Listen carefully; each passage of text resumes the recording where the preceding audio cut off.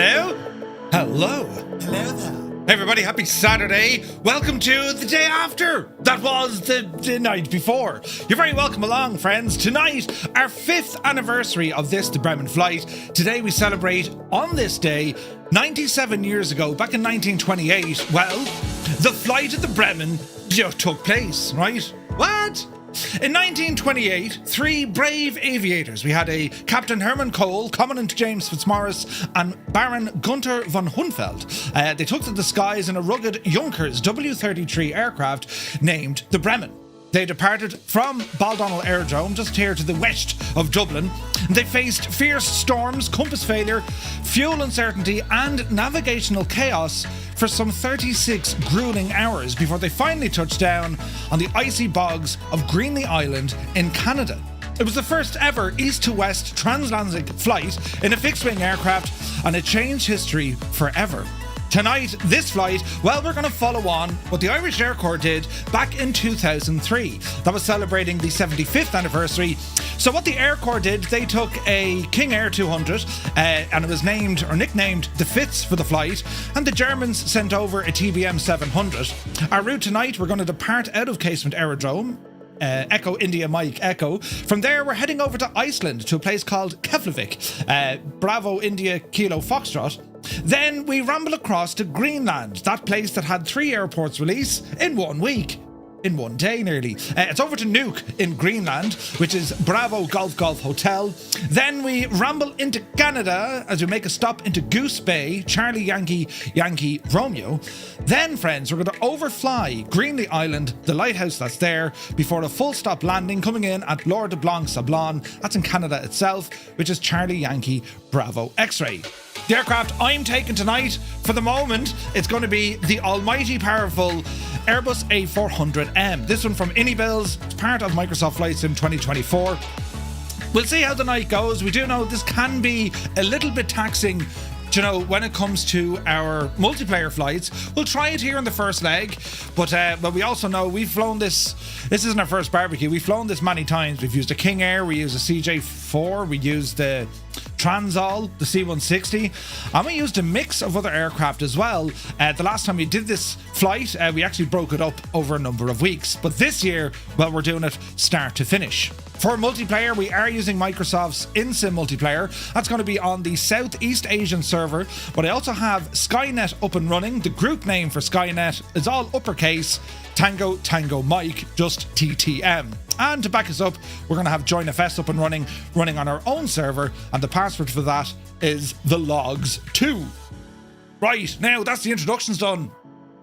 How are things? If you don't know what JoinFS is, ! JoinFS, see how that works for you. Or indeed, if you have say intentions, you should be ready to rock there as well. Last night was an absolutely bananas stream. Bananas, lads. And well, I can't thank you enough for the support. Never seen nothing like it before. And well, now it's all about the flying. Yes, we need to focus into this. Each of these legs, roughly about 2.5 hours long. And get this, right? Hang on, pause for effect and play music, right? You ready now? We have 28 for 1928. We have 28 prizes to give away tonight, live on the stream. They include aircraft, they include, well, many aircraft, they include gift vouchers, they include sound sets, the whole shebang now is going to be rocking tonight. Me right foot is still a bit right. I had to change the jocks and the socks. I know. Yeah, I drowned myself last night. We'll have a beer in a little while. We'll just kind of ease our way into tonight. In terms of flight planning, you can go direct. I'm going to use SimBrief at least for the first flight. That'll give us a departure out of Casement Aerodrome on runway 28, and it's an IFR flight plan into Keflavik, and we'll see where the night takes us from there, right?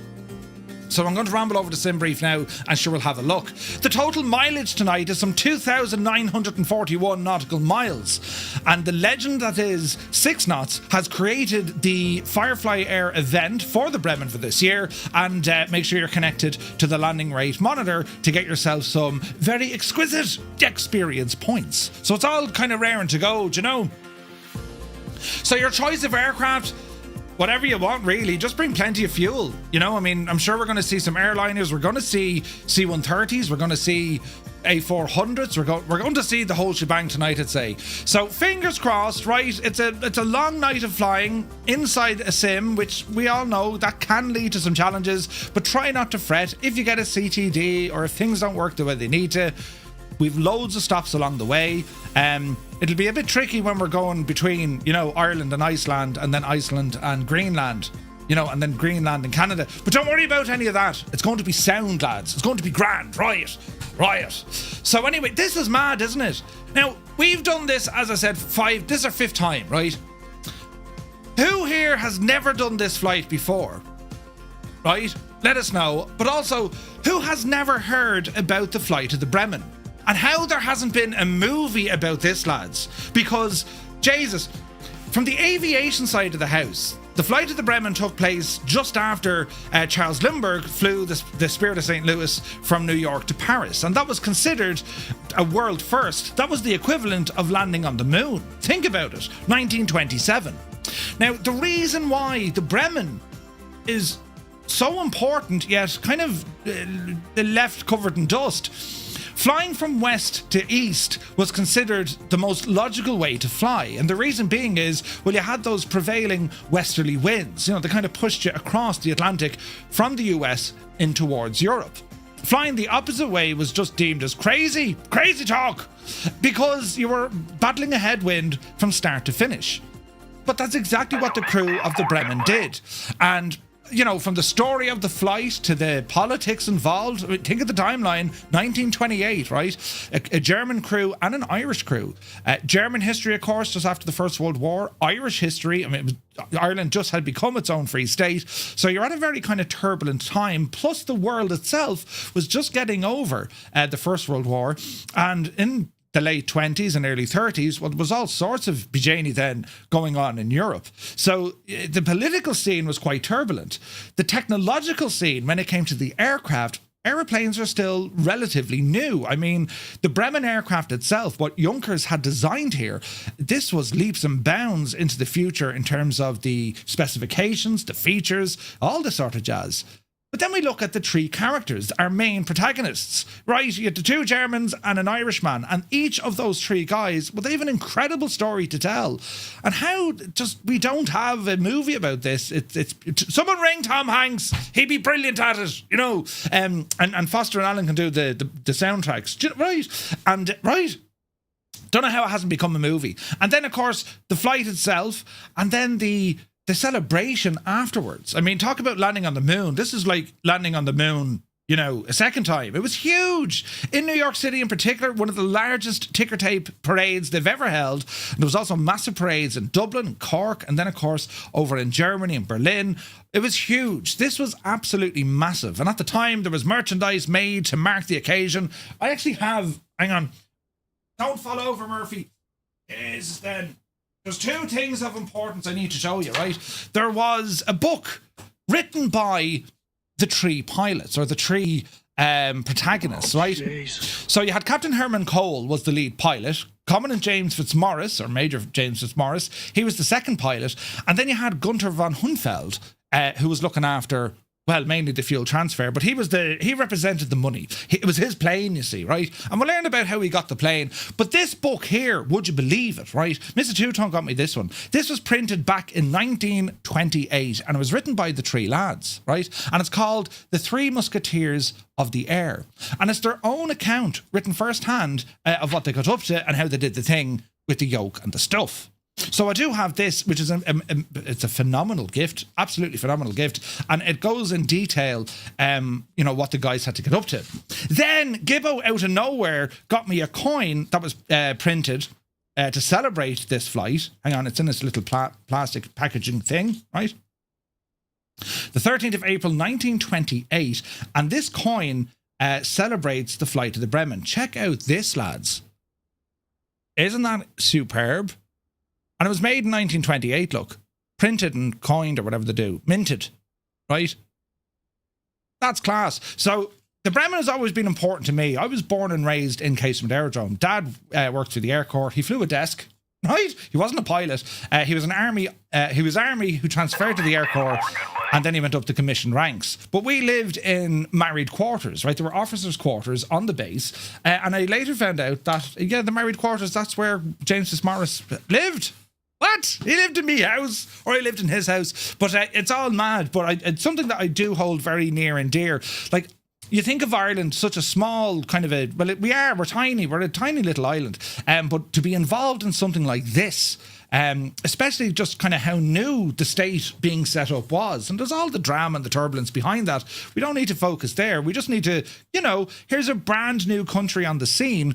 And here we are in flying form, not only facilitating this flight, but we're actually part of it, which I thought was amazing. And for the Germans as well. I mean, you can imagine the turbulence and the politics and all of that jazz. So it's pretty cool, right? It's pretty cool. So from our technical standpoints, right, what are we to do? Make sure you have tasty beverages. Make sure that your batteries for your headphones or whatever are charged, and you're in a comfortable seating position. All the legs that we have, as I said, each leg about 2.5 hours, give or take. So there's plenty of opportunities to, get up for a walk and chill out, even grab a bit of tea. So that's all happening here now in a moment. I woke up with a terrible headache this morning. I'm not going to lie. Jesus. But we're all right now, friends. We're about to kind of, settle in for the night shift. We're currently on live time and weather. And it's the beautiful, stunning summer that we've just endured has now left us, and it's back to clouds and wind and rain. Brilliant. Brilliant. Right. So anyway, we're going to get started here now, just in about 11 seconds, as we welcome everyone into the chat. And I want to thank you all so very much indeed for joining me. We have Retriever Neil, 3 streams in a row, man. Thank you very, very much indeed. Kieran, welcome aboard. Spitfire RAF 100 is here in the chat. Rob MCR, good to see you. Viper Strike is in the house. Retriever Neil says hello and good evening. Happy Saturday. Many happy returns. Muse fan is here, bursts in the door with a teacup. He says, how he is his mad jokes is. Happy Saturday.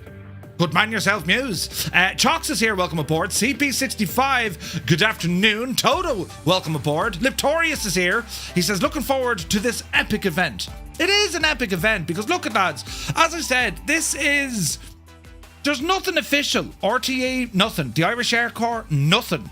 No one is mentioning anything. Now, it's only 97 years ago. Like, they'll do a hoolie, no doubt, for the 100th anniversary. But here we are. Here's our community thinking back of what these 3 lads and all the supporting casts, what they got up to. And it's not because they had to do it, it's because they wanted it. This was like science, technological wowzery, if that's a word. We're going to use it. Do you know what I mean? It's fascinating to see what they got up to. Anyway, Liptorius, welcome in. Captain Cocktail is here. 7 months, man. Thank you very, very much indeed for your support. Mr. Chippy, beer-stained trousers at the ready. I changed them. I've another pair of these black trousers. I've many, they're house pants, I call them. Many though, You're very welcome in. Max Stallion, 60 streams in a row. Thank you very much, man. Creo, welcome aboard. Crafty Tigers is here. Vacuum, good to see you. Jesus now, Crafty Tigers on 5 streams. Good man yourself. Death's Angel, welcome aboard. The Impossible Face. You left a beer in the freezer. Oh, go handy opening that now. Jesus, where's this now? 20 stream streak. 20 streams in a row for Viper Strike. Thank you very, very much indeed, my guy. Thank you very much. Muse fans is brilliant. All me camera views in the A400 are gone. Jesus. Be alright. We'll put them back in together, Muse. Say nothing to no one about anything. Toto is having a bit of a bother trying to get into the aircraft. 3 CTDs? Oh, Jesus. I would recommend, lads, if you've any issues with multiplayer or with frame rates in multiplayer, turn off multiplayer from inside the flight. Just hit escape, go to settings, online, turn off multiplayer. Wait till we depart and then turn it back on again. Because sometimes the A400 doesn't play nice with multiplayer. Or at least it didn't the last time we flew it, right? Captain Mustard, good evening. First time on Twitch. You're very welcome aboard. Roll out the purple carpet. Yes, it's purple. That's the colour they go for. Now, hang on. Before now Gibbo says, Murph, would you ever shut up? Do you know, lads, purple anyway, right? The Roman emperors, Jesus, they loved it. Right, that's the end of the Romans now. I promise, Gibbo, right? Brilliant. Dougal McTavish, the chairman, has rambled in. Good to see you, Dougal. Hope all is well. Captain Sickbag, welcome aboard. Good to see you, man. Eamon 1973, very good day to you. Commander Balosh is here. Welcome in. Now, Vacuum is here 5 streams in a row. Thank you very much indeed. Chalk says, if I even get the A400 out of Ireland, it'll be a miracle. Funny you should say that. However, when the Bremen was due to take off, right, and the scenery, by the way, here beside me, I'll show you all this in a moment. This is all from Jeppesen 2001. He created all of the scenery. He's never visited Baldonnel, but so all the information he got was from Google and, internet places. Yeah, nothing for me at all. Right, but anyway, where the aircraft is here, now the actual aircraft of the Bremen, but she lives in Bremen, right? But where we are here, long before there were concrete or tarmac runways in Baldonnel, it was just a field, right?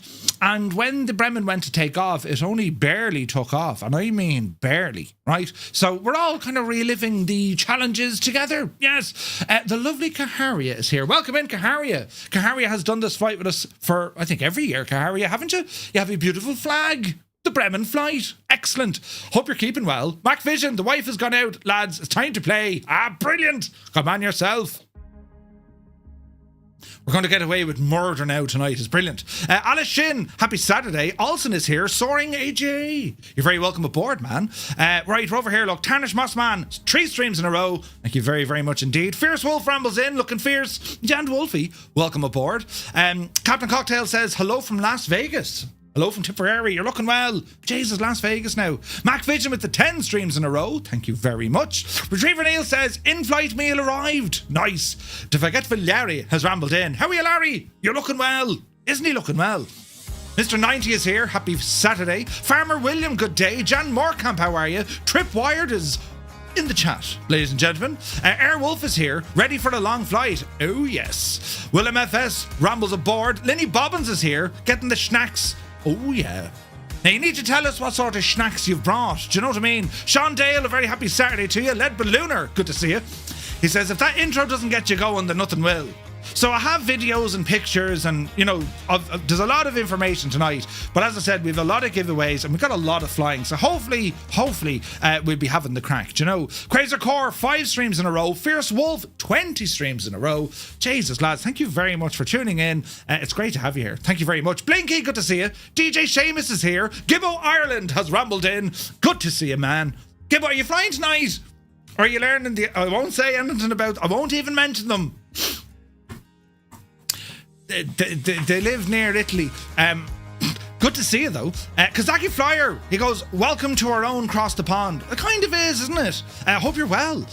Right, over here now, look. Tima, good to see you. APU Inspector's in the house. Cyrus T, the man of teal, has rambled aboard. Good to see you, Cyrus. To keep it, Thomas here. Tier 1 for 3 months in advance. The man's an optimist. Happy Saturday. That's 33 months. 33. To keep it, Tom, thank you very, very much indeed, man. Really do appreciate all that support. Zard, you're very welcome in. Cy Murray's in the house. Can't wait for this flight. It's going to be some crack. Yes, it is. So I reckon, what do we reckon, lads? 9 hours? Depending on CTDs, about 9 hours, give or take. Malky Mac, welcome in. Where are we at now? Tenured. Happy Saturday. Hello, Beer Pants. Yes. Brilliant. Super Typhon, time for some information. Long ass stream. P.S. This might take till 2 to 3 a.m. your time. Or take till. Yeah, probably will. Super Ty. We'll be grand. Little Trader, welcome in. Egg Crowtag, good to see you. How are you, Murph and Fireflies? Happy flying the anniversary of the Bremen. Yes. Willow, how much? You poor old devil. Pilot Kid, good to see you. Right, over here now. Super Ty on 20 streams in a row. Thank you very much indeed. Flying tonight is not flying tonight, but he says cabin crew ready for boarding. Wiggage standing by. Good to see you, my guy. Hope you're keeping well. Kozaki said I had an early departure in the C-160 Transall. And do you know what's important about that airplane, lads? Well, they used a C-160 Transall much later on, transporting the aircraft from New York City back to Germany. So the Transall is a great choice for tonight. Where is this now? The Impossible Face says, haven't left yet, not set up on Join FS. You're okay, we'll have a few minutes. Right, 98 Vulcan, good to see you. Grand 427, 5 streams in a row. Thank you very much indeed. Welcome in. Who's this now? Samurai Diaz, welcome aboard. Right, damn it, Jim. He says, how are you, Murph? Did you hear about the famous chef who died? He passed away. Doctors can only do so much. His legacy will become a pizza history. He just ran out of time. Jesus. That's brilliant though, Jim. We like it. What speed will you do? The A400 does about 400. We'd be tipping around the 400. We'd be at maximum speed. Maximum speed. Prepare your man. You know, Star Trek and all that, right? Anyway, we're over here, look. So there's a couple of you guys who have never done this flight before. Look at that. That's brilliant. Brilliant. I've never done this neither, and you didn't hear about it until a week ago. That's awesome. Is there a sim brief profile for the A400? There is, Dougal. You get it over on the InnyBuilds Discord. That's where they have it, right? Can I share that with you, I wonder? I'll have a look now in a sec. Or you can match what I have. That's probably the easiest. 20 in a row for Filthy. Thank you very much indeed. Willow How Much says, I've never flown it. I watched last year's. Nice. You get to fly along. Brilliant. PH Roy is here. Good evening, chat. He says, never heard of it except for the city in Germany called Bremen. There we go. There we go. So the aircraft itself, built by Junkers, right? We all know the name Junkers. The W33. We'll learn a bit about the technology behind it, how it became the aircraft, and also the engines that they used, right? The first year we did it in the King Air, it took us all day and night. It took us ages. It was like 12 hours of flying. Yeah. See You Later is here with Prime for 43 months. He says, greeting Murph and Fireflies. Here we go once again. Thank you very, very much indeed. See you later. Welcome in. Right, Zybok Dog calling from Denmark. Hello from Tipperary. You're looking well. I knew about it, but I never flew it, says MacVision. Nice, nice. Right, where's this now? Buttons all over the shop. 98 Vulcan, 5 streams in a row. He says, happy days, and me JoinFS appears to be working. Brilliant. Only heard from it from you. Haven't flown it. You can't fly it tonight. But sure, look at you can fly it whenever you want, in faster aircraft too. But yeah, it's kind of cool. Isn't it mad? To the day, this day, 97 years ago, from this location. It's kind of nuts, lads, right? Brilliant. Grand Daniel, welcome aboard. Landing on moon never happened. I agree. It was all a complete and utter conspiracy. Yeah. Oh, Jesus. Schutz says, now then, hope we're all good. We're going to be grand. We're going to be grand. Pilot Kid got in trouble. What did he do? Buttons. Goblin Zeus, good evening. The Impossible Face. Schutz. 4 months. Thank you very, very much indeed. Cheers, man. Insane support. Martel, good evening. Grand 427. Yes. Stu Snape is here. Was looking forward to this, but the wife is dragging me out to a party. Don't worry, Stu. We'll still be on when you're back. And you'll be all, you know. Right. You will. I mean, we know what's going to happen. Dougal has 3 FPS. Yeah, maybe jump off multiplayer, Dougal. So if you're flying the A400 and you have JoinFS, keep it on JoinFS till we get airborne. That would be my recommendation. You know, Bagels, good to see you. Wills is in the house. Welcome in, Wills. Jefferson 2001, the man, the myth, the legend, enters the chat with news from the realm. He says, happy Saturday, Murph and Fireflies. Have a great flight. All right. Good to see you, Jefferson. Catman Doza, supposed to be going to a birthday party, but Murph is streaming. Big decision to make. Oh, damn, say nothing. Samurai Diaz, you're very welcome in. SK Sun is here, 20 streams in a row. Jesus, lads, it's busy. Where's this? Tilly Flyer says, I'll be in from hopefully the second leg. Lads, if you can do one, all, none, it's up to you. Don't worry about it. We're all flying, so jump on in when you can. Give us like, sure up. I hadn't thought about the Roman Empire all day. Eagle Airways is here. Aaron, welcome in. He says, how are you, Murph? What a celebration to tune into. Looking forward to this. There we go. It's Ireland's little kind of big moment. Yes, we have St. Patrick's Day. Yes, we invented everything, but we also flew across the Atlantic. One of the first. We were the first in a fixed wing. Do you know? But anyway, moving on. Captain Ray, good to see you. 6 knots is in the chat. Welcome in, Kieran. Hope you're well. Ninja Labs, you're looking well. Chaz Babylon is here. Gerald, good to see you. I think I didn't do all of the very first time. Right, okay. Sean Dale has Domino's ham and pineapple pizza ordered. It should be here after I take off. There could be takeaway. Lenny Bobbin says, I got my air fryer chicken with mayo. Ooh, Jesus. And you're ready to put on popcorn. Oh, nice. Just discovered how good the Azure Poly Transol is. It is excellent. The Azure Poly Transol is excellent. Cyrus T with a tier 3. English, Murph, you can do it. Tier 3. It's his 3rd Bremen flight, and he's been here for 35 months supporting the channel. Cyrus, thank you very, very much indeed, my guy. Your 3rd flight, that's brilliant. Skoda was involved in an accident. What? It's gone to the Skoda hospital, but I have to admit, I'm driving a BMW currently, and I hang me head in shame.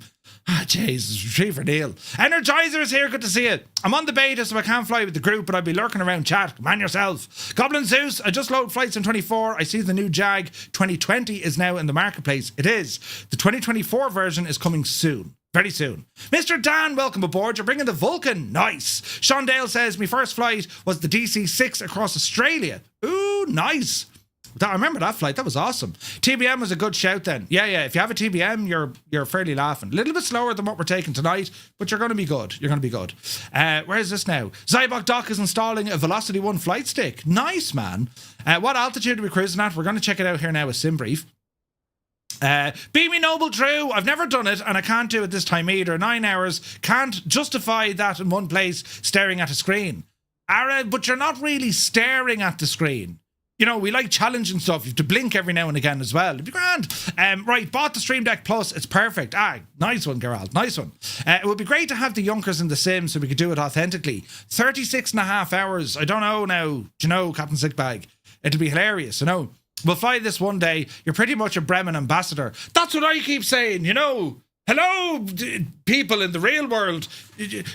The 100th anniversary, I reckon the Irish Air Corps are going to do another reenactment. And they should bring me, you know, to sit there and have the complimentary drinks. I think it'd be brilliant. But anyway, Captain Mustard never flown this route. It'll be a bit of crack. So the route we're doing is from the reenactment, or it's from the anniversary flight. The actual route, they flew over the sea for 30 odd hours. You know what I mean?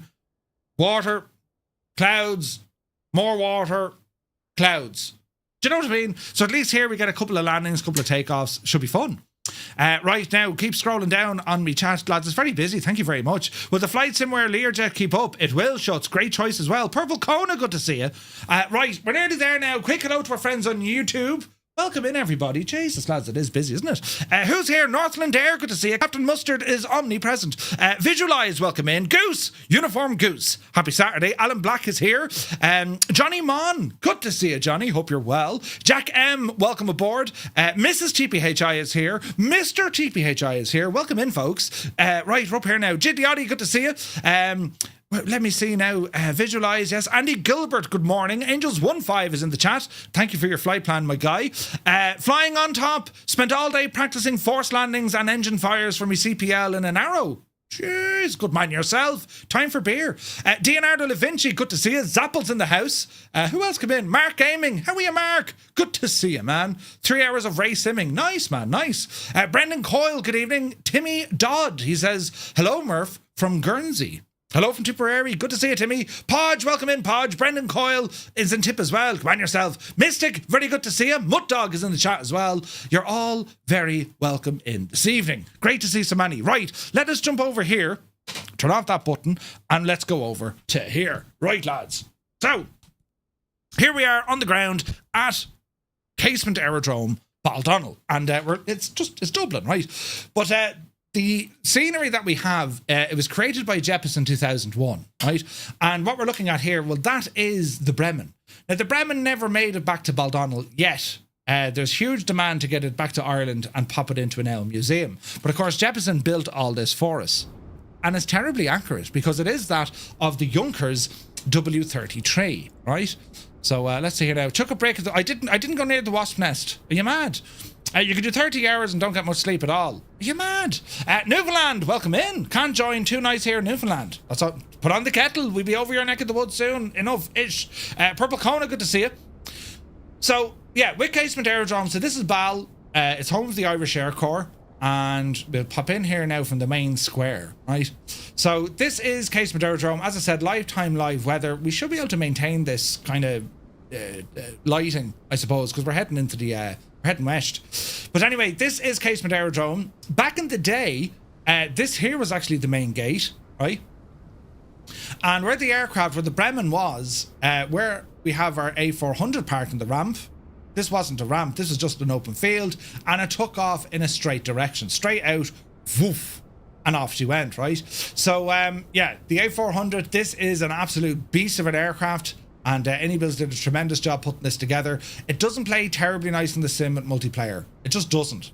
You know, the sim needs to be kind of fixed a little bit more to enhance the experience of this. But let's see how we go, right? Hopefully it'll manage this. I currently have multiplayer turned off. I just have JoinFS and Skynet up and running, but we will be turning everything on at the moment. Mr. Dan, that is correct and right. Now there's down here what Jefferson did for us.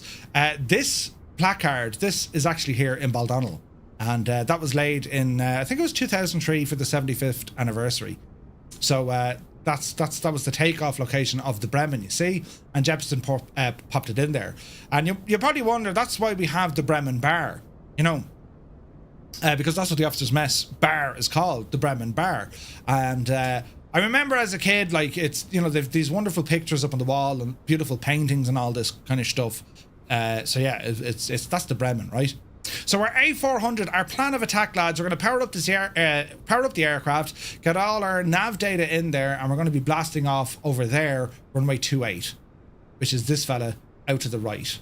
Holy frame rates, Batman, and that's with the sim turned off. Interesting. So we'll see how we get on, right? We're going to be blasting off over Newcastle, probably a left turn, and away we go. So that's kind of the stab of it. Let's see what happens. Hopefully the sim is going to behave itself, and well, the traffic we're looking at the moment is JoinFS and Skynet, but we will put on the sim traffic here now in a moment. All right, so let us jump in. Welcome to the flight deck, and well, let's get ourselves up and running here with some bits and bobs. So we're going to ramble on over to sim brief. And the first flight, I'm going to do this using a sim brief profile. We're going to be departing out of Baldonnel under an IF4 flight plan. So let's have a look here now. So a new flight, airline, leave all that blank for the minute. We're departing from Echo India Mike Echo, and we're heading over to Bravo India Kilo Foxtrot, and the aircraft profile is that of the A400M Atlas. This should load in, and I want to change our departure runway. We're going to go from runway 28. Runway 28, it's giving us a block time of about 2 hours 40, which is about right. We're going to depart out of Baldonnel. We have a VOR there at Dublin, and then we're out over the North Atlantic all the way into Reykjavik. Now at Reykjavik, it's giving us an arrival for runway 10 at the moment. That might change, depends on what's happening.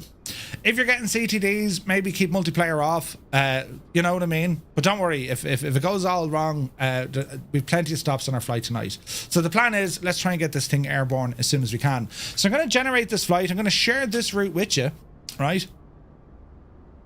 And well, let's have a look, right? So the entire route is this. I'm going to copy that. I'm going to paste it here in the chat, lads. If anyone would like to do a copy and paste, all right? So there you are now. It was turning multiplayer off to cause the CTD. I don't believe you. And I guarantee you it was a WTF.dll crash that does that. Is multiplayer live or all players? Should be all players, Sean. Should be all players. Now I have mine turned off, so we'll turn it on here now in a moment. So that's looking good to me. I'm going to come over here then to Navigraph. We're going to pop this in so we can track the flight. So here's our overall flight for tonight, lads. I mean, look at the state of this. Ireland, Iceland, Greenland, Canada, and then down. Isn't that mad looking, right? So we're going to import this flight directly from SimBrief, and we're going to look at our first flight, which is Bal up to Keflavik. So that's how she's looking, right?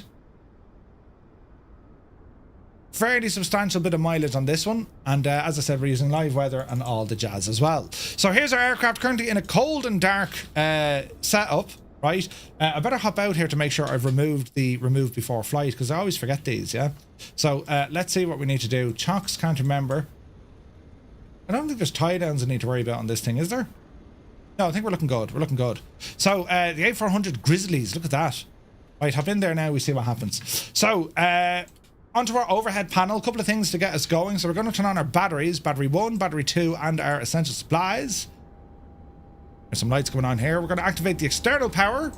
We have a GPU in place, and we're going to start off with the IRSs, well, your ADIRs. We're going to turn those guys on.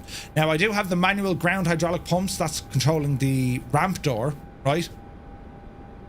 And next up, we have all our bits and bobs when it comes to our fuel. So let's just come down here to our tablet and let's see what we need to do. So if we go in here and just tap on SimBrief, yeah, download it from SimBrief, SimBrief plan requested, and there she be. All right, that's looking good. So we can see the departure is Bal, the arrival is into Keflavik, and we can update the METAR and all that jazz. Next up, we should have our operational flight plan, which we have, and we can see everything's working there. Lovely hurdling. When we go to the ground, we're going to get the door and the main cargo bay closed off. The bay lights can be turned off. Chocks are already in play. We can remove those. Just confirm that the parking brake is indeed set. Parking brake is on, and we have good accumulation pressure here as well. Let's double check that they're on. Engage the brake, top it up again. So we can remove the chocks. GPU is already in play. We're going to go for the APU now in a moment. So we can download our payload directly from SimBrief. So we're going to add this in, and we're going to apply that load to the aircraft. Give it a moment. The aircraft's going to shake, rattle, and roll, and all that's now been applied. So we're going to continue on. Fuel pumps can now be activated here. We have a ton of them because, well, we have 4 engines, beautiful turboprop engines, and now we're just going to get some things up and running. So we have some beacon lights. We're going to turn these guys on. We have our nav lights, turn those on, and we have our seatbelts, and we're going to arm the emergency exits also. External power is running. IRSs are doing their things. So now we're going to go for some tests when it comes to our APU and engines. So press and hold the button. There's our APU test. That's working well. Next, we're going to go for the engines. Going to be the same crack again. So our fire test, detection, and extinguishers are working the way they should. That's all good to me. Wing lights can come on here as well. Formation lights, turn those on, only because they look terribly, terribly nice. We're going to turn on the APU master switch. And let's start getting ourselves up and running here. So I suppose the first thing we want to check out the ATIS 122.805. So let me see, 122.805, 122.805, and we can horse you in there. 122.805. Maybe I did that wrong. 122.805. Oh, that should be okay. And if I put that in there. 122.805. Now we've no audio yet. We need to turn on our radio. Density altitude 600 feet. There we go. Transition level 60. Arriving and departing runways 28, 22. APU. Caution bird activity. Go ahead, turn on. Advise on initial contact. You have information November. Information November. Okay. Basement Air Base. Information November. 1700 Zulu. Wind 220 at 10. Right, let's have a quick look here at the flight. 6. Init request. Conditions. Few There should be. Mission feet. number. Not really a mission number, but we're going to go with 1167. Broken at 13,000 feet. Clear. Temperature 14. Clear. Clear. Clear. 2.4. Clear. Clear. QNH Clear. 1000. Density So, altitude mission number is going to be 1167. feet. Transition level 60. All right. Arriving and departing runways 28. That looks good, that looks good. We're going up to flight level 320, lads. That'll do. IRSs, we need to align these. Information November. IRS 1, 2, and 3. Information Return. November. 1700 Zulu. And let me see, transfer these guys. How do we transfer it? Is this one? Here we go, yeah. Right, they're transferred, so I'm happy enough with that. We're going to reset our barrow now and our directional indicators. That's all looking good. And we have some checklists we can play with. Did they fix this checklist stuff? Did they? I hope they did. Right, let's bring up the old checklist. Let's have a look. System, engine, that's all good. Recall last. That's okay. Checklist, normal. Before start, yeah, let's go with that. Let me see now, where's my little enter button? Alright, so let me see, cockpit prep done. Gear pins and covers done. Fuel quantity has been checked. Takeoff data, we're going to be setting all that now in a moment. So let's come on in here. So IRSs are aligned. That's what it looks like. So let me see, active. Let's go into our fuel and load. So we should be able to pull this in directly from the aircraft. I think. Wasn't there a way to auto load this? It's not a big to do. We can pull it from this screen over here. So our zero fuel weight is going to be 103,592. 103,592. So we're going to go 104. Would that be right? Enter that. Block fuel. Block fuel is going to be, let's have a look. Fuel is 12563. All right, 125, I suppose. Block 126, we'll call it for the crack. So block is going to be 126. Enter. No, didn't like that. Tons 125. Is this old money or new money? I can't remember. 125? No, didn't like that either. Kirong says, joining you in spirit. 2024 isn't playing ball. Aw. 12.5. Thank you, Ninja Labs. 12.5. Oh yeah, 12.5 tons, Murphy, you muppet. Right, trip is grand. Reserve, I don't know, horse in one there, I suppose. Or percentage. Leave that alone. Alternate is grand. That's grand. Zero fuel center of gravity. Zero fuel center of gravity. Where would we say this now? It's going to be 28.5%. So 28.5%. So we're going to go 28.5. Enter.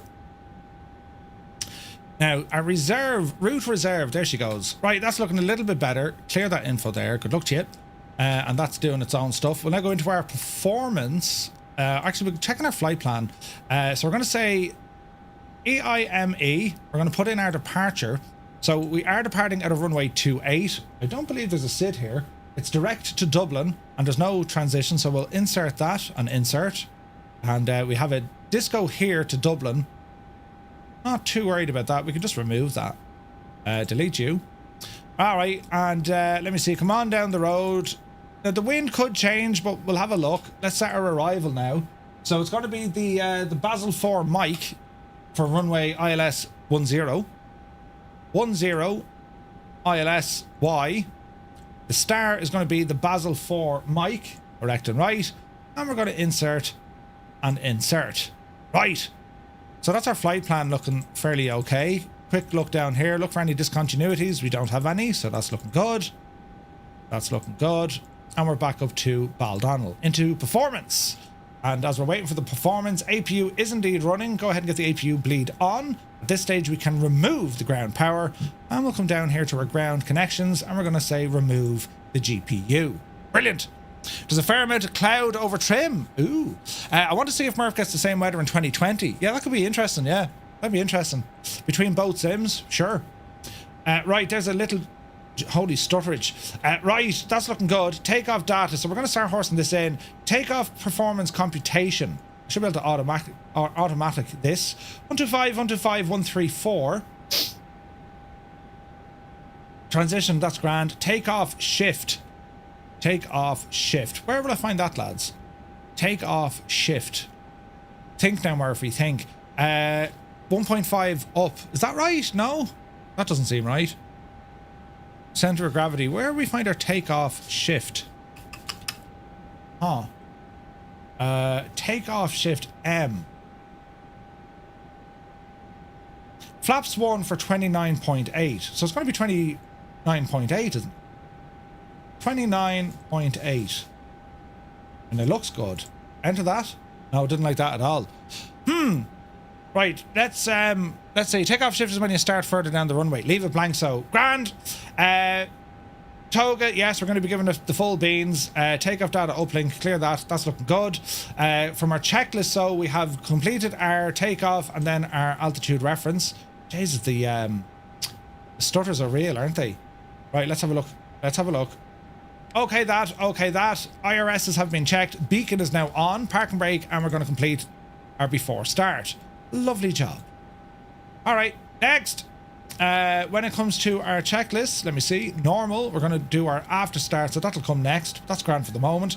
Anything else I need to play with here? Let's have a quick look. So we got some lighting on. Integrated lighting is already in. This is all looking good for our weather radar. That's a flap handle. Worry about that in a moment. IFF put it to standby. TCAS is going to be activated here now in a moment. We need to put in an imaginary squawk code. Now, for say intentions, we could get routing directly from those, but we'll just leave it sit for the moment. We're going to put in a make you uppy one. So let me see. 64. Hang on. How do we do this now?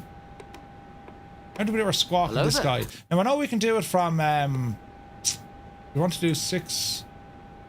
Do we do it from the radio page on this, isn't it? I think it is. Right, let's have a look.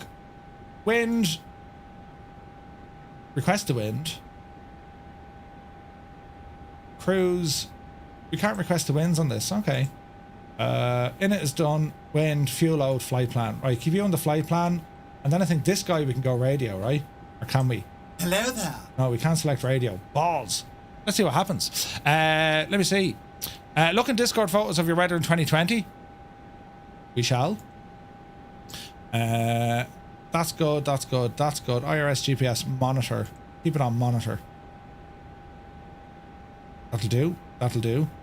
So our radio stuff, how do we do that in this plane again? Let me see, let me see. So that's, IFF is grand, that's grand. APU page is grand. We're going to go to the engine page next. Weather, keep it off. What else do we need to do here now? Brakes, worry about that when we're going for takeoff. I'm trying to remember how we set up our the radios, lads. Let's see here now. Landing system, that's all okay. Lighting, that's all okay. Speakers, console lights, that's all tickety boo. So nav constraints we want. Airports we want. Keep it on constraints. Scale. Zoom it out. Is this how we zoom it? Yes, it is. That's looking good. We have our profile here as well. Q&H is 1000. It's okay. There's some lighting here. I'm just trying to remember the just trying to remember how we get the squawk in. We'll figure it out here now in a moment. We're going to say 190. We're going to go up to flight level 10 on our initial takeoff. Flight directors are already on. I'm trying to remember how we do that squawk button. Janie then. Because it used to... Didn't it used to be a button for the radio? Am I like raving now? Engine, wheel, base, electric, they're all okay. You use the pad next to the autopilot panel. This guy here, yeah? I'm trying to think, why can't I change it? Oh wait, is it here? Menu? No. Ident? IFF standby. How do we change the code? 6461. There you go. 6461. There she be. Right, grand. Okay, so APU is up and running. We're going to be starting the engines now. We're going to start from our position here. That looks good. That looks good. So to start our engines, well, let's have a look. So we have APU running. Engine bleeds. They're all automatic. Again, it's Airbus, so it lights on. Something's happening. Green is grand. Blue is advisory, and then off is, well, it's off, right? So engine start. We have ignition here. So we're going to go to ignition start. And then we're going to come down here to get these engines up and running, right? So we have feather, then we run them. Isn't that right? So we'll go for, we'll start 3.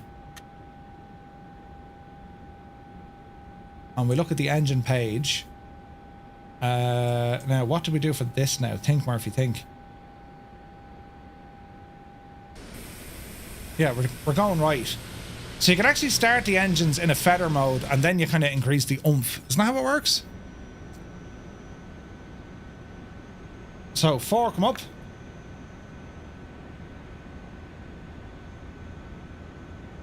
Four's coming up.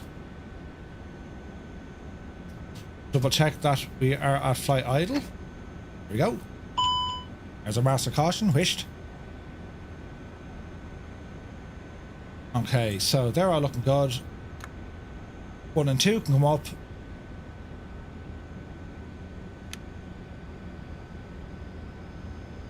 There's 1, and there goes number 2. So we have the spinages from them, and then if memory serves me, we put them up again. There's 4. There's 3. 1 and 2. Oh, she sounds alive. All right, let's have a look.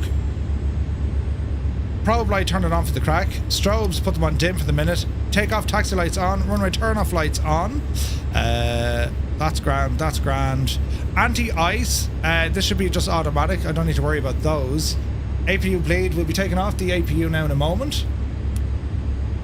APU bleed off. APU master off. And that'll all shut down and close up in a moment. Our ground hydraulics deactivate you. Well, that's good to me. Alright. So we're going to do a flight control test next. So after start, checklist. Go into that. Doors are closed, anti-ice that's required. Pitch trim needs to be checked. Let me see now. If we go into our flight controls, and we're going to say our, what was our pitch trim she wanted? Minus 1.5 up. Will this even work? Why won't you move?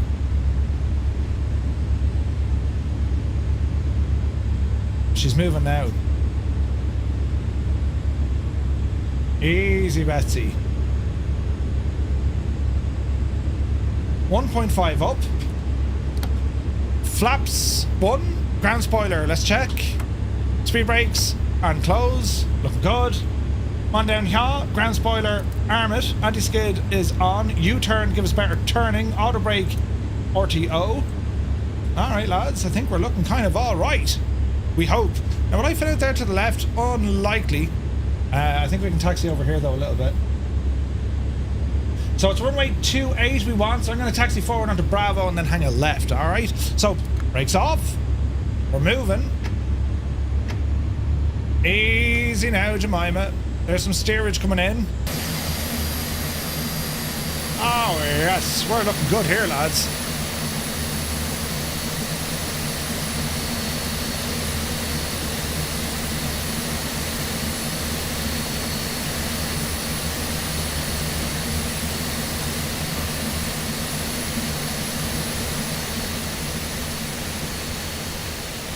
Look at the size of this machine.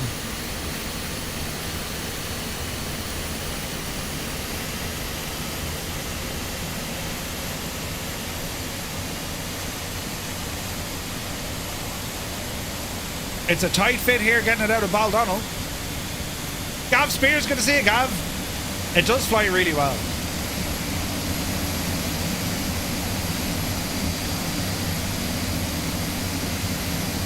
As we say goodbye to Köhl Aerodrome. Beautiful scenery, lads. This is freeware scenery, all thanks to Jeppesen 2001.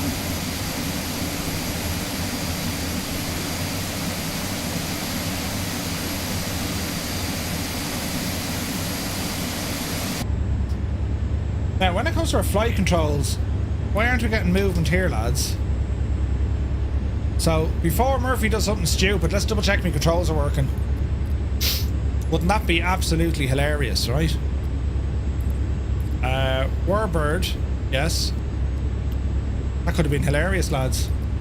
Right, flight controls. Full right, full left, full up, full down. I mean, that could have been just embarrassing. Ian Fisher, good to see you.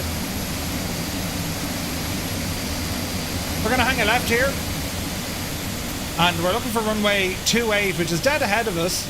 Now, looking at everyone here, I could go up here and back taxi. I might do that, lads, right? So I'm going to continue on and then I'll back taxi. So, line them up. Looking good, looking good. Easy now, we're approaching the active. Looking good.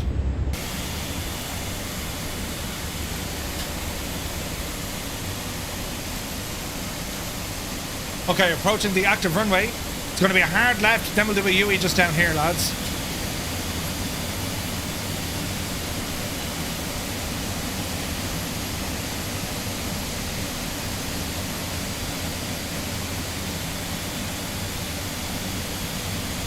So all the aircraft we're seeing, this is powered from Skynet and JoinFS.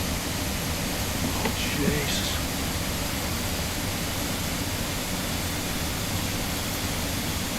Beautiful.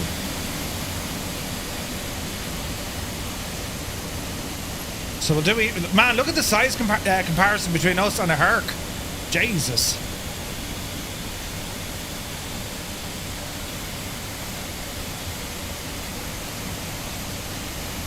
Alright, easy does it. Baby hits 88 miles per hour.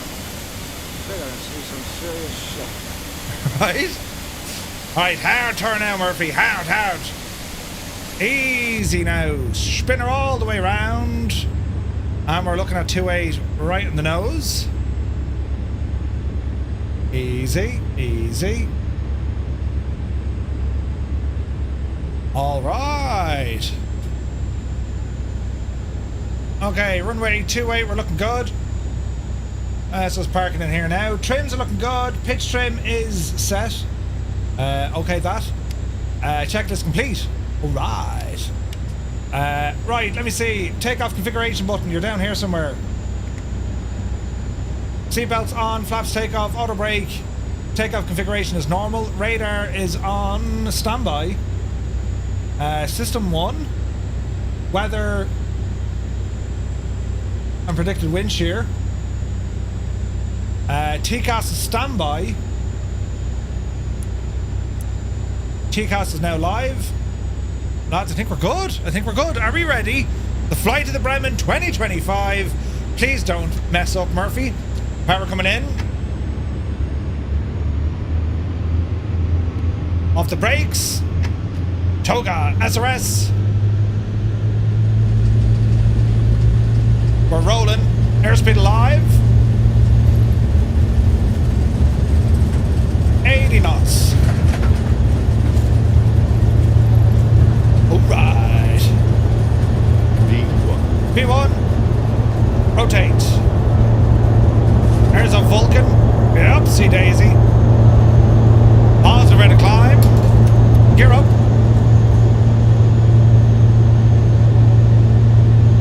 We're looking good. We're looking good. Alright, speed is looking good. Auto throttle is armed. 190. Let's go. 205. Autopilot engage. Coming up on 200 knots.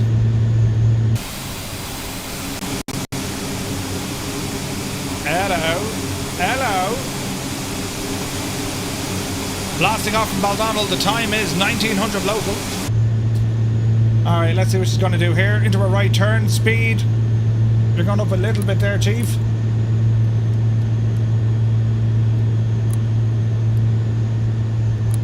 Let's hold the 220. Flaps coming in.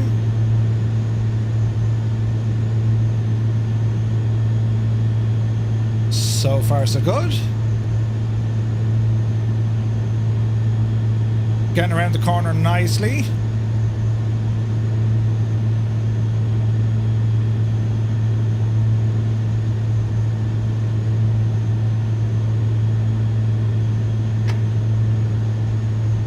Easy now. There's 5,000 feet. Go ahead and set standard. And we're standard.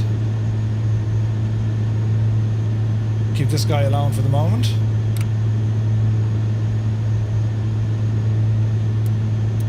Okay, we're looking good. We're looking good. We're looking good. Ground spoilers are still armed. Turn those off. Seatbelt signs are still on. There we go. There we go. That's good. That's good. That's good. Seatbelts are on auto, so we'll take it. There's a left bank turn now that's going to bring us out over the Dublin VOR. Throttles need to be configured. Right? Alright, settling into an initial 220 knots. We're approaching our initial stop climb at 10,000. Up the road we go. Cruising altitude for our flight. Let's see, let's see, let's see. That's good, that's good, that's good. 32,000 feet, that's what we want. Speed into auto. 260, we're above 10,000. And the lights off. Flaps are in, gear is up and disengaged. Anti-skid, leave it on, we don't need to worry about it. We're approaching now the Dublin VOR. Quick check out the window. Man, look at the clouds here. Oh yeah, look at this. Right, now we're going to make things very funny. I need to know multiplayer, and there's no graceful way to do this. So multiplayer on, save, back, resume. And let's give the sim a few moments to kind of fix things. There's going to be all sorts of to be Janie then, but sure, look at. Let's see what happens. Let's see what happens, right? Let's have a look. Climbing nicely. Speed is nice. Approaching our first waypoint, which is the Dublin VOR. Then it's going to be a left turn. Left turn coming in. Adam Controls is in with a raid. Good to see you, Adam. Hope you had a great stream. Welcome in, raiders. We have just departed Casement Aerodrome and we're looking good. There's our multiplayer after being activated. This is looking very nice. Look at this, the clouds. Jesus, lads, look at this. Beautiful. Clem, you're very welcome aboard. Good to see you, my guy. We're on for a long shift tonight. You'll be on the Ovaltine now tonight, lads, you know. Tower 0746 Allow is requesting myself to clearance introduce to land. myself. Negative Valley Tower, Zulu 746 is requesting clearance to land. Adam's here. Watch your valuables. Zulu 746, contact Valley Tower on 118.405 for landing clearance at Blackpool. Valley Tower. Which now? Look at this. Radio Man John, good to see you. Oh, look at that view, lads. Look at this. Live weather at the whole shebang. Family event. No worries at all, Captain Sickbag. Luckily, there's free drink where I am. And where there's free drink, there's happiness. Indeed. Gav. This is pretty. Man, look at those engines purring away out the back door while the ramp is up. Alright, we're looking good. Climbing nicely, speed is looking good. Everything here is so far so good. We haven't died yet. Brilliant. So our next waypoint, miles out until we get to Mimku. Let's have a look. Mimku, we are, let me see, 197 miles. We're going to get there at around 25 to 8 local, or 25 to 7 Zulu. Look at our climb profile here, all the way up to 320. It's looking quite nice. Stephen the Sparky, good to see you. Hello, hello. Skyhawk 542 Alpha X-ray cleared for takeoff runway 22. We have a lot of folks here with us. Runway 22, Skyhawk 542, Alpha X-ray. Okay, departure on 122.0, 662 Juliet. So we'll keep our ATC running, just keep it here in the background so we know what's going on. Sorting out your Vulcan now. Nice.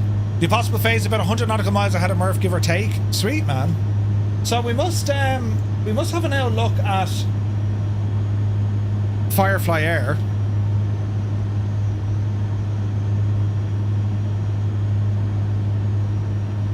Let's have a look. Let's have a look. Airline radar. Oh, look at this.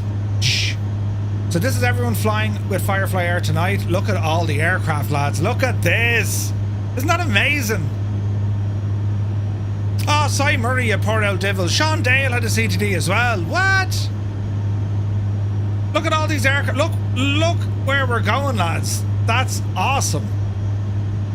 We got a couple of people are ahead of us. Viper's miles ahead of us. Kevin Riley is up the road. Tarnish is up the road. There's Crazer Core. Ninja Labs. Oh, this is awesome looking, lads. Look at this. Ah, Jesus, isn't that brilliant? Loving that. Loving that. Vertical conga line out of Dublin, yeah? Top of descent out of flight level 250. Ooh. Dougal, do you have a CGD as well? You're joking, lads.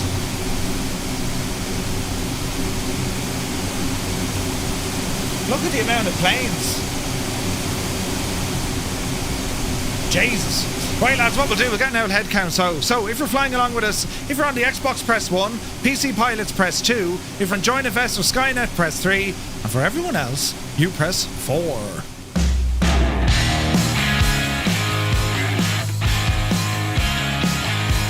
Hello, Fireflies. Welcome to the Flying Circus. We live stream every Monday, Wednesday, and Friday. Give it a Saturday, Murph, at 1900 Zulu, right here.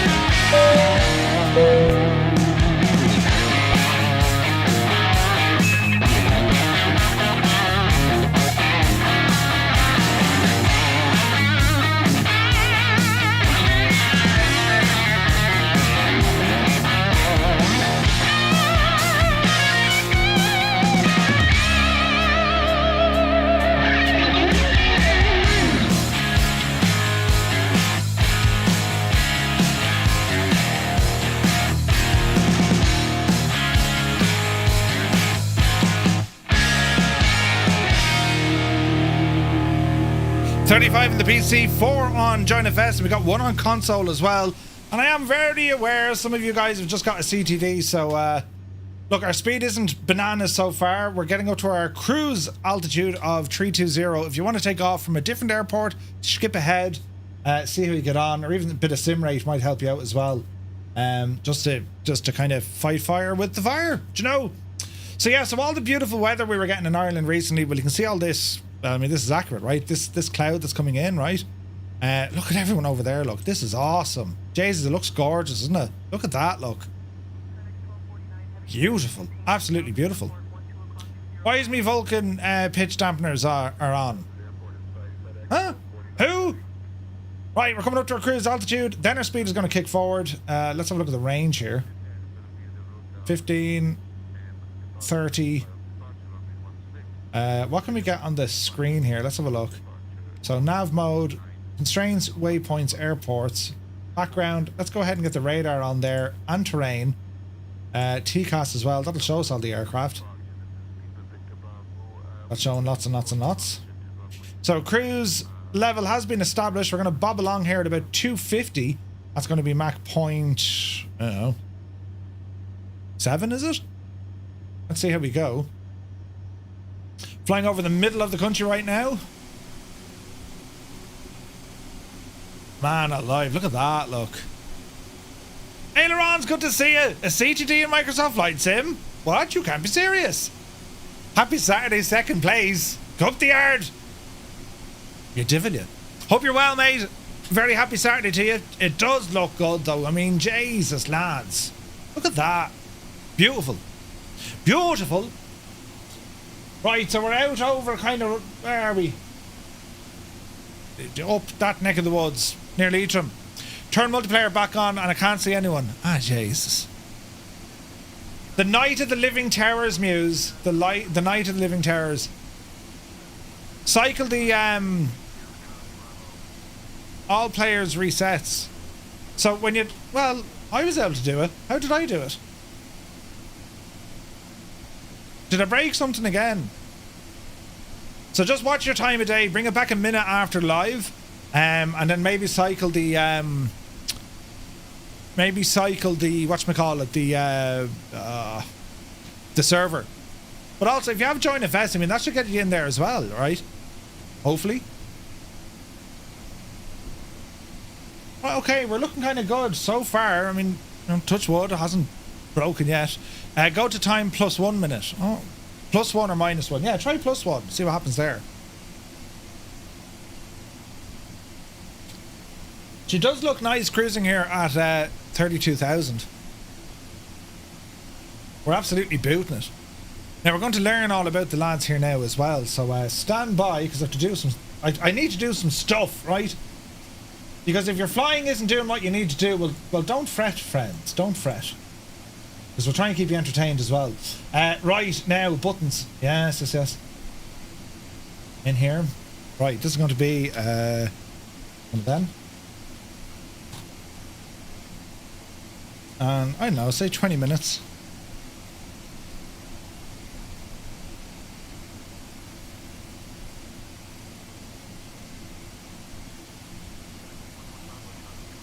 Right, there's a button.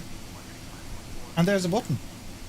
Right, lads, I have started our very first giveaway for today, and you'll find the giveaway over on our Discord page. You got to be on Discord, so !Discord will get you access.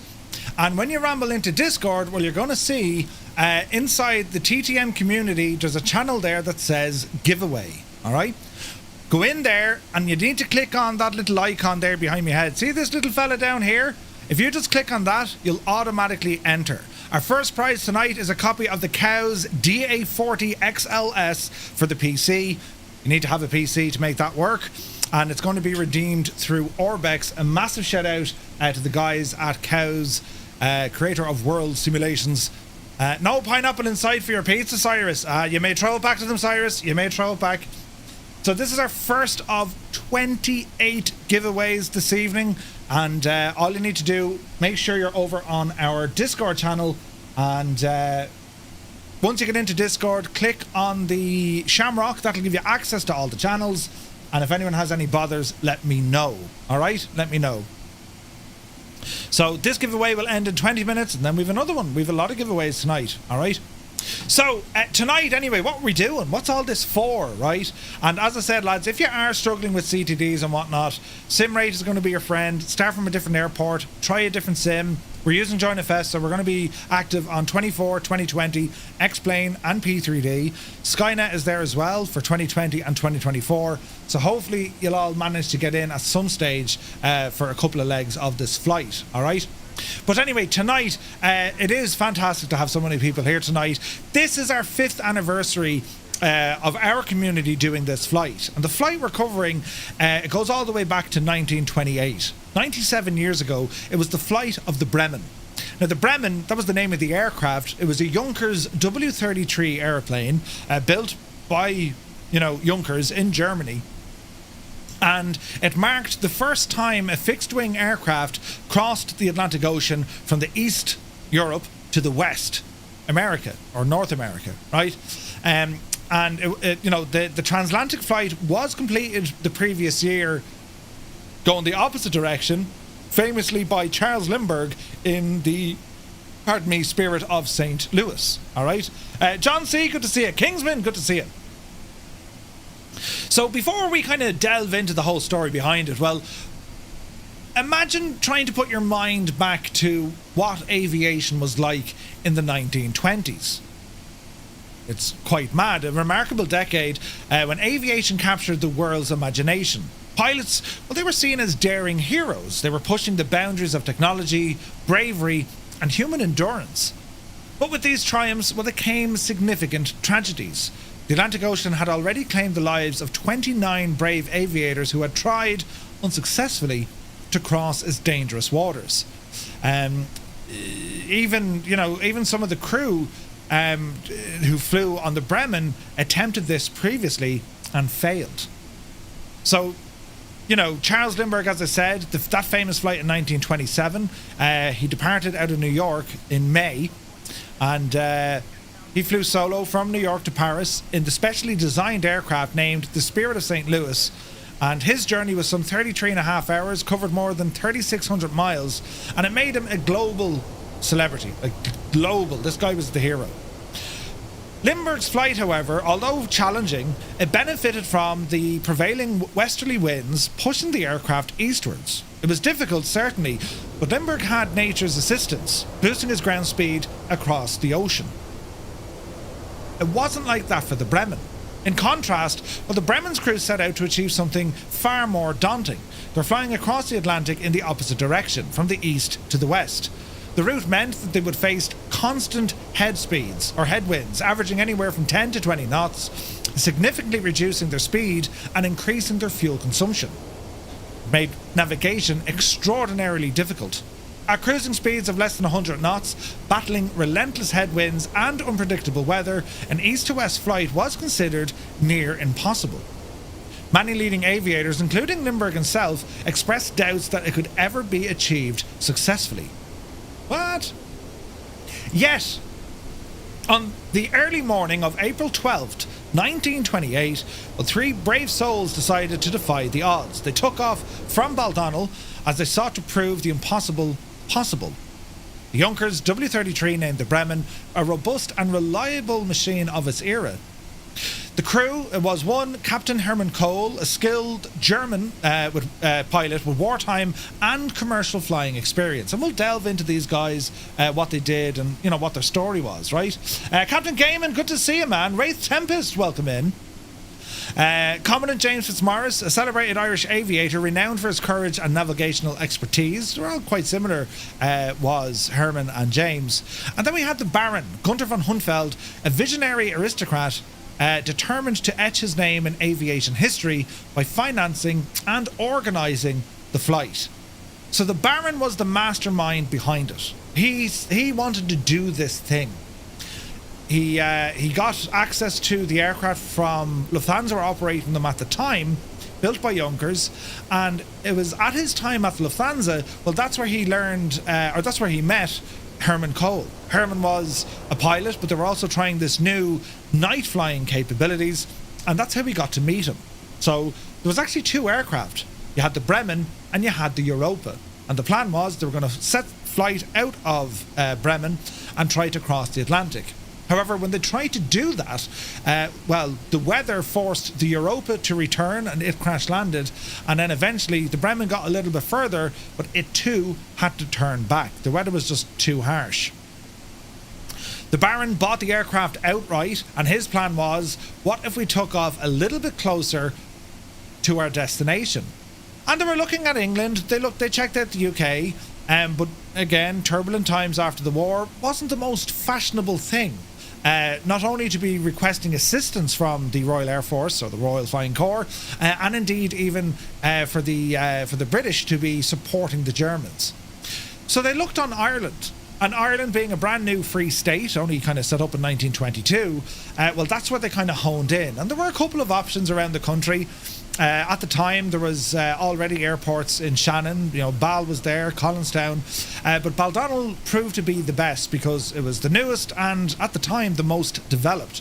Casement Aerodrome, renamed Casement Aerodrome in the 1950s. It was originally by, the Royal Flying Corps design. It was built to be a temporary airfield. And it's still there to this day, which is quite staggering. So the flight details, right? The Bremen blasted off on the 12th of April at precisely 0538 local. Their planned destination was to be New York City into Mitchell Field on Long Island. So we're going to figure out all of the jazz of, the financing, the history behind it, the crew, where did they come from, what did they do, the aircraft itself, its design, the specifications. We're going to delve into all of that stuff. The flight we're doing tonight, we're not flying directly or mimicking the exact route, for good reason. I don't have 36 and a half hours to, the flight we are doing is a reenactment of what the Irish Air Corps did back in 2003. It was the 75th anniversary of the flight, in which the Irish Air Corps submitted a Beechcraft, a B200 King Air, and the Germans sent over a Cicada TBM 700.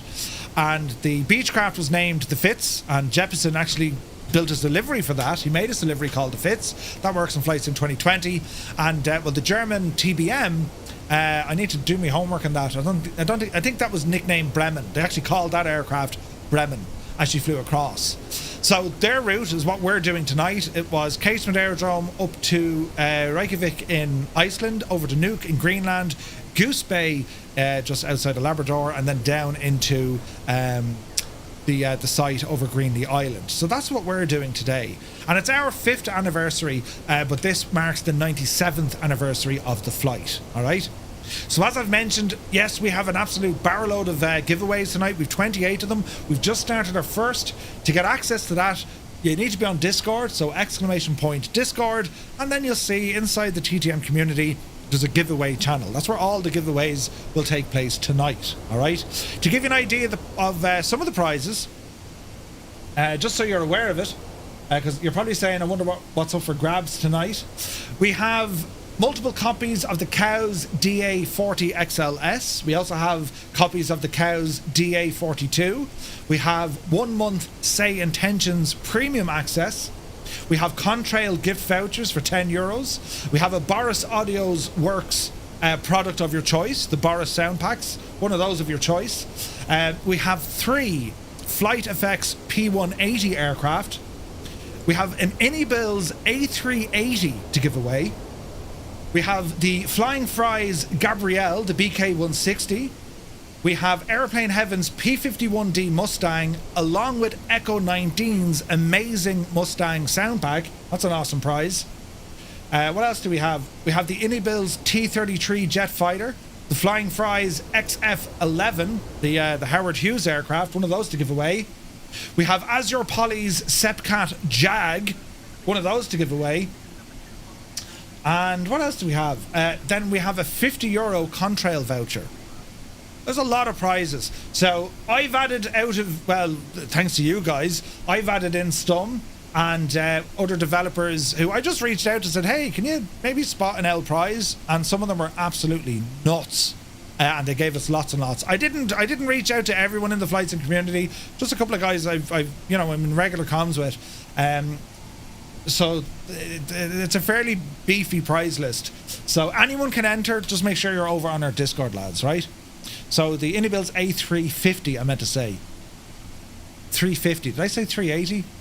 Should be the 350.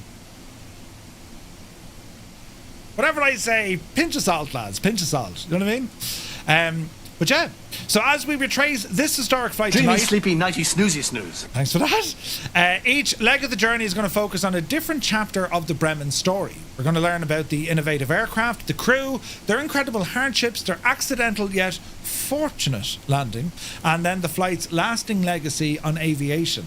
At the end of the flight, well, we're all now reliving a piece of aviation history, and one that's not very popular. I mean, we kind of identified this at the start, right?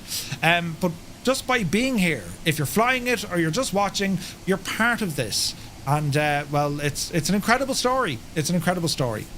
And, you know, the courage, the ingenuity, the sheer determination that drove these three adventurers, or the three musketeers, into the absolute unknown, and it happened almost a century ago. Isn't that mad? Like a century ago. Absolutely crazy, right? Absolutely crazy. So as we cruise comfortably towards Iceland, well, let's talk about the aircraft. The aircraft chosen for this journey, yes, a Junkers W33. It was named Bremen, designed by engineer Hermann Pohlmann, and it was manufactured in Germany's innovative Junkers Aircraft Company. The W33 represented cutting-edge aviation technology. So we're going to go through all this. One of the most striking and innovation aspects of the aircraft was its all-metal construction. So we'll get in here now and have an old gawk at the machine, will we? Right? So this here... that's the Bremen. That's the actual aircraft, right? Delta 1167 was our tail number, a Junkers W33.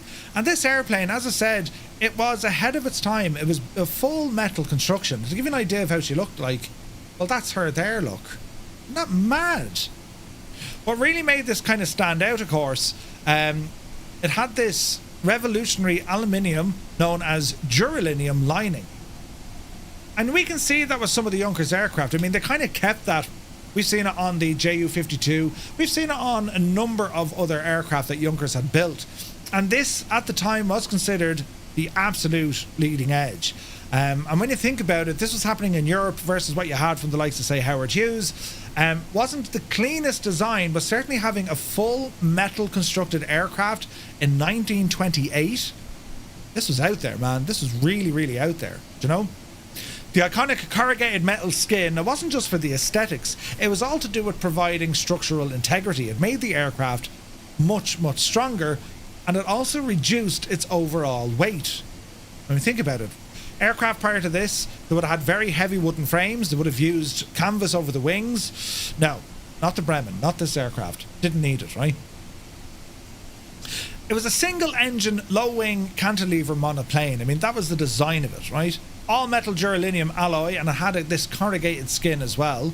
It had a fixed landing gear with a tail wheel, but more of a skid, and they used this kind of a weird looking tricycle thing. The idea with the tail wheel, see these wheels here? That was actually a small little carriage. And the idea being is, as soon as the aircraft would lift off, well, that carriage would detach from the aircraft, and that'll stay in the ground, and that'll leave the plane flying along with just a skid. And you've often seen those skid on these tail draggers.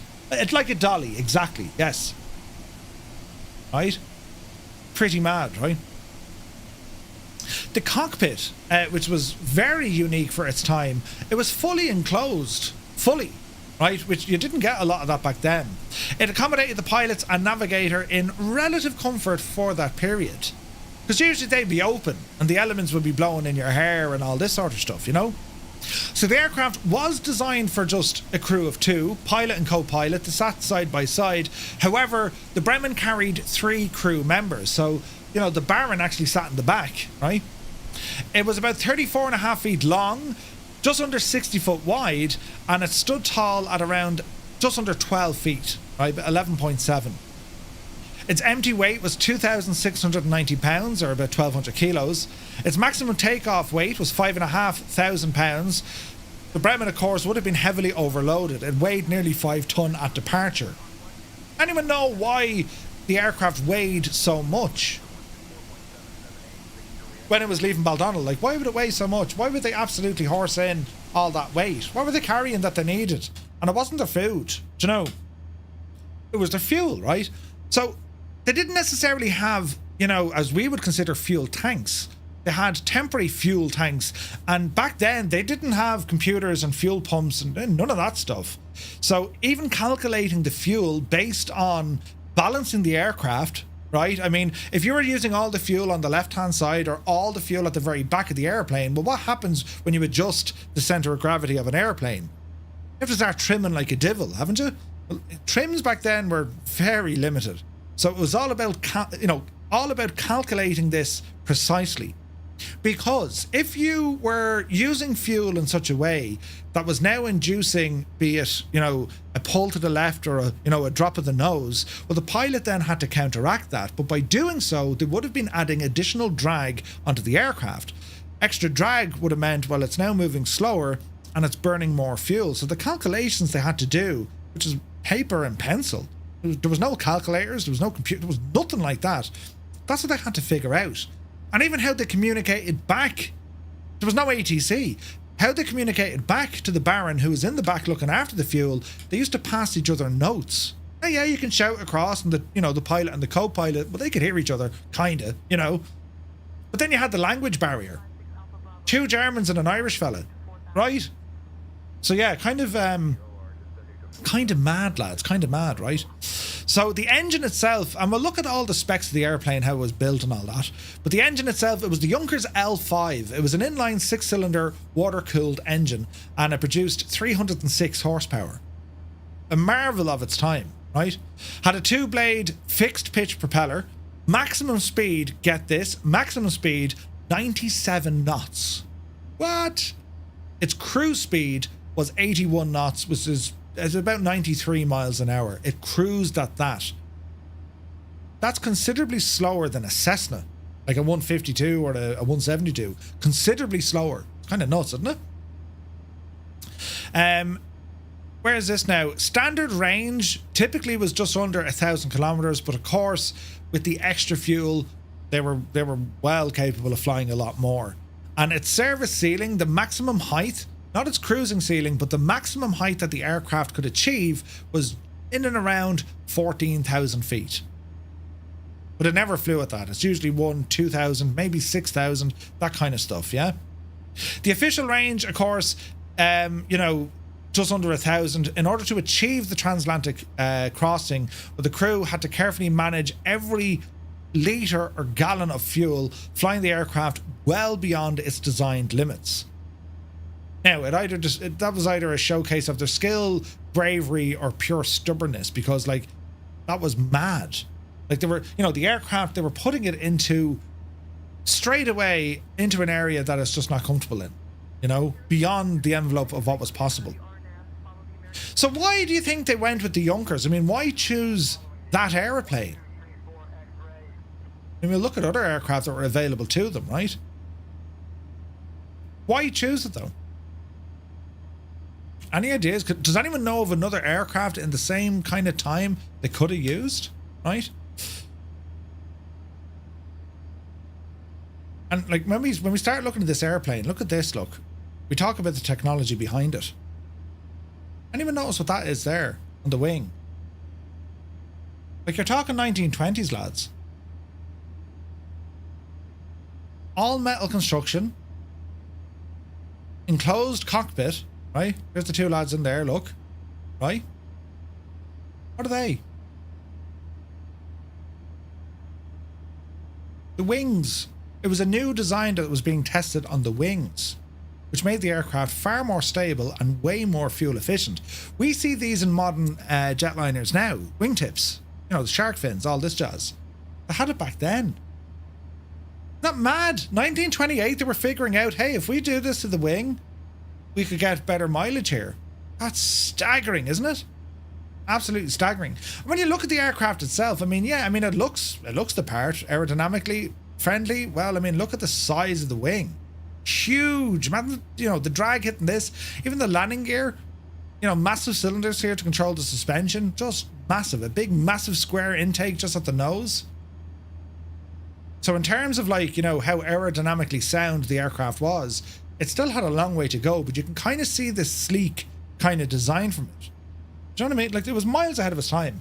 This aircraft was considered, you know, this is the most advanced thing ever built in the history of things that have been built for aviation at the time. That's why they went for it. It was the reliability.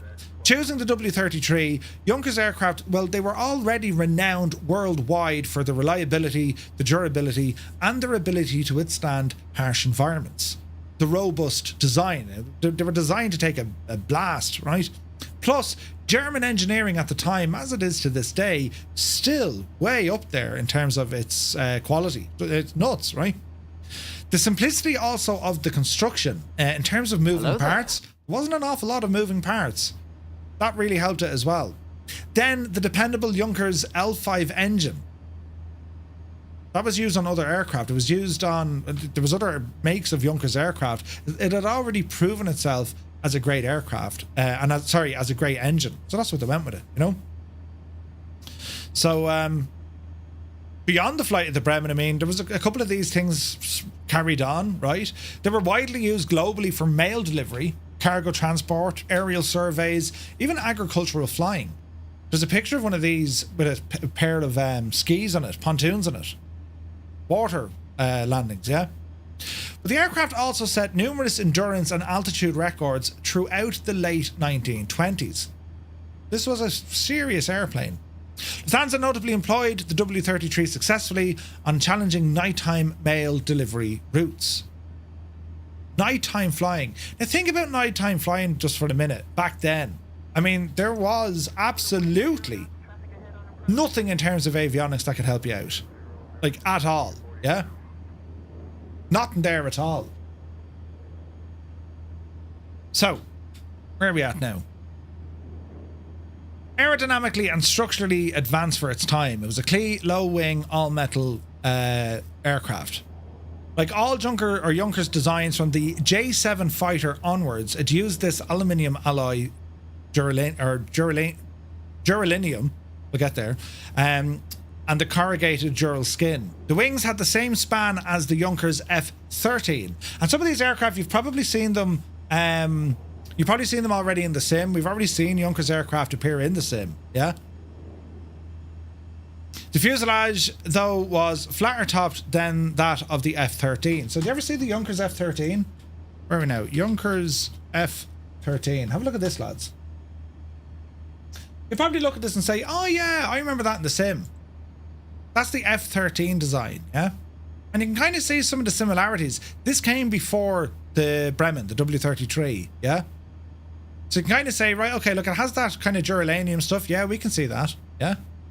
The cockpit and undercarriage were of their time, the former enclosed with 2 seats and the latter fixed and divided with a tail wheel.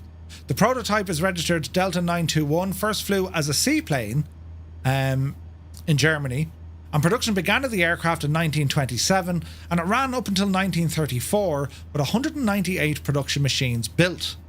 W-33s were used by many operators across the world in the late 1920s and indeed the 30s. Lufthansa had only 4 of them, which ran mail from 1929. Others, as I said, you know, crop dusters, training aircraft, survey aircraft, you name it.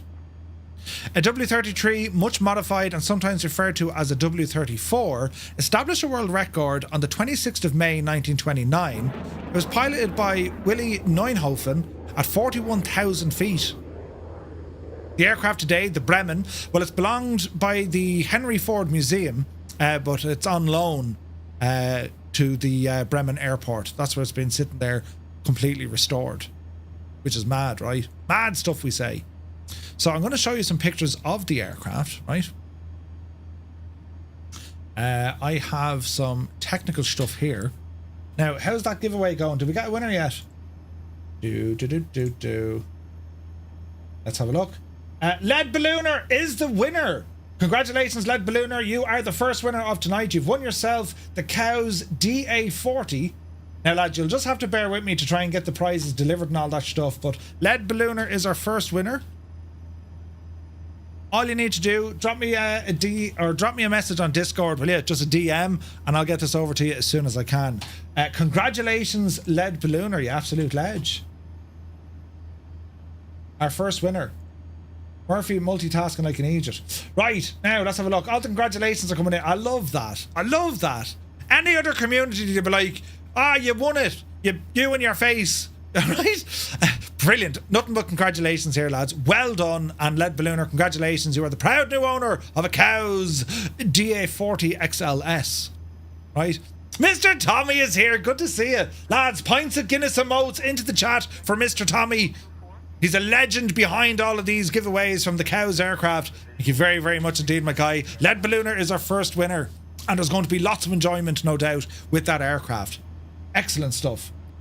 So before we go any further, I might just ask, lads, in that in the giveaway chat, right, just once you see a new giveaway started, just go handy with the comments until it's over, because I don't want the giveaway getting lost. That makes sense?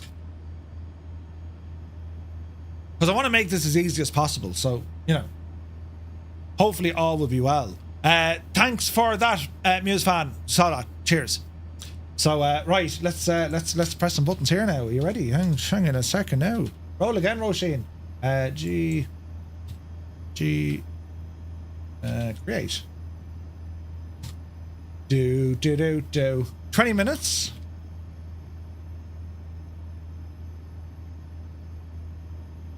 All right, ladies and gentlemen, I've now just started our second giveaway for tonight.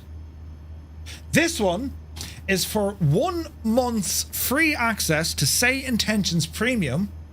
It's delivered by way of a code, and the winner, you'll be given a code, right? So that one's free to enter. Jump on in there. Make sure you're clicking it. It's a 1 month Say Intentions Premium code, meaning that you'll get full use of Say Intentions Premium for 1 month. And what a time to be giving that away, considering... Jesus! It's happening again! There's buttons being pressed. Cyrus T, thank you very much indeed for the 5 gifted tier 1 subs. Lads, if you just got a tier 1 sub, thanks to Cyrus T, do be sure to say thank you. Jesus, there's more, but I can't control that counter, by the way. You know, if you're saying to me, look at that feckin' Aegis, I don't control that. It goes up itself, right? Dougal says, Murph, what's me max speed? 0.69er, Dougal. 0.69er. 0.69er. Ground speed, we're doing about 408. We're going all right, lads. My next waypoint is Ozbox. Let's bring up our map. So, we're well out of Irish airspace now. Ozbox, well, actually, we're not. We're still under the Shannon FAR. Anyway, Ozbox, and then we're rambling up. So, about 460 miles gets us very, very close to Iceland. I reckon we're going to have to go ILS because, well, the weather, we're sucked in. And it's runway 10 we're looking for. We are cruising nicely. I mean, look at these visuals, lads. And the sounds, right? Isn't that beautiful? The Hawk had a brand new update, as did the Vulcan. This is awesome, lads. This is really, really awesome. Holy frame rates, though. Jesus, right? So, yeah, hopefully we're cruising along nicely. Our second giveaway is now up and running, and great stuff. So where am I looking for now? Oh, yeah. The build of the Bremen stuff. Right, now. Hang on a second there now. Hey, that's an MP4 file. What is that now? This could be anything. Oh, no, that's the video I showed at the start. Right, we'll go back to that later. Ooh. The Bremen photos. So where's the... Oh, yeah. Let's have a look now, friends. So the Bremen... Now, my German is as good as your Irish, but we'll have a look at it, right? So that's Charles Lindbergh, of course. That's with the Spirit of St. Louis. You guys see that okay? Yeah? There we go, Charles Lindbergh. So here's the other Junkers aircraft. So they're the F-13. So these are pretty much, they started the whole kind of production line of the W-33, yeah? Here's the F-13, the Junkers W-33. It's like the upgraded version.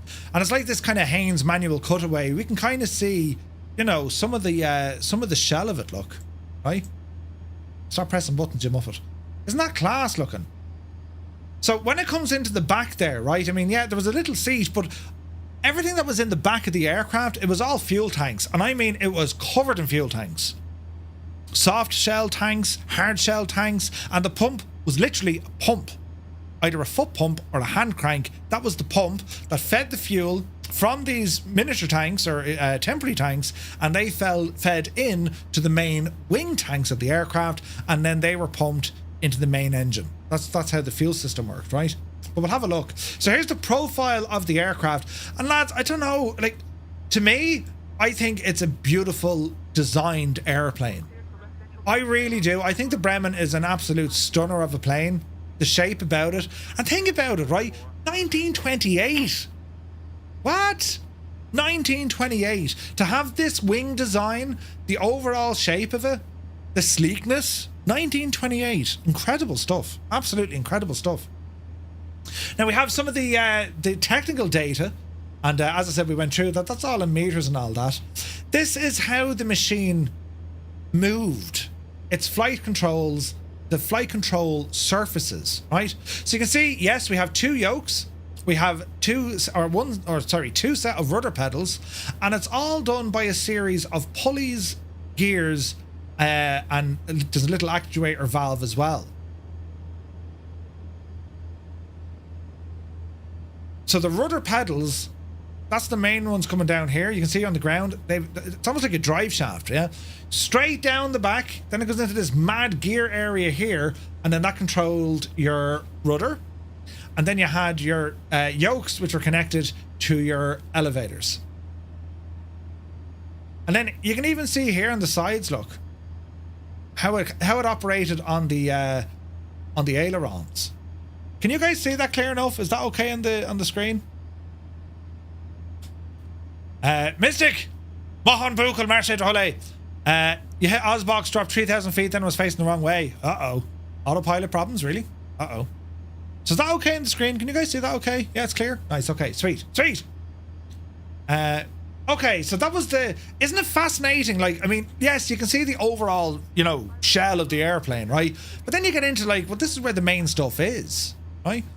And how simple it was just by having a series of pulleys and cables, and the connections. I mean, that's all these planes had.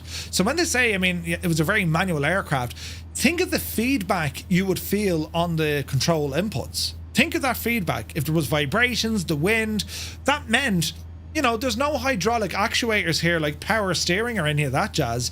You felt every bit of wind, meaning the faster you went, potentially, the harder it was to maneuver the aircraft, because you're physically trying to move, that edge, trailing edge, against the forces of the wind. Nuts. So check out the cockpit, and I love this, right? I mean, think about it, lads. An aircraft you're about to cross the friggin' Atlantic Ocean in. What? Right? I mean, where's your navigation equipment? Where's your communication equipment? What you need that for, sure? So you have some sort of a turn and slip coordinator. You have airspeed. You have altitude. You have temperature. You have pressure. Okay. You have mag switches. Right? Fuel selectors. Primer. That's what that one is. Yeah? Isn't it crazy? I don't see a Mach 2, right? Yeah, where's the Mach 2? That's all they had. And even back in 1928, today, most of the instruments we have on the left, well, they're replicated over on the right, meaning that it doesn't matter what side of the airplane you're sitting, you can fly it. This was a little bit different. Yes, they doubled up on some of them, the turn slip coordinator, your altitude and your airspeed, but you had multiple primers. And the mags and the ignition systems, crazy stuff. And like, there wasn't, the ignition system, not what you think, it didn't have an electronic starter in there. It was a hand crank propeller, right? So that was the layout of the cockpit. Then we have some of the instruments.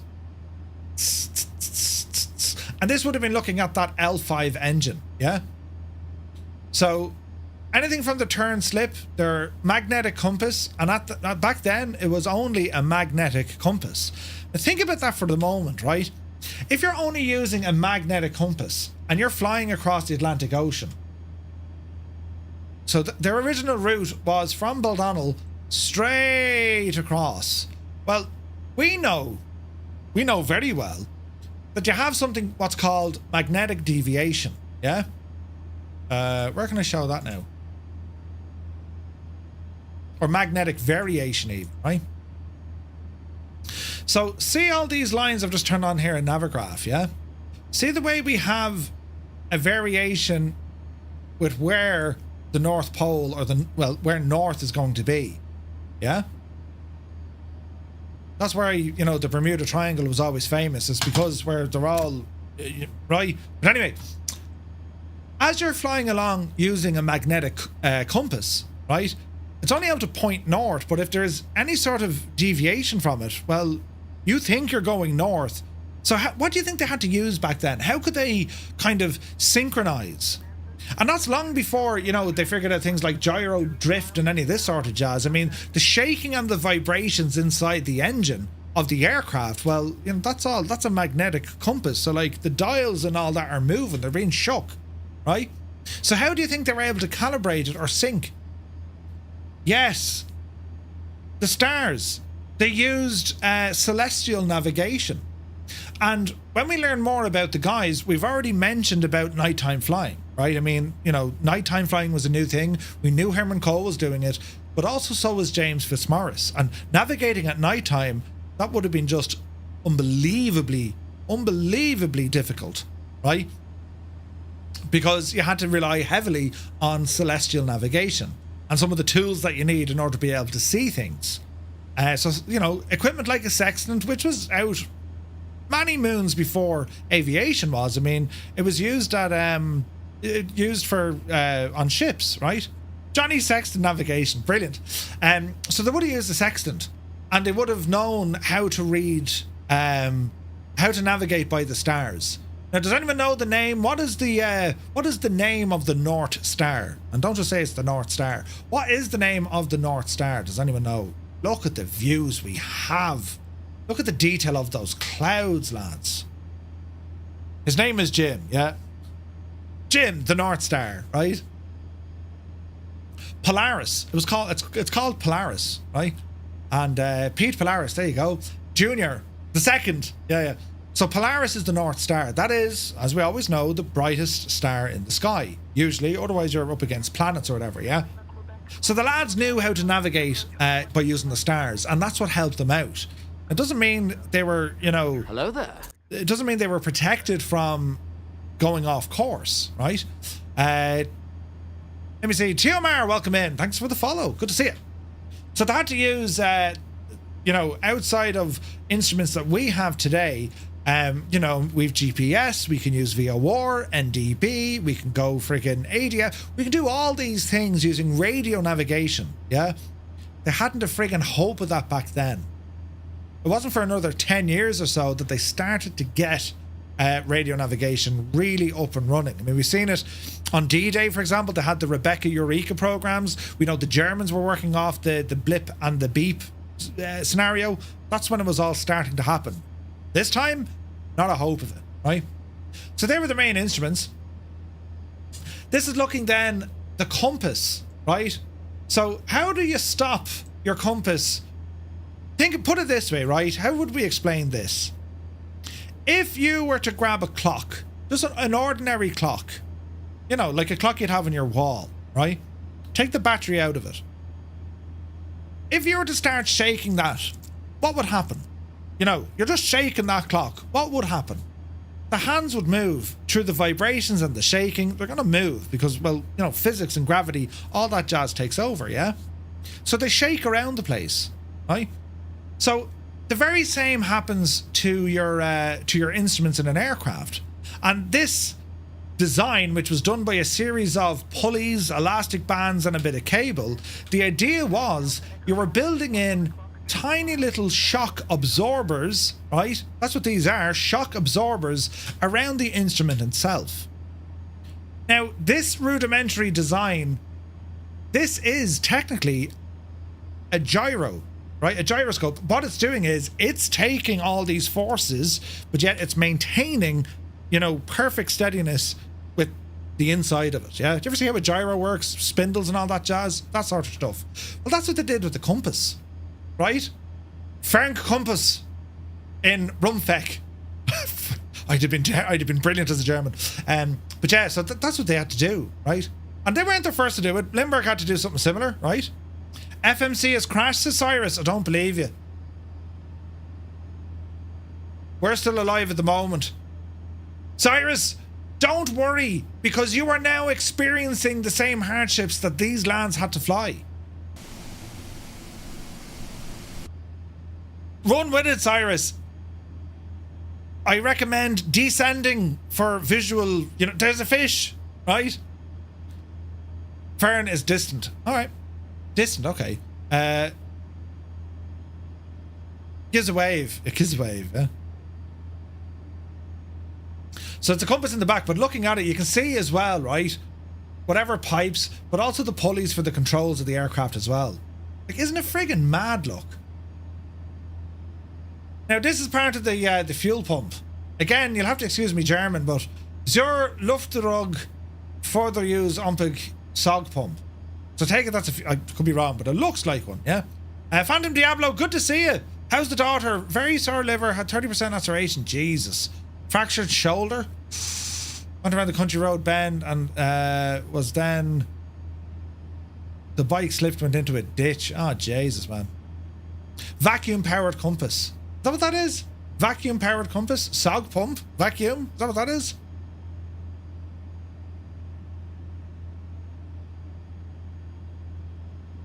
There's Herman Köhl. There's Fitzy. There's Mrs. Fitzy. There's Mr. Chamberlain. Some fella Moller. Jesus. Right. This is fuel. This is definitely fuel. So these are fuel tanks, look. And these are fuel filters. So go back up to our cockpit shot here, look. See these guys? They appear to be fuel filters. What? So this is the wing. See this shape here you're looking at? That's a wing. And in the wing, 81.5 litres, 104 litres, 81.5 litres. Yeah? Gesundheit. I had to sneeze. So that's looking where the fuel was on board. And then towards the rear of the aircraft, 355 litres, 355 litres, and then 442. Filters that can be opened mid-flight. What? It's crazy stuff. There's this motor pump in towards where the engine is. Like, isn't it pure mad? And they're just drawings. Like, I mean, there's no graphics. So a side profile of the wing. They're the spars of the wing. That's the shape of the wing. That's where the fuel tanks. That's what they ran in, look.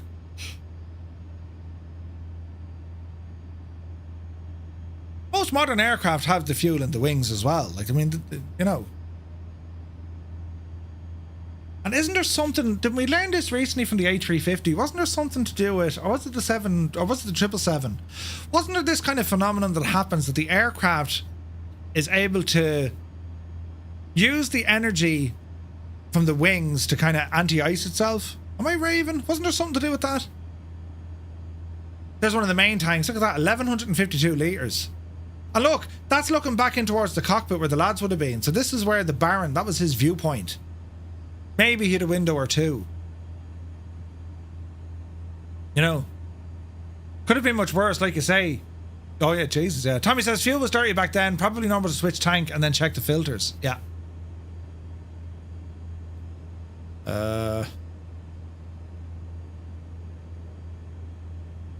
What are we looking at here? This looks to be like the flight envelope, for want of a better word.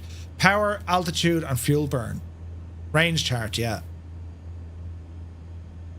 Jesus. Here's the engine, the Junkers L5 engine.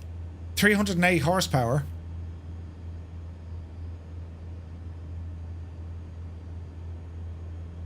That's mad looking, isn't it?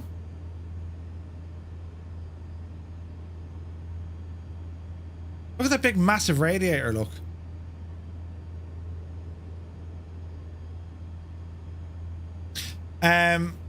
These ships as well. This is where the Baron, he worked for this crowd, the Lloyd, Norddeutscher Lloyd, and they had two ships. This was cargo movements, yeah, and the two ships are called Europa and Bremen. That's kind of where you got the idea to name the aircraft this. So we'll get into all that now in a bit. And they went from Bremen to New York, but they were carrying cargo, yeah. So here we have the three lads with the Bremen there behind them. There's that tricycle rear kind of dolly landing gear, yeah. And I see where even where the engine cover is. See the way like the bonnet or the, you know, the hood, it opened up and out. So it actually gave them an awful lot of room. Like, look at that. Wait. My phone is going off. It would have given engineers or mechanics like phenomenal access to that engine, right? Go back to the range chart, sure. What are you showing us? We're learning, Mr. Tommy, we're learning. What can you tell us now?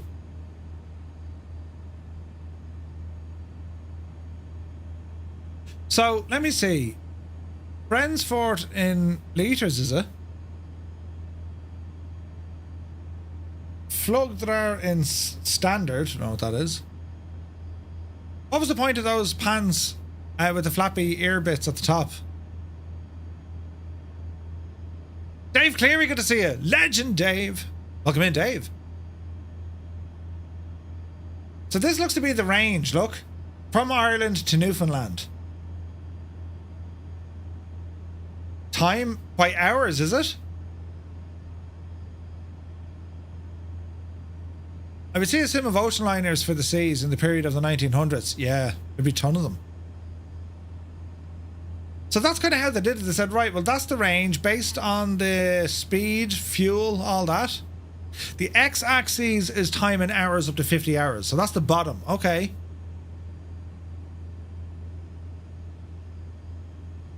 Flight time is okay, that's flight time. So 10, 20, 30, 40, 50 hours. So they were probably thinking, yep, roughly here, right? PHI, take it easy. Left is kilograms and litres of fuel. So that's weight up to 2,000 and that's litres of fuel used, yeah? Strek is distance. Okay, we're learning together, lads. The right is the range. That's mad, isn't it? I mean, you see something similar now. I mean, any POH you're going to see, you know, the data charts, right? We have another winner, friends. Let's go and have a look. Vulcan 98, you absolute ledge. Congratulations, my dude. Where's this now? Hangar Studios, you absolute friggin' legend. He's just completely read the whole thing. The chart was used for flight planning and performance monitoring. It tracks how much fuel, how far the aircraft had flown, what fuel tanks were in use at each stage, the practical versus theoretical expectations. That's awesome. There we go. Maximum takeoff weight 38,500, but 2,000 of fuel, flying barrel. Oh yeah. Aircraft is borked, it won't disengage the autopilot. Ah, Jesus. Kanzui here, is good to see you. Right, lads, we have a winner. And that goes out to 98 Vulcan. You've won yourself 1 month free premium from Say Intentions. Let's have a look here now. So the winner there is 98 Vulcan. Drop me a DM if you can over on our Discord, please. Massive congratulations to you, my guy. Massive congratulations. Okay.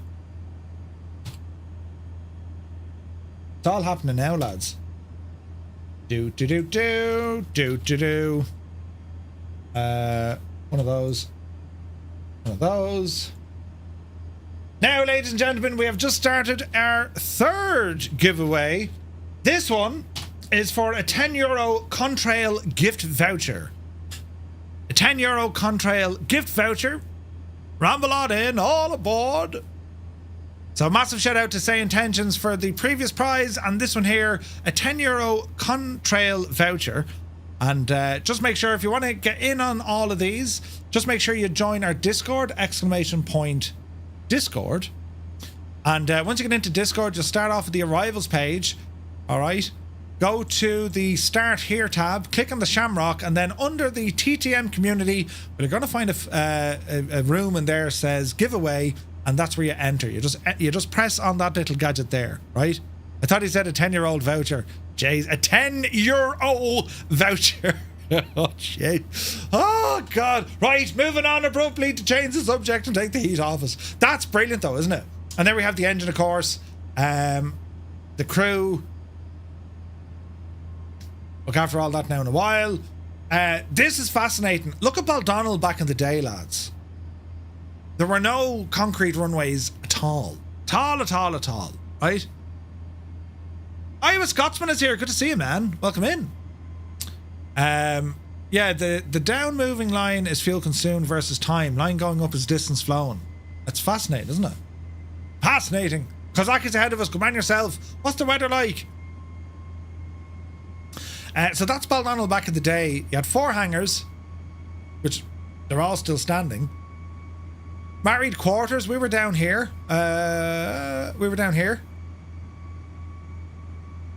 Wait now, was that before the officers' mess was built? Oh, it's about there. Look at the map they have. Like, Ireland over this way, and that's the route they ended up taking, yeah? Because they got lost. They had all sorts of issues. We'll go through all that now, but like, they had issues, lads, right? There was issues.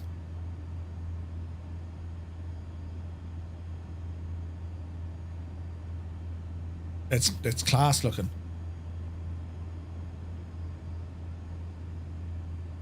Greenland Island, yeah, the photographs wouldn't be great. Lourdes-de-Blanc-Sablon, that's where we're going to be landing here later on. And that's when they landed, and we'll go back to this document in a little while, because that's kind of on the completion of what they were doing. Do you know what I mean? Getting a fault with pressing the giveaway, says Willem. Give it a moment. Just make sure you hit the little cheery thing. Don't hit the shamrock below it.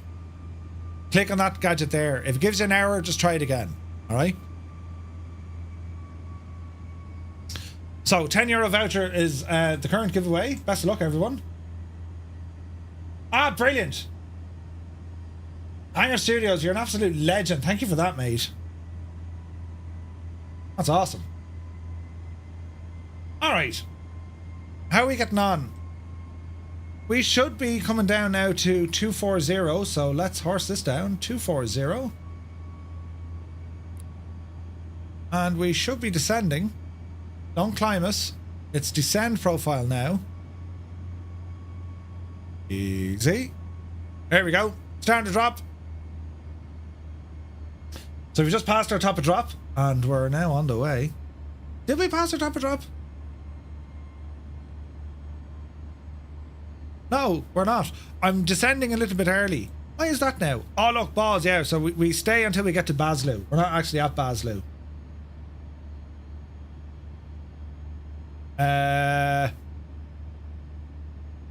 Cancel that, Murph.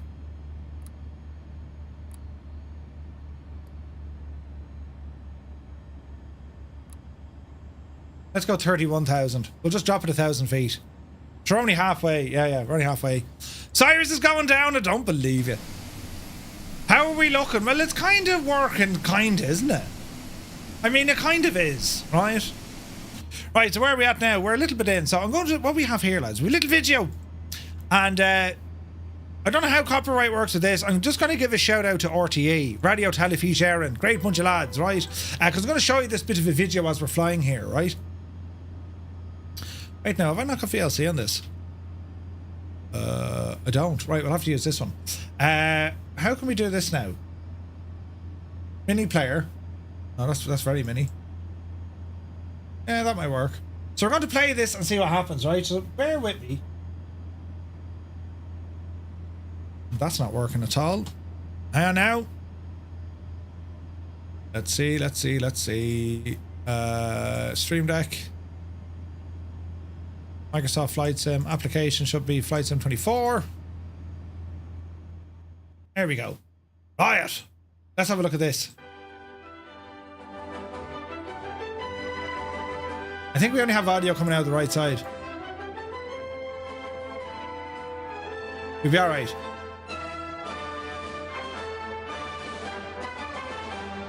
We'll leave it there. Let's have a look. For Ireland, I have always contended the aeroplane has been the greatest invention of this century.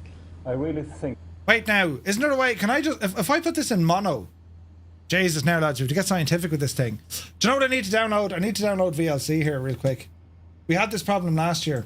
VLC. It's a righty vid. Yeah. Hang on, we'll grab VLC here. Download VLC, yes. Just download it, please. Yes, thank you. Click here. VLC. Open. Yes. Yes. I mean, yes. Sure.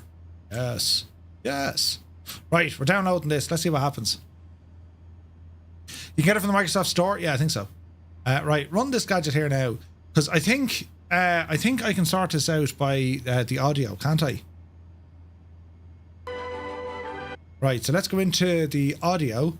Audio track, yes. Audio device, yes. Stereo mode, mono. Will this work? The man is a genius.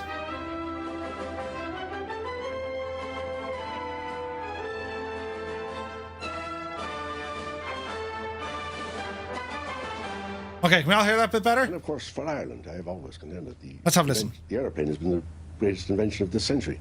I really think that Fitz brought tremendous credit to the Irish Air Corps. No air force in the world had a commanding officer who had achieved what he did. This is Baldonnel Military Aerodrome in Ireland, and it is from this very spot 70 years ago that a small single-engined aircraft started its flight into the history books. The plane was a Junkers W-33 named the Bremen. Now, how can we zoom in on this without it, like, getting shagged? Full screen interface. No, Jesus, no. You broke it. How can we zoom in, lads? View. Add interface. No. Surely we can we not zoom in? No. Effects and filters. Video effects. Image adjust. Geometry. Interactives. Oh, wait now. Transform. Interactive zoom. No, don't do that. Rotate. No. Wait now. That's the text. So how do we make that bigger? Ah, Jesus, how can we make that bigger? I'm using control. It's not working. I need to make, like, do you know what I mean? That I kind of did it there now, but it's not full screen. Hang on. Interactive zoom. How do we do this now? Come out of there. Says shuts. Isn't 5 bottom on button? Huh? So we get out of the interactive zoom, right? How can we make... You lot, a great bunch of lads, but, like, we're not helping the situation here at all, are we? Murph does tech. Play it again. Right click, select video. Yes. Video. Video track. Full screen. Zoom. Ah! Look! Now balls. Video. Zoom. Quarter. Ah, Jesus! Hang on! Video. Zoom. Original. Ah, Jesus! Oh, yeah. Zoom. Double. Right. Now we're getting there. Gibbo, he needs help. All I'm trying to do is make this shagging thing bigger on the screen, look. Hang on. I just want that bit. I don't want nothing else. You know what I mean? The 5th button on the bottom. 1, 2, 3, 4, 5. No, that's full. I don't want a full screen. C to toggle crop. Oh. Mr. Brilliant! And then Murphy realised he'd never made it any larger than what it was. That kind of... I mean, I don't want all this, you know, although that kind of... Oh, Jesus. Right, that... Is that the best you can do? Really? Grab the corner and stretch it. We did! Right, we'll have to do this. But then there's a whole lot of the screen not being used.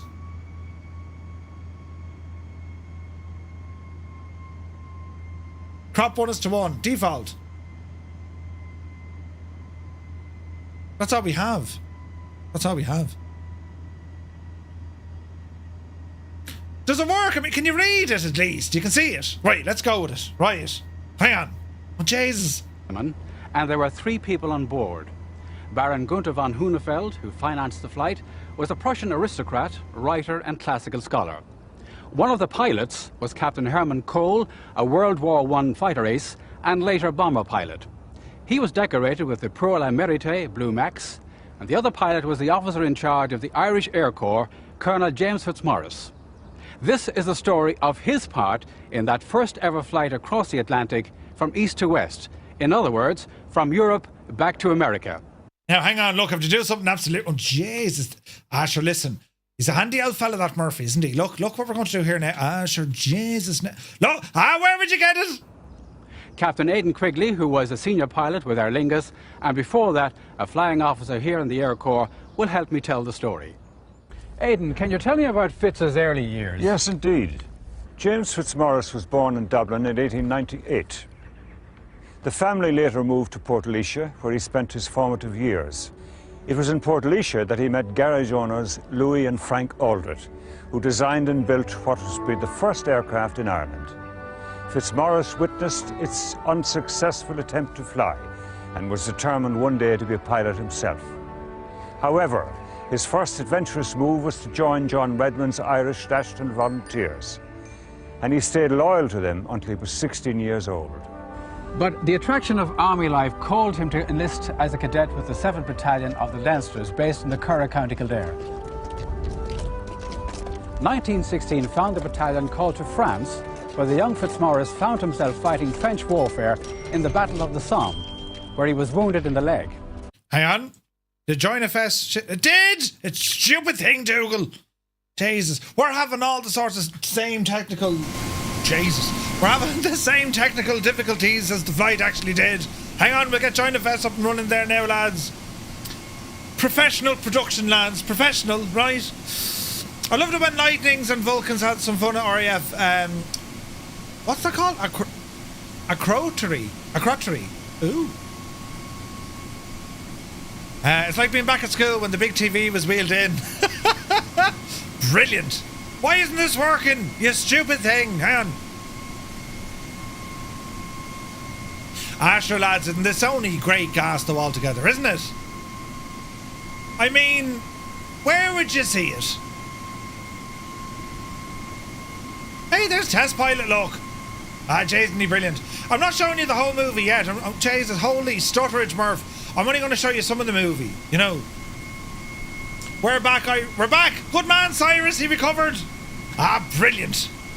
Right, now, where's Joint FS? There it is. Activate. Participate. Where's me movie? Jesus. Turning down that sound fairly lively. Disappear me and play this.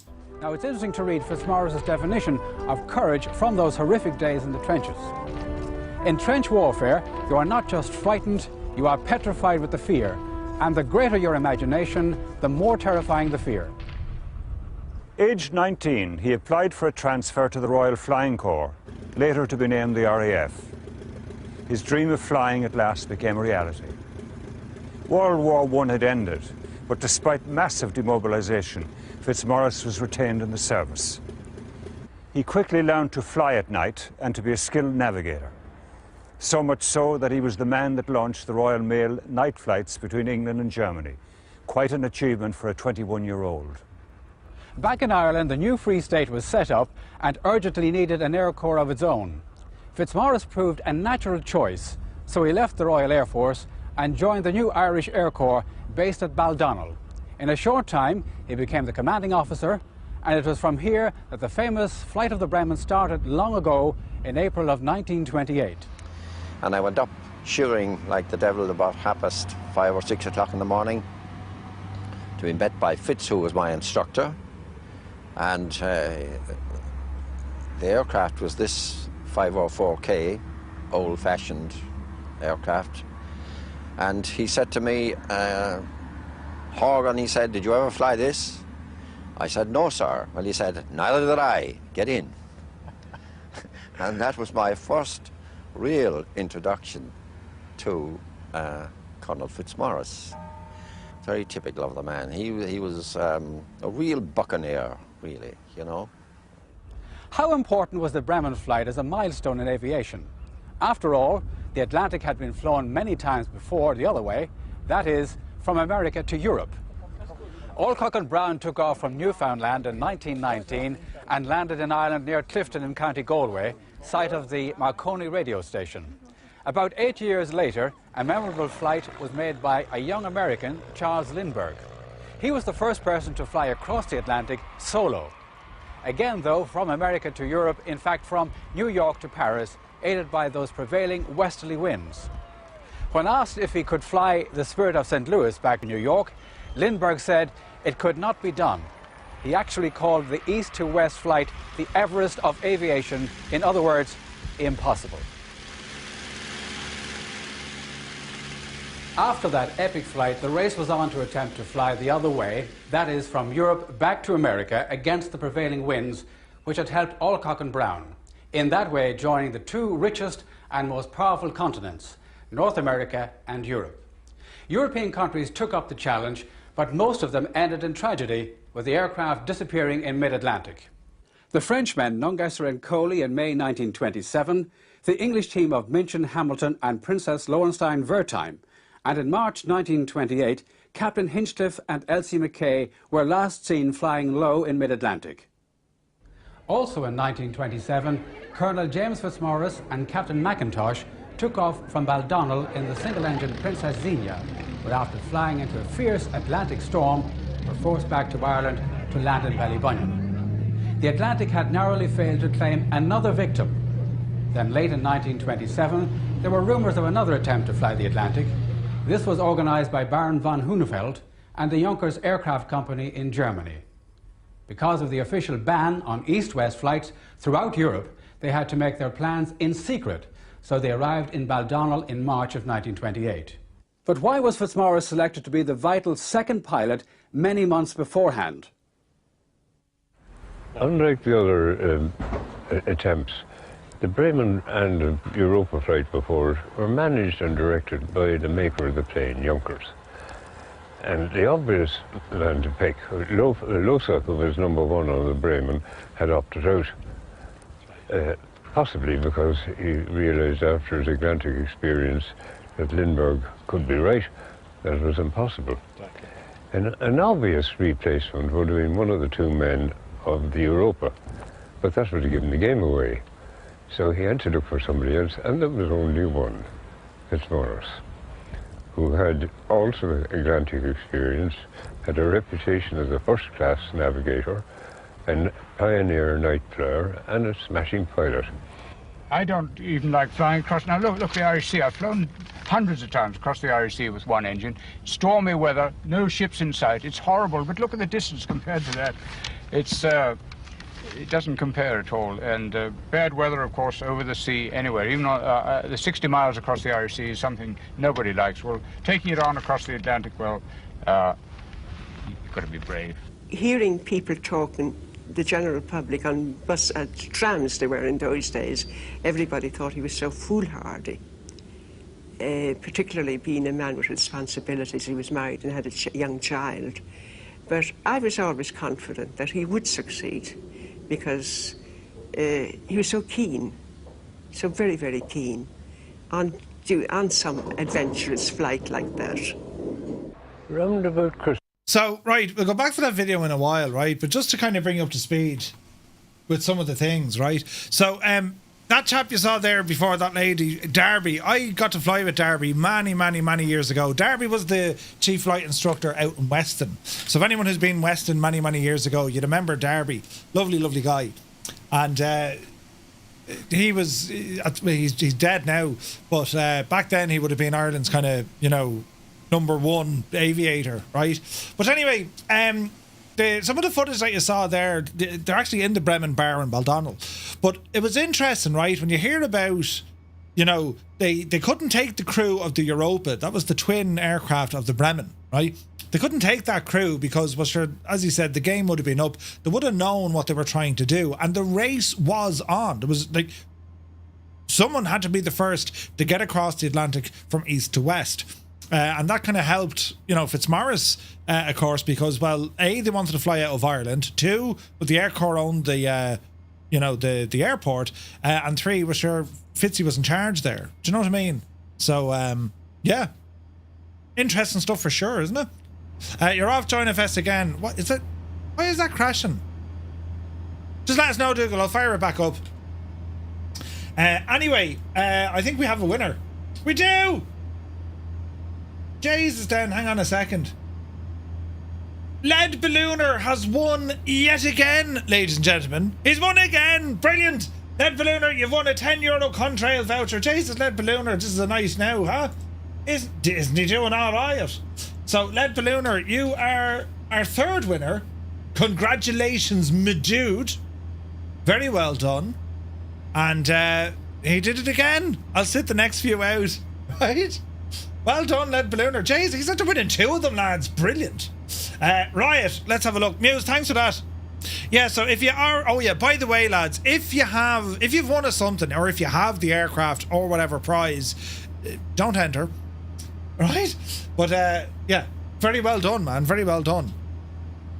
Right. Now, what are we doing here? We're doing one of these. Yes. One of them. Yes, one of those. One of those. And one of those. Buy it. Don't worry, lads. 28 prizes. Avionics crash every time I try to input your approach. With the same aircraft, is it? Grumpy Martin. I also like the guy Fitz. Have you flown this? No, me either. Yeah, let's jump in. Brilliant, isn't it? Like, the characters that play, we're going to learn about the crew, their backgrounds now in a bit, but it kind of sets the scene, right? I mean, yes, it's a mad, audacious adventure using the latest and greatest of technology back then. We look back at it going, Jesus. You know what I mean? B. Patch, welcome in. So the flight, it's celebrating the anniversary of the flight of the Bremen. And the flight of the Bremen was the first time that a fixed-wing aircraft crossed the Atlantic Ocean from the east to the west. And it happened all the way back in April 1928, 97 years ago to this day, that the Bremen departed from Baldonnel, and it had a crew of 3, 2 Germans and an Irishman. And this is our 5th time for our community to do this flight. The route we're following, it's actually from an anniversary flight that was done back in 2003 with the Irish Air Corps, only because, well, 36 and a half hours over the ocean now will be, you know. So we're flying up to Iceland, over to Greenland, down to Goose Bay, and then down in towards Newfoundland, where the aircraft did its actual flight, right? So, yeah. That's what we're up against. Now, as we've just done that, lads, another giveaway has just started immediately. This one is for a copy of the Cow's DA42 series airplane on the PC. It's going to be redeemable through Orbex. The very best of luck to you. If you want to know what's happening, you need access to our Discord, ! Discord. That'll give you access. When you get into Discord, you'll land at the arrivals page. Click up to where it says start here. Read down through our instructions, hit the little shamrock there behind me noggin, that little shamrock, and when you do that, it'll open up all the other channels. The giveaway channel is located inside the TTM community. Click in there and you'll see where the giveaway is active. And to enter the giveaway, just click on that small little icon down here where my mouse is moving. That's the gadget you click. When you click that, it'll automatically enter you. If it shows you an error, just give it a moment and try it again. So that giveaway is now live with thanks to Cows, a copy of the DA42 series aircraft from Microsoft Flight Sim, and that'll run for about 20 minutes or so. Which aircraft did the Irish Air Corps use during this flight? So the Air Corps used it was a King Air 200, right? And I have a picture here to show you. This was the 2003 flight. So there's the German aircraft. That was a TBM 700. called Bremen. You see the name Bremen is there. And this one here, this is the Air Corps B200, King Air B200. And this was called the Fitz. It was given the name the Fitz. Here's all the dignitaries. And this is where they laid the, that new sign, the Bremen, 1928. And that's just some of the Air Corps fleet back then. You can see the Alouette, Gazelle, the Dauphin, and also the Gulfstream. There's a German Huey in behind it that flew over some camera crews. And both aircraft set off out of Baldonnel at exactly 5:38 in the morning. The precision was absolutely pinpoint, roaring over Greeny Island at the exact time the Bremen touched down. So, yeah. Pretty cool, yeah? Pretty cool. What else do we have here now? So that was the day back in 2003 when the Irish Air Corps and the Germans did that flight. Our flight tonight is based on this. All right. So that's what we're doing. So we are currently over the North Atlantic. We're cruising well. We're after our top of drop on Murphy, so we should be down at Baslu. So she wants us at 2400 at Baslu, so let's go down 2400. Pop you in. Descending now. And we're still planning for Murph, are you the bald fella in the front row? Shag off, Dave. We're on the way down here now, and we're expecting a very low vis approach here, right? But I gotta say, the sim looks friggin' gorgeous. I know you guys are having, some of you guys are having awful issues with the multiplayer and CTDs and all this. So yeah, hopefully it calms itself out. This is our first leg. The next leg is going to be from Iceland over to Greenland. Then Greenland over to Goose Bay, and then Goose Bay down. Each leg is about 2.5 hours. Are you going to continue with the A400 or will you switch? I don't know, lads. What do you reckon? I mean, for me, the A400 is running quite good. So, there's that. I've had no issues so far. If it ain't broke, that's kind of what I'm thinking. If it ain't broke. A little bit behind, C-130, a little bit slower. Death Angel, yeah. You're probably getting around the 230s, give or take. Yeah, but lads, if you want to change aircraft, just be careful. Keflavik is fine, but Nook is actually okay as well. You should be okay aircraft-wise. Airliners and the like. You should be okay using those. So far, so good with the time of day as well. I was half worried it was going to get nighttime. C-160 is okay at 353 knots ground speed. That's not bad, Goblin Zeus. Yeah, that's not bad. We're dropping down to 24. Yes. I'm 300 nautical miles away from my top of descent. I was late. That's okay. TBM 9er. I was down at 180 knots IAS and flight level 13. Nice. So this is where we currently are in the map. This is our first flight that we did. Now I'm going kind of sim brief plan, so it's going to give me waypoint to waypoint, right? Can't bring myself to fly the A400. It was the demise of the C-130. I totally get it. So we're going okay. Iceland. Then from Iceland, it's over to Nook, which is over here. And it's down to Goose Bay, which is roughly here. And then it's down to Lourdes-de-Blanc-Sablon, or Sablon. That's where we're going, yeah? So we're getting through it, lads. We're going well. We're having fun with the giveaways. I hope you're learning some stuff from my questionable media presentation. Right? Jesus. Oh. Be grand. Can we have a spot at tunage? Well, now that you've asked us so nicely, indeed we can, friends. Indeed we can. Let me see. Let's have a look. How are we looking? We're looking kind of good. In a glass case of emotion. A glass case of emotion. I suppose we have to start it with this. Wouldn't lie to you. Doesn't matter what I do. She's got a hold on me. She knows how to drive a truck, but she lets me pick her up when we're going dancing. My heart starts She's my country girl. I couldn't tell you what she's doing with me. She's so damn out of my league. She's a little bit crazy on the weekends, dancing in her red dress, and I love the way she looks in my eyes. And I'm feeling like midnight's getting closer, and I just wanna hold her in my arms till the sun comes up. She's a little bit country. Yeah, she's my country girl. She's a little bit country.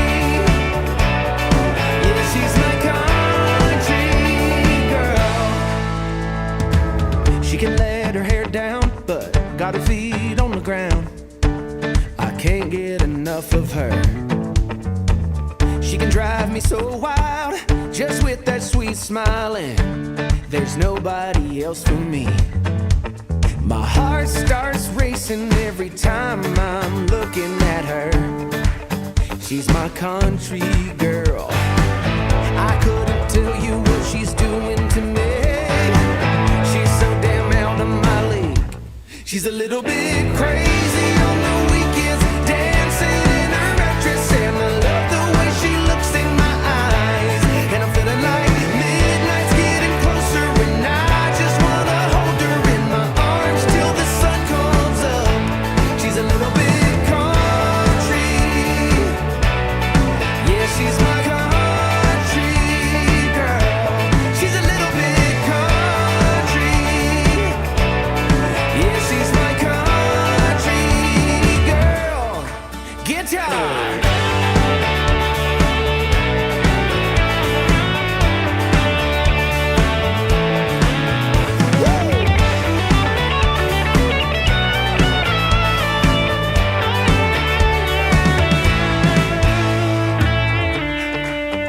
Yeah.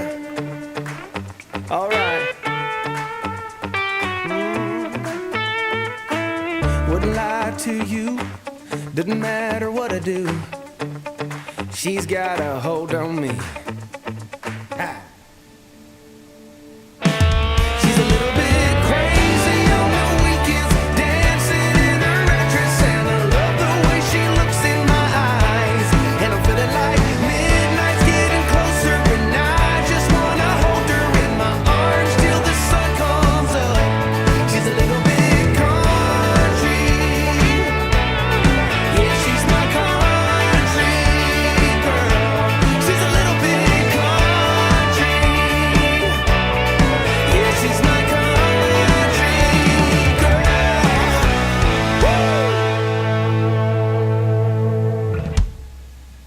All right, all right. Jesus, isn't it nice? As we're flying to Iceland, right, lads? What are we all flying? Let us know here in the chat. Your aircraft of choice.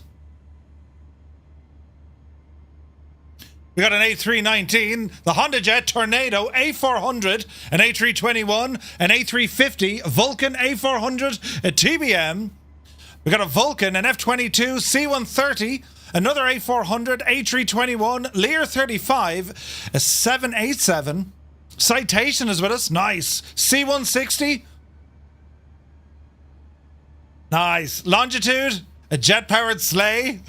L-39, Lear 35, A300 with Mutt Dog. Great choices, lads. Willem FS is ballooning. Olsen in a Typhoon. Goose is in a PC-24. L-39 with Lucky Bow. Super Ty would have used a CJ-4.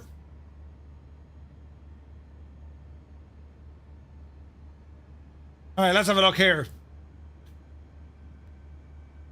Destination data.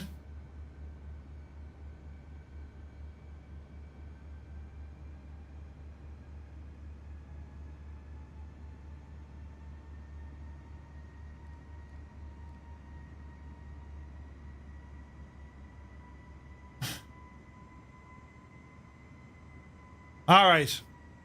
Let's get some weather information.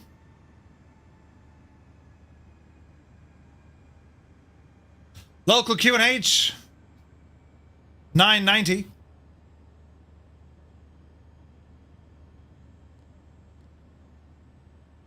Outside air temperature, a mere 4 degrees. Winds 80 at 18 knots.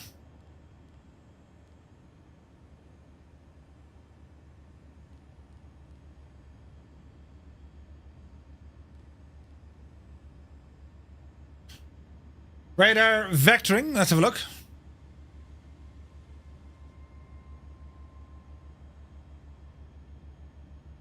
So Sean Dale wondering what the Barrow versus radio means from your ILS landing.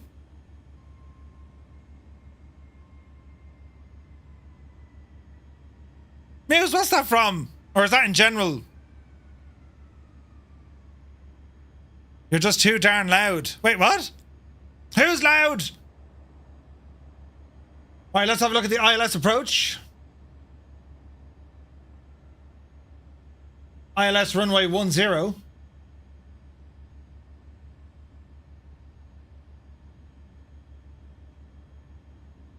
.309er.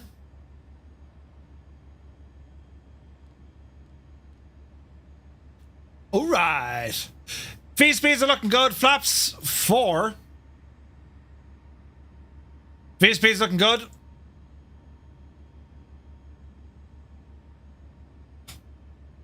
We're looking good. He played a cameo? Did he? Alright. I didn't know that. 309 should be in Barrow, not radio. Oh wait, balls, really? Let's not panic just yet. Let's not worry, Murphy. You'll figure it out. Everything's going to be absolutely grand, and oh, be Janie, then it'll be... Let's try that again, friends. Jesus! Performance. Hello there. Our approach, 309 should be Barrow. Clear you. Right.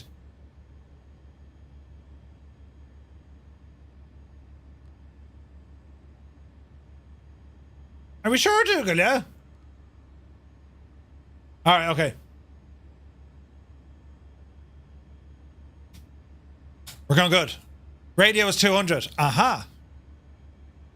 You're hand flying it, Toto. Jesus.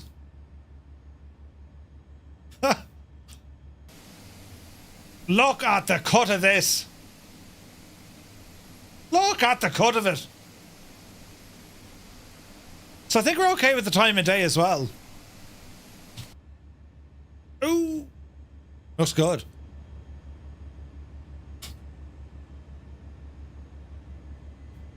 ...1985 had Back to the Future and The Goonies. Do you remember The Goonies, though?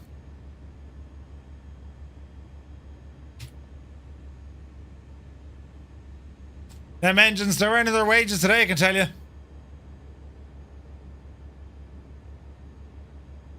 Yeah, The Goonies is awesome. You've been hand flying the Vulcan since takeoff. Jeez. We're doing well, lads. We got 5 minutes left for our giveaway of the cows DA42. 92 entrants so far, lads. Very best of luck. Alright, so let's look at the flight plan.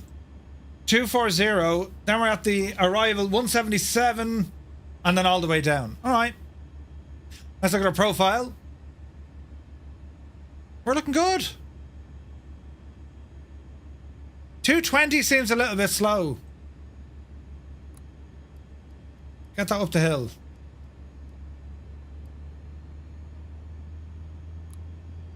Come on, Betsy. AP kind of works.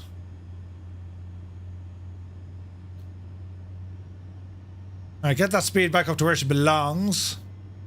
Heading for Baslu. We're in the clouds.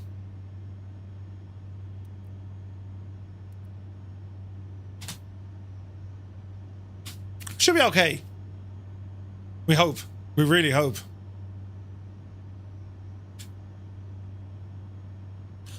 Actually never did a big long flight with this. Oh yeah.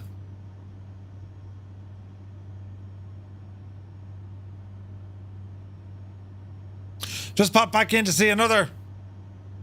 All is well. We haven't completely made a mess yet. Emphasize on the yet, you know.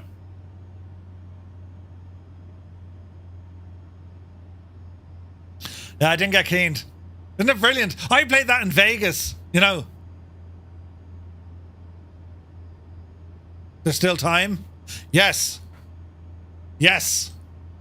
Yes, there's still time. All right, how are we looking? Basel is where we're headed.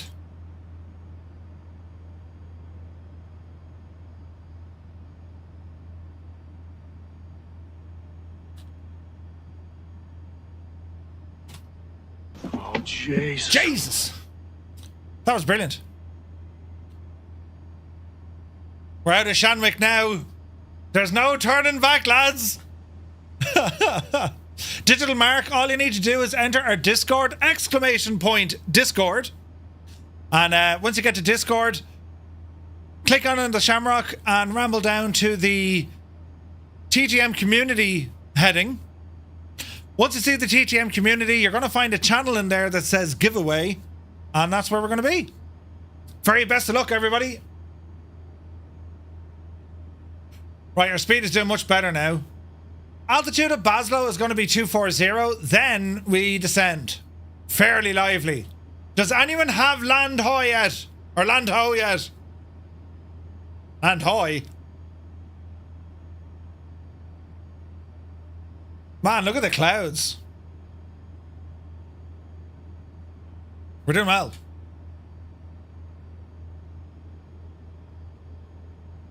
I also have not... Wait. I also have no speed or altitude ratings. What? Be grand. Phantom Diablo is catching up at Mach 1. Oh yeah. You'll catch us.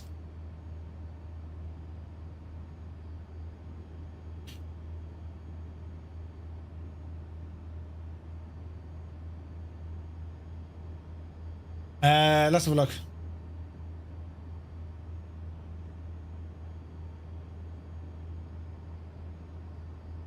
Super tie, really? So what we're going to be doing, we're going to be learning about the crew now shortly. That's kind of the next thing we're going to do. We've already figured out, you know, what was going on during this timeline back in the 1920s. We've learned about the aircraft. Fascinating machine. And next up is going to be the story of the crew. And then for the next leg of the flight, well, we learn all about the flight. And then finally, the aftermath. You know, what happened next? Where did they go? What did they do? I left before most folks, and now I'm 98 miles behind Murph. Grand. We're approaching Basel. Yeah, so far, man, this aircraft, she's behaving. Alright, checklists. Let's see.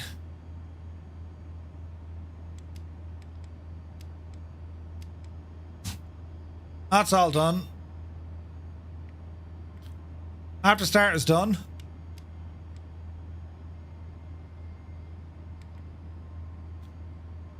That's all done.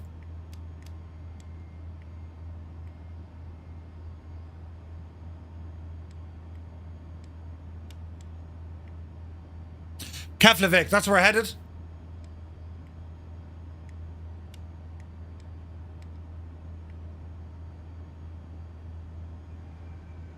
All right. So our approach, let's have a look. Briefing is done. Ecam is checked. Nav mode, okay. Altitude references, wait till we get a little bit lower. Terrain alert, we have it on. Minimums need to be set. Well, it's already programmed in. Engine start select as required. All right. We got a winner. We have a winner. So, our most current giveaway, the winner we have for the Cows DA42 series on PC goes to Uniform Goose. Congratulations, my dude. Very well done. Uniform Goose, congratulations. Just be sure to drop me a DM on our Discord, mate, and we'll get that prize sorted for you. So, Uniform Goose. All right. That's our 4th giveaway complete. Awesome. So, if you want to be reminded of these prizes, all right, you want to be reminded. So far, we've given away a Cowes DA40, 1 month free of Say Intentions Premium, a €10 Contrail voucher, and a Cowes DA42. What's left in the bag? What's left in the giveaway sack? Don't call it anything else. What's in Murphy's sack? We have a Boris Audio Works product of your choosing. We have more €10 Contrail vouchers. We got some Flight Effects P180s. We have more Cowes DA40s and DA42s, an Inibils A350, Flying Fries Gabrielle and XF11. We have an Airplane Heaven P51 and Echo 19's excellent Mustang sound. We have an Inibils T33. We have the Azure Poly Sepcat Jag, and more aircraft of from Cowes, more P180s, and then a €50 voucher for Contrail. Like, what are we? There's about €1,000 worth of stuff there. Almost. Is there 50, 100, 300, 400, 500, 600, 750, €100, right? So that's where we're at. So, yeah, a massive shout out to all the developers who have helped out. They go Cowes, Say Intentions, Boris Audio Works, Flight FX, Inibils, Flying Fries, Azure Poly, right? Incredible stuff. Incredible stuff. There's a lot, lads. There's a lot. So, let me see. 240. Next step is going to be 177.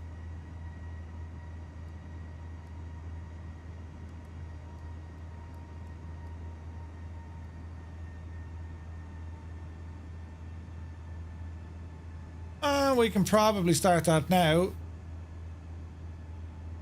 There you go. Oh man, look at the view. Look, Jesus, look at the view, lads. That's absolutely gorgeous. Right, now what we're doing one of these. Look. Dish, dish, dish. Dish, dish, dish. All these. Do you get them sound effects as well, do you? Hang on now. 20 minutes.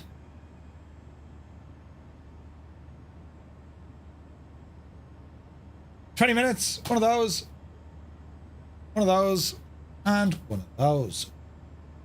Ladies and gentlemen, boys and girls, we have just started another giveaway. So this one is for the Boris Audio Works product of your choosing. One of the J's is giving out to us. What's happening? Oh, the speed, damn it. Lower your speed, Murphy, you muppet.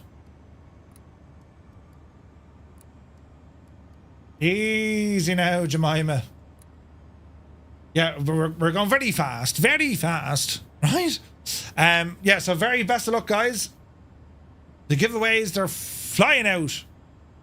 Muse, thanks for keeping me up to date with all them. You're a ledge, man. You're a ledge. Now, oh yeah. Wondered why I had no clouds. Help of live weather was on. So we're on live weather and live time. Just Thomas upside down in the Vulcan.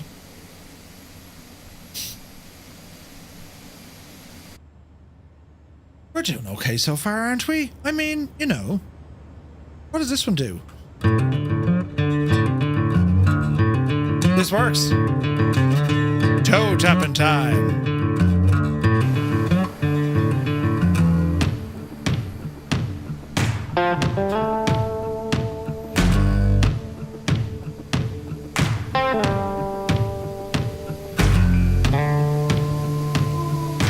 The absolute state of this machine.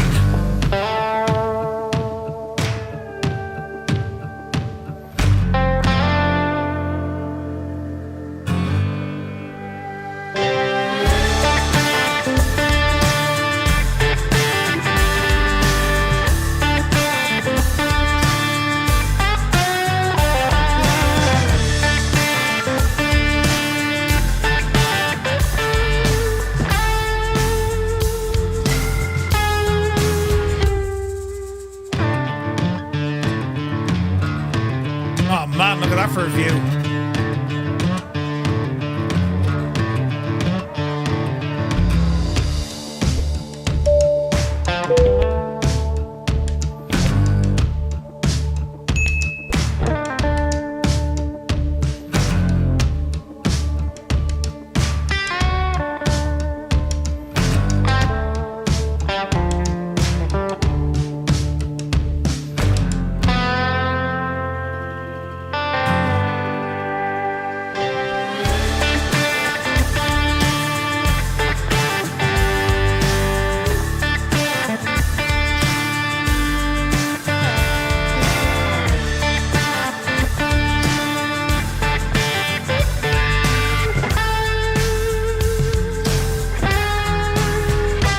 Land ahoy!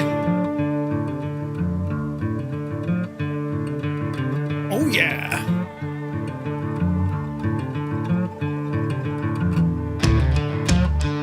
Hello, Iceland.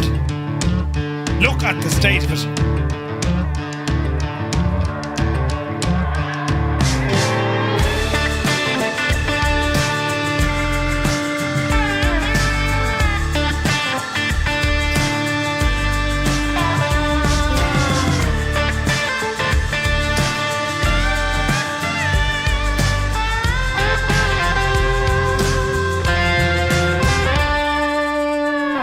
This is getting very nice now, isn't it? The absolute state. Right, what's my airplane telling me to do? Buttons, Murph, you can do it. So 17.7, that's looking good. Let's bring this guy in a little bit. Okay, so above 17, next. Let me see. Need to be down. Jeez, we need to be down all the way now. So we'll program this in. She's given us 3,000. If we press up, she should go auto, shouldn't it? Or is that going to start descending me straight away? It shouldn't. Although it's not giving me, like, a stop. So we want to be down at 6,000 for the next one. Alright, landing's coming in very, very soon. Now, do I need flap 3 on this?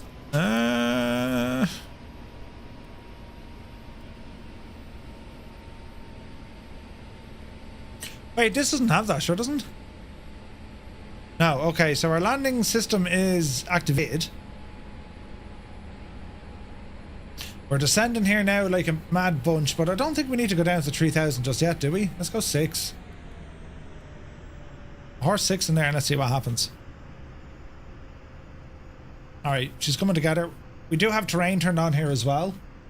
Let's have a look now. So our approach coming in, like, this is all going to happen fairly quick, right? Fairly quick. So we're going to be flying in, then it's going to be a hard turn to the right. And we'll be grand. First leg is almost complete, lads. 3 hours into the stream. Here's a guy who can't count. It's grand. I'll be getting a beer now in a while. How did I get the LS on? I'm not telling you. I'm only joking. Come on down here, Muse, look. Sorry, over here, Muse, look. Click on the LS button, look. Right there.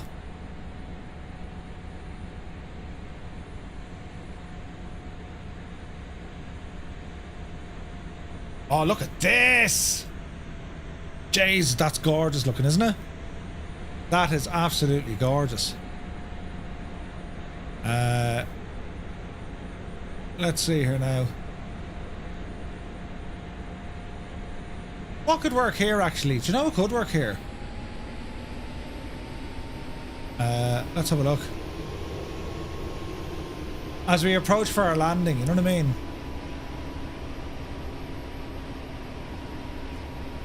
Yeah, this will work.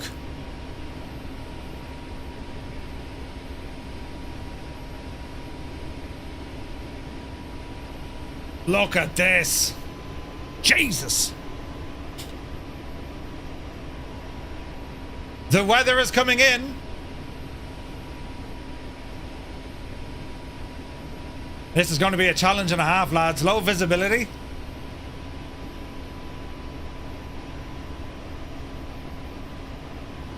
Watch out for the clouds. They'll get you every time.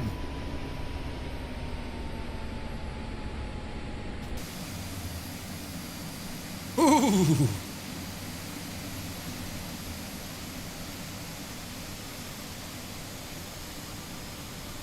This is going to be tricky. Although there is a gap.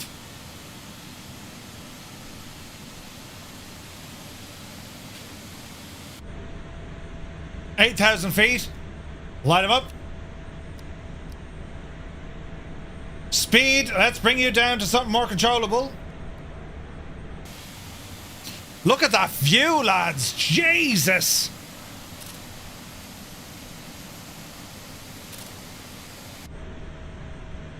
Absolutely gorgeous. There's the airport.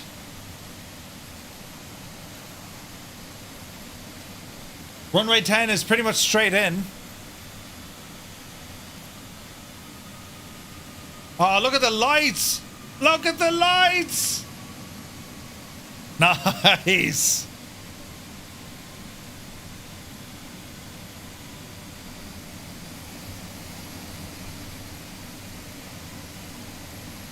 Alright, speed coming down. 7,500 feet.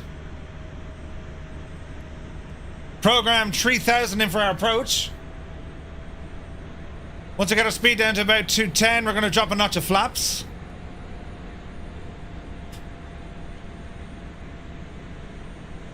Deadly serious. Here's our notch of flaps. Used to fly this in X-plane. Oh yeah.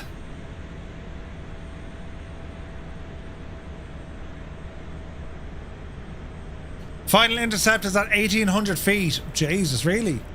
We'll need to watch that. We'll definitely have to watch that.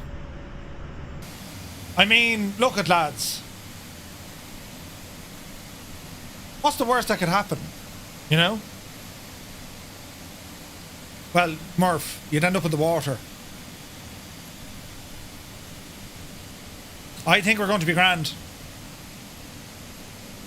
There's nothing worrying about this situation at all.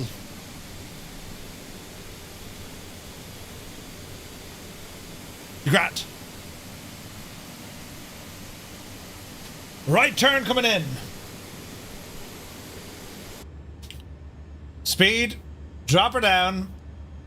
Second notch of flaps. Best way to fight the ground is hit it.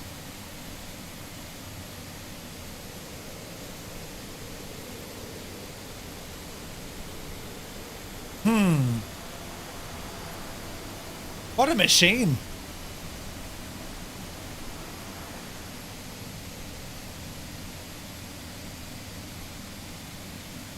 So far, so good. Let's arm the approach mode.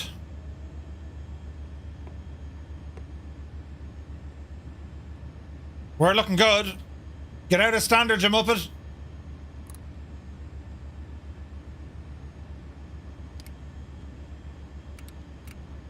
We have capture. 990 is what I need to be at. What's going to happen here?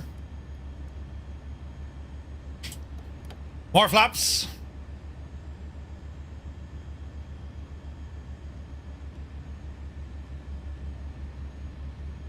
Dreamy, sleepy, nighty, snoozy, snooze. Colonel Forkadivil! Drop the ramp and push the beamer out. Be grand, nothing to worry about here at all. Now, at what stage is she going to capture this? We're on the glide at 3,000. Do we have to manually drop this ourselves? I think we do. 1,800, you said.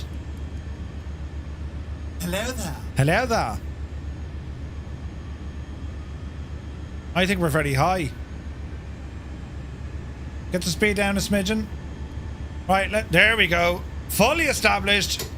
Gear coming down. We can't see a thing. Nothing to worry about at all. Don't panic. Easy now, Jemima. This is now. Flaps forward. There's our airport. The noise of the flaps with the drag hitting them. Brilliant.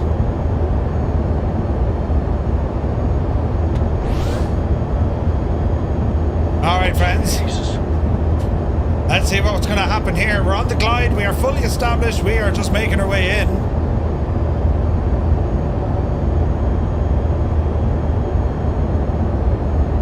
Ground spoilers, arm those. And go. Auto brake. Armed. Can I get the refund? Shag off.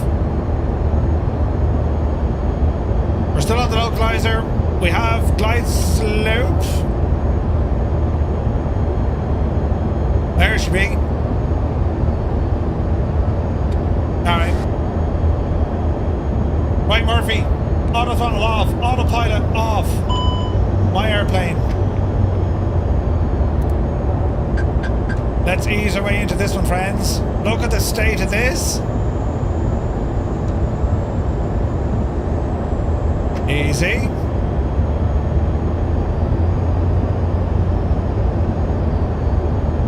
Easy. Back onto the glide.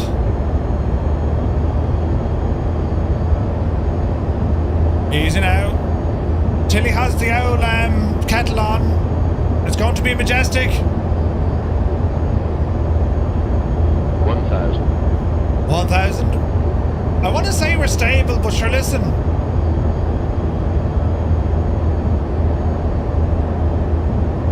It looks real, yeah, it looks awesome, man. Speed is good. The pappies aren't happy, but that's okay. Keep the approach shallow. 18 knots of wind right in her nose. It's actually 25 knots on her nose. Easy now. We're back in the glide.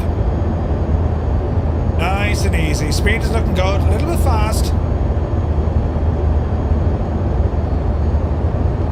Easy. Easy. Watch the speed. 400. We're a little bit fast, but for good reason, don't worry. 300. We're alright. 200. Looking good. Watch the speed. Easy. Easy. 100. 150. Get her down. 40. 30. Maybe hits 88 miles per hour. 20. 10. Touchdown! Spoilers! Reverse!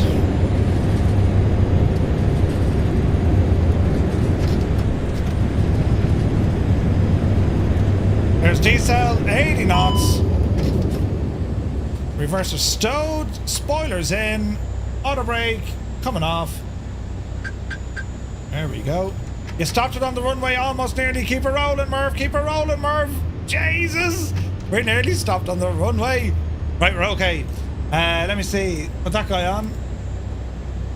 Flaps, bring him in. And we'll taxi over here to our left. I don't know what that landing rate was. It sounded nice, but sure, listen. 273, lads. Jesus. And there goes my frame rate. Drive it on. Come on, drive it on, Murph.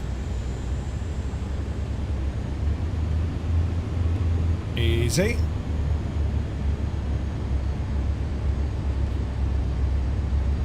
VRAM is full. Nah, it's not. It's the it's multiplayer. Do I have the Typhoon loaded? I have it, but I never get that thing to appear right. Whatever it is about the Typhoon. No idea, Wombat.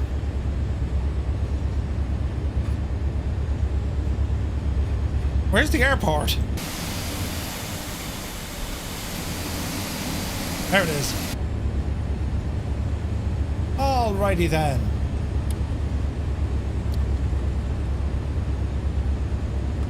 Welcome to Keflavik. Holy lag, man. Yeah, the lag with multiplayer can be real messy. But we're alright. We'll taxi in. We're gonna have to refuel anyway. Yeah, Lone Gamer, they have a lot of work to do with multiplayer, mate. They have so much work to do with multiplayer.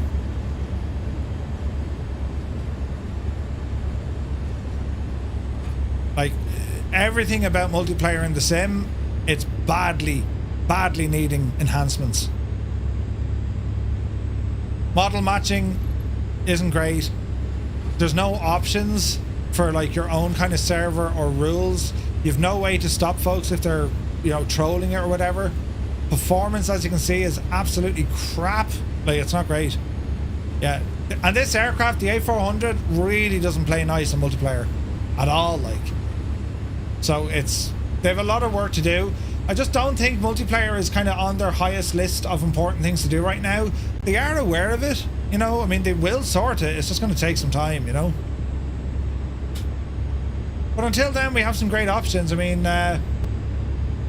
you know, Skynet, JoinFS, all that stuff.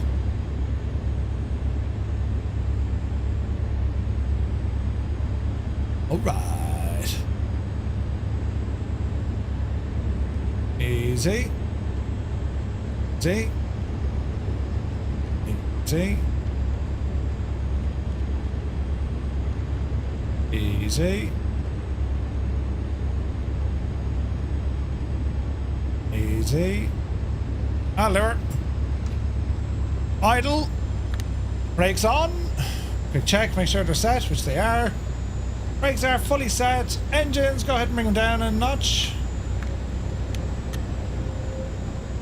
Alright. Dreamy, sleepy, nighty, snoozy, snooze. Jesus, Commander Balosh.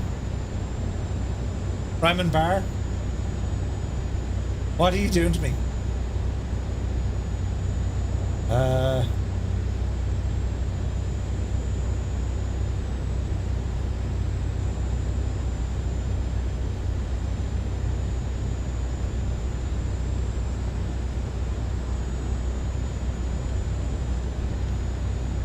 So that's the contribution from Epic Fool tonight. It looks nothing like me, you know. We've seen this before. Jesus. Right, let's have a look. Mod up here, auto mode, turn that off. Radios, transponders, all this jazz. We can now cool all this off. Why didn't that turn off? That's interesting. Let's see here.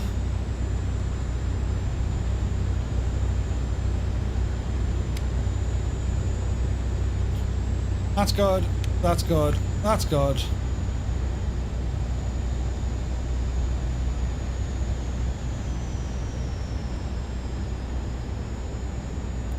GPU coming on.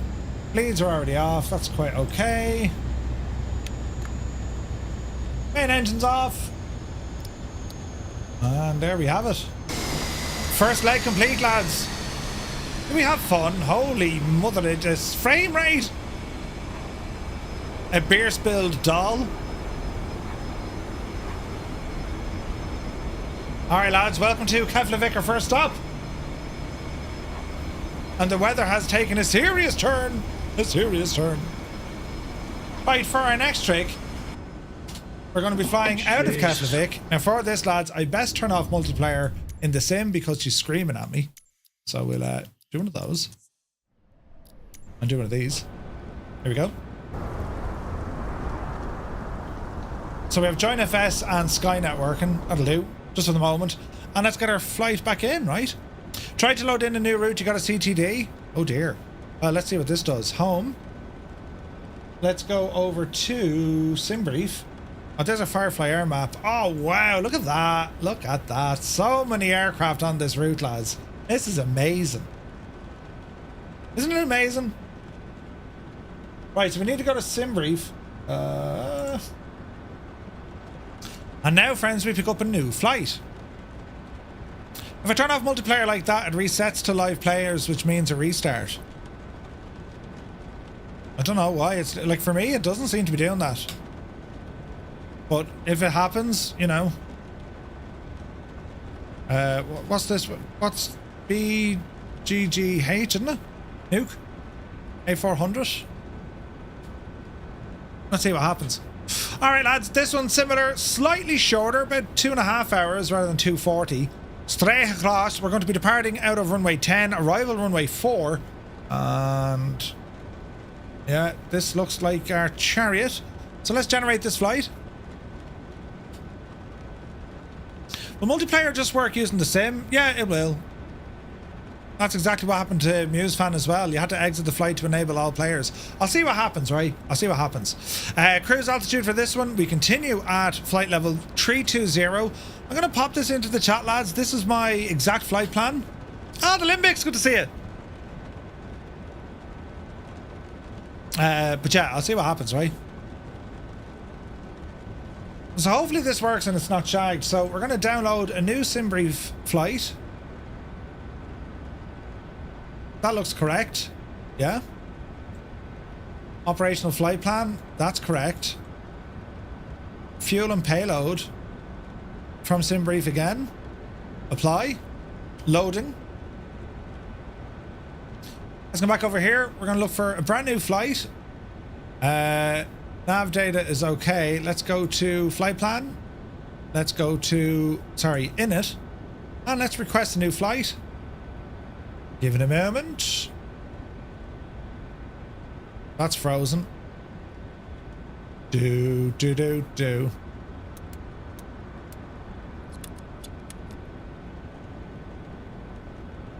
Oh, there could be a restart coming in. How many for tea and how many for coffee? Tilly Flyer, brilliant. Do. So these screens are now shagged. Let's see. Let's give it a moment to think about it. The sim hasn't frozen, just these screens have.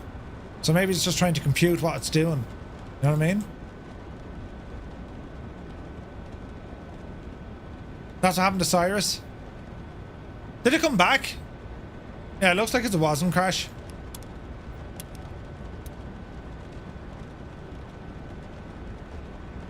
It didn't come back. Alright. You'd need to restart. Same here. No turnarounds. Another winner. Oh, we have another winner. Nice. Winner, chicken dinner. Who won this one? Do. Mr. Dan! They've done studies, you know. 60% of the time, it works every time. Mr. Dan is the winner. Jesus. He's won himself a Boris AudioWorks sound pack of his choice. Congratulations, Mr. Dan. Let's go ahead and pop your name in that. Mr. Dan. Good man yourself. Good man yourself. Right. Isn't there a way to manually do this? Science, Murphy. Let's not get bogged down, but let's just do it for a minute. Because I think I have a way to kind of reset this. Right? Tools. Behavior. Is it? Is it? Get out of behavior. It's definitely in tools. Something to do with WASM, isn't it? Virtual file system, no. SimConnect Inspector.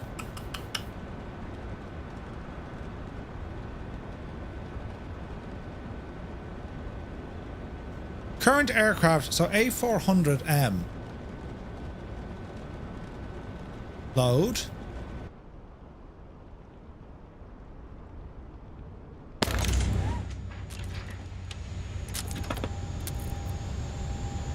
Give it a moment, give it a moment.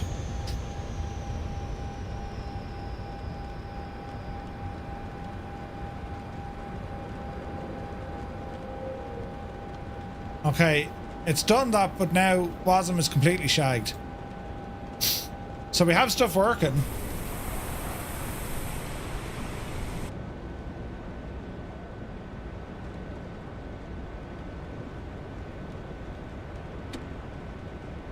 I think we're good.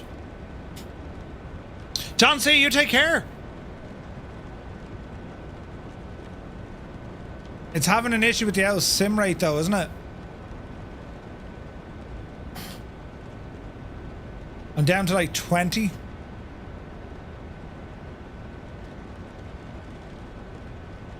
$40, $50, there we go.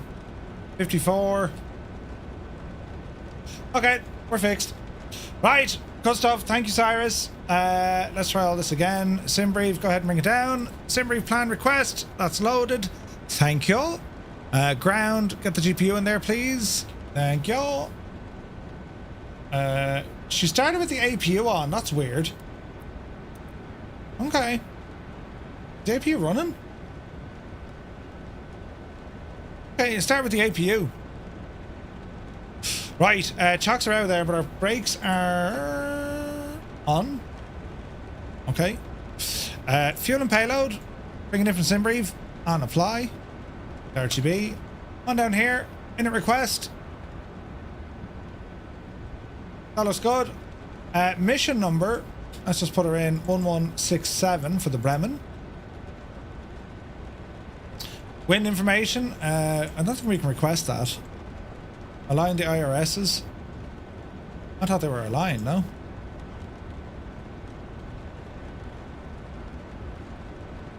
They're good. They're good. Flight plan.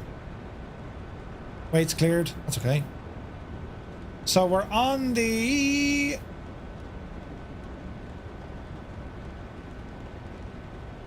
where's my monitor? We're on the other one. Restarted the job. Nice. Made it with a broken plane. No flight computer. -22 landing rate. Ran yourself. Brilliant. I use 4K, yeah. On gamer 4K. Right, let's have a look here, lads. So, my flight plan. So, out of Köhl, we're going to go to our departure. And we're going to be on the Sorry 3B from runway 10. Runway 10, Sorry 3B. There you go. And transition to CYYR, is it? None. Okay. Insert. Insert. We got a disco. Cleared the disco. And let's come down the road. This might change when we get there, but let's see what happens. Into Nuke, our arrival. Or Nook. It's going to be direct on the 04 ILS4. ILSY 04. I don't have a star. There's no star. That looks good to me. Let us now go to our fuel load. And we'll take this in from the aircraft itself. So, what are we looking for here? We want our zero fuel weight, which is giving me 106. It's actually 107. So let's go 107. And our zero fuel weight center of gravity is 29.1. 29.1. Block fuel with us today is... Fuel was 126, so 12.6.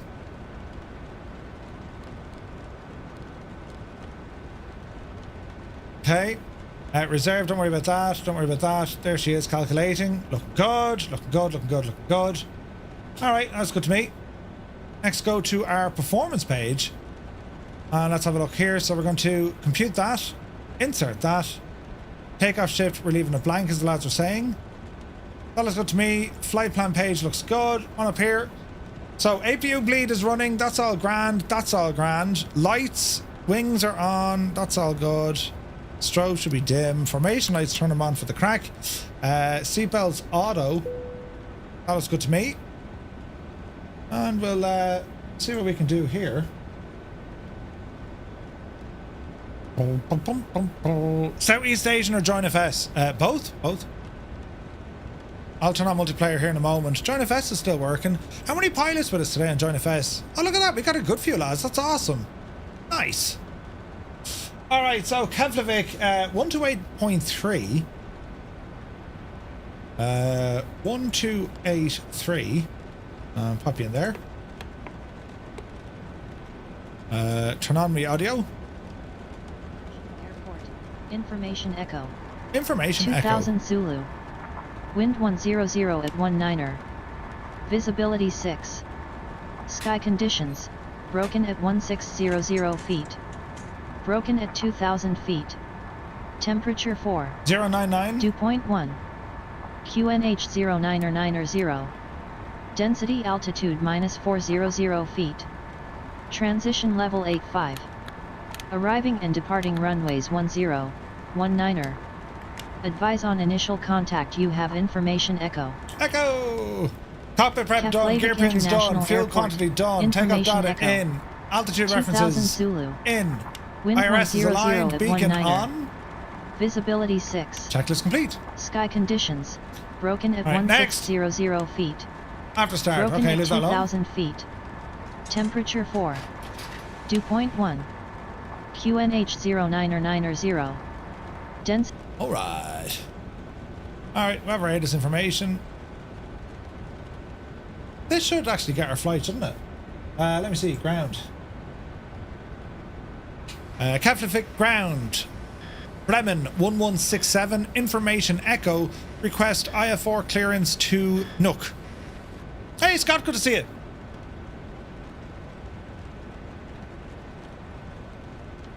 Alright, that looks good, that looks good, that looks good. It'll be a push and start here in a moment. Do. I'll have your clearance in just a second. Sweet. Alright, quick check of the aircraft. Yes, she's looking good. Outside. Yes, she's looking good.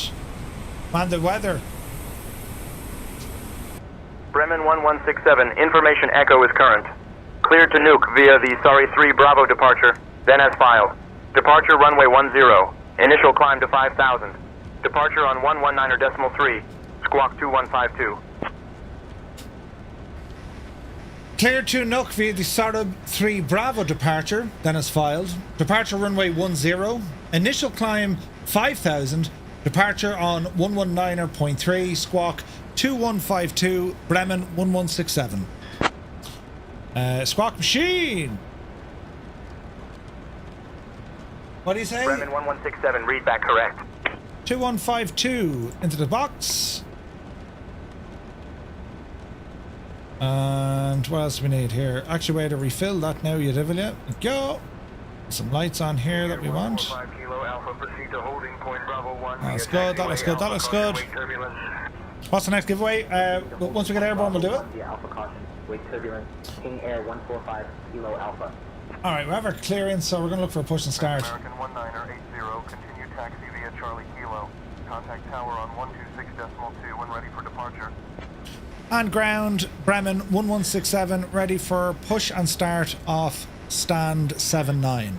Continue taxi Charlie Kilo, contact tower. That's good, that's good, that's good, that's good, that's good. Bremen 1167, push and start approved, face south. Push and start approved, face south. Bremen 1167. Alright. There's our tug. Engines. Good. Flight controls. Good. Let's see what happens.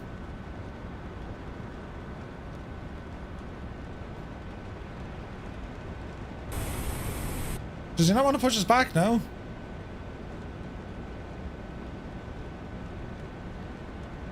Give us a push there, Chief, will you?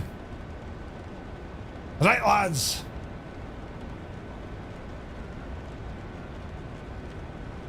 Let's see what's going to happen here. That's good, that's good. Where you go? Ah, Jesus.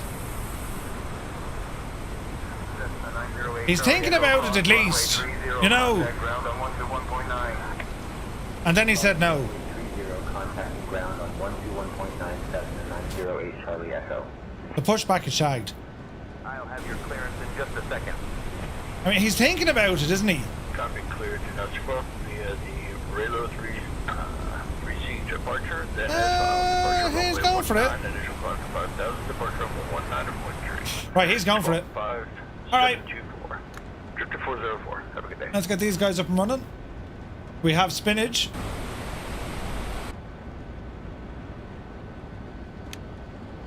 Off the brakes. We're moving. Get the reverses on, right? No, super tie. I'm actually using the default sim.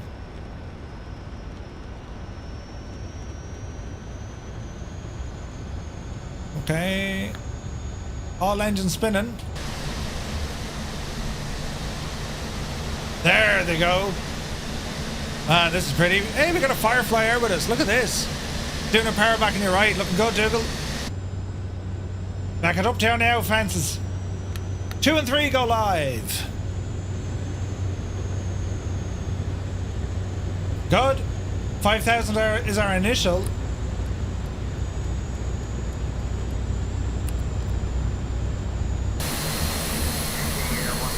Kilo Alpha cross runway 12 contact ground on 121.9. 1 and 4 live. Runway 12 contacting ground on 121.9. You made ATC put down his magazine, right? Malky correct. This just using the sim. Alright, now Lewis. Brakes on. Alrighty, so what was our performance here? 1.5. Flight controls. Kilo. BGGH India Victor Alpha. And then 1.5.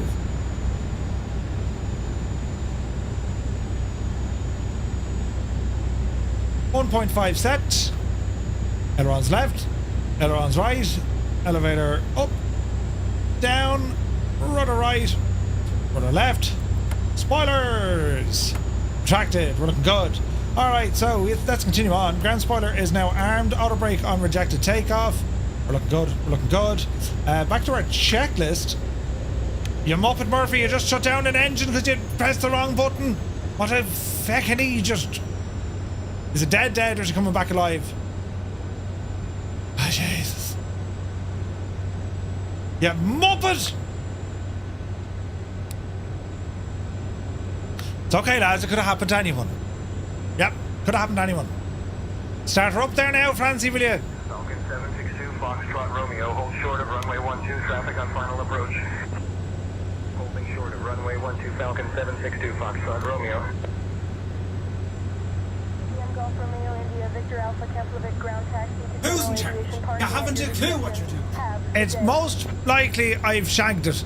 Hang on. Why are you stopping?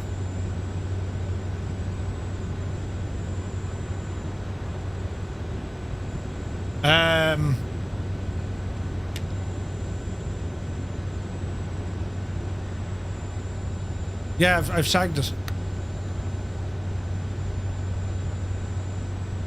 Let's try that again, shall we?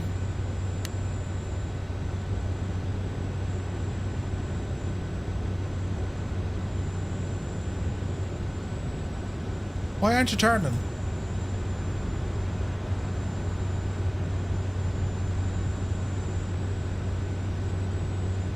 APU?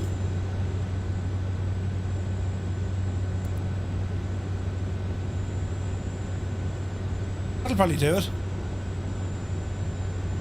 We need the APU on for one engine, really? Give it a second.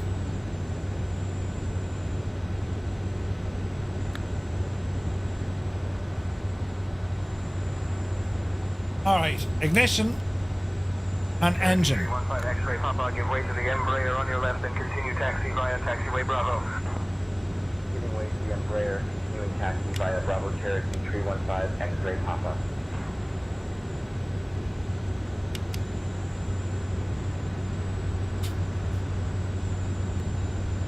We've not done the APU yet. Strange that we need to have the APU running for the like all the other engines that started. You know what I mean? Packs are running, but why don't we see APU? Right, let her spool and let's see what happens, right? It's alright, lads, I've just inadvertently shagged an engine, it's grand. All aircraft be advised, information Foxtrot is now current. QNH 0990. 90%. Jeez, the APU is slow spooling, isn't it? 97, 98, 99, 100%. APU bleed. APU is available. Starter switch. Engine 1. There she goes. Jesus.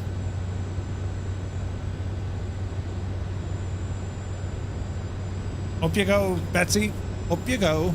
Goblin Zeus landed. Come on yourself. Alright.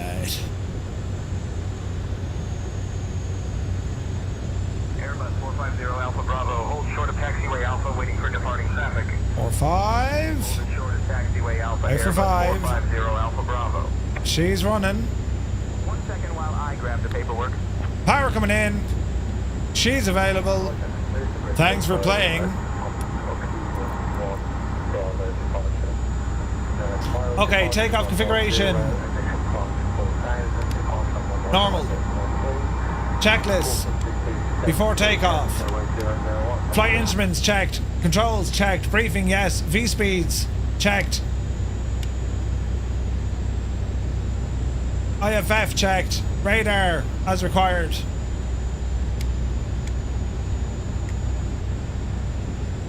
Check. Windows close. Takeoff runway yes. Loadmaster he's alright. Packs as required. Alright, we're good. Keflavik, Bremen 1167, ready to taxi runway 10. Tilly, 1 second airborne, yeah.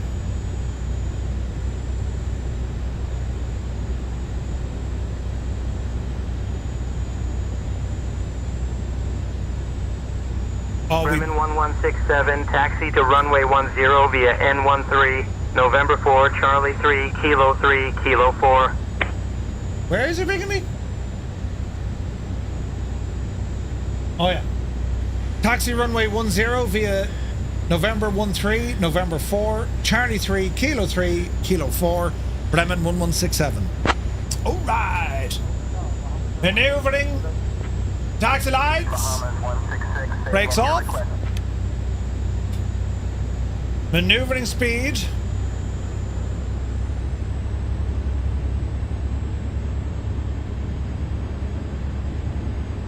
Turn to the right. Alright, lads. Shots just landed. Good man yourself.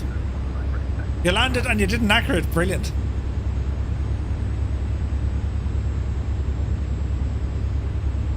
Okay, lads. Next stop, Greenland. Keflavik ground, taxi to runway 10 via Sierra 1.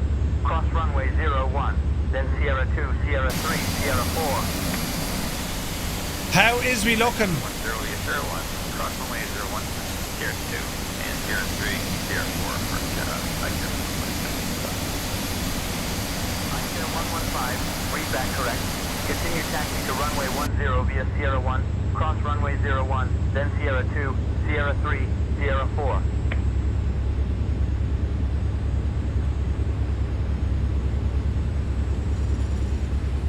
Easy now, Murph. Easy now. Left turn coming up. Colin Matter, good to see you. Yeah, we're using injected traffic from Say Intentions and from JoinFS. But I'll turn back on Microsoft's multiplayer now in a moment, lads. It's just the performance is quite bad on the ground with this aircraft, so... Taxi to holding point Delta 4 via taxiway hotel in Lima. On Charlie 3, then it's a right on Kilo. Okay. Point Delta 4 via hotel in Lima, Embraer 225 Echo Mike. Should be good, should be good. Man, look at the weather here. It's like completely brutal, isn't it? Brutal. Hey, Belbro, good to see you. Just about to leave Iceland onto our second leg of the flight.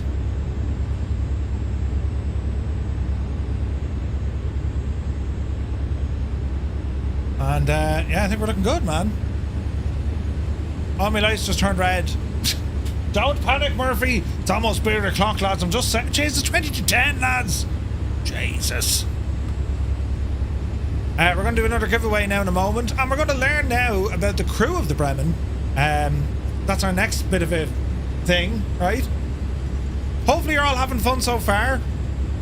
This is like an annual... Well, it is an annual thing we do. So hopefully you're enjoying it. You're learning us something.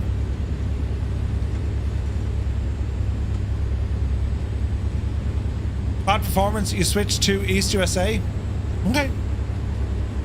Hopefully that's better, Godwin Zeus.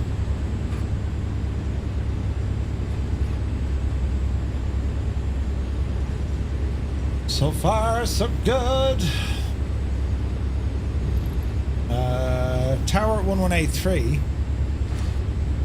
Embraer 225 Echo Mike. Hold short of taxiway Gulf traffic on final approach.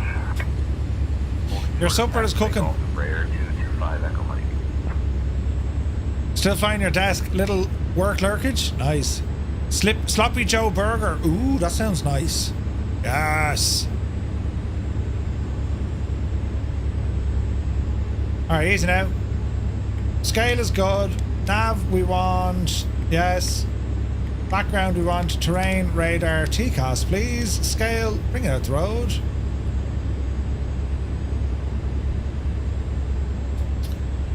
Keflavik ground. Bremen 1167 is holding short runway 10.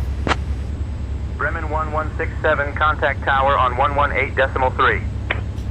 118.3 for Bremen 1167. Bremen 1167, contact tower on 118.3 for departure clearance. Already have our clearance.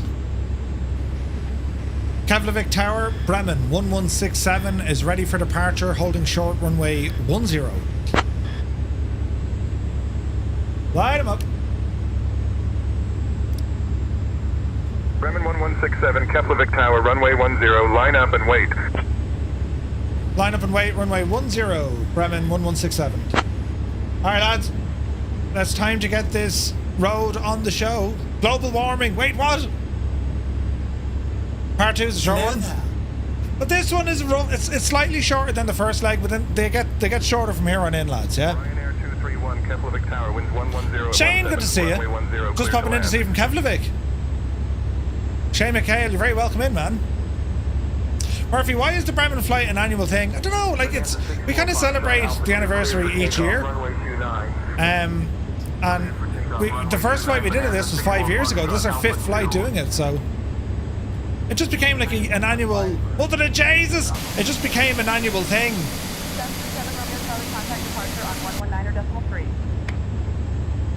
What's my time of day? 2042. Live. Alright, let's see. Auto throttle, speed 210. We have our star. Flaps are good. Spoilers armed. Alright, we're just waiting for the give it a blast. The Bremen is often overlooked. Dude, it's like so overlooked. Like, I'm in Ireland, there's nothing in our media nowhere about. Oh, by the way, lads, 97 years ago, you know, a plane took off from Ireland with an Irish pilot, with a German crew. Nothing, you know?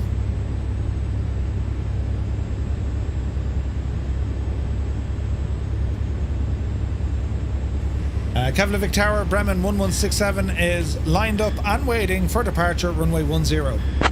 Don't forget us now, lads. Runway 10, yeah. Maybe he forgot us. It can happen. Bremen 1167, runway 10, hold short. Traffic on the runway. No, I am the traffic on the runway. 9001 Bravo, clear to land runway. Switching to a C-17. Nice. Turbulence from the departing jet.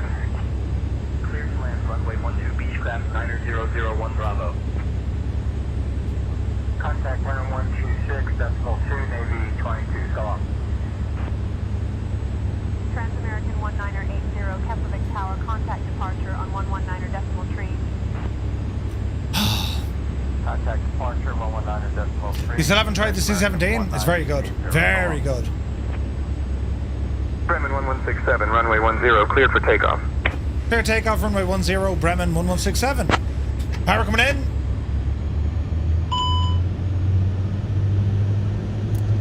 Toga. Alright. Speed live, 80 knots. Just needs a little reminder every now and again, do you know what I mean? V1. Rotate. Oopsie daisy. Pause, we're ready to climb. Gear up.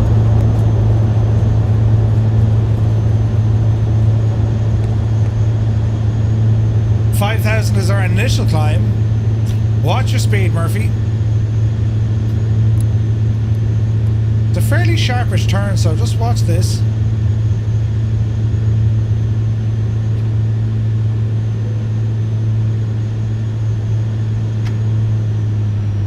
Diamond Tree 71 Bravo, Charlie, hold short of runway 31, awaiting further instructions. Holding short of runway 31, Diamond Tree 71 Bravo, Charlie. There we go. Bremen 1167, contact departure on 119.3. 119.3 for Bremen 1167. Campbell Tower, Ice Air 115, ready for departure. Hold short, Pacific 115. Speed is good, we're expecting a left turn now. Capital departure, Bremen 1167, passing 3000.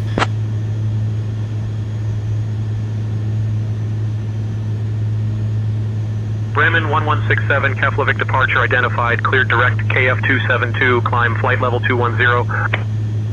Clear direct, Kilo Fox 272, climb flight level 210, Bremen 1167.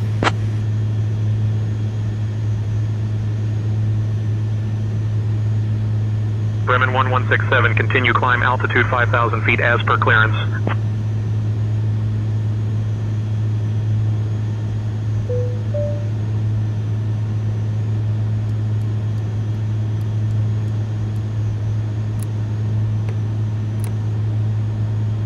Off we go.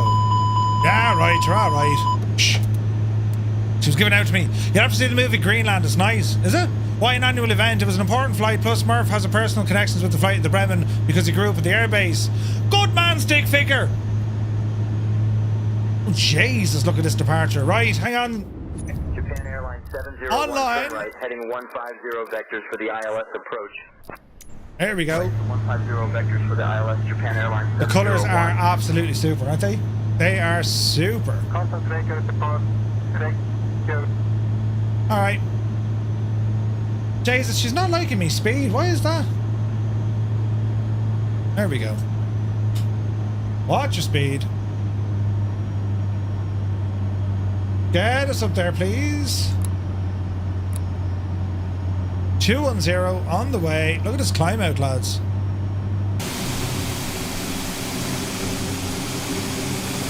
Okay, I can only see Max Stallion on multiplayer. Go for Jesus, look at that though.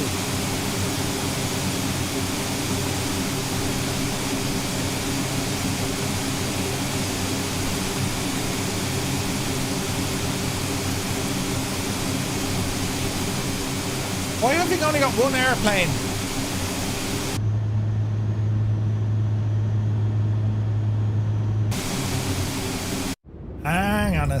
Hang on a second, Sim. You were doing so well. Now it's shagged. Try it all again.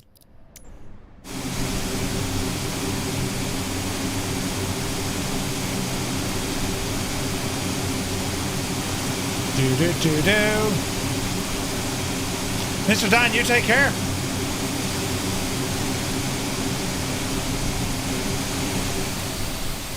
We've one aircraft in multiplayer. But yours didn't show anyone, sure it didn't? 10,000 lights off.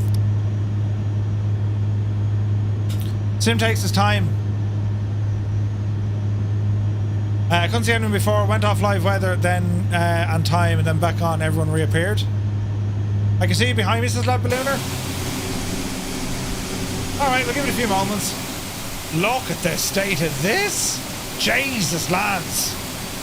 Right, let's get a head count. If you're currently flying along with us, Xbox pilots press 1. If you're on the PC, press 2. JoinFS and Skynet pilots press 3. And if you're here wondering what the devil will happen next, well, friends, you press number 4.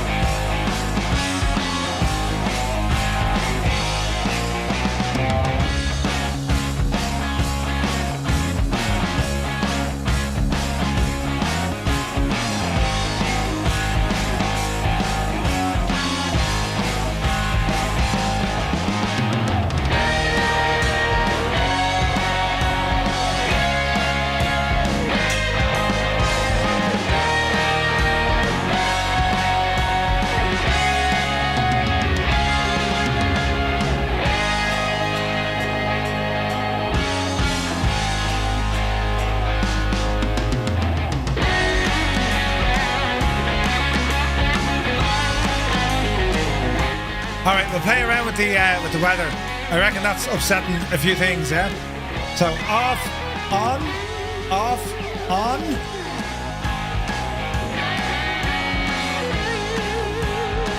Our cruise for this one, 320.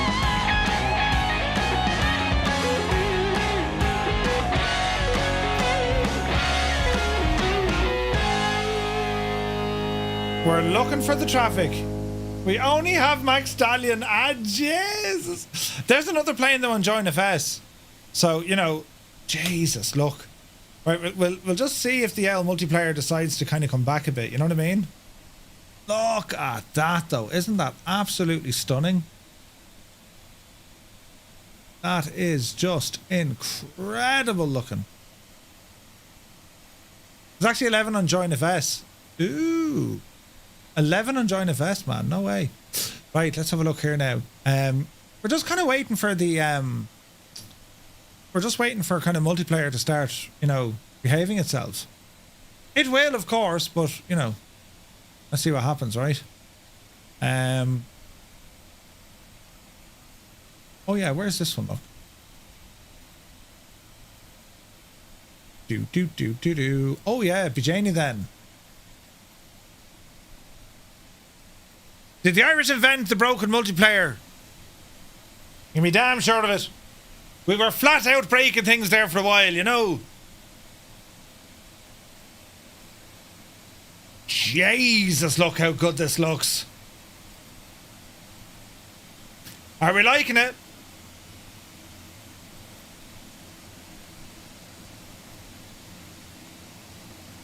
Man alive, that's gorgeous.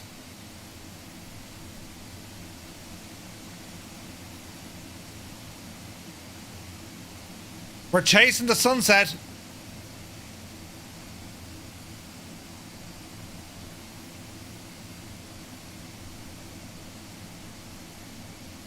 Max Stallion, you're in the well, right?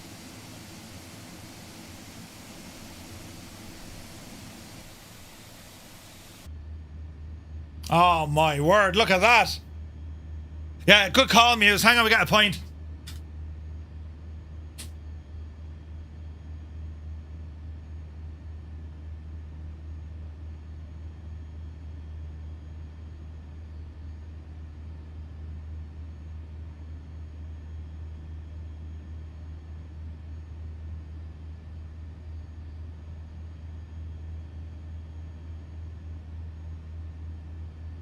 Now listen, I have not to spill any of these tonight. None of them. What's our altitude? We're very slow, look. We're climbing up to 320. Now let's have a look over here.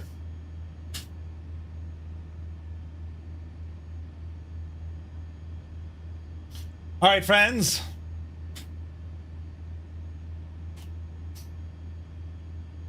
As we press some buttons.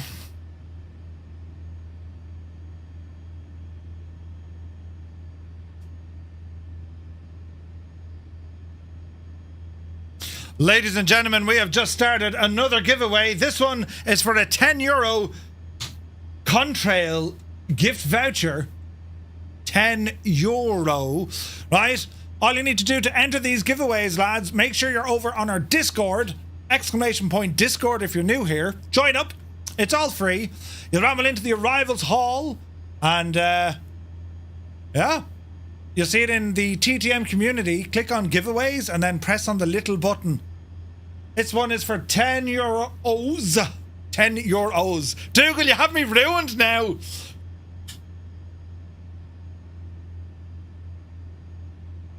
Alrighty then. Look at the state of this.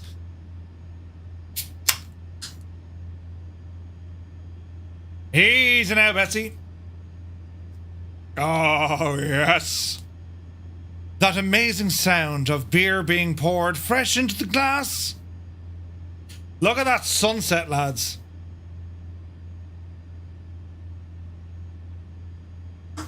Now remember, I've not to spill a friggin' drop. Cheers and sláinte, Fireflies. Thank you so much for joining me on this epic adventure.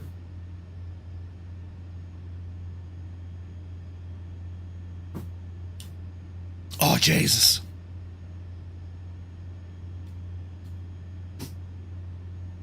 All right. All systems running.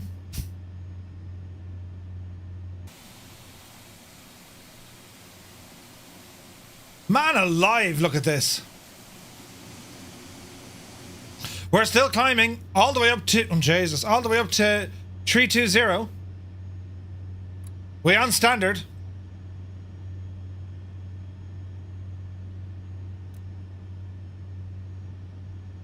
Speed limit exceeded. Don't worry about it out at all.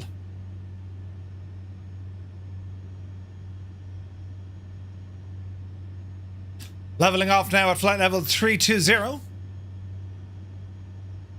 Who are you? No one's even heard of you. Gib, I hope you're well, mate. Soon, my dude. Soon. I need to get you onto these. They're gorgeous. Lads, look at the lighting. Look. You ever seen anything like that before? Look at the colours underneath the clouds. That kind of glare, the haze. I've never seen this before in the sim. Would you think the aerial refueling thing would affect the aerodynamics, wouldn't you? Maybe. Seems weird. No sim sounds outside the aircraft for some reason. Really? When it works well, it works extremely well. Oh yeah. Oh yeah. It's gorgeous, man.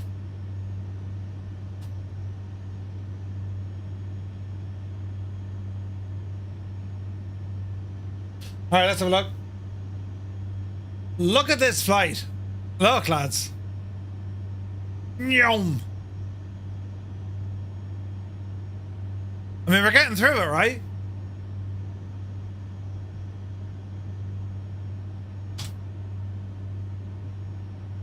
Speed is picking up. It doesn't look gorgeous. Absolutely gorgeous.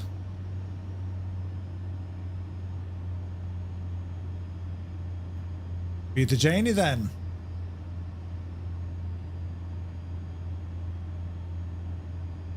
Hang on, you wouldn't know what comes up next. What's the password for Join FS? The logs 2. Yeah, the logs 2. It's just gorgeous when it works. We're doing well, lads. We'll have some more information now coming up soon about the crew of the Bremen. It's an anniversary flight, yeah? 97 years ago to the day. It was the first east to west crossing of the Atlantic Ocean.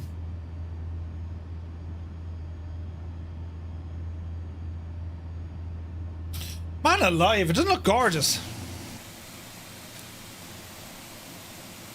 Savage.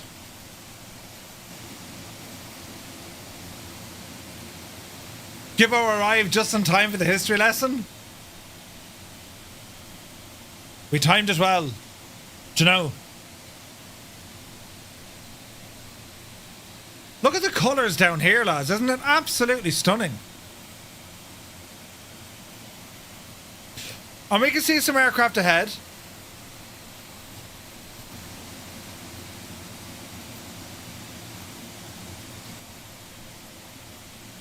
What a machine. Epic Fool is here. When you get the action figure, right? Available from all good news agents and Shaws almost nationwide, you know. It's good to see you, Epic. How are you, mate?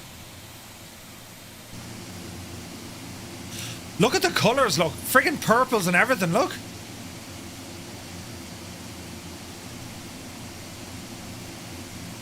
Oh man, it's gorgeous.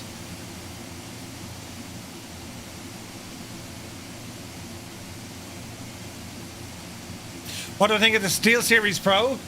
Yeah, they're good. They're really good. So I use the Nova Pro, and yeah, the Steel Series stuff is very good. Very good.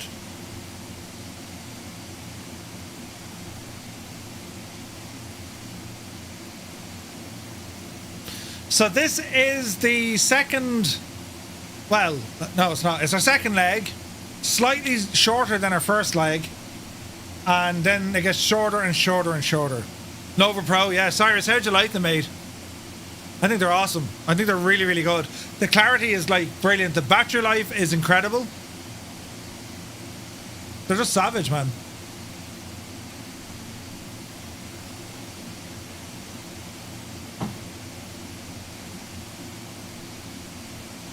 Grand, no complaints. Malky got the Nova 7 and it's cracking, so I'd expect the Pro to be top notch. So the Pro, if it's wired, it has this DAB feature, like it's this, like the highest digital audio you can get, right? The Nova Pro are pretty much everything the same, right? But their batteries are like, they last 3 times as long as the Pro. You know? They're just savage, lads. So how are we looking for the giveaways? Got 13 minutes left for the €10 Contrail voucher. And if you're new to our Discord, well, I want to welcome you all in, guys. Thank you so much for joining.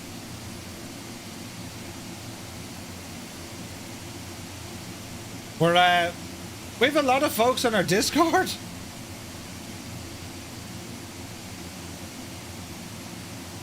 $3,237 people are part of our Discord community. Isn't that nuts? What? Absolutely bananas. Bananas. Right, anyway, let's settle into this one as well, we'll start learning a little bit about the crew, okay? So this is mad, right? When we learn about the crew, where's my notes? Here we are. So Captain Hermann Köhl, a German, he was born on the 15th of April in 1888 in Bavaria, one of 8 children. He struggled in school, he was always wanting to be outside, and he studied in the Munich Cadet School, or the München Cadet School. He served in the Pioneers at as an ensign, and at the age of 19 he joined the German Imperial Army to become an officer like his father. At the beginning of the First World War, he was a lieutenant and he fought in the Vosges. He was shot down and his left shin bone, he was shot in his left shin bone, which disqualified him from further service in the engineers. So he volunteered to join the German Army Air Service, which was just starting off. Hey Patrick, good to see you. He drafted his own report specifying his own qualifications, and he sent it to headquarters without his commanding officer's knowledge. He was accepted and reported to the Aldershot Flying Reserve Detachment of the Hünefeld Aerodrome. This kind of tells you the sort of characters, daredevils, you know, rebels, this kind of stuff, right? He became an aeroplane observer for the Flying Detachment 41. And he took his first long-distance flight to Leipzig in an Albatross training machine. His first solo flight, upon landing, the undercarriage and propeller were damaged. The next day, however, he passed his pilot's examination.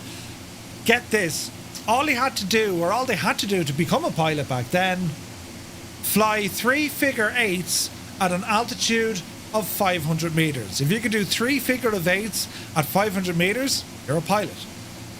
He was injured in a fight with 2 enemy aircraft in 1916, and he was injured in his upper thigh. He spent a quarter of the year in hospital. In March 1918, he was promoted to captain and obtained the command of a bombing squadron. He was captured and spent 16 months as a POW in a French camp. After several escape attempts, in September 1919, he made it out and he used the moon and the stars to guide him to safety. He also used a newspaper advert of a travel pass to get him through security checks and even almost drowned swimming across the Rhone River. He returned to aviation at a place called Beublingen. He was given several different planes to test out, and by far his favourite was the Fokker D7. Flew in the first nighttime flight route in Germany in 1924. At the end of the First World War, he was working for the German police and also the Reichswehr. He transferred to civilian aviation and became head of the Deutsche Lufthansa night flight branch in 1926.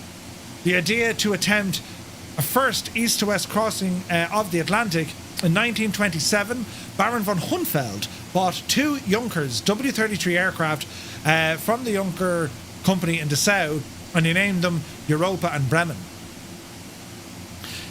As he was working with Lufthansa at the time, he was the flight instructor. That's how he met with the Baron, you know. So they started working with each other, and they soon discovered that Ireland would be a great starting point for the east to west flight, and he spent some time in Ireland in 1928 inspecting several airfields, and they both settled on Baldonnel.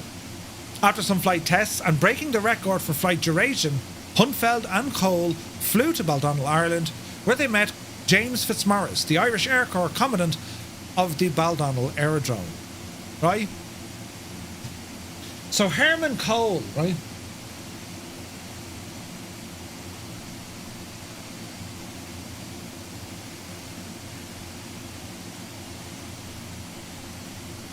Like, how that story hasn't already gotten this dude a movie?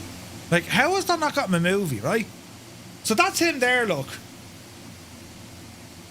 Was in the army, got injured, then transferred himself into the, you know, the Air Force, right?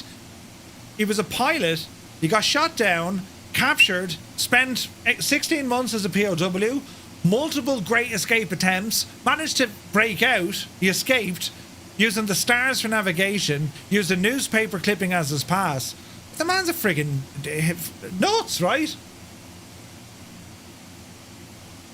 You couldn't make it up, like. How is there not a movie about this? Like, it's mad. But that's Herman Köhl, like, just a very, very interesting character. You know? But anyway, if you were a director, you'd make one. I'm telling you, he was MacGyver before MacGyver. Nearly was, right? MacGyver before MacGyver. Well, what about the Baron Gunther von Hünefeld? Well, he was born on the 1st of May in 1892 in Königsberg in East Prussia. His father served on the board of directors of the German government committee for the Olympic Games, and Hünefeld and his brother had key interests in sport. He was blind on his left eye and nearsighted on his right, and his childhood was characterised by several serious diseases. After attending school in Berlin, he studied at the Berlin University, and he came in contact with the first flight pioneers at Berlin's Johannesthal airfield. At the beginning of the First World War, he tried to join the German Air Service as a volunteer, but this was rejected due to his poor health. After that, he volunteered again as a motorcyclist and was wounded in September in 1914 at Flanders, which led to a shortened left leg.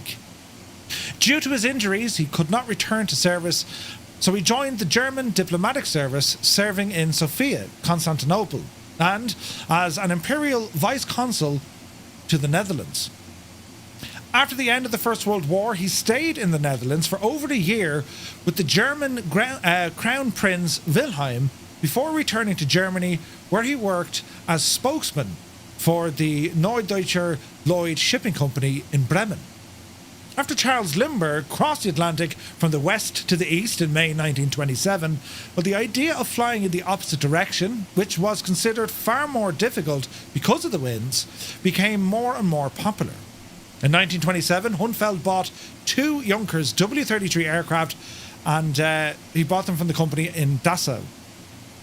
His plans were supported by Hugo Junkers himself and Herman Köhl. After some test flights and breaking the record for flight duration, Hünefeld and Köhl then flew to Baldonnel. Like, this lad, he's a mad-looking devil, this lad, right?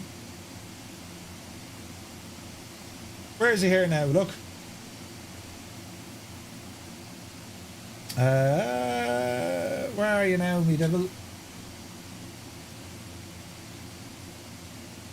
So, Heinfried Gunther Frier von Hünefeld. Like, how there wasn't a movie about this lad? Look at him. That was the devil there. So he was the mastermind behind the flight, lads. He was the payroll, right? And how he managed to do that was, well, like, I mean, he was good old mates with Wilhelm. You know what I mean? That's a monocle, yeah, it's a monocle, yeah. And just think about it, lads. These lads, you know, they were born in peacetime, they all served in the First World War, and now that the world is back in peacetime, they're doing their thing. He looks like a great villain, doesn't he? He wasn't a villain, though. Far from it. Far from it. So what about James Fitzmaurice? Well, he was born on the 6th of January in 1898. He was the youngest in Dublin. And on the 23rd of May, 1902, at the age of 4, Fitzmaurice moved with his parents to a house on the Dublin Road, Portlaoise in Ireland. He was sent to Waterford for business training and was sent home on one occasion for disruptive behaviour, as he disliked school. In 1914, he joined the National Volunteers, and later that year, he enlisted in the cadet company of the 7th Battalion of the Leinsters. His parents told the commanding officer he was to be removed immediately. 3 months later, he slipped away quietly and enlisted as a trooper in the 17th Lancers of the British Cavalry. Again, his parents told the commanding officer he was too young and requested that he was sent home or not put on active duty until he was 19. He became a Lance Corporal, earning 1 shilling 5 pence per day, and he was on the list to go overseas under 18, but never corrected anyone. He lied about his age. There was no use for cavalry, so he transferred to the Infantry Regiment, 7th Service Battalion of the Queen's Royal West Surrey Regiment. He didn't like staying in the trenches and often volunteered for patrols out into no man's land. In July 1916, he fought at the Battle of the Somme. In 1917, acting rank of sergeant and commanding platoon number 19 of D Company, on a patrol in the village of Erlay to discover if it was occupied, he was shot trying to escape and suffered wounds to his right leg and had trench fever. He returned to England to train for a commissioned rank for 4 months. He was promoted to second lieutenant in the 8th Irish King's Regiment and volunteered for serving in the Royal Flying Corps, which eventually became the Royal Air Force. He was posted to the School of Military Aeronautics at Reading and posted for a course in practical flying training at Eastbourne Aerodrome. The first airplane ride was in a Gnome Avro training aircraft. After 5 hours of dual flying, he carried out his first solo. He gained about 20 hours of solo flying, at the end of which he was tested in handling of elementary machines after he flew the Sopwith Pup and then the Sopwith Camel. He completed his training as a fighter pilot and was posted to sail to France on the 11th of November 1918, the day that the armistice with Germany became effective. Fitzmaurice married Violet Bill Clark on his 21st birthday. Clark was a non-commissioned officer, an NCO, of the Women's RAF, and the wedding was held in secret. He continued to serve in the Royal Air Force, flying the males with 110 Squadron, and in May 1919 he was selected to undertake the first nighttime mail service, which was Folkestone over to Balloon. In February 1922, Fitzmaurice came home to Ireland and joined the Irish National Army's air service following the formation of the Irish Free State. In early 1923, he was promoted to captain, and on the 25th of October in 1925, he was promoted to acting commandant, appointed second in command of the Irish Air Corps, with the headquarters in Baldonnel. He was then later promoted fully to commandant on the 1st of September 1927. He started raising funds for an east to west flight, and he raised £11,000 to finance the flight to America. Now lads, someone do that real quick. What was £11,000 in 1927 in today's money? Right? Bearing in mind, Ireland is this brand new state. We're not too long after the famine. There's no money in the place at all. You know what I mean? You can think of a certain actor to play him. Yeah, it's mad, isn't it? Do a quick Google there. It'll show you with like inflation and all this. I'd say that's close to, you know, $1 million or something. It has to be. It has to be. Bloody inflation, right? Fitzmaurice made his first attempt to fly the Atlantic in 1927 when, in the Princess Xena, that was a Fokker Villa aircraft, piloted by Captain Robert Henry McIntosh. having received the meteorological forecast indicating that even though the first 200 miles or so off the coast of Ireland were poor, well, the rest of the route was going to be clear. However, the weather off the coast of Galway was turbulent and it got worse. Visibility went to practically zero and they had to do a forced landing back in Ballybunion in County Kerry. A year later, contact with Hünefeld and Köhl became a reality when they visited Baldonnel and they asked Fitzy to fly with them. Good man, Super Ty. So £11,000 in 97 is in 1927 is now about £883,000 today, very close to $1 million. That in itself was an achievement. Think about it, lads. Massive achievement, right? So James Fitzmaurice where are you now, Chief? So here's the Fitz, the flying Fitz, James Fitzmaurice. And if you notice the Irish uniform back then, the Irish military uniform, here's a bit of kind of useless knowledge. Well, I don't think it's useless knowledge. I think it's important. The story behind the Irish uniform back then, lads, and it actually came as a request from the British Army. They requested that we change the uniform over here. The reason being is the Irish uniform back then, it was of German design. And you kind of wonder why. The Irish and the Germans had great collaborations prior to the build-up of war and all the problems, right? So the Irish helmet, that was a German-style helmet. You can see there on his neck, right? It was very German-styled. And then they changed it. They changed it then to what closer to what the British had. Fascinating character, this lad, right? And then, of course, when we talk about Baldonnel and the importance Baldonnel has in the place, right? So Casement Aerodrome, we'll just pop in Casement Aerodrome. Casement Aerodrome, Baldonnel, right? So this is well, it's a satellite view of it. Old enough picture. It's changed somewhat since then. Well, only a little bit. And of course, Jeppesen did this for us, right? But the camp itself, I mean, when you look at the landing places on, the early day of the Air Ministry, Dublin, Baldonnel, Aldergrove, Belfast, these were all the main places in which you could fly with the Royal Flying Corps. And then, of course, it became, well, she became up there with the Irish Air Corps, yeah? But it's fascinating. The three protagonists, the three main lads of all of this, isn't it staggering? They all fought in the war, all at different missions. I mean, they were enemies, right? I mean, they fought against each other. And I remember reading some stories and even talking to folks years ago. James Fitzmaurice, he wasn't instantly likable back in Ireland because it wasn't very popular, fighting during the war, for the Brits, or even for the Germans. Irish fought.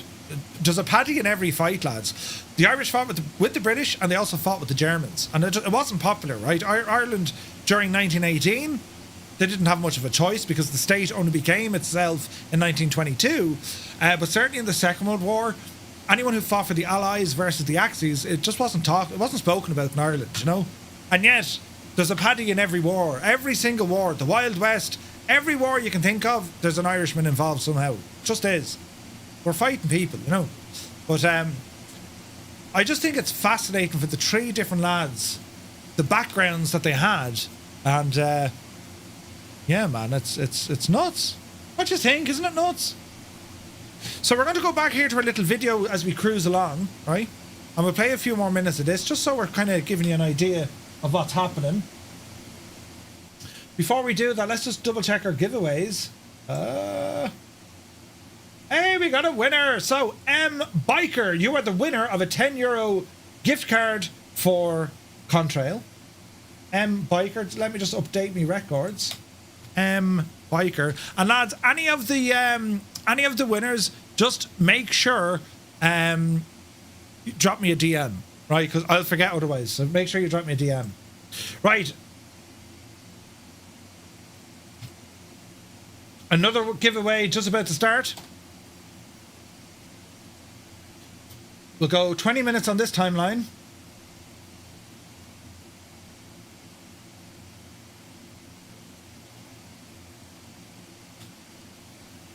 Boom. Right, lads, our next giveaway has just started. This one is for the Flight FX P180. The very, very best of luck, everybody. The Flight FX P180. Your chance to win yourself a copy of that. Ramble on over to our giveaways channel inside our Discord. If you're unsure how to get there, !Discord, and that'll tell you everything it is you need to know, right? So we're just going to do one of these, and we're going to bring up our little video over here. Biker, you won a €10 gift card voucher. Right, let us continue with this, shall we? Yes. 1927. But it took years to confirm that, although it's there for everyone to see in the state papers, that it is an intention to attempt a flight across the Atlantic was contemplated. It stated the 23rd or 25th of December 27. So the scene was set in mid-April 1928 for a serious attempt to fly the Atlantic, starting here in Baldonnel near Dublin. Baron von Hünefeld had arranged financing for the flight and would travel with the two pilots who were selected as far back as the previous Christmas, Hermann Köhl and Fitz.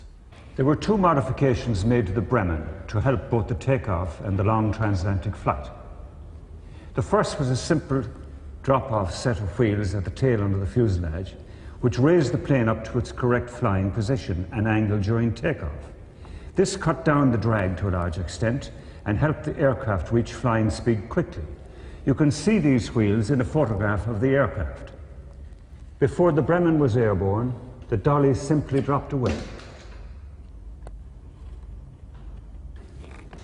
The second modification was the wingtip extensions, which, being angled upwards, gave the Bremen an element of extra stability, especially when flying at night. Perhaps without these features, the flight might never have succeeded. There was nearly a major problem preventing Fitz from flying in the Bremen at all. The government were reluctant to grant a permission to undertake such a dangerous flight, as many others had died, even as recently as 4 weeks before. There was also the question of insurance to provide for his wife and daughter, Violet and Patricia, and even whether he should wear his uniform on the flight. All of these problems were solved when Senator Oliver St. John Gogarty, surgeon, writer and a flyer himself, persuaded the government to give Fitz an official letter of greeting for President Calvin Coolidge. So now, let's look back to the morning of the flight, April 12th, 1928.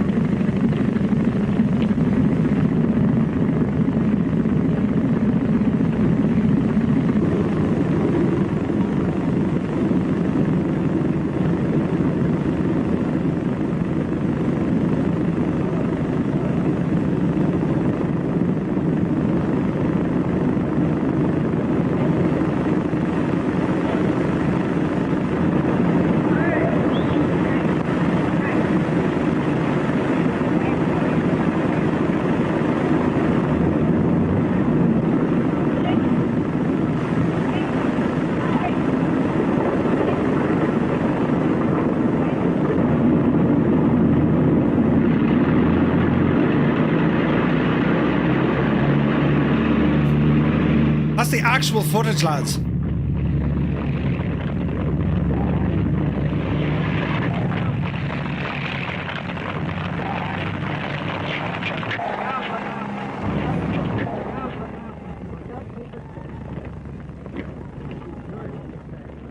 Now, Gerard, tell us what sort of weather conditions lay ahead of the flyers back then as they flew out into the Atlantic over Galway Bay?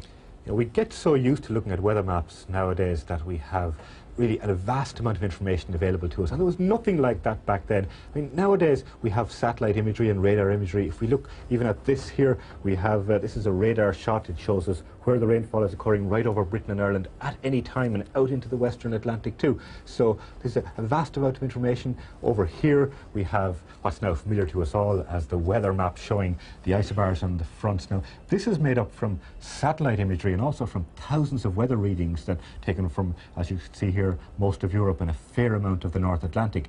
But back then they had hardly any weather readings from the whole of the Atlantic. So now, lads, that's not back in time now. That was only recorded the other day. That's the Irish weather systems, right? I mean, they're using DOS, right? Or maybe it could be Windows 90 now. It could be 3.1 as well, do you know? Brilliant. Fantastic. So it was very, very different looking at a weather, even the current weather, let alone the forecast weather back then, as it is now. And of course nowadays, Gerald, a modern jet takes 6 hours to reach America, whereas back then it took a day and a half. A day and a half, so really what they were looking for was a 2-day forecast. Difficult enough at the best of times. Okay, let's go and have a look at what the weather was actually like back in 1928. We'll do that now. Now we have here the weather chart for the day that the Bremen took off. Now, the takeoff conditions were very pleasant. There was light winds only over Ireland and Britain, and as they headed out into the Atlantic, this was only a slack area of low pressure. No great problem there, this area of nasty weather well to the south. Then as they approached Newfoundland, they had this very strong stream of cold air sweeping out of the Labrador Sea. You can see the isobars packed tightly together. That meant strong winds, and that buffeted the aircraft quite a bit. But that wasn't the only problem, because here, this is what we call a ridge. That's an area of very light winds, and that, in course, drifted up here to the eastern boundary of Canada, and with it lots of warm air sweeping up here, and cold seas meant fog in this area. Very disorientating. They were partially flying through visible means, because getting close to the magnetic North Pole, their compasses wouldn't have been much use to them. Very unreliable at that stage. Now, I'd be very worried if an aircraft like the Bremen went off course over Labrador. And indeed, their worst fears were realised halfway into the flight, as night fell and the weather changed dramatically. Baron von Hünefeld later recalled.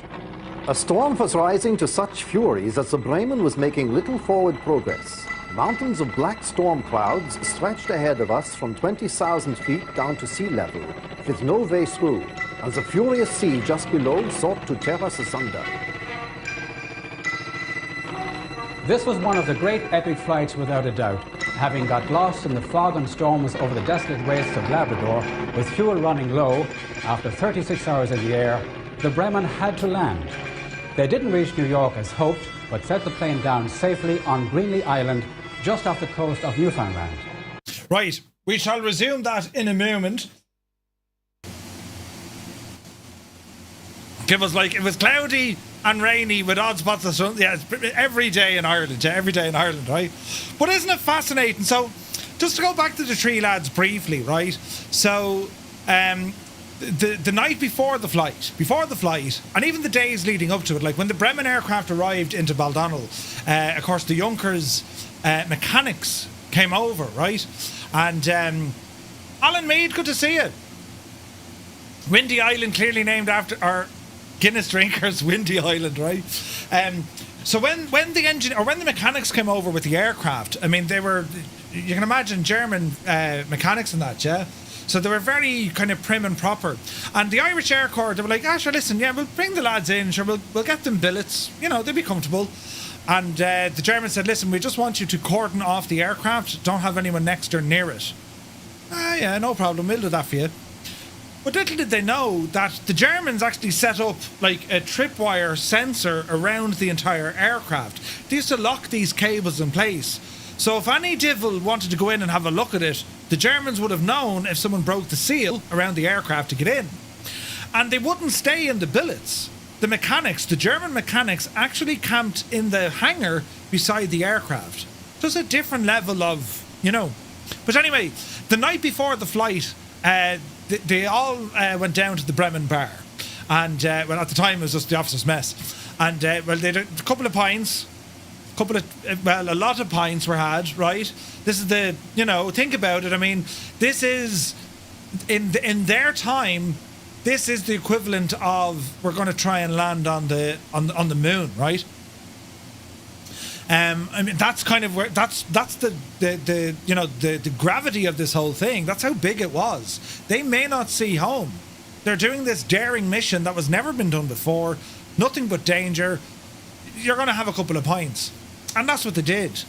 And I remember reading. I thought I had a here, but anyway, their lunch menu, right? So, you know, down to the officers' mess, the caterers, as in the local chef, right? What are we going to make for the lads? So they had a good hearty breakfast, and I think Herman Köhl, he had a couple of too many pints. He couldn't stomach breakfast. And they gave them sandwiches. They had bouillon, which is like kind of soup, right? And they'd fruit and all this sort of stuff. And that's what they brought with them. Their packed lunch, as it was. And yeah, they were up at the crack of dawn the next morning, maybe 1 or 2 hours sleep. That's all they got. And then straight into the aircraft. And then she blasted off out of Baldonnel. And it was reported, Herman Köhl said, he spotted a sheep just before takeoff. And had that sheep moved, the whole adventure would have been shagged. Gone, forget it. It wouldn't have happened. It's funny as well because there was a wall that used to surround Baldonnel. Baldonnel used to have a railway way back when, right? We found it years ago. I was only 6 or 7. And my dad, he was putting down... He wasn't big into gardening. He was just big into making sure everything looked right. So the hedges were all perfectly cut. You know what I mean? The grass was always cut. And we had like a little vegetable patch down the end of the garden. And he was a divil for growing rhubarb. My gran used to make rhubarb crumble. Oh, Jesus. You get up in the middle of the night for this thing. So we used to grow our own rhubarb. And I remember when we were digging, well, I say we, my dad was digging, I was just standing there looking at him. That's what I usually do when it comes to manual labour. Right? That was grand. He was digging away and he came across, he started digging into railway sleepers and into a track. And he's like, what? There's a railway here. So then, he, you know, through the air corps he went off, he found maps, and yeah, there was railway lines running there. Fascinating stuff. But yeah, man, I remember like those houses, the 6 houses. I'll show you here, look. Let's see here now. We're getting a map going. So, goosh. So where Bal is, right? Here's Baldonnel. So back in the day, look, this is how good the maps are. See this? You can kind of see that line there. That's where the Bremen Memorial is, yeah? Anyway, back then, you had these runways. You had these hangars. They're hangars, Murph. You had the original hangars. And they're there since they were there, right? They built this one. Now, I think the plan is... they're knocking these 2 hangars now. This is all current stuff. They're knocking these 2 hangars. They're going to make one big hangar, I think, out of it. And they're building... there's all... if you drive by Baldonnel today, they're actually building a new military hospital in here. Friggin' huge setup. But anyway, this is the officer's mess. All right? Now, can we drop the little dude in there? I don't think so. I think they blurred it out for, like, security. Yeah, they blurred it out, right? But anyway... you have the officer's mess here. And the Bremen bar, of course, that's all back here. You saw that in the interview. That's like a conservatory and all this. That's what the Bremen bar is. And then you have the married quarters. So this is where the Fitz lived. That's where I lived. And then you had the other houses around it as well. So there were 6 houses for married quarters. And they were built in 20-odd, you know. 1920-odd. So a genuine question, why do we need a military hospital? I mean, they used to use Brickens, right? And you have the hospital in the Curragh. But I think their idea is, Gibbo, they're shutting those down and they need one central military hospital. Plus, the health service, the HSE, they can't deal with military... like, put it this way. You're effectively taking possibly 10,000 people out of the HSE. As in users. In theory, that's what this is going to do. But I have no idea. If this is Ireland, and we know it's Ireland, there's a politician who's handy at building hospitals, or there's a brother or a cousin of a politician who's handy at building hospitals. You know how it works over here. But anyway, that's what they're building there. And I'm kind of raging, right? Because this site in Bal, this site was supposed to be for a museum. Because there was a petition to get the Bremen back to Ireland. And they were going to build it in a museum all in this area. That's not going to happen. What is going to happen, there's now a museum down near Shannon Airport. Where are you now? Come in the road here now, Murph.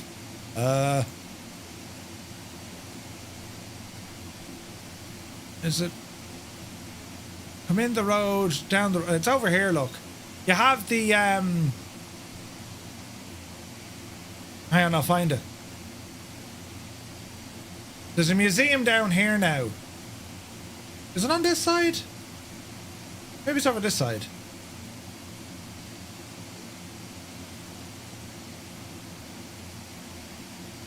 There's Bunratty.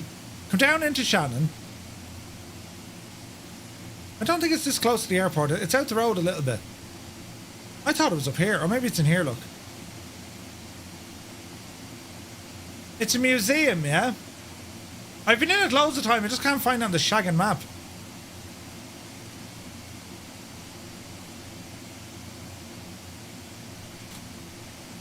Ah, there it is. So they have this new museum here. Well, it's not new. It's been there for quite a while. And a massive shout out to the Shannon Aviation Museum. They do incredible stuff, and they have an awesome collection now.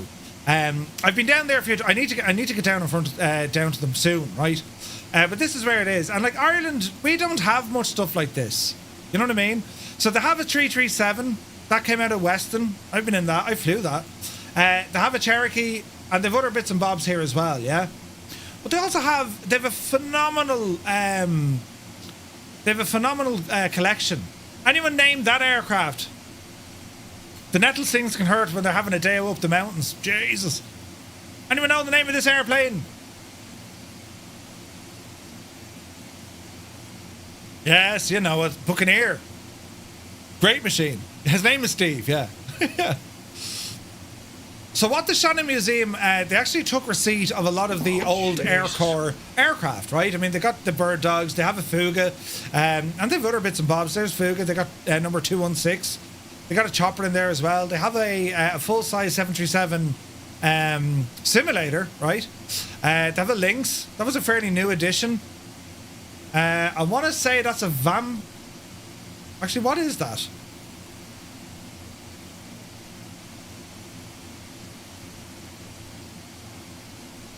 I actually don't know what that is. Is it a Fuga? I thought a Vampire, but maybe it's not. Anyway, lads, if you're ever down in Shannon, it's well worth it. It's very good, right? It's not a big museum or nothing, but like what they've done with it is really good. Highly recommend it. We'll go down there. We'll bring the cameras down and all that jazz as well, right? I think Scott Voigt has one of those hats. I gave him one. Scott, did I give you one of those hats? The Air Corps one. I think I did. That there now. I don't even know what that is.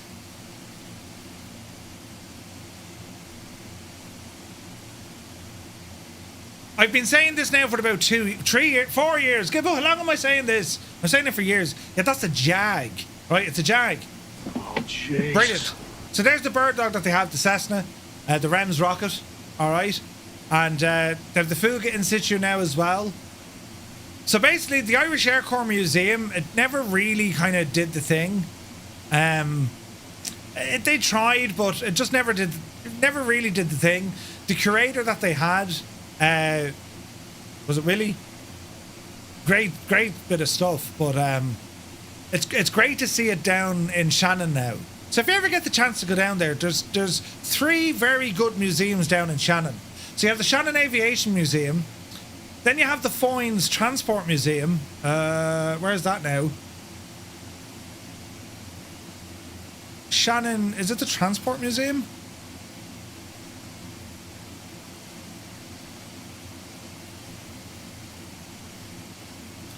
That's the airport. That's in the airport. Air Venture. The flying boat one is there as well. Is a Foynes Museum.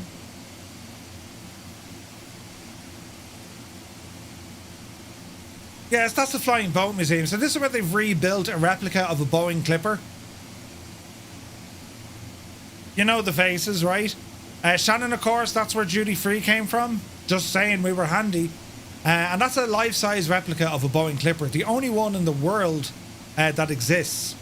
And that's just like, that's like 15, 20 minutes away from the airport. So they've rebuilt the aircraft based on, blueprints, and there's the old railway station. Maureen O'Hara is there. It's a nice part of the world, right? It's really nice. But I thought there was another museum up here. That's Ahanish Illumina. Like, we fly around Shannon the whole time, yeah? There was another museum up here somewhere.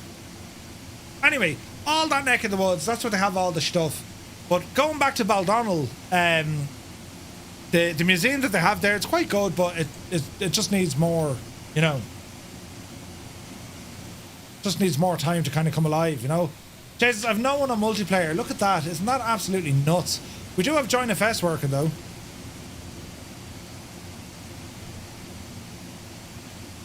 So great to see so many people on Join FS. Thanks for that, lads. Flying into the sunset is the dog's what's it, isn't it, Dougal? Isn't it? Isn't that class, lads, isn't it?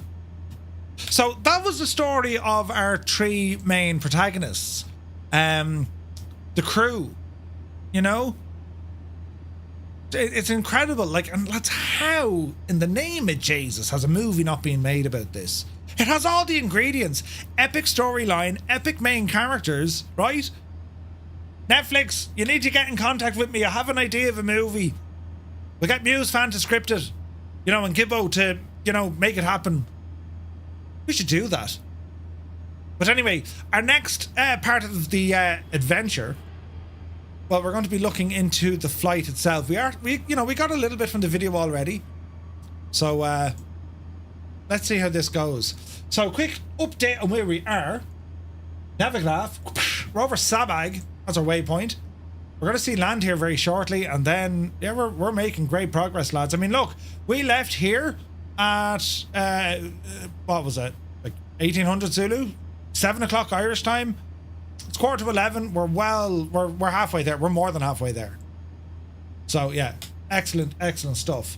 So keep your eyes out the window. We're going to pick up some land here very soon. The weather looks gorgeous. I mean, this sunset, this time of day, this is incredible, isn't it? We're a good 100 miles ahead of you. If we stay on live time, will it still be bright when we're landing? I think so. That's what I'm hoping for. You know, can I start in? Can you start? Patrick is going to... Patrick and Keane Lafford. Yeah. Patrick, you've to play the part of your man. Your multiplayer is broken, Murph. It is broken. It's shagged. It'll come back alive again, though. I'm sure of it. You know. But yeah, it's shagged. How are we looking? 320 for the next, well, for ages. What else have we to keep an eye on here, lads? Oh, our giveaways. Let's have a look. Airwolf, congratulations, my dude. Airwolf has won himself a copy of the Flight FX P180. Congratulations, Airwolf. Drop me a DM on Discord and we'll get that prize sorted for you. Probably be tomorrow, lads, but you know. Do you still have Skynet on? Oh yes. We surely do. Right, lads, time to do another giveaway. What do you reckon? Hasn't this been a mad night so far with all the giveaways? No, Murphy, you're a muppet. What? Who said that? Gee, great. Yes. New livery inbound for that plane. Oh, there is. Yes, there is. Right, we'll do this one for 20 minutes. One copy of this. All right, friends. Ladies and gentlemen, we have started another giveaway. This one is for a copy of the Cows DA40 XLS aircraft. This is an awesome plane. It's on the PC only, redeemable through Orbex, and very best of luck, guys.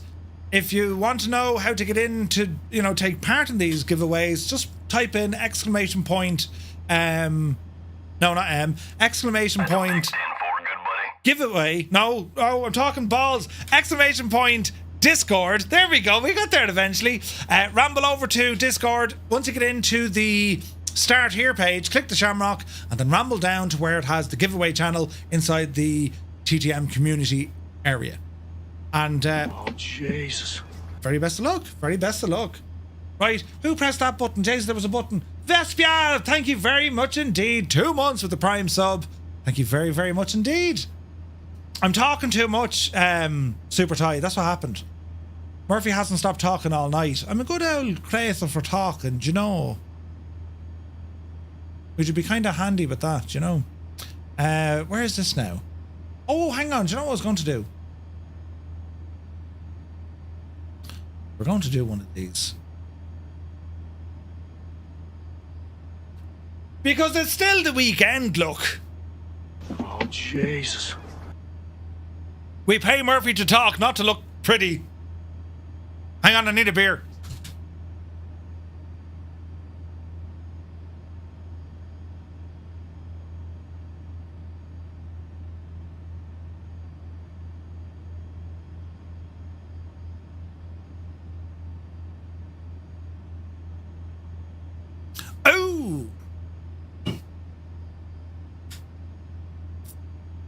That's how you grew up? Nice. Again, I bet you're going to spend all of tomorrow streaming. No, not tomorrow. Not tomorrow. I've all my plan to do for next week. We're doing ATC stuff on Monday, driving trucks on Tuesday, the news on Wednesday, and then a group flight on Friday. You have precisely 2 beers left in the fridge. Oh dear.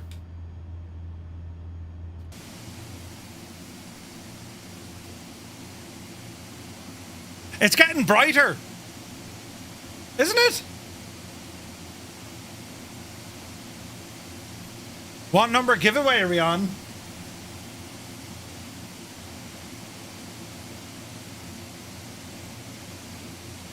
We're on giveaway number 8. We have 20 left.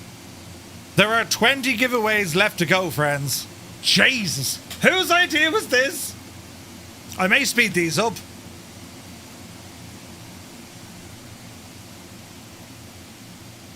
Oh, Jesus. I have them set to 20 minutes. I'll drop them down to 10 minutes.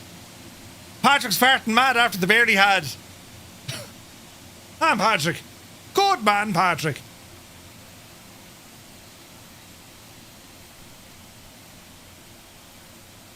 Oh dear, more like no beer, am I right? What time are you finishing? About 10 to. Land ahoy! Jesus, that kind of snuck up with us, didn't it? Oh man, this is awesome. Your fridge is full of beers and other things. Save them for Monday.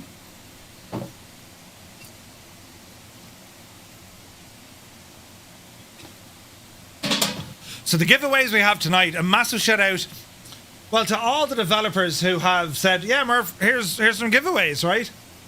We have Cows, Say Intentions, Boris Audio Works, Flight Effects, Flying Fries, Bills, Echo 19.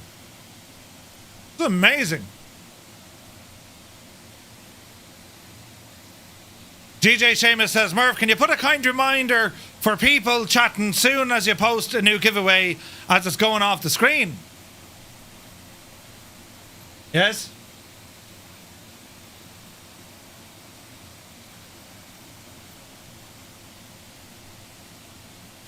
To those lovely people that have congratulated Airwolf, I thank you, but I'm just going to move out your comments, lads, right? Just to make it easier for people to see the giveaway. Is that fair enough? We have ice. A lot of ice, man. A lot of ice.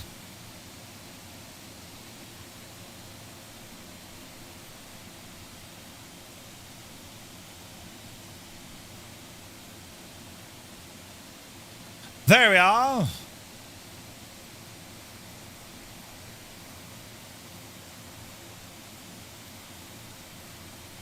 Lee Rose! Good to see you, man.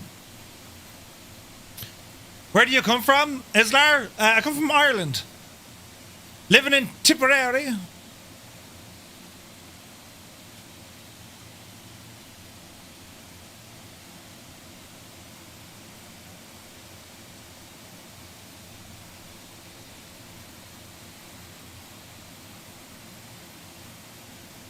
My whole room is turning to teal. Yeah, baby! Brilliant. Rory and Shane are going well in the Masters. Ooh. That's what it's all about, lads. Look at this state. Jesus! Are we having a night, friends? Are we enjoying the festivities?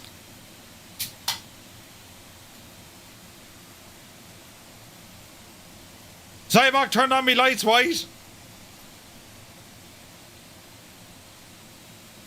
Uno momento numero uno as we pour at the thing with the yolk. Up, you devil. All right.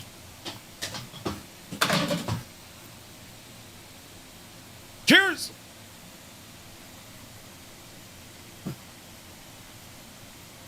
Greenland is covered in ice.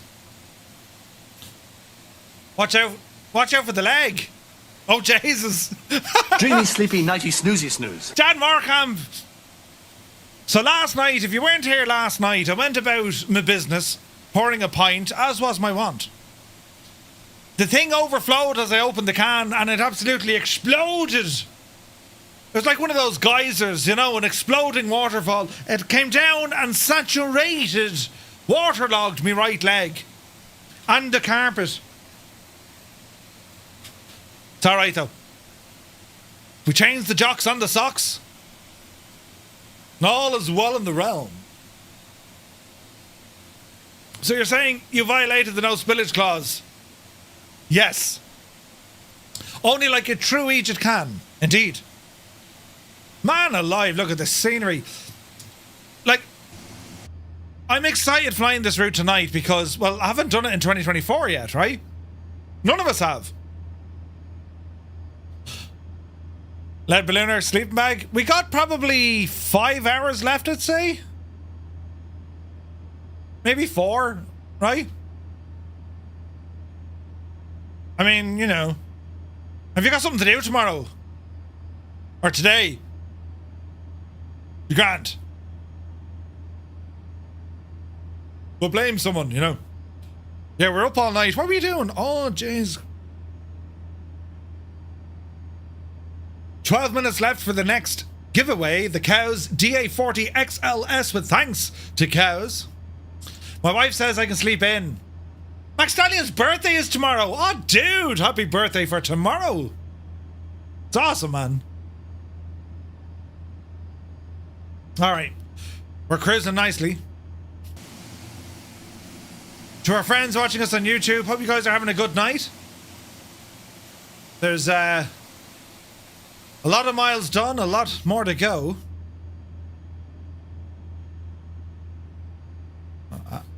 That will be open as we overfly Greenland Island.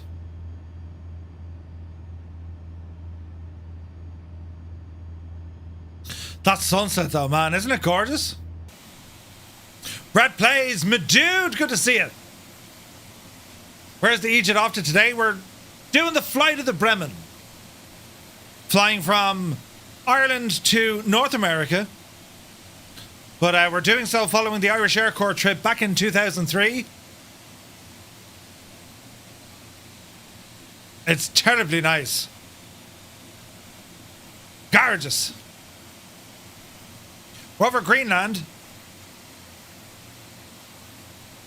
Here we are, friends.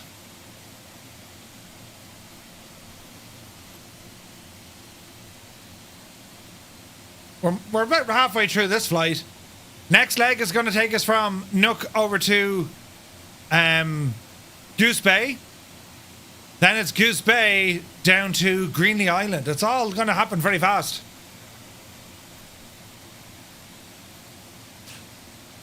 How do you find America? Turn left to Greenland, right? It's an ever-setting sun. I think our timing here is perfect. We're flying with it. To an extent. Never got the chance to fly in these. They entered service long after I left the service. Yeah. They look awesome, Dougal, don't they? Like, they're huge, man. And, like, look at the friggin' space you have in them. The height, especially. The Hercs aren't as high as that.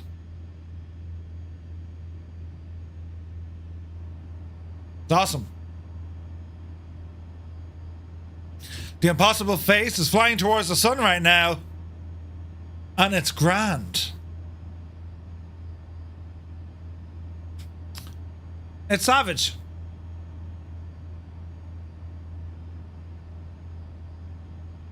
They had some early issues, but I heard they're doing some good work now. Well, like the C-130s, I mean, they're still developing them in the States, aren't they? I think they are. Like, they're still flying those, you know what I mean?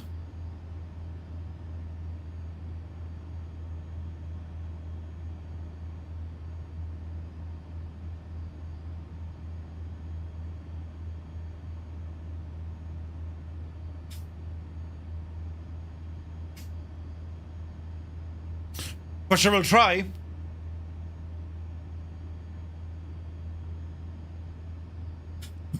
Lads, it's been a busy week of streaming. And I want to thank you all so very much indeed for keeping me company, taking time out of your day, you know, to spend time with this Aegis. Really do appreciate it. Hope you're having fun. Tilly says, I used to see these ANSI 17s out of Prestwick. Not Glasgow, Prestwick. The size difference between these and the Hercs made these and the C-17 is mental. Really? It's a fusion between a C-130 and a C-17. Yeah. Lee Rose, tonight we're drinking a cheeky little number from the Wicklow Wolf Brewing Company. It's called an Elevation Pale Ale. They're very, very nice. It's my new favourite thing. Well, it's my favourite beer, right? They're light enough. They're like 4.8%. Pale Ale is a... Right, Elevation Pale Ale. It's an incredibly drinkable pale ale bursting with juicy fruits of pineapple and grapefruit from an abundance of hop additions. Refreshing with a savage finish. An independent beer for independent minds. It's quite good. You get them in Duns, I suppose. Love a good session pale ale. Yeah, they're nice. Murph, where do you get the enthusiasm and energy from? You get it from you lot. You lot show up. Johnny Mon says, I see you managed to avoid a beer bath so far. Johnny Mon, I mean, what happened last night won't happen again. Oh, Jesus. Until the next time it happens. Like, when it comes to beers, there's too many beers now. As in, there's too many of, like, what are trying to be the mainstream beers. It's the more off the beaten track ones I enjoy way better, you know? I like the, I'm in a glass case of emotion. I like the, sorry, Murray. I like the Wicklow Wolf stuff. And I blame Gibbo. Gibbo got me a gift set of like 7 different beers from Wicklow Wolf. 2 of them I really liked. I was like, and like I drink beer like anyone else, right? Like if I'm going to the pub, I'd have a Guinness or I'd have, you know, a Heineken or, Dude, you know what I mean? drinking. I have, Ted. I've been drinking like a mad. What happened last night? It was brilliant. Great entertainment. We had a night of it. The night of the Living Terrors. It was good crack. Mighty crack. Like, yeah, if I'm going to a pub, like, it'll be a Guinness or, you know, a Heineken or... I love Peroni as well. Peroni's a lovely beer. The other one, what's his name? What's the other Italian one? Moretti? Yeah, I don't know. I find Moretti very dry. It's a very dry beer. You know what I mean? I never like alcohol, just drink me sodas. Yeah. No worries with that at all, Super Ty. Went past the Wicklow Wolf Centre in Kilmechanic the other day. I like the elevation stuff. Yeah, catch a bee, it's good, man. It's good. Corona's nice. Corona with a lime, beautiful. I used to drink Miller years ago.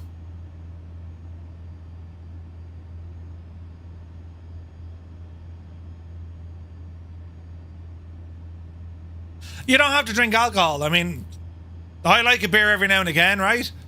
Only when I'm streaming though, or if we're going for pints.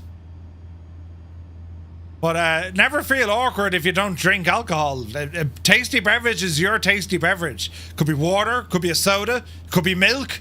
Doesn't matter what it is, you know. The lime in the Corona originally was just to keep the flies out. No way! You don't like soda, stick with beer? Yeah.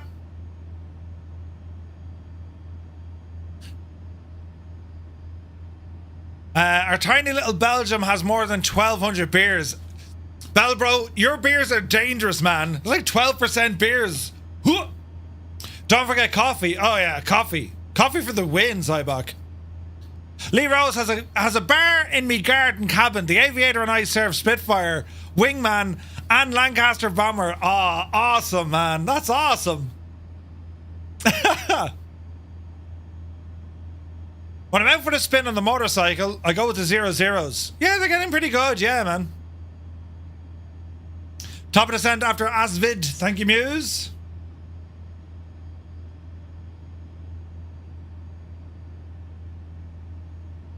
I put the car in Jesus. baby.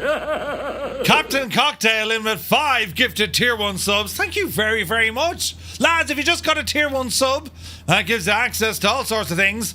Do be sure to say thank you. What a legend. Thank you very, very much indeed. Make sure you link your Twitch or YouTube accounts to Discord, because that's where we do giveaways outside of the giveaways we're doing tonight, you know? There's a real reason Murphy says tasty beverage, because it can mean anything you find tasty. Yes, 100% Colonel Fork. Doesn't matter what you drink.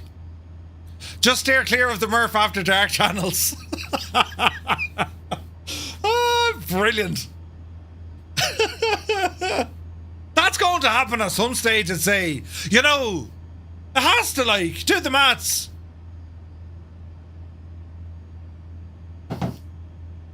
When we circumnavigate the globe about 10 times, you know, we'll have to find a new kind of a setup, you know. You have to have a little umbrella in your drink, Gregor. Yeah, absolutely. So does Gibbo. Only man's. Oh. Is Mrs. Two-Tone away? No, she's upstairs. She's wearing the earplugs tonight. She goes, yeah, Murph, you're going to be loud, aren't you? I says, yeah, I'll probably be loud.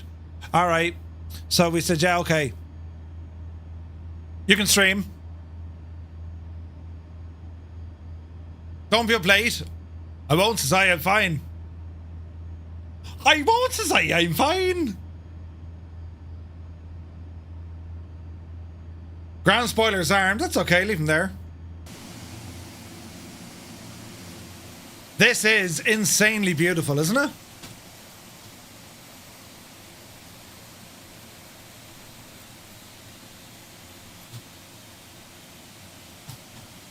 It's a beautiful flight, man. I put the car in swinger, Jesus. baby. DGS, the absolute mad lad. 5 gifted tier 1 subs to the community. Look at that number, look. 1.09k. Jay, holy tax man, need to talk to Batman. Do you know what I mean? Thank you very, very much indeed, DGS. Lads, if you got a tier 1 sub with thanks to DGS, do be sure to say thank you. And make sure you link your Twitch to your Discord. What a legend, man.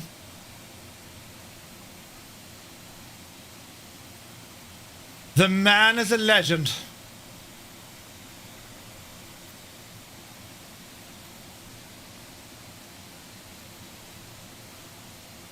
We've like... Where are we at in this? Nearly 12,400 follows as well. Like, what is going on? We have a winner. Hang on a second. Let us find the winner. Mutt Dog, congratulations, my guy. You are the winner of the Cows DA40 XLS. Mutt Dog SD.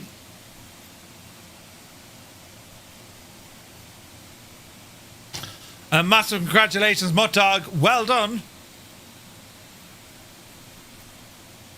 Right, lads, the next giveaway when we start is for the Builds A350.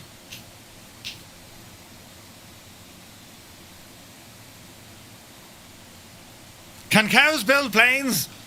These cows do.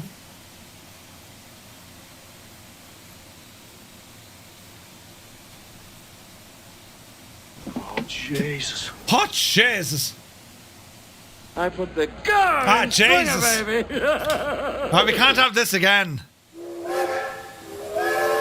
They have an udder carriage.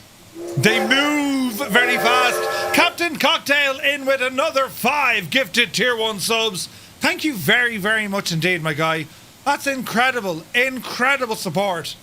Thank you very much, lads. If you just got another tier 1 sub with thanks to Captain Cocktail, well, do be sure to say thank you. The man's a legend. Jesus. There's another hype train, yeah. Right? Nuts. Absolute legends, lads. I really do appreciate it.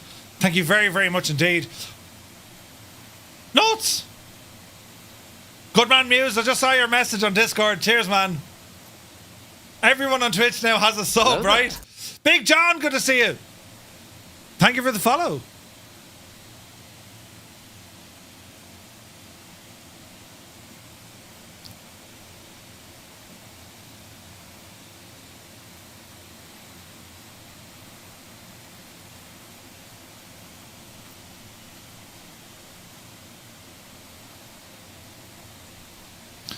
Where is this button now?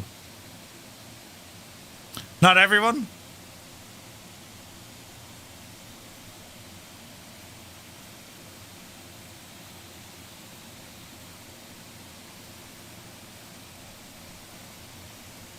Dougal, have you been drinking? I have, Ted. Stunning views, man. Like Stunning.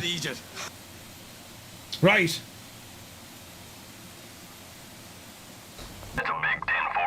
Jesus! Me heart! A hype train is after jumping in there now. Mr. Chippy gifting a tier 1 sub to CP65. Ah, Jesus. Thank you very, very much indeed, my guy. Unbelievable support, lads. I've started a hype train. Unbelievable. Right.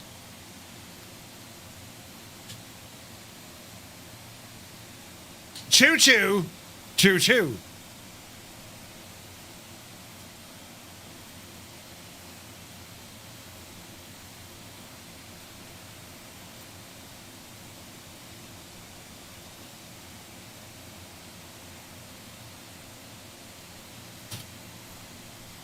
Ladies and gentlemen, Time to pull the big switch, good buddy.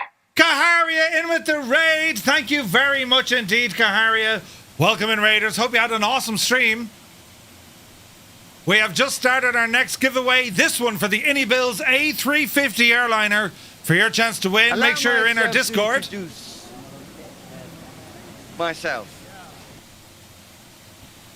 Exclamation point Discord, that's what gets you in. And the very best of luck. The A350, lads, your chance to win it. Oh, wait, hang on. Stuff's happening on YouTube. Northland Air has gifted 5 community memberships over on YouTube. Thank you very, very much indeed, my guy. Jesus. This is nuts. Thank you very, very much indeed. Really appreciate it. The flight was fun, carnage, and now there's a bit of a history lesson. Nice.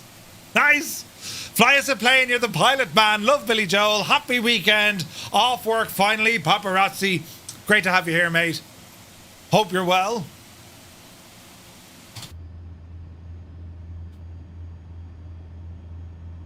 So just so we know, lads, the prizes are awarded by the bot. It is completely automated, as in it's autonomous. I don't know. It's luck of the draw, right? So make sure you ramble over to our Discord, click on the start here, hit the shamrock, and then ramble down. Hi, Leo. I don't know, mate. I'm not getting anyone on multiplayer. There's actually missing tiles here as well from like ice. Who's still in the Navy? Probably will be for life. What a tune. Hi, Leo. If you type in exclamation point how to multiplayer, that should help you out. Yeah, I think so. Good call, Super Ty. Good call.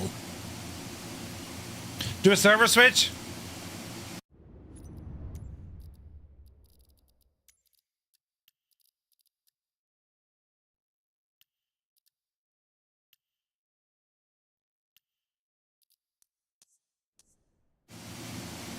Let's give it a moment. You're on console? The settings will still help.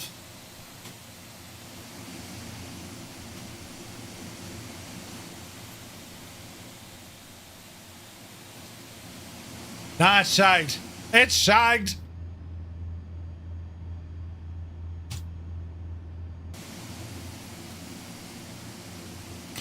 We'll do a restart once we land into Nook here in Greenland. Should be grand. Yeah, Limbics, I think so, mate. Gary, I hope you're well. Didn't do out for me in 2020 either. Yeah, restart. Have you tried the CRJ? Yeah, man, it's really good. No, it's good. The CRJ version 2 is good. And not only is it good, the updated Boris audio pack is real good. I might plan a CRJ flight next week, lads. I'm thinking kind of San Francisco to LA or something like that, you know?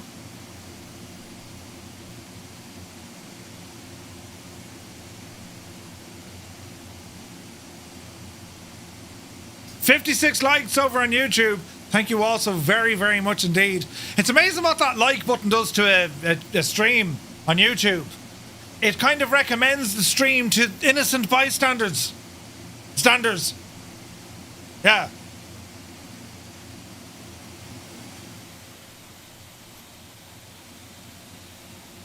Pretty short flight for a CRJ. Yeah, it's about like an hour and a half or so, give or take. Level 4 hype train, Jesus. Thank you very, very much indeed, lads. Lone Gamer, incredibly worth it though. They're just worth it, man. Real good. You know.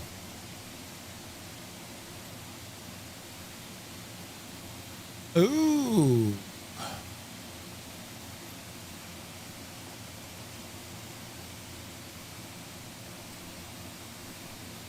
Choo-choo.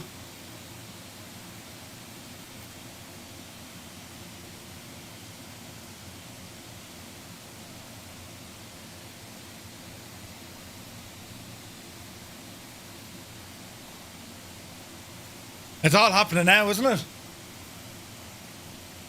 All right, Tucklebarf. Come on, Mr. Chippy. You legend. Oh, Phoenix. Good call. Phoenix to LAS, as in Vegas. Good call. All right, how are we looking? Asvid is going to be our top of drop. We're moving well.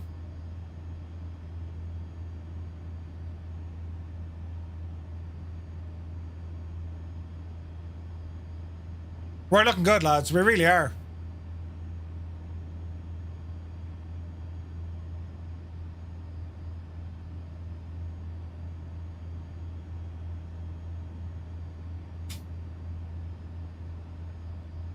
Like, we're chasing that horizon line. Look at that, lads. Murph, it must be time to break the seal. That's why it's a long song. No, I got out there during the video. Mr. Duke is on YouTube as well.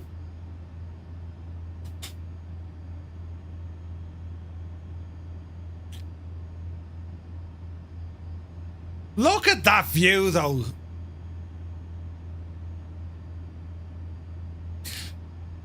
That's frightening, Cyrus. That's next on the queue. Oh, wait, is it?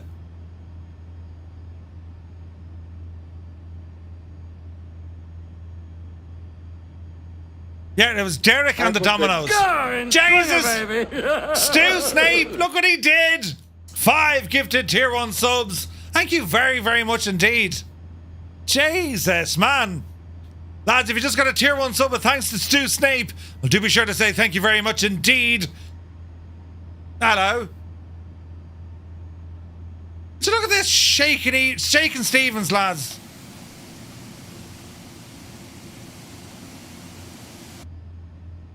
Look at the detail on the ground with the snow, look. If you're on YouTube now, you're going to see that 4K holy mosey, right? Derek, and Jesus, there's more happening now. Over on YouTube, Captain Cocktail has gifted 5 memberships. Ah, man, thank you very, very much indeed. That's insane. Mud Dog, membership for a month with Flight Crew. Thank you very, very much indeed, man. Jesus, lads. Y'all need to behave.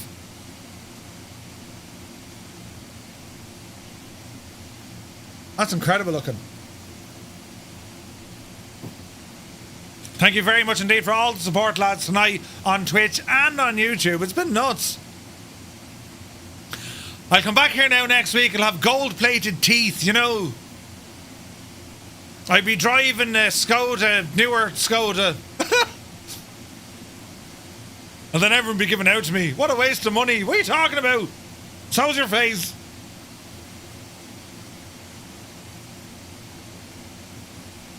A Bentley Superb. You'll be wearing the crown with your wig, right? Marv, I'm following your flight plan. When should we descend? In about 15 minutes. 15 minutes. A Skolda. Look at the detail here though, lads, look. You see yellow snow?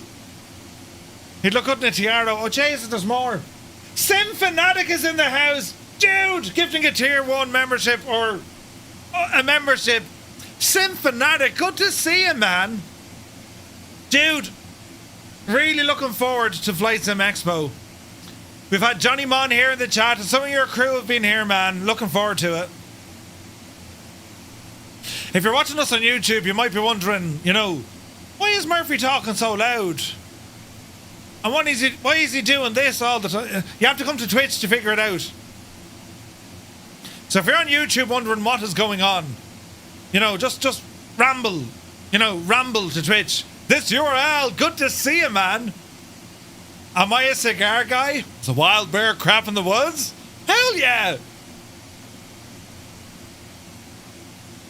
Absolute URL, dude, we're going to be out there smoking a cigar, having a brew.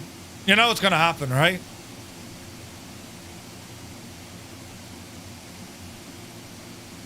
Free bird! Right?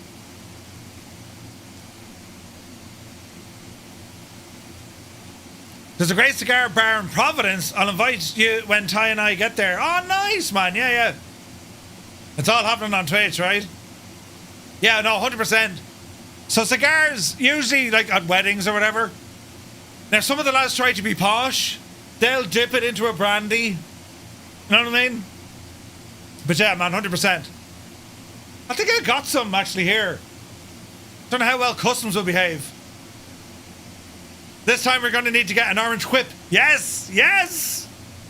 Absolutely, man. Can't wait, man. Can't wait. Twitches are in 1000 muck mode. Yes, hello, they are. MJ, thank you very much indeed. Oh my God, Kaharia in with a gifted tier 1. 5 of them. Jeez. It'd be named load. baby. Patrick, what are you talking about? Kaharia in with 5 gifted tier 1 subs. Thank you so very much indeed. Lads, if you just got a tier 1 sub with thanks to Kaharia, do be sure to say thank you. It's just the speech. I'm talking too much. Thank you very, very much indeed, Kaharia. Jesus.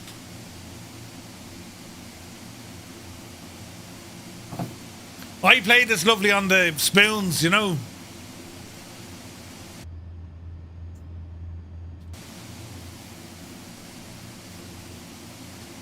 We're getting there now, lads.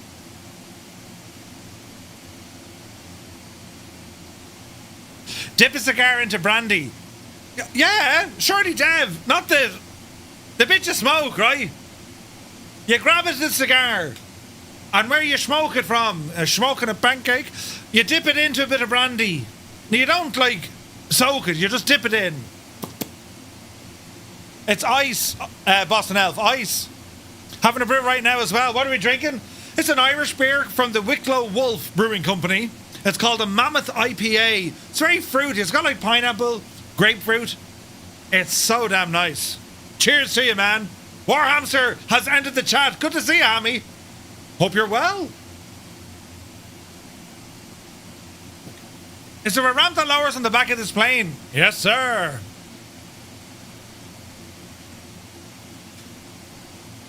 Wait now, hang on, what? Kaharia, you gifted 5 tier 1 subs. You do realise that? Is that what you're saying? Why? Did you press the button on your phone by mistake? You love IPAs? Yeah, man, they're so good. Can we go hunt down that dude for stealing all our tiles? I expect first class to Providence. Right? Oh, why dip a cigar in brandy? Oh, don't knock it till you try it. Oh, yeah. Depends on the brandy. It has to be brandy. Don't try it on whiskey. Darn it.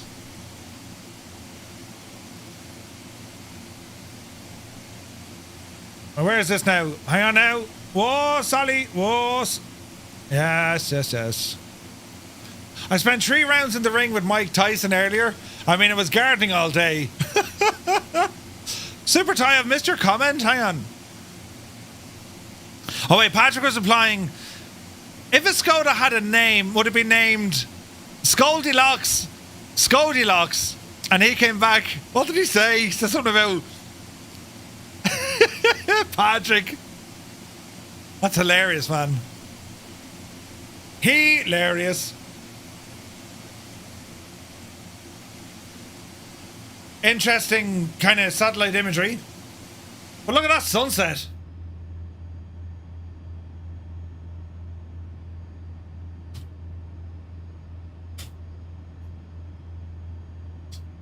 Time for the bunk. Creo, you take care of my dude.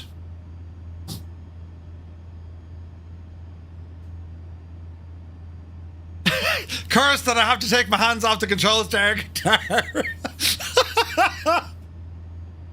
The plane is about to crash. It's alright, we're air guitaring it. It's fine, it's absolutely fine. I drove an Octavia VRS. Yeah, they're good. Yeah, yeah. The VRS, real good. Jeez, the power on them.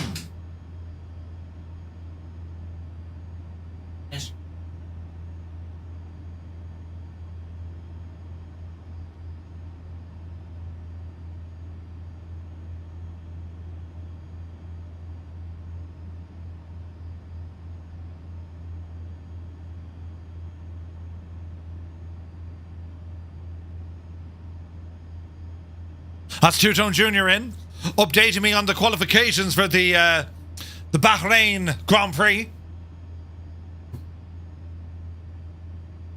My mum has a Karoq. They're nice. Skoda Karoq. Thank you.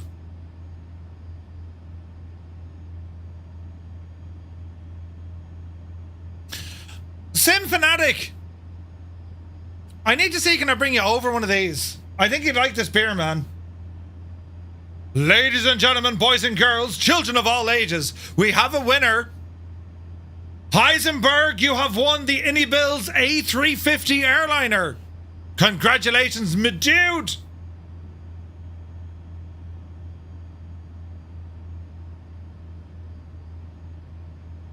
Heisenberg. Congratulations, man. Well done. Poor McLaren gonna have a hard time producing a world champion? I don't know. Isidia says, Murph, you have me undivided attention. The wife's gone to bed. You were on the Bahrain track? No way. Amazing prize, yeah, amazing prize. Only 18 or 19 giveaways left. When you hear this? Lando and Pedastri, yeah, 100%. We have 19 giveaways left, friends.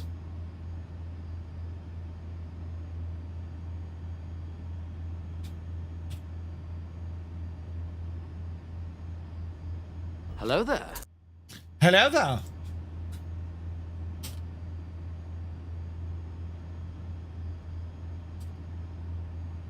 All right, friends. Our next giveaway is now live. For your chance to win a €10, Dougal has me ruined, a €10 voucher for simmarket.com, or for Contrail rather, not Simmarket. It's Contrail. They just do things better, you know. Stu Snape, you take care of my guy. Thank you very, very much indeed. Great seeing you here. So best of luck, lads. All the giveaways are over on our Discord channel. ! Discord gets you in there.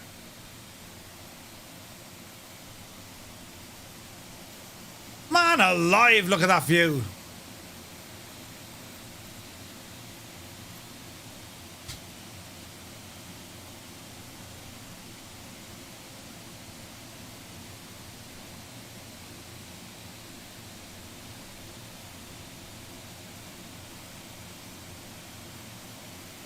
Is that Schnachte? It looks like it, yeah. There's Schnachte beneath us. 100%. Gregor says, Murph, I don't see the giveaway channel on Discord. What? Gregor, when you're in Discord, when you go to the, the arrivals page, start here, click on the Shamrock, then click on the Shamrock, then go down to the TGM community and click in on giveaway. That's where you should see it. Or, if you can't find it, go to the channels and roles, browse channels, and scroll down and make sure you have a blue tick inside the giveaway channel.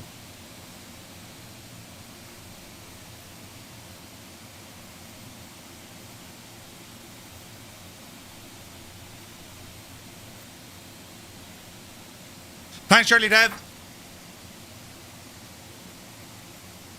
Sitting here in an Olive Garden. Good man yourself. The man is at an Olive Garden. The breadsticks are savage in Olive Garden. I'm just saying, you know. Right, let's have a look. Top a drop. Here we go, lads. It's going to be going down the road.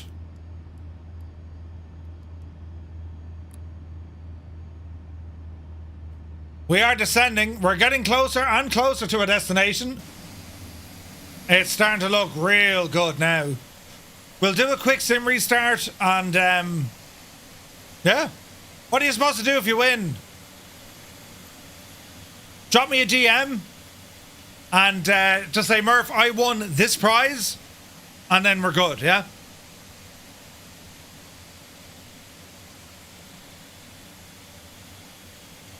Brag about winning, that too, yeah. You can absolutely brag about winning. That would work.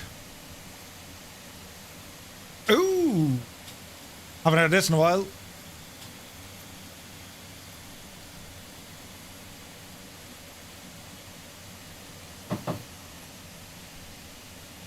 Good call, Hammy.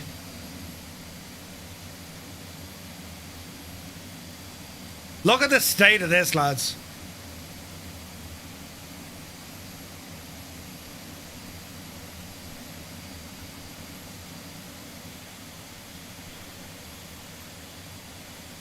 All right, let's check out the approach here.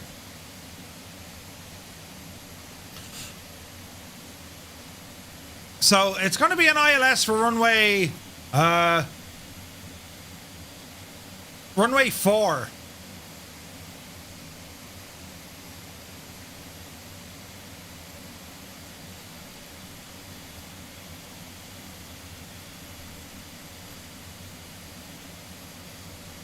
All right.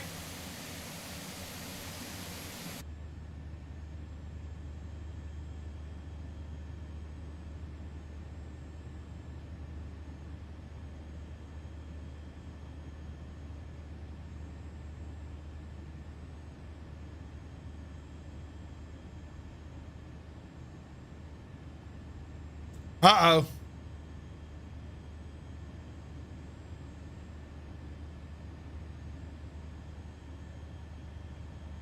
Uh-oh.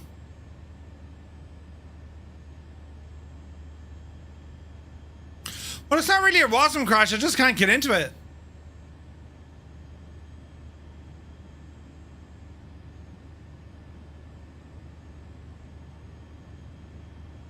I mean, it is working.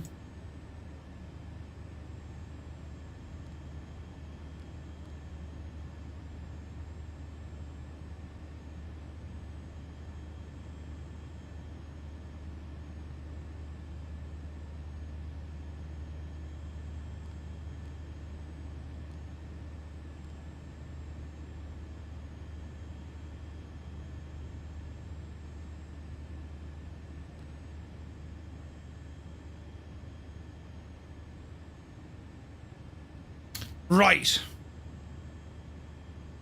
Be sure to introduce yourself to an unknown channel. Thank you, Shirley Dev. I need to fix that.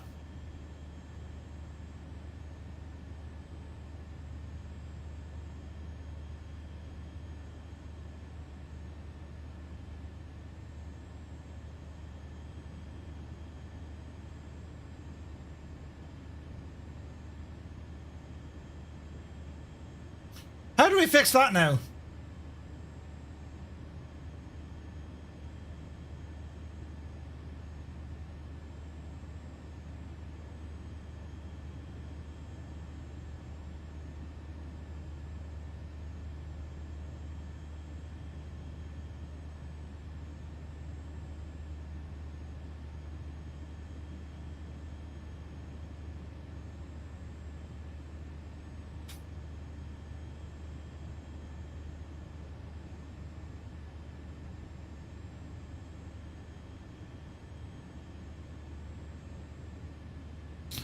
Held. Thank you very much indeed, Mr. Anderson.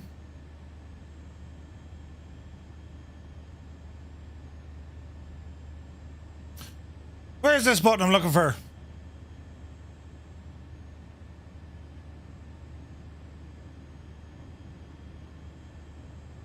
Boston Alpha, I'm telling you, man, the gifted subs tonight, they've been just insane.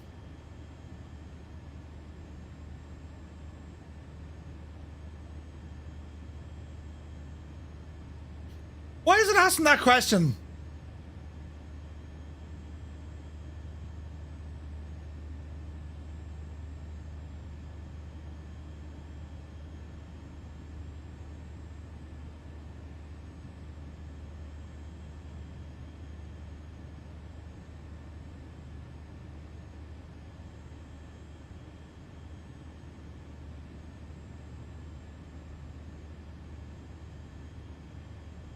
All right, try it now. I think that'll work.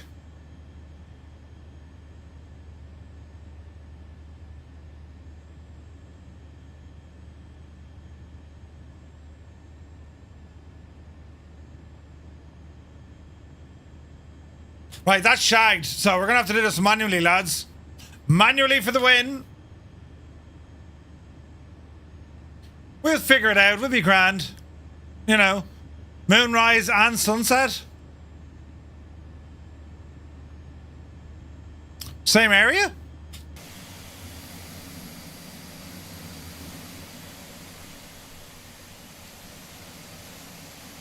I tell you this much, it's beautiful looking, isn't it? Absolutely friggin' stunning. Full moon tonight.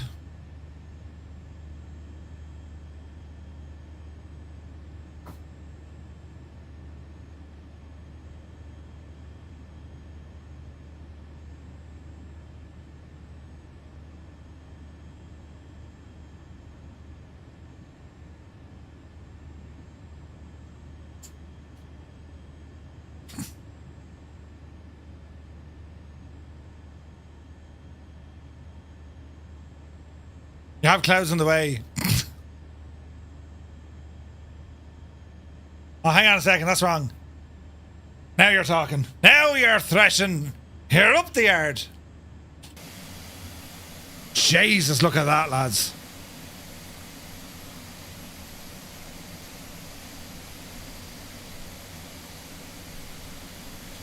Yeah, right.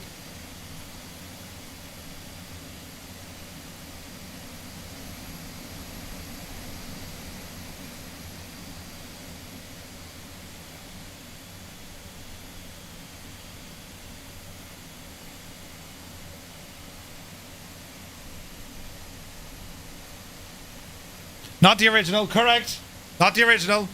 Colonel Fork, yes, I know.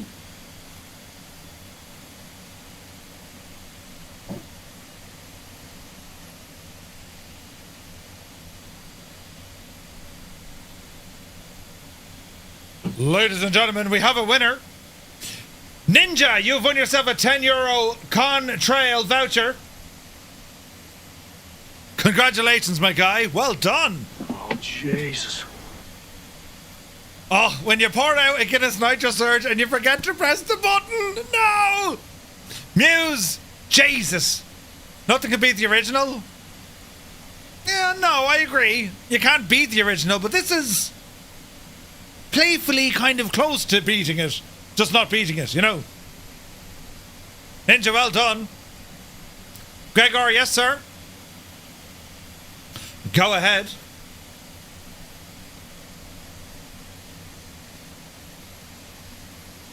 Look at the state of this view! Lads! That's incredible looking.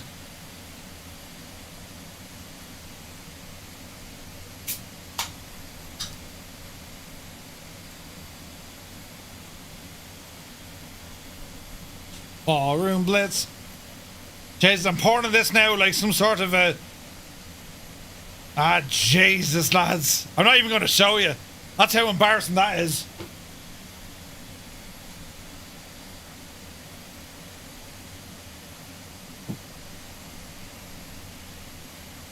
I mean, if you want to see it, you have to look real hard into the camera to see it. Do you know what I mean? Could have been worse. I don't know how it could have been worse.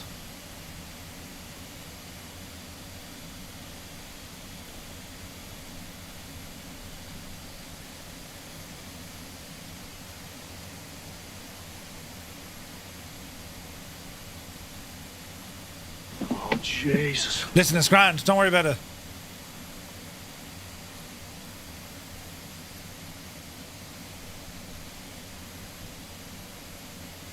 Look at the head in it. Do you want to fake in that? So many jokes that I don't want to make. Oh no! Oh no! I just realised what I've said. Brilliant! But also, Mr. Chippy, balls. Brilliant.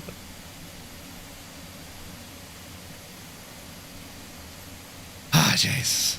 Right. We're going to be landing soon. 2-2 and 3-1. We'll be alright. There's a big spell. Look at this scenery we're flying into. Jesus.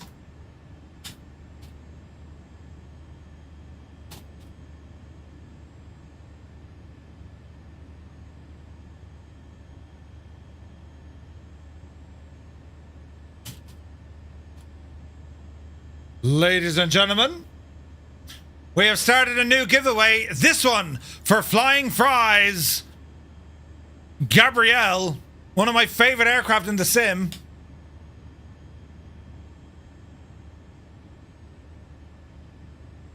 Check it out, lads. The Flying Fries Gabrielle BK160 trainer. Your chance to enter. Ramble on in.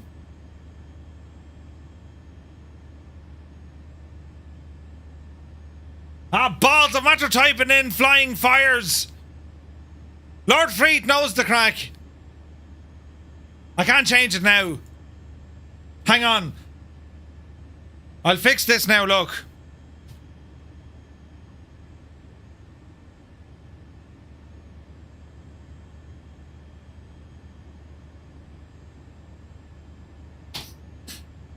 There, I fixed it.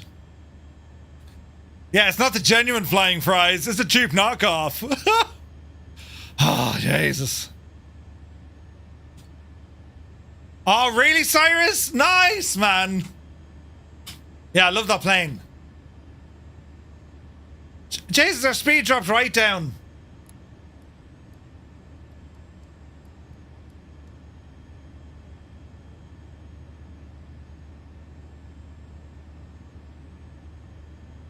All right, let's have a look. We're going to have to go visual here for sure.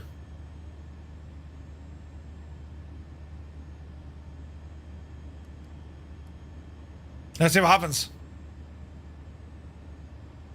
Symphonic, thank you very, very much indeed. The lead role is Mary Poppins. Ah, oh, dude! Chim Chiminary. Chim Chiminaroo.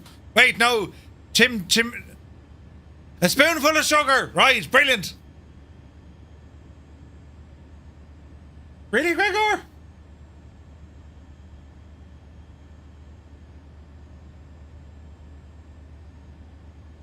Hang on. We need to fix this immediately.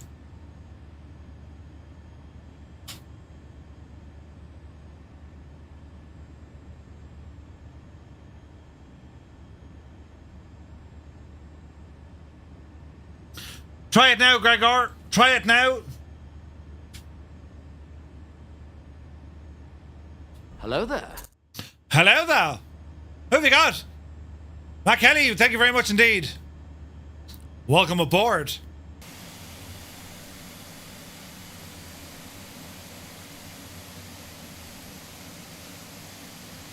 There's mountains and there's these clouds. Yeah. Don't know what I was trying to say there. There's mountains in these there clouds.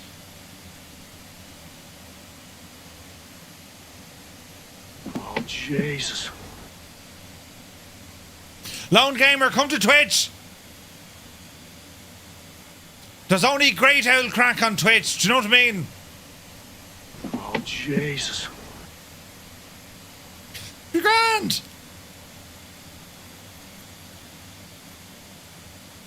There's a plane museum open for us. The Santa's working this time? Nice. Sip edge?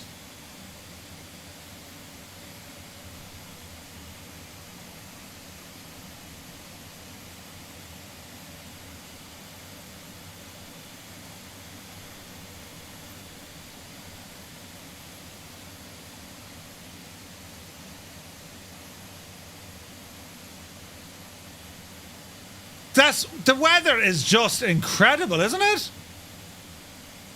Like, Jesus, lads.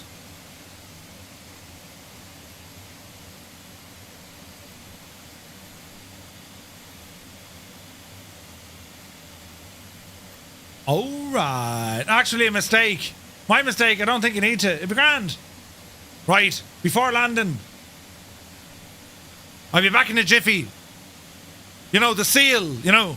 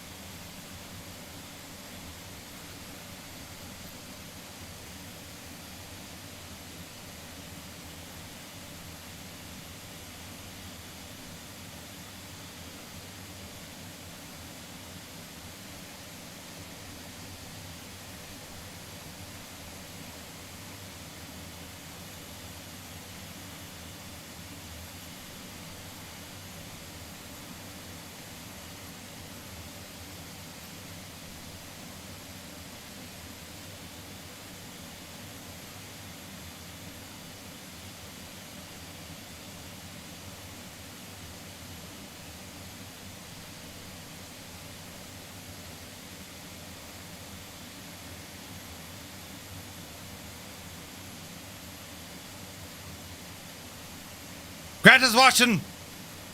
Jesus. Lads, look at this scenery. Holy moly, look at this. The sealed breaketh. It's alright. Be totally fine now. Nothing to worry about at all, you know. Whatever move I made, I had to go off and break the seal. I was to say I'm fine. And I get in pure take with a drink. Goose can't say a shagging thing.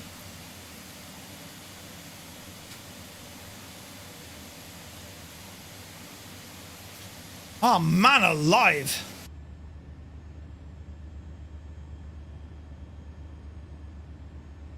Right turn coming in. The airport's right there, so I don't know what this approach is. I think we're going to fly this one manually, lads.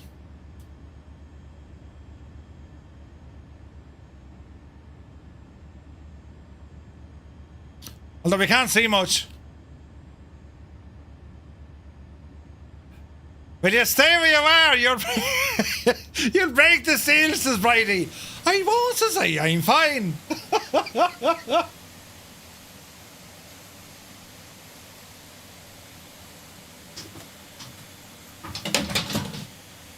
Alright, lads. What was the other one, Muse? It's a game of two halves. Make sure the referee can see you, but he can't hear you. You have the first half, then you have the second half. Brilliant. Jesus, look at this. Oh, lads, look at this. Beautiful scenery.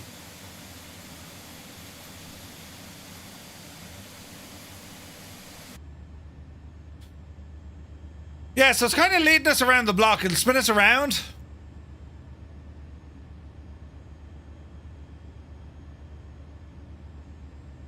Yeah, I don't like the look of this at all.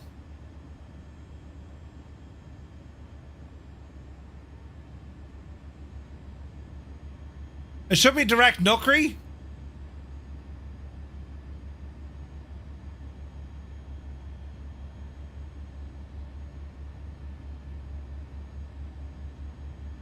I can't use this, it's shagged. It's shagged. You know.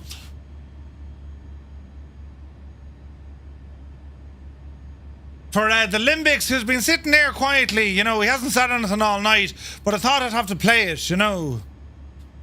Debating turning off multiplayer for the landing. Mine's not working at all. This one goes out to the Limbics. Right. He's just fallen off his chair with anger. Oh, Jesus. Brilliant. All right. They've done studies, you know. Light him up. 60% of the time, it works every time. All right, let's take control of this machine here, Red Rider. Get a load of this guy. How do we take control of this?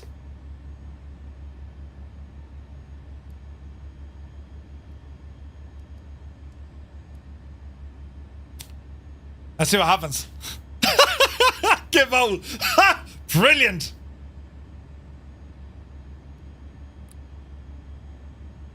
Descending. Can I get a refund? No, shag off, there's none.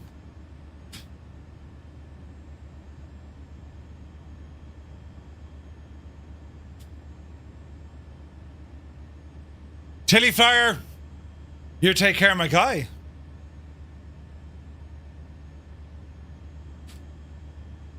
Alright, ground spoilers armed. Speed is coming down nicely. Notch of flaps. Auto brake 2.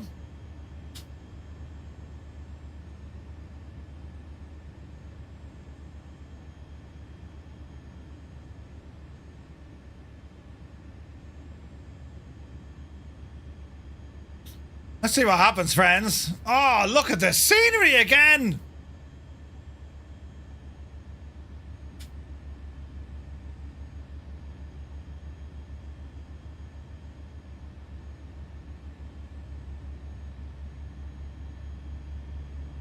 This one goes out to Gibbo Ireland, his favourite band.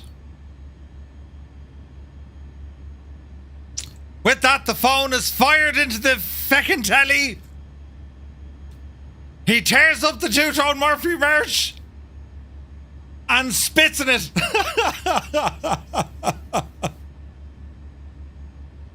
Do you ever see a grown man give out? Carnage awaits for a runway backtrack. Uh-oh.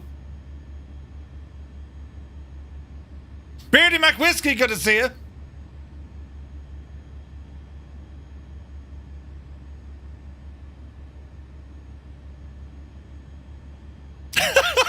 DJ Seamus. Brilliant. We gotta watch the old altitude here, lads, you know.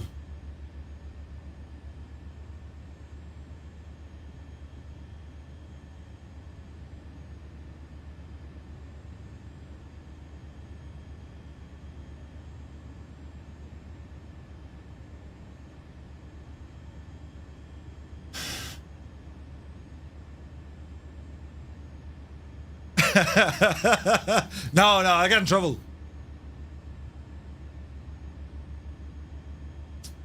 Where's that one gone? Oh, there it is. Ah, brilliant, Mr. Chippy. Ah, brilliant. What a tune, man. What a tune.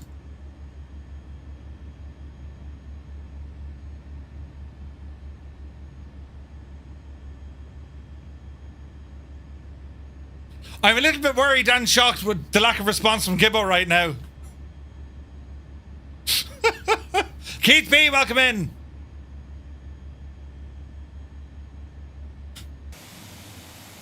Jesus, look at this. He's too busy dancing. He is disgusted. Murphy, he's plotting his revenge, right? Oh, Jesus. Remember that time Gibbo used to like me? This idiot's just caught himself tapping his foot. That's just too funny.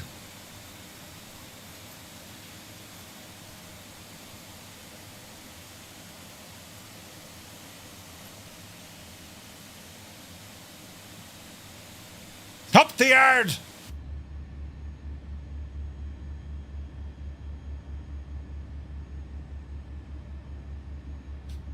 We're on the way. Hello there. Hull Shark, welcome in. Thanks for the follow. Oh, lads, look at this state.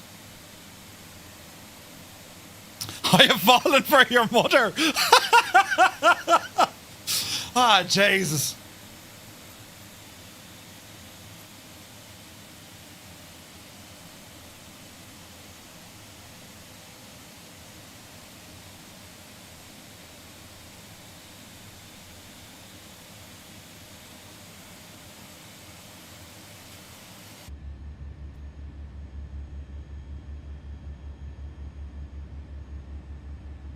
How do we select heading mode? Wait now. I think something like that's going to be good. Hull Shark, hope you're keeping well, mate. Yes, this is Flight Sim 2024. We're about to do a landing into Nuuk Airport.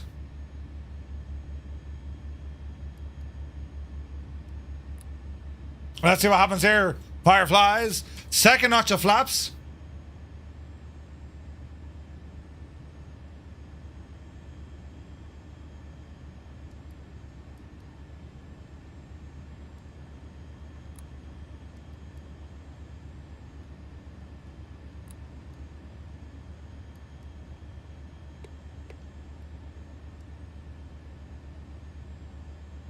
All right, you're looking good.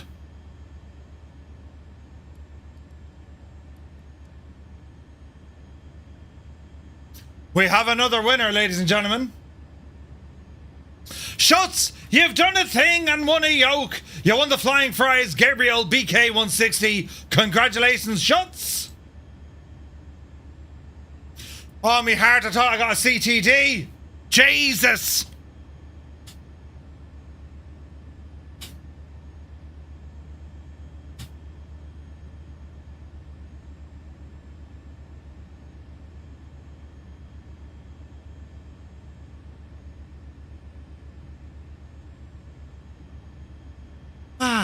Well done, Schutz.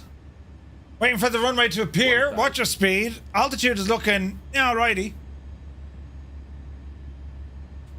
Let's start another giveaway.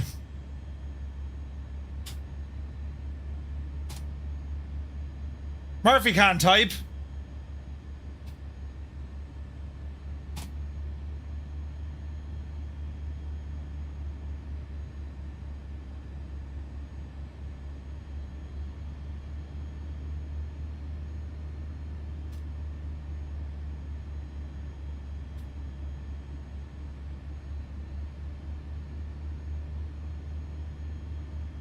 All right, friends.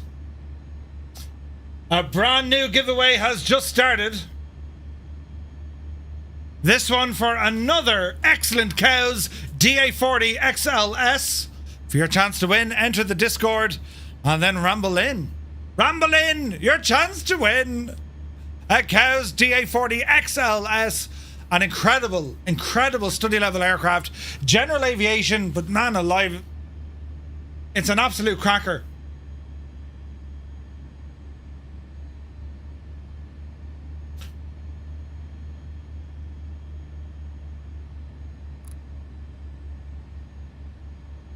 Easy now.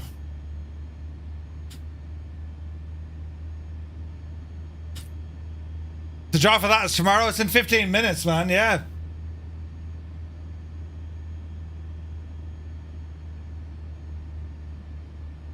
All right. Lights are good. Auto brake set. Spoilers armed. 200 knots so far. We might dial this down a bit. 170 will do. We go flaps 3. I can't use any of the this stuff doesn't work. It's shagged. We need to try and do a visual approach into Nook. MDA 009. Welcome in, my dude. Great to see you. Murphy, if you see 2 runways, stay left. Roger.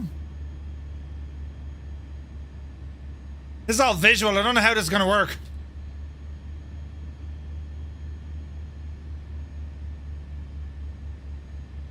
Over there, look.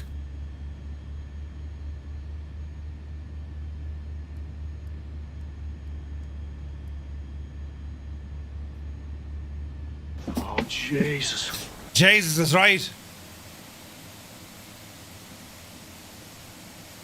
Super tie, 100%.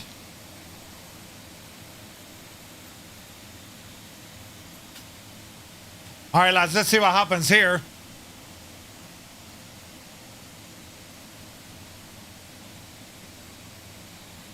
We're on a final approach into Nook.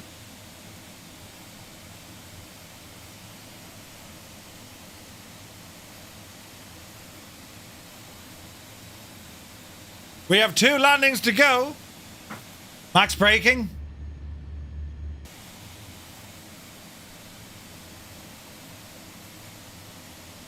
I see airport lighting. Jesus, look at the lighting here, look.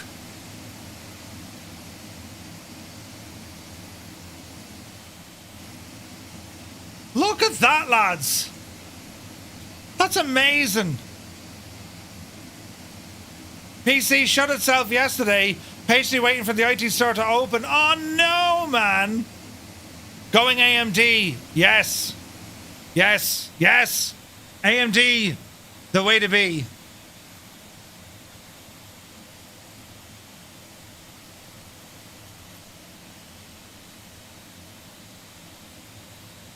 Ooh. Our final approach. What's going to happen, sports fans? I see a runway. Hopefully this is going to be grand. I see the runway. This is going to be grand. Flaps 4.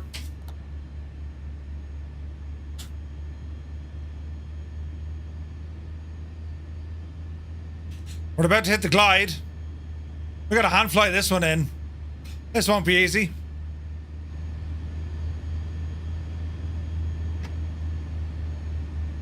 Oh dear. Autopilot, auto throttle, the whole shebang is off. Let's drop that landing gear.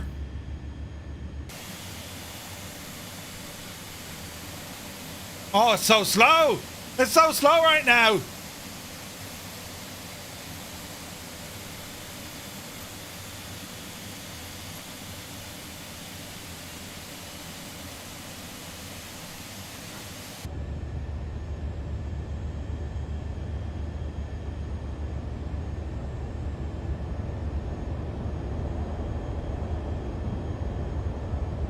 Gibbo Ireland.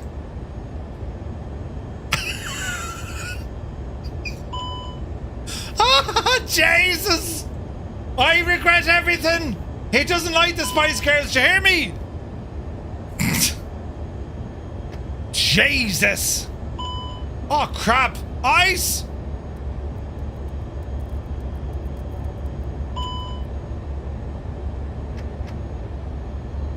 Easy now, Jemima.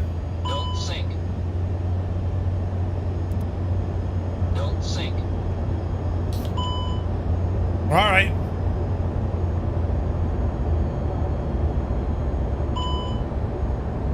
All right.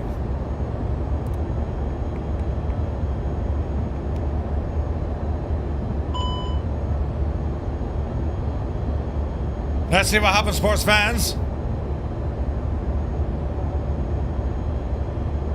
What's going to happen here? I don't know what's going to happen here.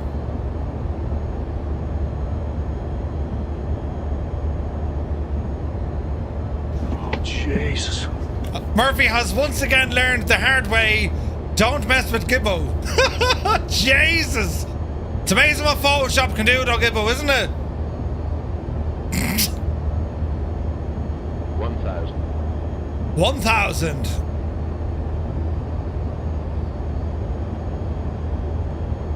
Let's see what happens. And it's snowing for good measure.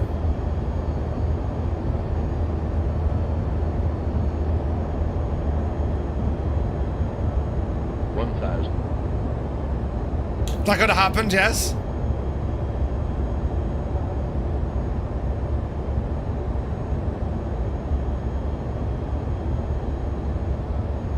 Thank you, surviving the apocalypse. It's not a bald spot, it's a solar panel. Look what you've done.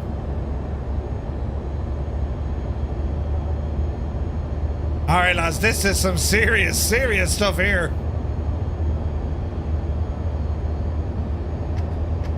Don't sink. Easy now.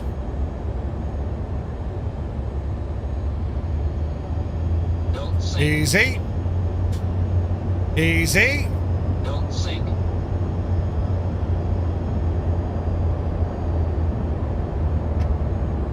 Easy. 400. 300. Sink rate. 200. Oh, balls, watch the flare. Ah, no, Jesus. Dreamy, sleepy, nighty, Shut up. snoozy It's squares. grand. You saw nothing. Reversers. You saw nothing. It was grand. Oh, Jesus. I was playing music. Reverser stowed. It's not the plane. It's the pilot. Ah, Jesus.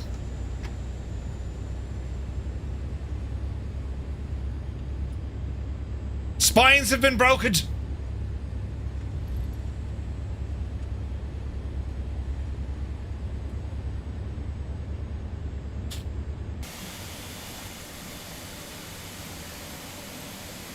Good to see multiplayer working.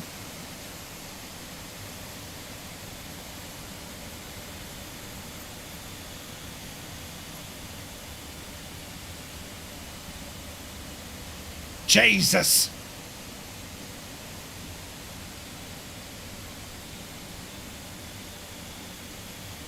We actually stalled it coming in. Yeah, I have the MK Sceneries Nook. Or no, Simulations Nook.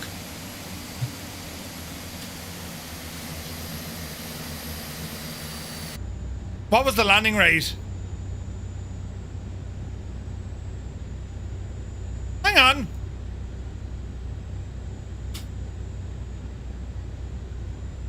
$181 feet, friends. Can I just say there now lands? Brilliant, right? Absolutely brilliant. Oh, Jesus. Right, what's required here is a simulator restart, lads, because it's kind of shagged. We've pushed it hard, right? We pushed it hard. So we're going to do a very quick sim restart. Next leg is going to be from Nook over to Goose Bay. And, well, during this leg, it's going to be chatting about the flight that the lads did, right? So all the different events. We got a bit from the movie we showed earlier on. But, yeah, we're definitely going to learn about, you know, they were spotted over Galway. They had their booty on and, you know, sandwiches. And when they started drifting off course, and what actually started happening, because a whole load of stuff started happening, right? What's happening here now, Ted? Right, I better close off all this stuff and then restart it again. What do you reckon? What do you reckon? How's that? What else do we need? Join FS, like, crapped itself. All right, so them aircraft we were seeing was actually from, they were from, say, Intentions. Nice. Right. Get in here now. Close them. Close that. Task manager. Kill the sim because it's taking far too long to close. Now, in fairness, we have gotten a fair bit of mileage out of the sim, haven't we? My sim has done really well, actually. Yeah, no, I'm actually really, I'm really impressed with how this one's gone. It's been awesome, do you know? It's been absolutely fantastic, lads. So, how are we getting on here now? We're still running a giveaway. 4 minutes left to win a copy of the Cows DA40 XLF. And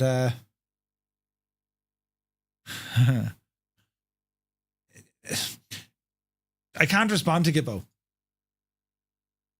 Murph went to the barber and asked to get his hair cut. The barber said, "Which one, Murph?" Jesus. Right. Friends, we are about to do the next flight that will bring us to North America. That's how close we are. As my local time has just passed by midnight, we're going to ramble in for this one. I want to thank everyone so very much indeed for tuning in, spending your time tonight. This has been some crack, you know, apart from Gibbo slagging me hair. But it's been great crack, you know. The sim has been performing very well. So let's see what happens.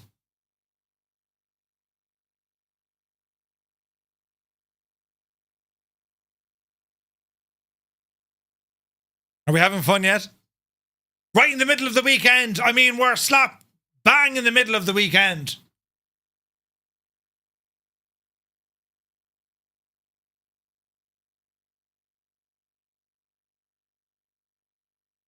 Could be worse. Don't know how, but it could be. So what are you all doing tomorrow?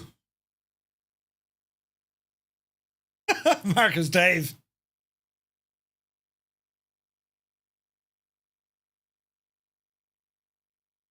New job, the Olympics. Oh, tomorrow? Yeah. Wait. Oh, yeah, Monday. Dougal's fixing his car. Timothy McGee says it's 7:07 p.m. in America, Murph. Wait for the landing. Oh, yeah. Bahrain F1. Yeah, I'm looking forward to that, man. It is tomorrow. Bet in your bank holiday you'll have another RIN formation LAS, probably. We're going to Kew Gardens to look at fancy plants. Ooh. Going to a Boston Celtics game. Nice, Taylor. Learning to code, says Gassius Maximus. Timothy McGee is going to chill. Kids footy in the morning, then F1 in the afternoon. Goose is out to see the father-in-law. I'm going to catch up on some Yellowstone tomorrow. Doing 1 or 2 legs at the Bremen flight. Nice. Keep it Tom took the A330 out for the spin. CTD. Oh, man. Malky's doing some of his bookkeeping course. Going disc golfing. Yes, Gregor. Yes. All right. Let's have an old gawk at this now. Free flight. A400. Up to knock with you.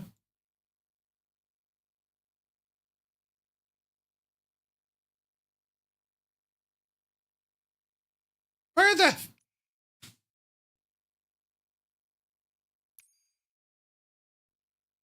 Fixing the fence. Final round of the Masters. They're doing well, Jim, the Irish.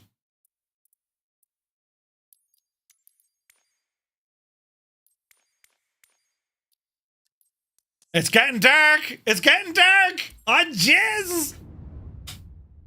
Good show, Yellowstone. It's so good, man. What dog off for dinner? You take care, mate. Have a lovely evening.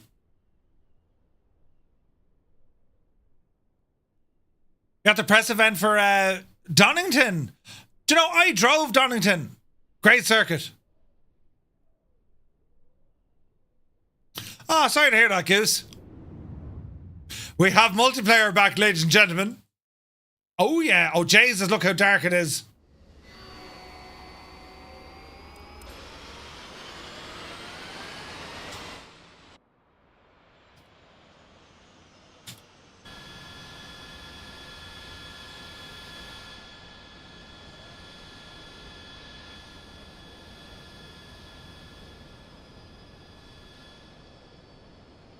Get out of everyone's way.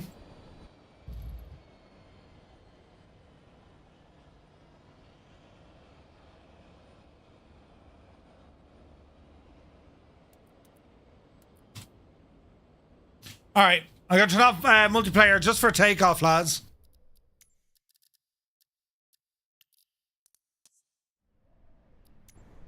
All right, let's go and get ourselves set up here. Over to SimBrief, let's do an old quick flight plan. New flight. From Nook over to CYYR, is it?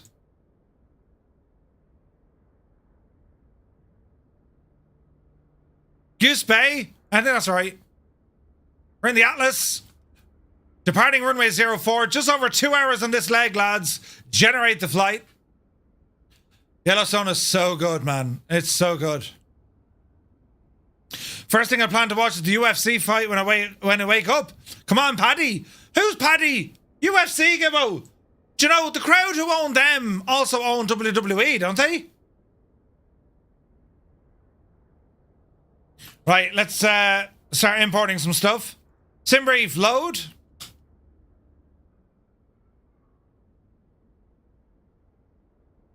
Flights, unload. Import flight from Simbrief. There she be.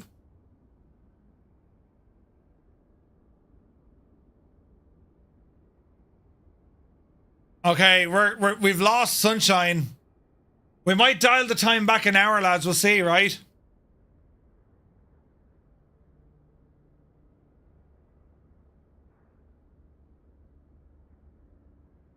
Yellowstone next to Yellow Snow. All right, let's power up this machine here, Red Rider.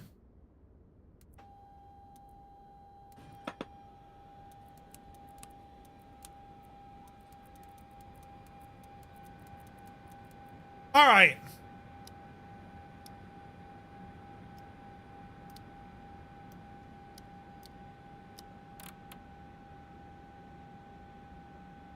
Warming up.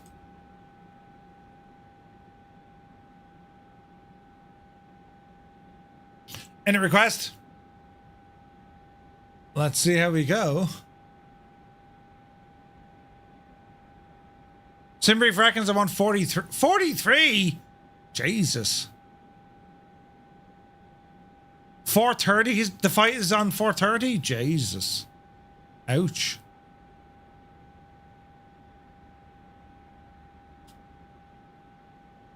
All right, lads.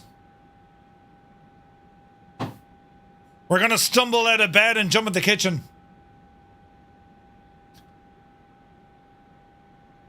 Mission number 1167. Enter.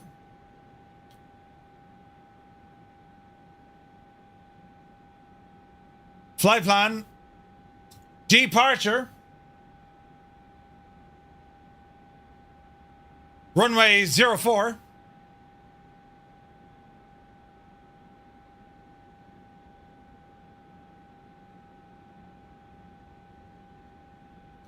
Our arrival into Goose Bay. Runway 26.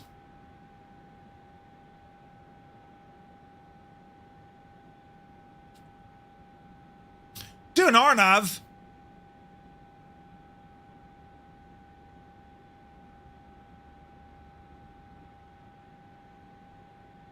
All right, let's go with that. You're icing up in the ramp? Yeah, nice RNAV. Yeah. All right. Let us go into fuel and payload. Zero fuel weight is going to be 107.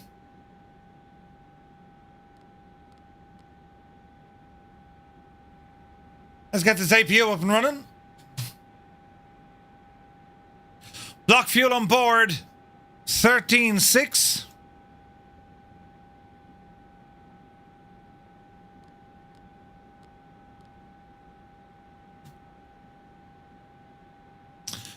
Zero fuel weight center of gravity is going to be that of 29.1%.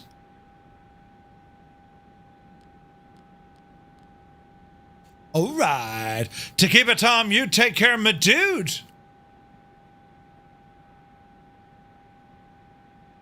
Give us like, ah!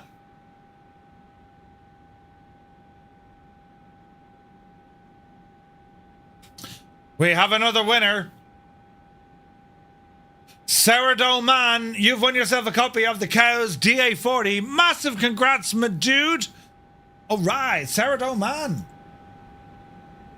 That's the DA40. Jesus. Sourdough Man. Lads, just make sure you DM me, right? Because I'll forget. Right? I'll make a balls of it. Right, now, buttons, Murph.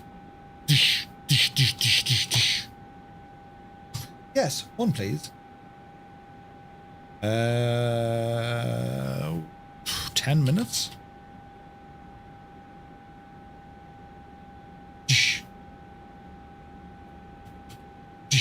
All right.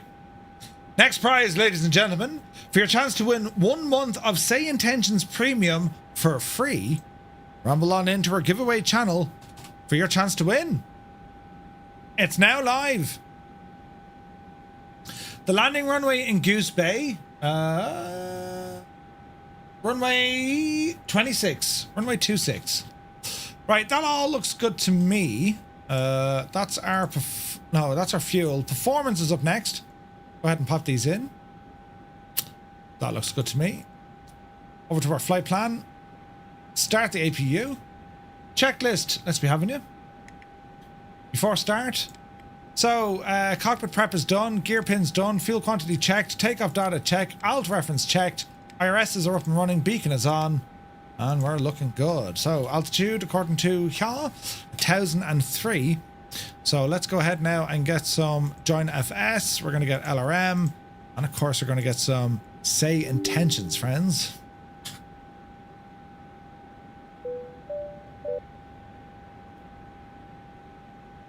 Come on, you devil. You can do it. Go. Just join late. P in the skies, where the giveaway is happening over on our Discord, mate. Rumble in over to Discord and you'll see the crack there. Exclamation point Discord if you haven't been in there before. Tarnish Mossman, you take care, man. Goose, have you got me? Yeah, I think, yeah. Goose, you sent me a DM, didn't you?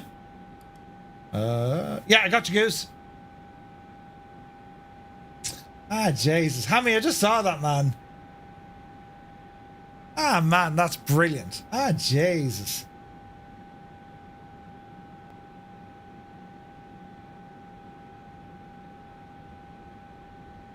Oh, yeah. Hang on a second. Right. Wait till we get airborne. Good call, Colonel 4. Good call. Right, okay, so APU is coming up. This is all looking good. On down here, remove that. Brakes are on. Refill our little actuators. Floodlights, keep it off. I'll see what we'll do with the owl, whatchamacallit, lads. With the lighting, right? I mean, it is going to get dark for sure. APU is on. Get those bleeds on. Engine ignition start. We're going to start here directly on the ramp. Let's go engine 3. And power starting to come in. Let's go to the engine page. Where are you? There you go. She's warming up. Hello. Ah, look at that though, lads. Patrick, you take care, my dude.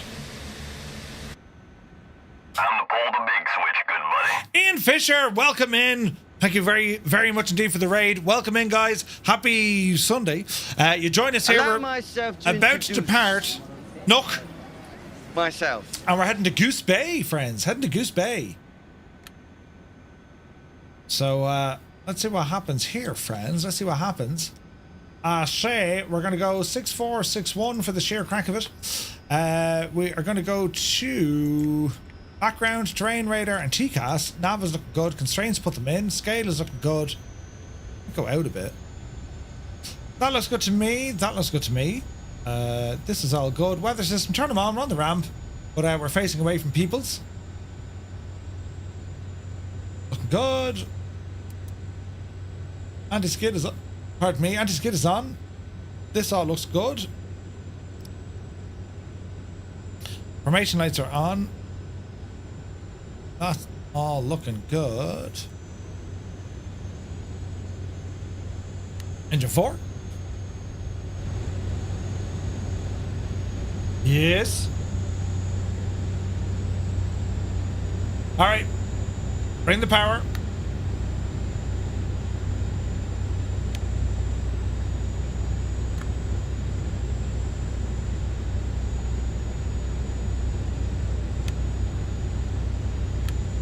She doesn't like number 4. What's happening there? Up, you get your devil.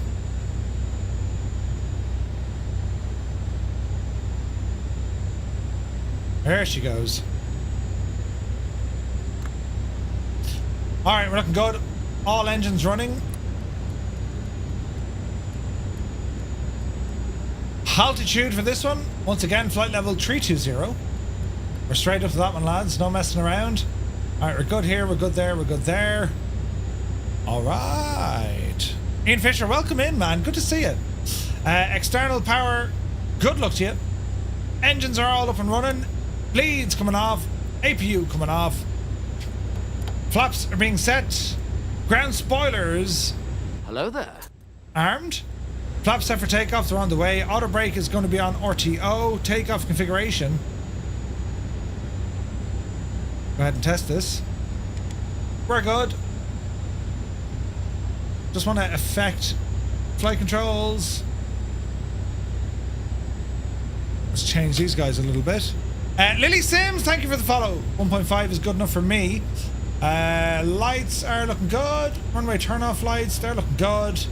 And it's a 04 departure, right? Runway 04, let's have a look.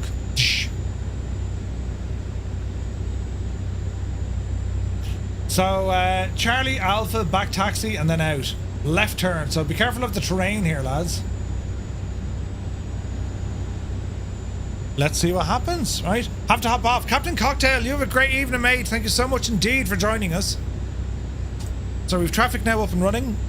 Off the brakes.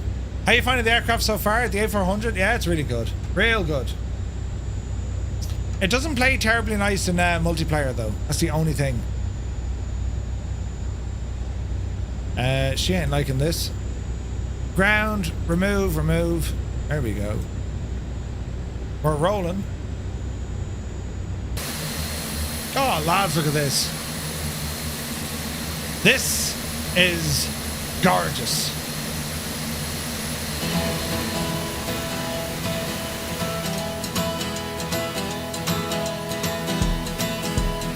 Goose Bay or bust? I like it, man.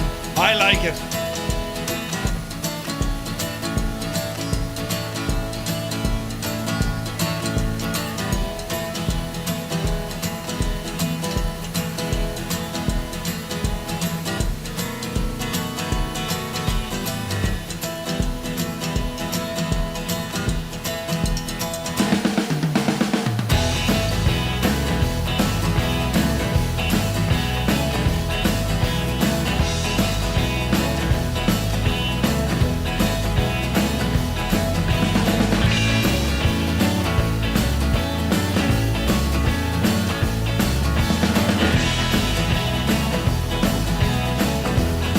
Leg 3 is just about to start.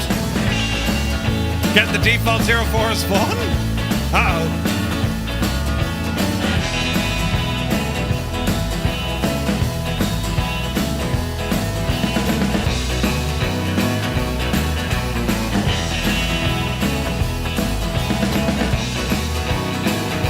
I think so, Super Tie. Yes, sir.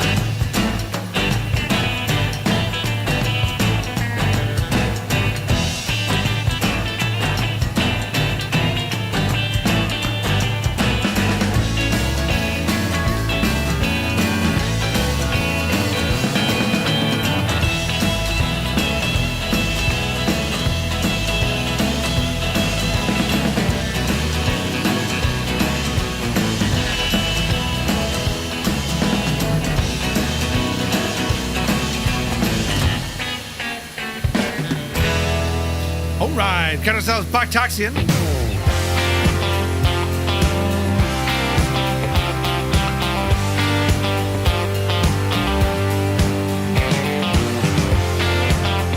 isn't our first rodeo. We're going to get airborne in these things. Absolutely no problem at all.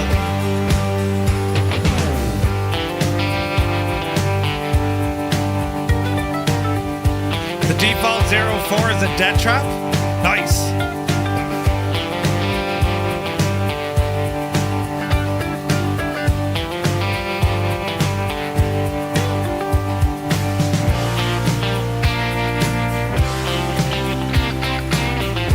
Dr. Notham says you're a big 747 on say intentions. What?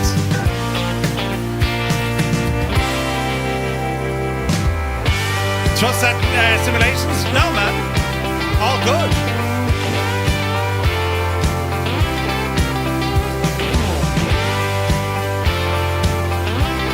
Code for Skynet is TTM.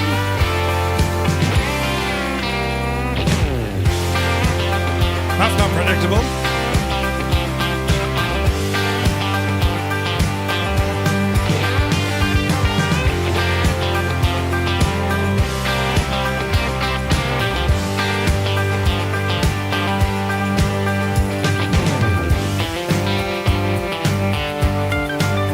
We have this beautiful Firefly right beside us.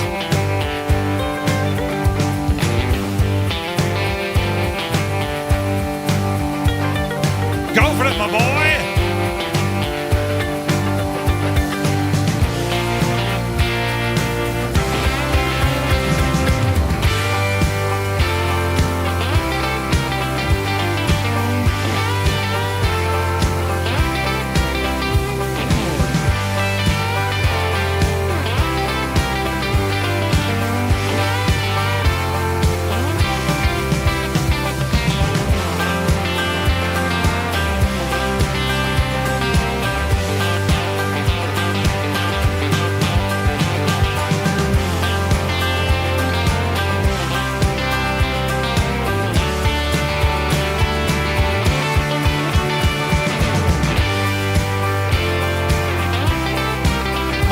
What a sight! What a sight, lads!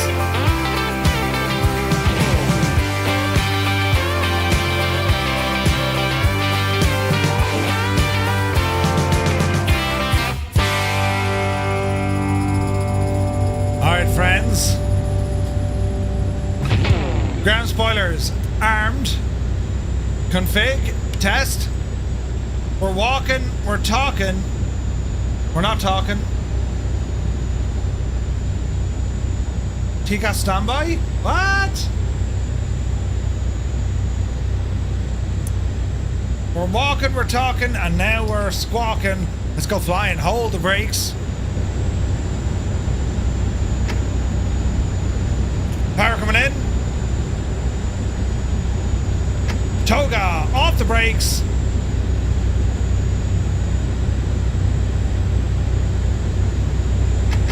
Hold hard now. What's happening?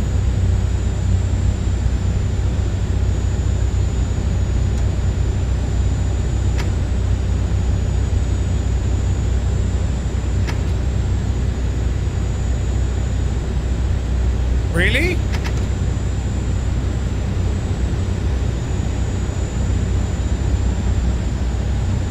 What did we forget?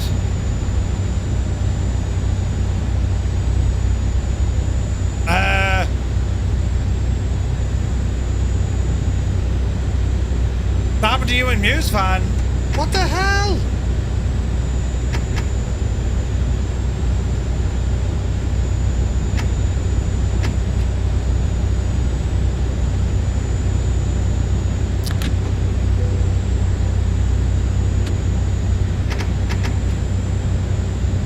Engines won't spool up. Who's in charge? You haven't a clue what you're doing. You're joking? It won't spool up if the temperature is below 0? Where's the freaking temperature? -4. Ah, for crying out loud. Oh, Jesus.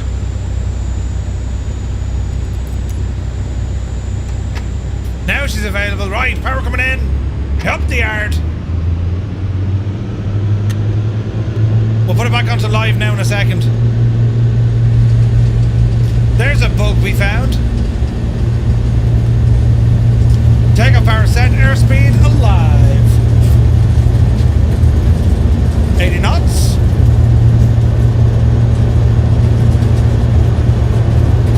Jesus. V1. Rotate.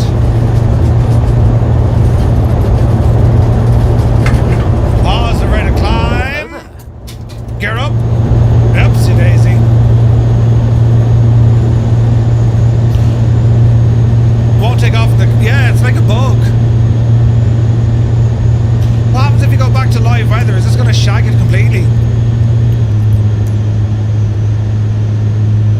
okay, she's okay.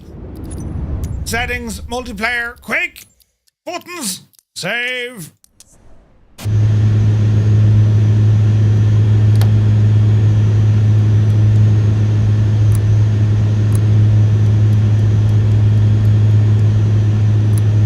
Autopilot. Flaps are in.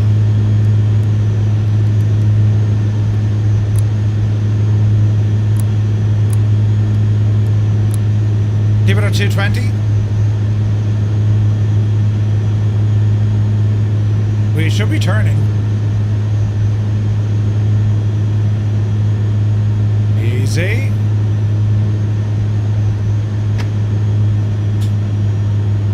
Doesn't want to turn? Let me see. Let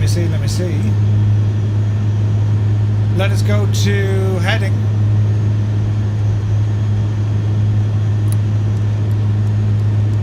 Left turn.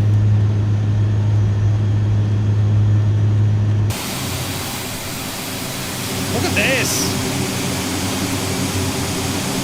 No multiplayer? What's going on, Sim? Jesus. How do we have no multiplayer? Again? Online? Multiplayer off? Multiplayer on? Why are we not getting multiplayer, lads?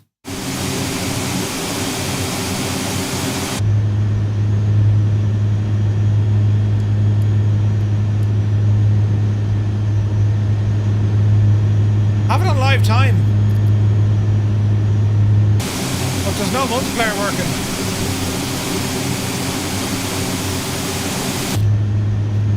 It's a known bug since December. The engines won't spool. That's friggin' nuts. Check IRS. What's all this now? Yeah, what's this dotted line? Why isn't the flight plan active?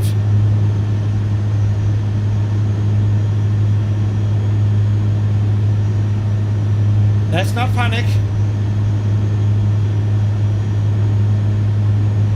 Directive Voodie.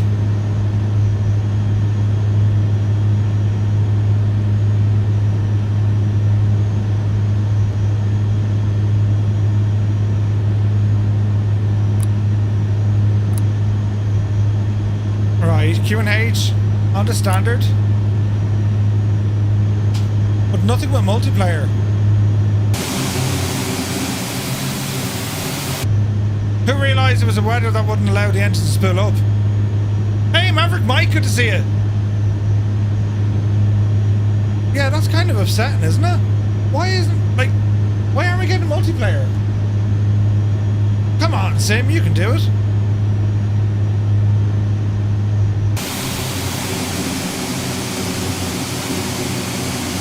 Is there someone maybe that can invite me to a group? Can that work?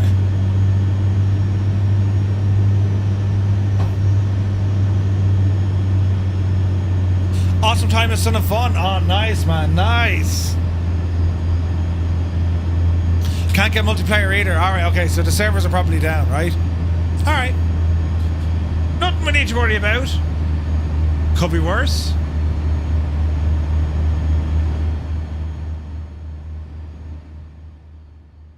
Dougal has multiplayer.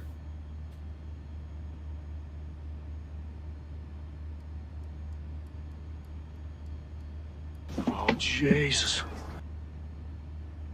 Up the hill.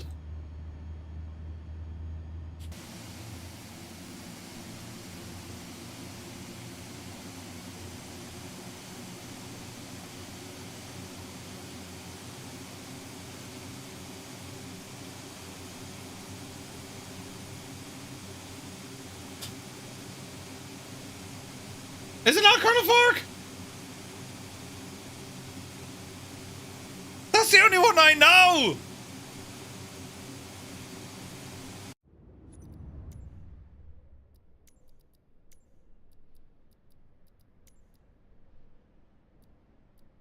Murphy's on his own. Leave me own group.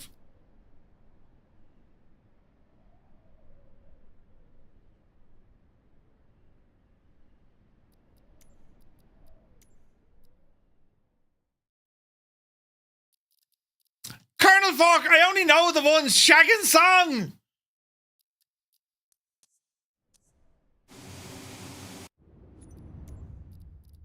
This is the only one I know.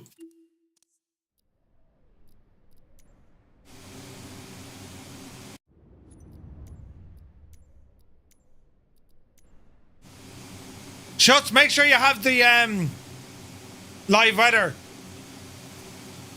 There's the moon, look. The moon. Oh, you did. Oh, balls, you did.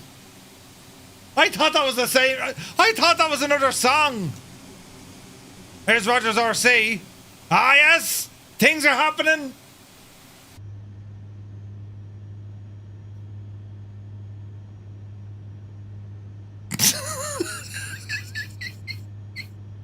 What did you expect, Colonel Fork? No, it's working, look. Brilliant. Fantastic. Fantastic news. Hang on.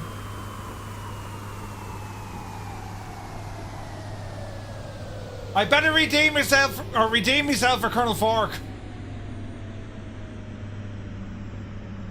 This'll work.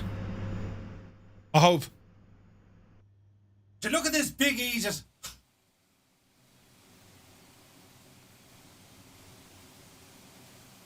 The impossible phase changed the weather.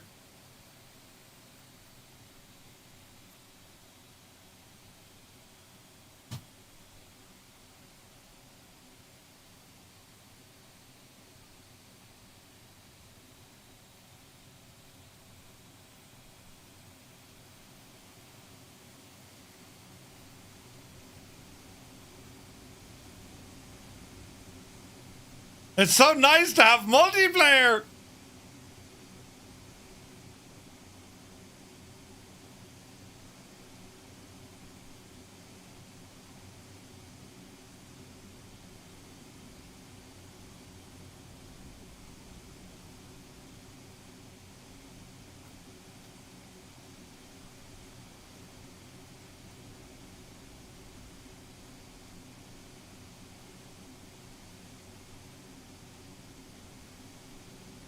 We have another winner, friends.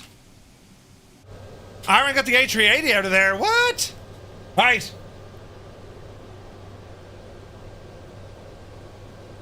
APU Inspector, you've won yourself Say Intentions 1 month. Congratulations.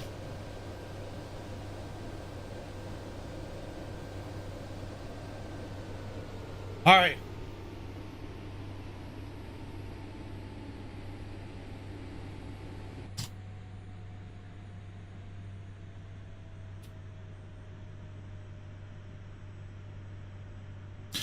Right, lads, the next one is a Savage Prize. I didn't say prize, I said prize. The next one is a Savage Prize.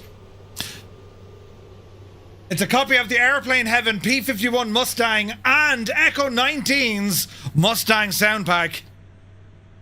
It's a huge prize. For your chance, ramble on over to our Discord, go into the giveaway channel, and just click on the little gadget there, look. And you're straight into it now, lads. You're straight into it. After this, we have 14 more giveaways. 14 of the devils.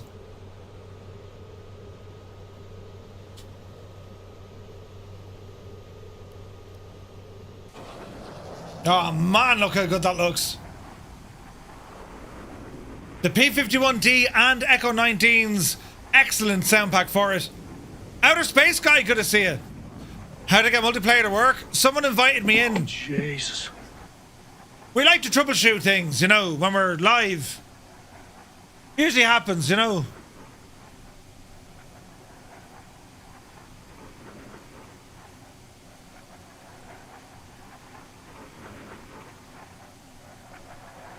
Tis grand. Duke was like, no one else enter it. I want it.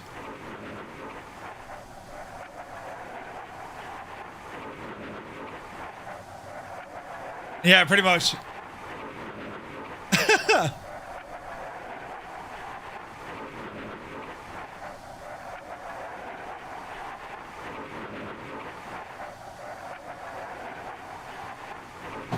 That looks gorgeous.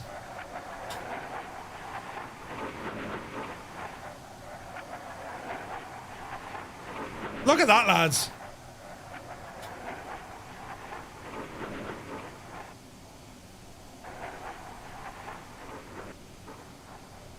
Those sky colours, man. You saw P-51 and a Spitfire information last year. Dude. That's incredible. Oh, the sounds.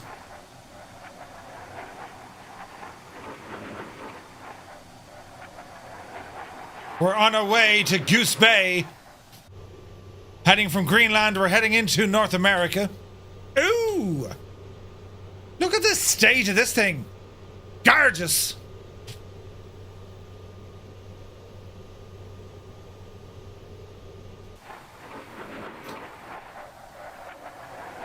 It looks so good. It just looks friggin' gorgeous, man.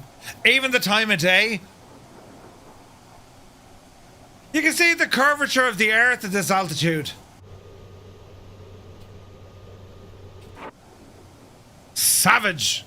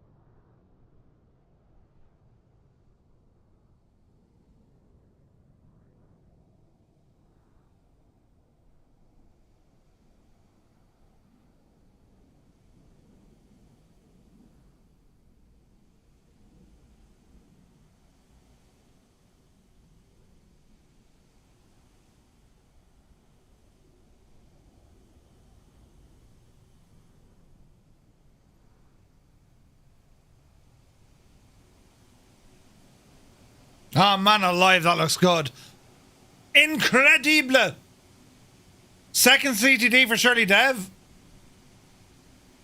Oh, Jesus Muse. Oh no, man.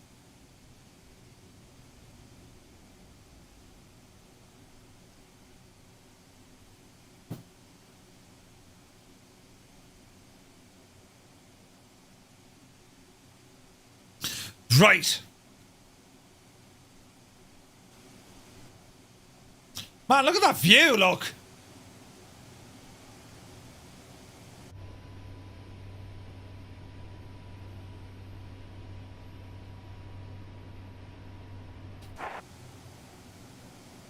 Man alive, isn't that gorgeous, isn't it? How many cans of Guinness remain on the A400? It's absolutely savage. Absolutely savage, lads. So what we're going to do, let's go through the timeline of the flight itself, right? So we picked up a little bit on the video, but we're going to go in here and we'll just see what some of the stuff was, right? So, over the Atlantic, the calm before the storm. So initially, the flight proceeded smoothly. I mean, once they took off from Baldonnel, they were spotted out over Galway. At 9 o'clock, the crew ate their first airborne meal, which was hot bouillon and sandwiches, beginning a routine of regular meals to help keep their spirits and their energy up. Köhl and Fitzmaurice alternated piloting duties every 2 hours, later shortening the shifts to 1 hour each as fatigue sat in. Navigation was rudimentary, yet effective at this stage. Köhl even dropped smoke bombs to gauge wind direction for better fuel efficiency. As the hours passed, conditions became increasingly challenging. By 1600, the wind shifted, forcing the crew to adjust course and altitude, flying at times as low as 10 to 20 metres above the waves. They navigated carefully around patches of severe rain, sleet and snow. Mechanical concerns emerged. The engine briefly sputtered, possibly from a lean fuel mixture, but thankfully it recovered. The fuel management became increasingly complex. The Bremen carried fuel in 14 separate tanks, and manually pumping fuel from these tanks into a gravity-fed tank required constant attention. The crew observed their fuel gauges closely, knowing the instruments weren't always reliable. By nightfall, at around 9 o'clock, trouble truly began. The thick storm clouds rolled in, blocking celestial navigation and forcing reliance on their magnetic compass. Köhl estimated that they were about 3 hours from reaching the North American coast. But the reality of this was far different. The Bremen entered a fierce storm, with violent turbulence shaking the aircraft intensely. Maintaining a steady course became nearly impossible as the compass swung wildly, sometimes off by as much as 30 degrees at a time. Then an oil leak added to their concerns, with oil visibly dripping along the instrument panel and pooling beneath the pilot's seat. The electrical compass illumination failed, forcing them to use handheld flashlights, further complicating the navigational challenges. After enduring several terrifying hours in near total darkness and relentless storms, the skies briefly cleared at around 06:05 on April the 13th, allowing Fitzmaurice to locate the polar star, Polaris. He then discovered, to his horror, their magnetic compass had a massive error of about 40 degrees. They were drastically off course, far north of their intended track. Lip, thank you very much. Köhl immediately turned the aircraft southwest, hoping to reach the coast and follow it south until they get down to New York. Visibility slowly improved, and the crew soon spotted rugged snow-covered terrain and the remote Tornat Mountains of Labrador in Canada. They knew they were hopelessly north, far from their planned landing in New York.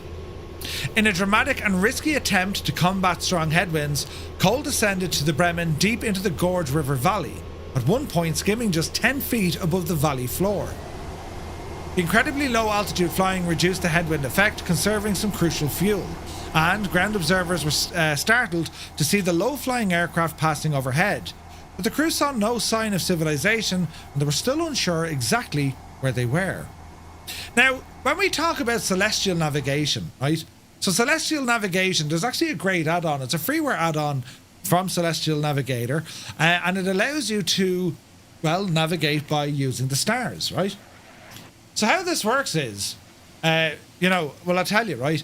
Celestial navigation is the method of determining your position by measuring the angles between known celestial bodies like the sun, the moon, and specific stars, that and the visible horizon. So, how do they use it? Well, a sextant that measures the angle between a celestial object and the horizon. Accurate readings from the sextant but required a clear horizon and stable flying conditions. They also took sightings. Pilots would measure the angle of known celestial bodies above the horizon at a precise recorded time, usually using a chronometer or a watch. Multiple sightings at different times were taken for accuracy. Aviators also carried nautical almanacs, a detailed reference book listing precise locations of the stars, the sun and the moon, given at times throughout the year. By comparing their sextant readings and the time to the almanac data, navigators calculated their latitude and their longitude. After the calculations, navigators can plot their position on the charts. Ideally, several sightings were cross-referenced to form a fix, an intersection point, giving a reliable position estimate. Inaccurate timekeeping could cover, or turbulence with cloud cover, could significantly reduce these accuracy. Celestial navigation, lads. Like, what? So, Accurate timekeeping. Determining longitude at sea or in a flight required precise timekeeping. The Earth rotates roughly 15 degrees every hour, which is 360 degrees in a 24-hour period. By comparing local noon, when the sun reached its highest point, with a precise clock set to Greenwich Mean Time, or GMT, navigators could calculate their longitude. Example: if the sun reaches local noon at 1500 GMT, well then you're 3 hours behind Greenwich Mean Time, meaning that you are 15 degrees by 3 hours is giving you 45 degrees west. That makes sense? Inaccurate clocks, turbulent conditions, or poor visibility shags all of this, but you get the rough idea, right? When it comes to the celestial navigation, well, they also had to look after their fuel burn and their management, right? Fuel management was critical to the success of the Bremen. They departed with overloaded fuel tanks, manually transferring fuel throughout the flight. Constant headwinds reduce ground speed, increasing fuel consumption. Flying low reduces the wind effects, but at higher altitudes are often more fuel efficient due to the thinner air, meaning that you're burning less fuel. The engine mixture control was done manually. They had to adjust it based on sound and the performance of the fuel economy. If it went too lean, the engine sputters. If it went too rich, well, the consumption skyrockets. The Bremen crew carried 520 gallons, about 2,300 litres of fuel, in 14 separate tanks. Crew members manually pumped fuel from the various storage tanks into a single gravity-fed tank. Because fuel gauges were pretty much unreadable, the crew kept meticulous records of fuel usage, careful noting the duration. The hands-on manual fuel management required intense attention, skill and discipline. You might wonder why bother learning such an old-fashioned skill as celestial navigation. Well, the simple answer is aviation is about understanding fundamentals. We see this today with VOR navigation. You'll say, why do we still do VOR? Considering we have, RNAV and GPS and all of this. Well, what happens if they fail? You know what I mean? What do we do then? It's a backup plan, absolutely. Like, it is the backup plan. Look at that moon, isn't that gorgeous? Like, it's the backup plan. Looking at where celestial bodies are, being able to, for us today, I mean, us being able to do even VOR navigation, and a lot of them are being phased out in the real world. It's so important that we keep those there, you know? So, by around 1750 the next day, the approximately 2 hour of fuel left and a dangerous oil leak was worsening, they finally spotted an island with a lighthouse. This was Greenland Island. Realizing their situation was critical, the crew immediately decided to attempt an emergency landing. The landing was very gentle. There was no runways, but they found this frozen body of ice and they said, look, that'll be grand. It was said that Herman Köhl executed the perfect 3-point landing, but because we were moving into spring, well, the ice broke, meaning that the plane landing gear burst through the ice, it tipped over and it hit the propeller and the shaft. The whole lot was shagged.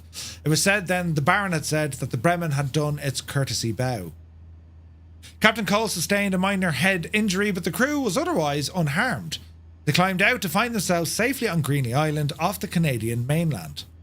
Local islanders were astonished, yet they warmly welcomed these unexpected aviation pioneers.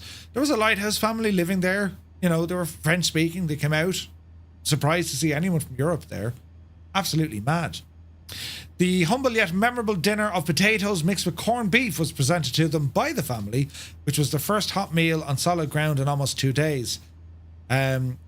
Fitzmaurice later described this vividly in his memoirs. So the Bremen landing on Greenland Island marked the successful conclusion of the first ever non-stop east to west transatlantic flight back in 1928. As we continue on with our journey towards Goose Bay, well, after this, when we're heading down towards Greenland Island, we'll be chatting about the aftermath and the glory that came with it, right? So what we're going to do here, we're going to pause here for a moment. We have a winner. Thrustat says, celestial navigation is also pretty interesting. Dude, it's awesome. Yeah, it's very, very good. And Limbics, yeah, 100%. 100%. So you get like a lot of this radar spoofing that goes on. That's the thing. So, the winner of our Airplane Heaven P51D Mustang and Echo 19's Mustang sound pack goes to none other than PS Morandi. Hello there. Well done, man. P.S. Morandi. Just make sure you drop me a DM, lads, yeah? Make sure you drop me a DM. Right, let's press some buttons here. All is well in the realm. Boo-doo-boo, boo-doo-boo-doo-boo. The application failed. Balls. Let's try it again. Do-do-do-do. Right, we go 10 minutes. One of them. One of them. And one of them. Right, lads. Another CYYR aircraft is now on the way. This one is the CYYR DA42 series aircraft for Microsoft Flight Sim, available on the PC. Your chance to win that, just enter the giveaway. Best of luck, lads, and let's see what happens. So let's go back to my video and we shall continue where we left off, friends.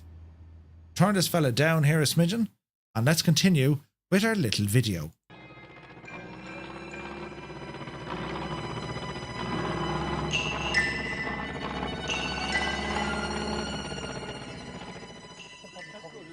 The lighthouse keeper, Johnny Letemplier, and his family were the first people to greet the exhausted flyers, and their first priority was to telegraph the world with the wonderful news that the Atlantic had been finally conquered by air in both directions. Over on the Quebec mainland, at Blanc-Sablon, Alfred Cormier ran the local Marconi radio telegraph station. He quickly sent the news down the wire to the waiting world. They did try to fly the Bremen south to New York, but the undercarriage collapsed as it tried to take off from the ice. But that did not diminish their achievement. Herta Junkers and Charles Lindbergh were just two of the very many famous flyers who flew north to greet the airmen. They had great courage in those days, I think, to fly the Atlantic. It was considered a very brave thing to do. There's no doubt about that, because their equipment was very primitive and they didn't know what weather they were going to meet. They had a vague idea of what it was possibly like the day before over in the East Coast, but the chances are they were going to run into bad weather somewhere along the 1,700-mile trip. And the Atlantic is the Atlantic. It's a long, long haul there for a single-engine airplane. Coming the other way with a tailwind, it's still being done with single-engine machines, but with much more equipment and everything to help them along their way. But in those days, it was very skilled navigation, whoever was navigating, to fetch up so close to that track, and a great deal of courage right along the line. There was no question about it. He flew in that aircraft knowing, as he must have known, the chances that he was taking in flying across the Atlantic. In a small aircraft, 2.5 tons of fuel up in it, all sorts of problems of communication, no radio, and the only way they could communicate with each other was passing a bit of, on a stick back to von Hünefeld in the back cockpit, and passing notes to themselves, because the noise of the aircraft and the noise of the wind and the must have been pretty extreme. So it showed great courage in Fitz. Never any question of lack of physical courage. President William T. Cosgrave sent Fitz a telegram to the crew of the Bremen, and particularly to yourself as an officer of the Irish Air Force. I tender my heartiest congratulations on sharing the first flight from Europe to America. Your achievement will go down in history, and Ireland is proud of your conquest of the air. So the three flyers, Fitzmaurice, Köhl and von Hünefeld, using every means of transport at their disposal, headed south to warmer latitudes. His wife Violet and his 6-year-old daughter Patricia had arrived by ship from Ireland, so New York was the first of many cities to give the flyers a hero's welcome.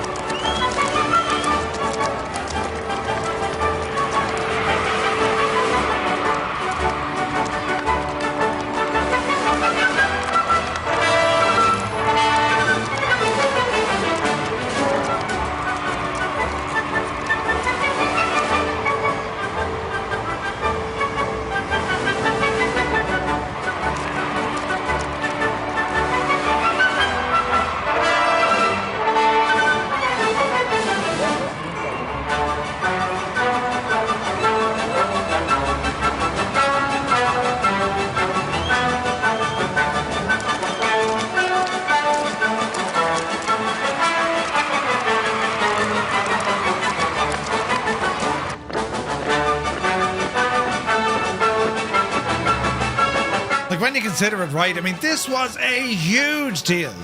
Massive deal. I mean, this, the ticker tape parade in New York was one of the biggest they ever held. And they were just total celebrities. Incredible stuff. Nuts! 1928, lads. And of course they went on, they visited Dublin, they went to Berlin, right? I mean, you know, they travelled the world after this.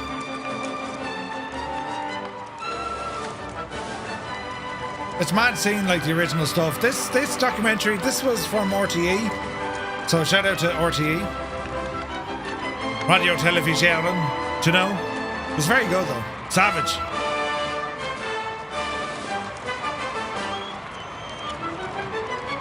Back into Dublin, they got the key of the city. And they went on to meet, well, in Germany, you can imagine, right? So they would have met the powers to be at the time. Your man.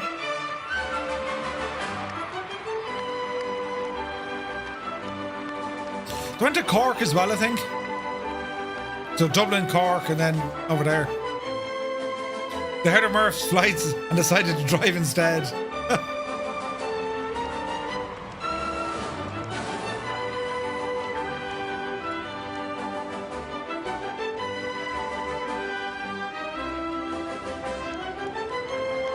Heck, good to see you.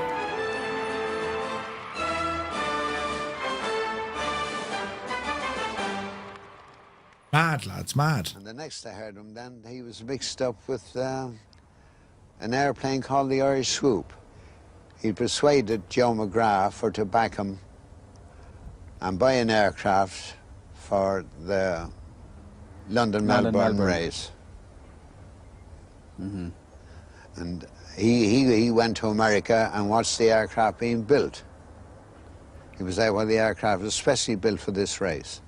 We were looking for publicity all over the world, and one of the things that came up was to enter a plane in this race.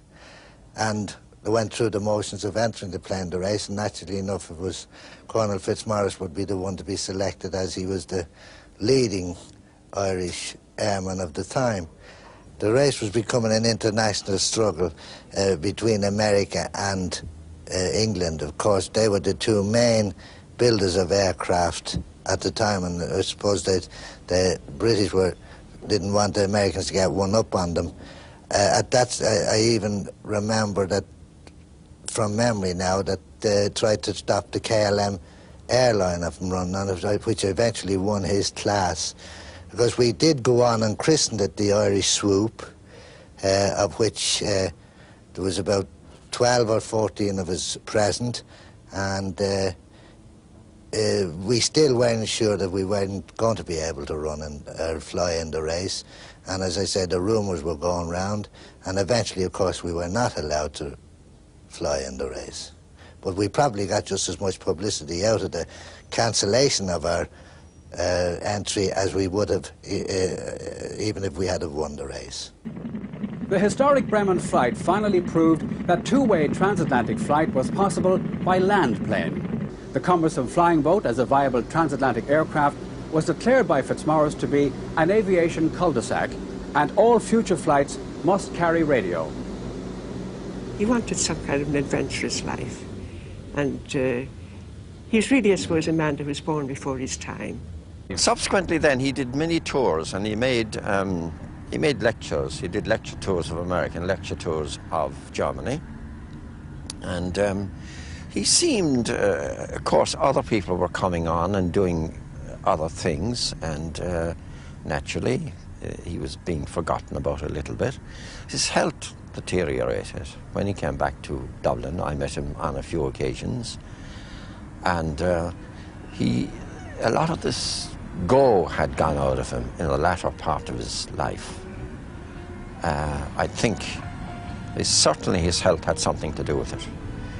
And he lived in Dublin very quietly, and we looked after him in the Air Corps. We made a presentation to him, and he was made an honorary member of our mess and of all the messes in the army, and he certainly had an access to everywhere. But he really deteriorated somehow or other physically and to some extent mentally in latter years. It's kind of mad, right? Because, you know, I mean, as time goes on, after the event, you know, what do you do when something like that's over, right? I mean, look at, you know, look at what happened to Armstrong and that. I mean, they did their thing. Celebrity status was huge for years, and then it kind of tapers off, right? I mean, that's what happens. The story and what happened to, you know, Gunther von Hünefeld and also Herman Köhl. That's very interesting as well. So we'll learn a bit about them on our next leg. We're well on our way. This is our trip between Greenland and North America. We're getting through it, lads. So we started off way back when, back at Dublin, and went, you know, we gone to Iceland, over to Greenland. We're on our third leg. Once we land here into Goose Bay, it's a short hop down to our final destination. And yeah, we got, what, I'd say 3 hours? 3 hours tops, all right? So we're doing well. We're hanging on in there. We have another winner of a giveaway, ladies and gentlemen. So the winner of the Cows DA42 on the PC goes to Malky Mac. Congratulations, my dude. Malky Mac. Nice. Malky Mac, you've won that.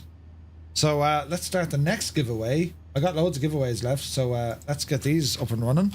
Don't forget, lads, if you'd like to take part in any of our giveaways tonight, well, they're over on our Discord page. All you need to do, !Discord, if you haven't already joined it, and ramble over and keep an eye out on the giveaway channel. That's what they all are.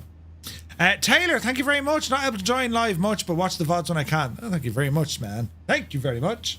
Right, we go 10 mins for this one. One of those, and one of those. All right, our next giveaway, ladies and gentlemen, has just started. This, another €10. Thanks, Dougal.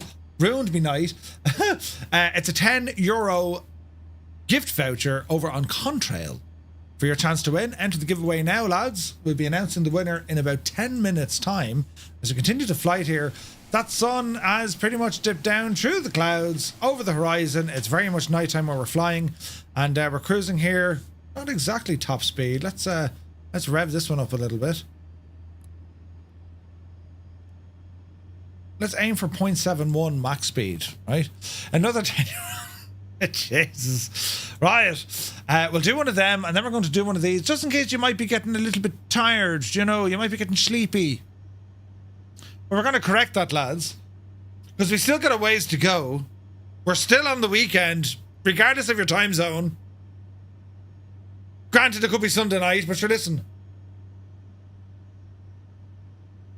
It's almost time for a beer. Now, the question is there any objection if we dial back the time by 1 hour? 1 hour? What do we reckon, lads? That's going to be... let me see. Oh, no, it's some of the group leader. Who added me? We need to go back. Someone needs to change the time of day to 21:10. I need a beer. See what you can do.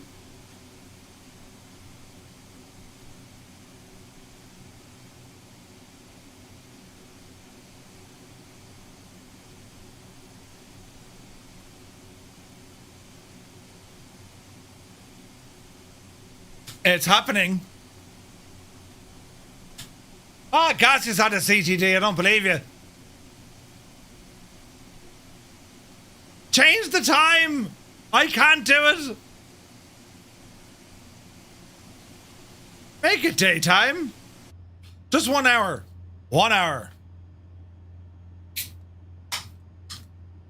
So whoever invited me to the group, if you can, dial her back there now, fairly lively. Dial it back.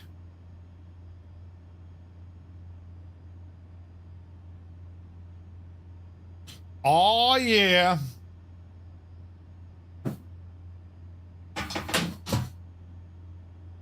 You've had a few issues when leaving Nook? Ooh. Shots, you're up. We need your shots. Good Jesus. Man, shots. Yes. Now we're thrashing.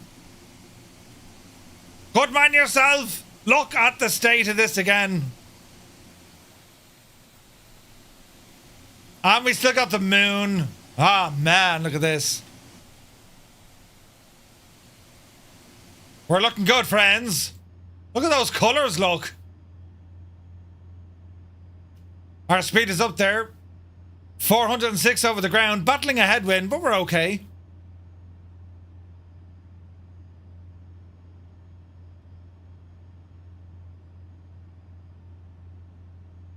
All right. Top of drop, still a way to go. Wake up, shots. Wake up.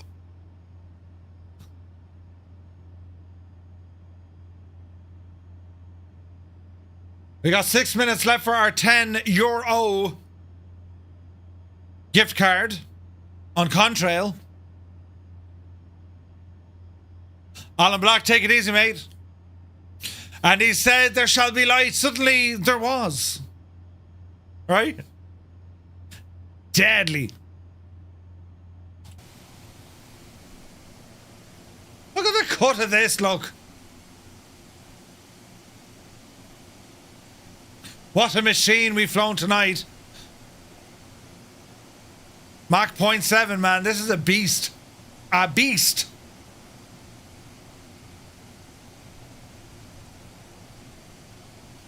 Sure, the the Irish invented light, so we did, you know. Dr. Notham doing his thing. Oh, yeah. The Olympics is your afternoon now, isn't it?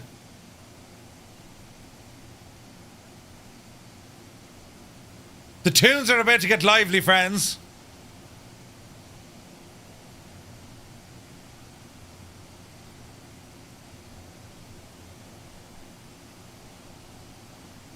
Before or after they invented the moon?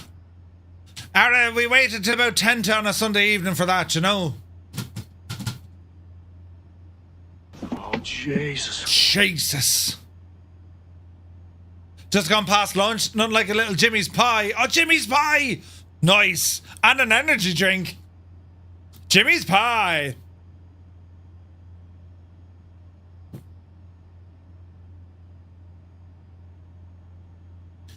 This is the current setup.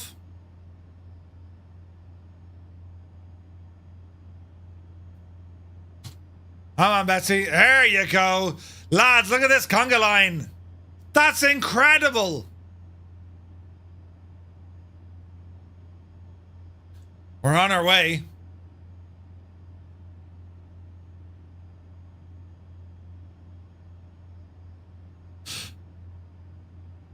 Jesus. Concove, absolutely, man. I was actually looking into that.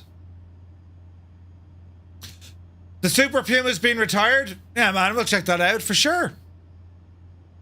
Orion's belt straight ahead. Well, at 1 o'clock. Uh-oh.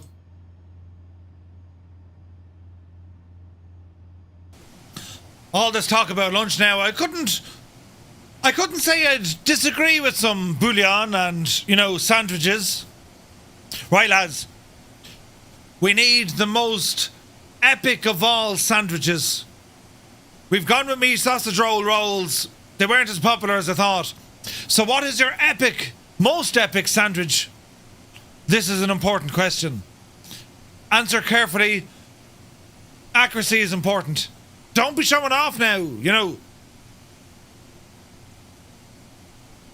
Watching the ATC of the last 3 Concords, JFK to London flights. Oh, nice. What is the best mother of all sandwiches? Roast lamb and mint sauce with white bread and butter. Jesus. Northland Air, thank you very much indeed. Tier 1, man. Thank you very, very much. Welcome aboard. Thank you so much, man. Tier 1 subscribe. The man's a legend. Ham and cheese grilled. Ooh, that sounds good. Barbecue pulled pork. Everything is better in between 2 slices of bread, right? What's a Reuben sandwich? Reuben sandwich? Is that a thing?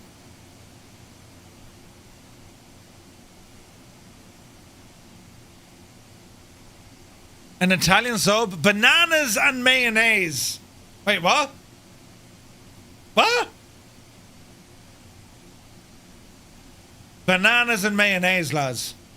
Peanut butter and tomato sauce. Peanut butter jelly time. I don't know. A jam sandwich. Corned beef and Branston pickle. Shuts. And a packet of potato. Oh, Jesus. What's Reuben? Salt and vinegar crisps and mayonnaise sambo. That sounds pretty good. Meanwhile, we're all going to raid the fridge at 1:20 in the morning. Bacon with more bacon. Hell yeah. Dougal's still there. He's still flying with us, which means Dougal's about to raid the press and grab the hobnobs. I'm just telling you what's going to happen, you know. A panini roast beef and whatever you want. Lamb gyros. Peanut butter and banana. Already done. How did we know, Dougal? Ham, cheese and a fried egg on top. News fan already raided the fridge. There's nothing left. We're too late for takeaways now, lads. Pulled pork is good. Ham, cheese and orange marmalade. Jesus.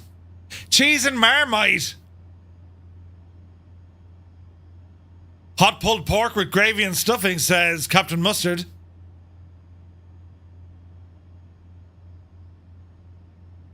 If we're counting subs, there's got to be a Philly cheesesteak. Ooh. Shrimp po' boy dressed. Shrimp? Sorting, AJ. No. A sausage sandwich with brown sauce. That works. That works. Absolutely nothing wrong with that.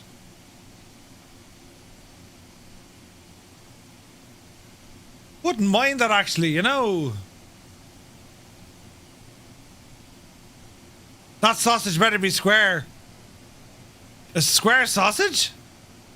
Is there such a thing? Muffalata. What's muffalata? Sounds like it's going to be banned in some countries.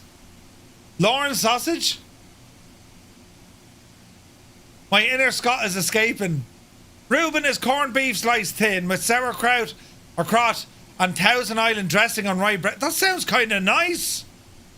We have a winner. Sidious, you've won yourself a €10 Contrail gift voucher. Congratulations, mate.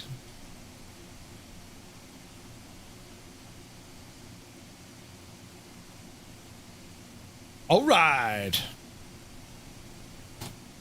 We have another giveaway starting. Pastrami. Ooh. That could be nice.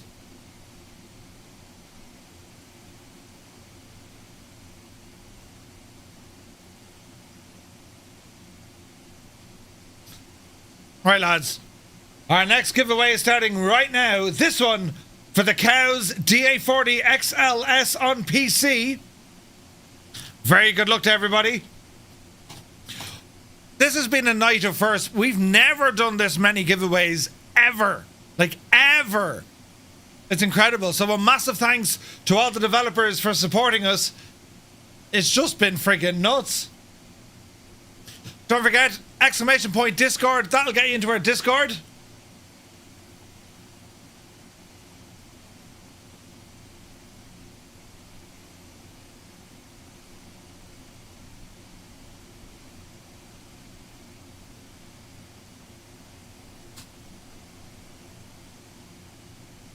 So, ! Discord, ramble on in, you go to the arrivals page. From there, go to start here, click that shamrock and you should see the giveaway channel just above the Bremen bar. With all the photos you guys are putting, oh, look at the state of that. Very good luck to you folks, 52 entrants so far. Another Cows prize, you better believe it, man. Look at that view, though. Jesus. Like, despite any of the issues, lads, there's, like, this sim, though. Look at that. Look at the sky colours, look. Stunning.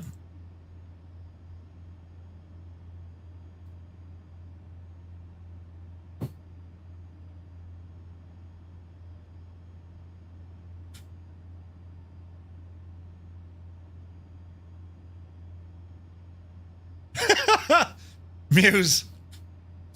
Shut says the sim has been rock solid. Mrs. McTavish wanted to know what time I'm coming to bed. I gave her your number, mate. Hello? Yes, listen. He's been very busy working on a very top secret important project. Vital for the cause. Yeah. Vital. Brilliant. There's nothing to worry about at all, lads. You know. She'll be grand. We got some more tunage. Jesus.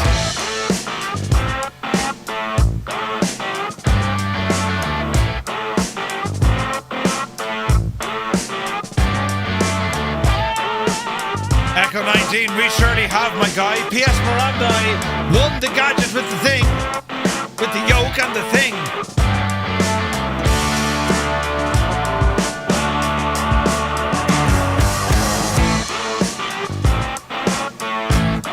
Northern Air says, Twitch is a lot more lively than YouTube. I had no idea.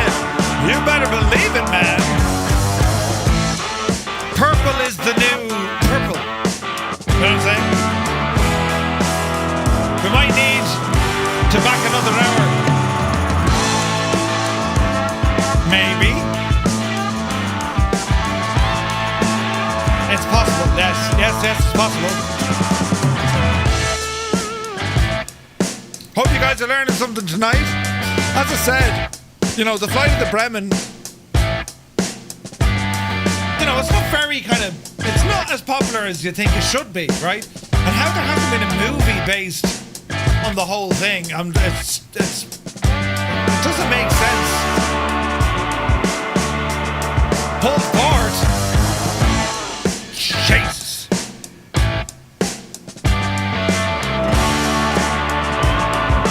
Look at the picture from Castle. Look at this. Is there anyone now, Marvin, that eat the arse off a farmer through a barbed wire bush? Look at that! Jesus!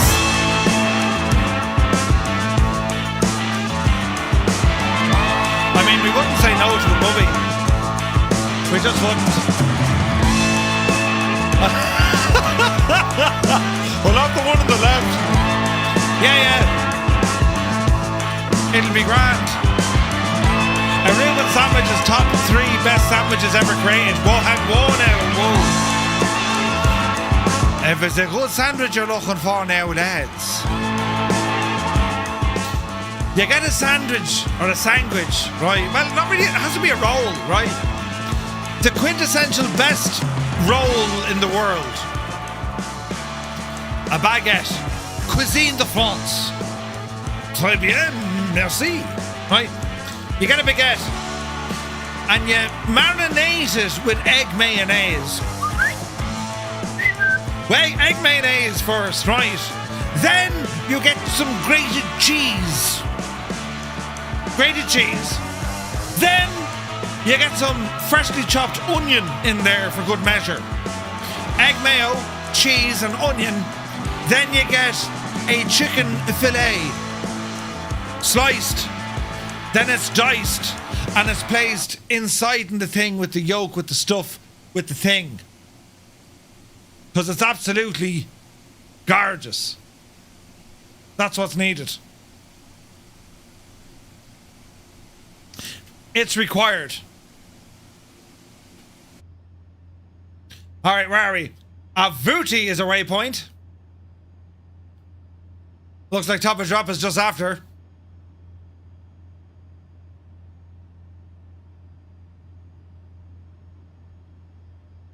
What's that devil doing down?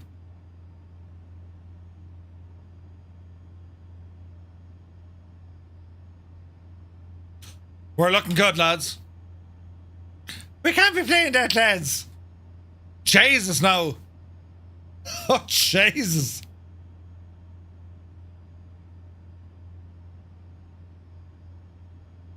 Cyrus T, have a wonderful evening. Thank you very much indeed for all your support and for flying along. We'll see you on the flip side. You take care. 'Tis a late one, lads. We know that. Lightweight. Jesus.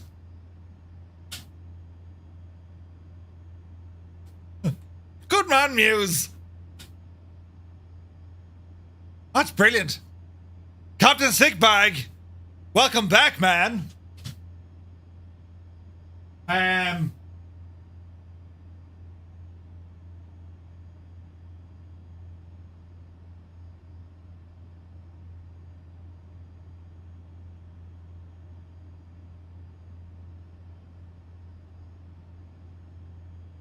Savage.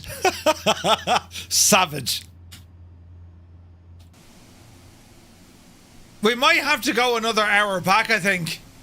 Muse said it earlier, but I think he's right. Shots. Was it shots or chalks? We need an hour back. Marty, we need to go back. I mean, I'm just saying we need to go back an hour, you know? Sounds banging, personally, Murph. I would fry the onion. Oh, fry the onions. Now you're into the, like, expert series, you know? Yeah, that'd work.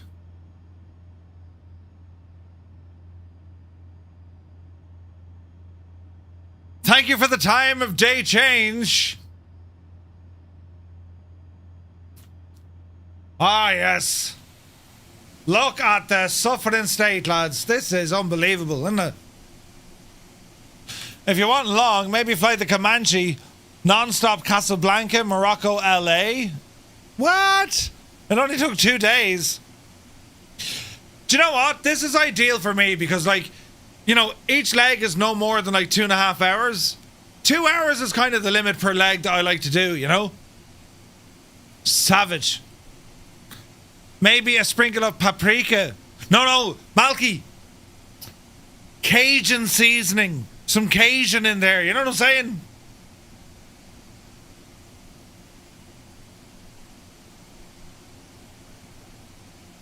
We're absolutely booting it. This is great, lads.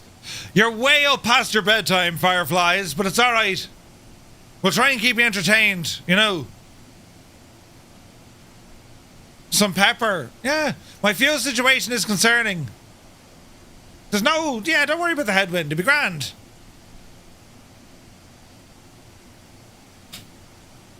I can imagine doing this in a 172. Larry, that'd still be slower than the Bremen. 36.5 hours, man. Jesus. Twitch has a 2-day stream limit. Does it? Cajun and salmon. Salmon. Tyler, you were doing so well. Tyler. Let's go with Taylor. Taylor, you were doing so well until you mentioned salmon.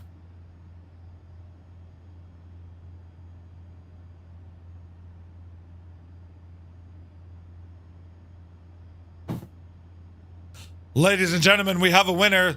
The impossible face has won himself the Cow's DA40.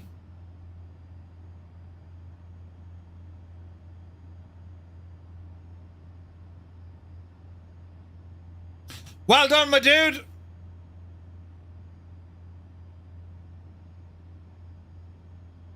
All right, lads. Another giveaway. Holy crap, we've had some amount of these, haven't we? Drop me a DM forthwith.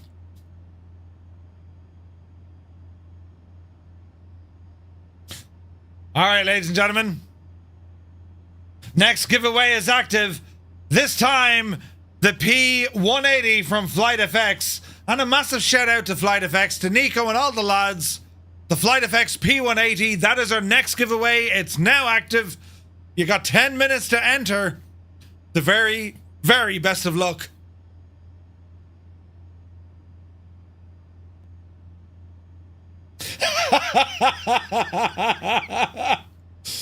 Brilliant.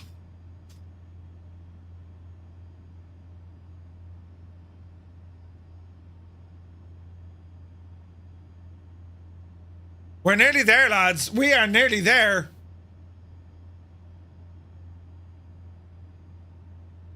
We're looking out for land ahoy. We're at Mach 0.710. Absolutely savage.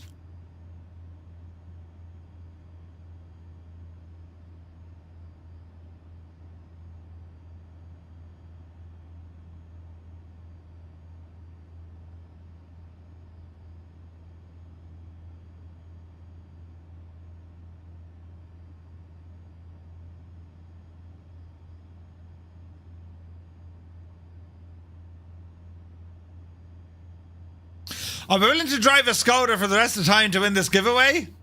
Rich chicken fillet, plain, southern fried or spicy? Southern fried, my friend.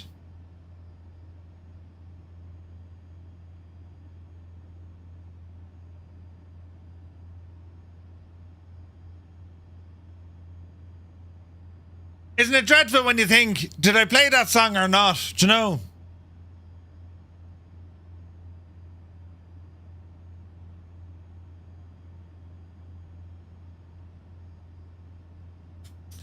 Spicy? What? Instant heartburn, man.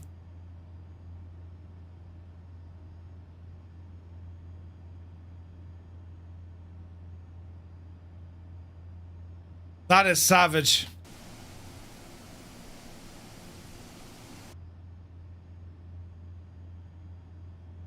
Mark Cowbell Cody, good to see you.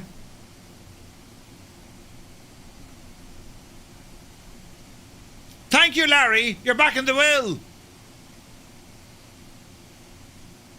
300 miles to the field? Jesus.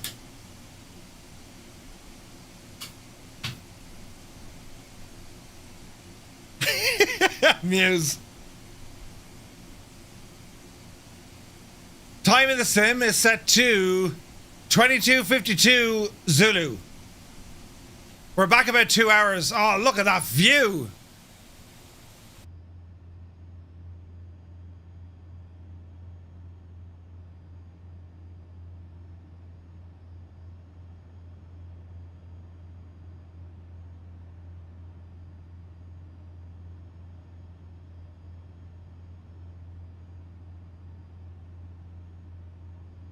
Looking good, Dr. Notham.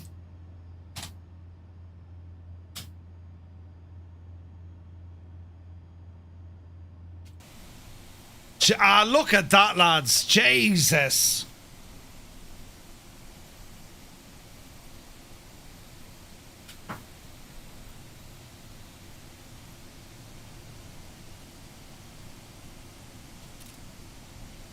Screenshot.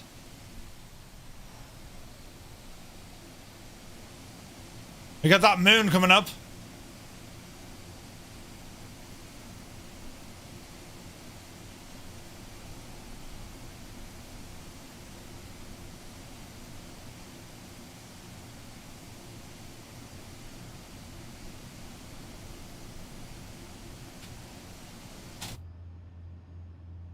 We're looking good.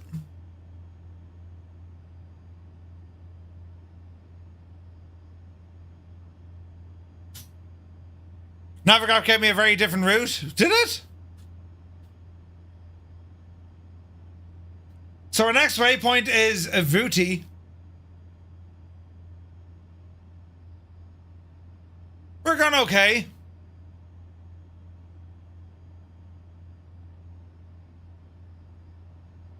Tracks. So the Gabrielle does work in 2024. I'm flying at each... You're about 3 miles from my 9 o'clock. Ah, Muse, I see you. Ah, brilliant. Yeah, it's working in 24, man. We're doing that on our ATC course. We can see top of drop about 220 miles away. Wombat, you take care, my guy. Thank you so much indeed for flying with us. Have an awesome evening, mate.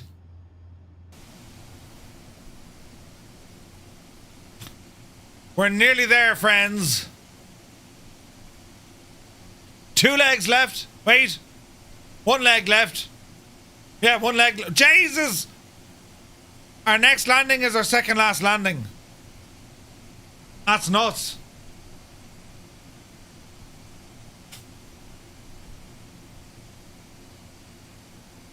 You can't get it to show in the library in 24, says Tracks. Really? We need to get it there. We'll get it there for sure. Like, I noticed even this week they've, like, there's 2 or 3 other aircraft just released into the marketplace. You know?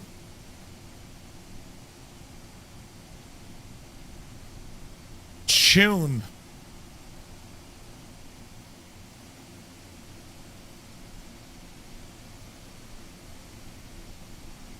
Taylor, yes indeed. Carinado are working on one.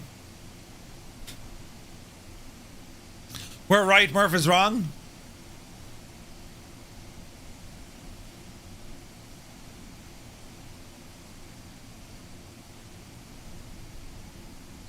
I want me cowboy hat.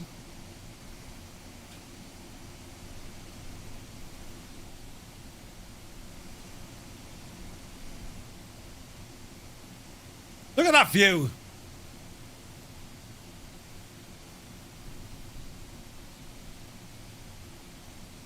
Tracks are on the Southeast Asian server, my guy.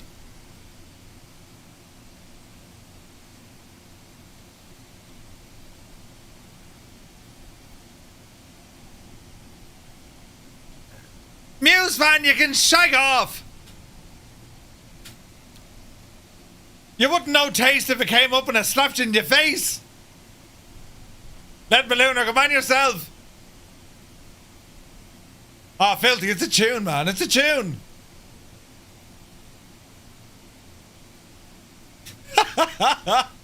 Takes you back to college?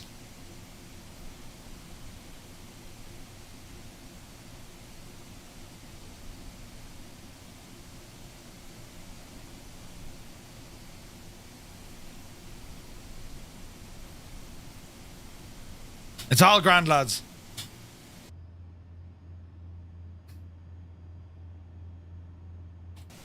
The fit is going to hit the shan. Like, oh, come on! Super Ty, that's right, man. Ironic I'm playing this flying an Airbus, but sure, listen, we get the idea, right? Should be grand.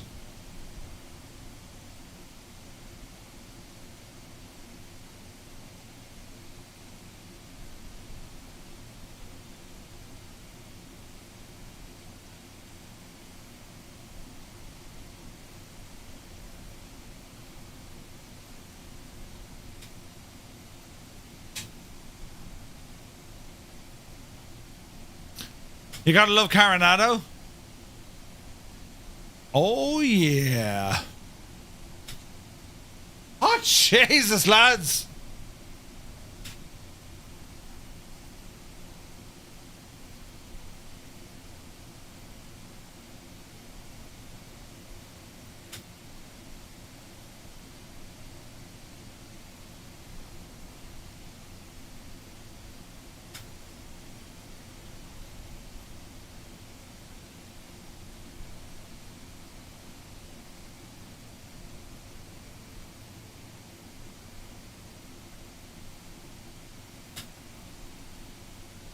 The sounds of the 408 are stupid loud in multiplayer. Agreed. It's the same Carinado stuff, you know?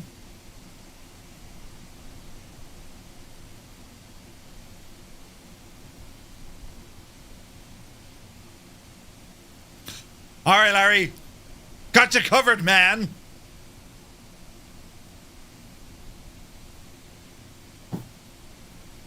Jesus, lads, I cannot wait for Flight Sim Expo. Jesus. The impossible face, your karaoke seppies. Classical gas is mine, you know. If we're doing karaoke, classical gas. Yeah. Works every time, man. Works every time.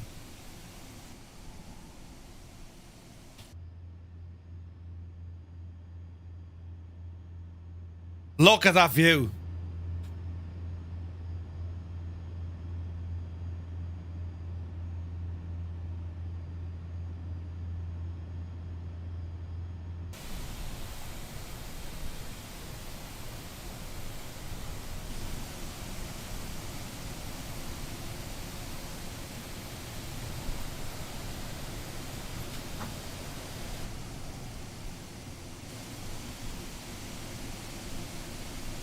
Gorgeous.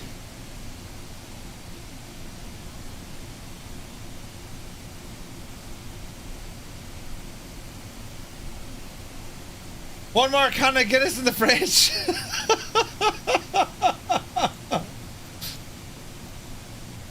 Swap 21, you are the winner of a Flight FX P180. Congratulations, my dude.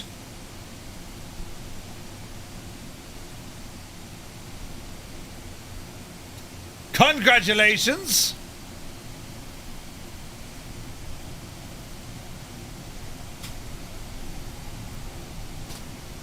We got another giveaway.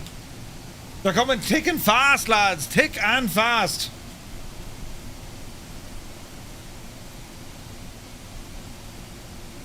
Make sure you enter, lads. These are awesome prizes.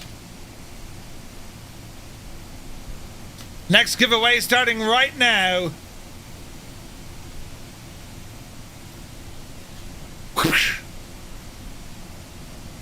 A Köhl's DA42 series for the PC, available through Orbex. Best of luck, lads.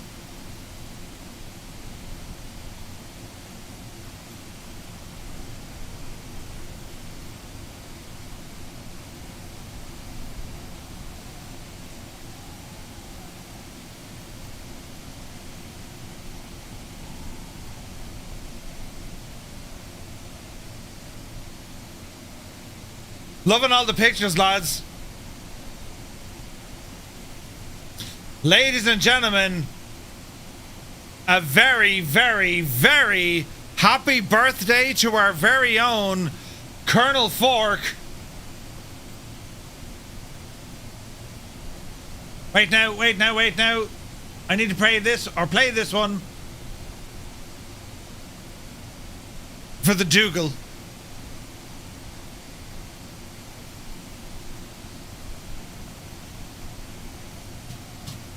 Colonel Fork, happy birthday, my dude.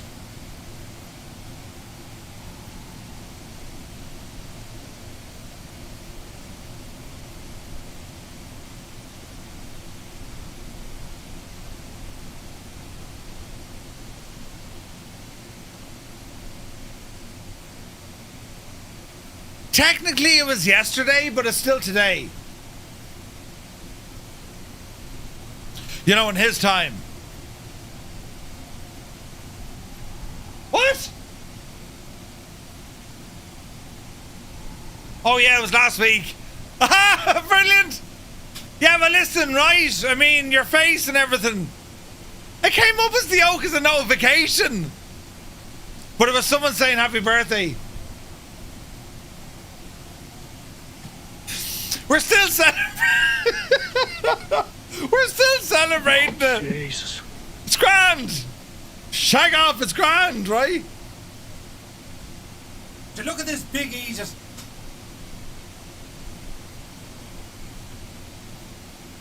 Yeah, well, right.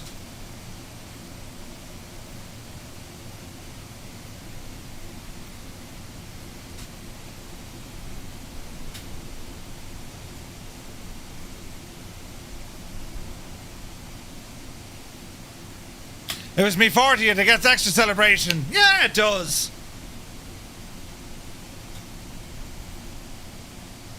Dougal, good call, man. Good call. But also, I'm a terrible idiot.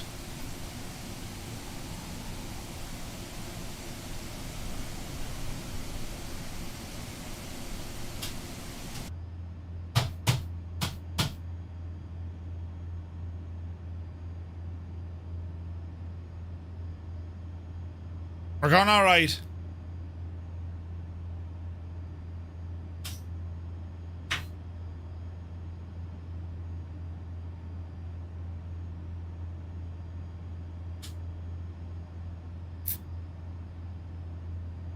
And I spent all my money on whiskey and beer. Right, we're going grand.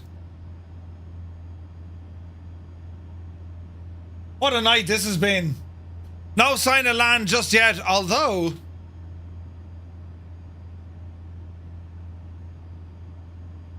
That's the one, Muse.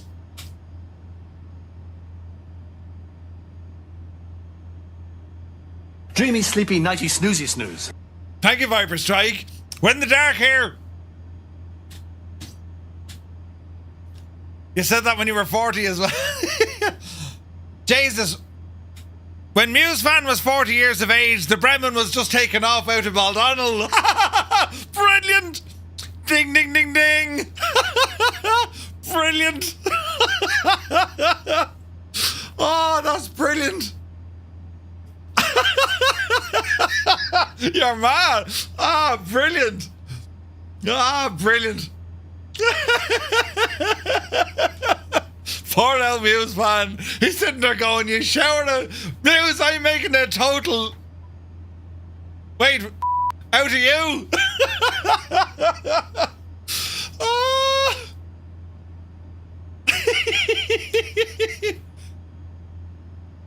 That's brilliant. Oh, that's fantastic. Wait, hang on, do we have land?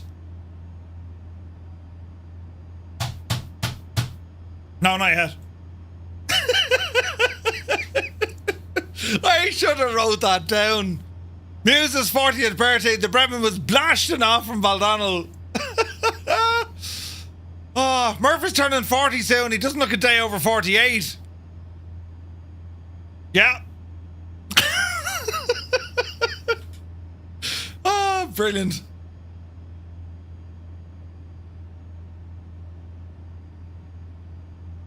Not a Guernsey pilot, good to see you. Planning a long haul from Dubai to Sydney. Nice, man, nice. Dougal have may accidentally miscalculated his fuel. Heisenberg says, Murph, stop playing the Irish music. My wife won't leave the cave. Can you see land yet? 220 miles out. Yeah. Oh, Jesus. Jesus is right, Zybok. Ironic considering my hair makes yours look like you're 100. Nah, sorry, Muse. There is no comeback, mate.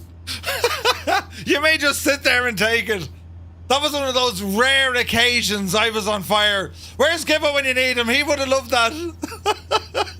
I should have said it about Gibbo. Brilliant. Ah, the wild rover. Next time I see Muse fan, he's going to punch me in the face. Gibbo would have helped out. He'd have laughed first, and you know, then he would have helped out for sure, yeah. 100%. 100%. Hope to be Jesus. We're nearly there, lads.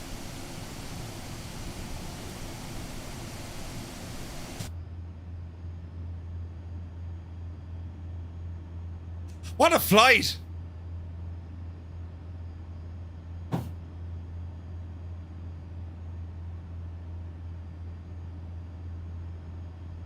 Man, look at those sky colours, look.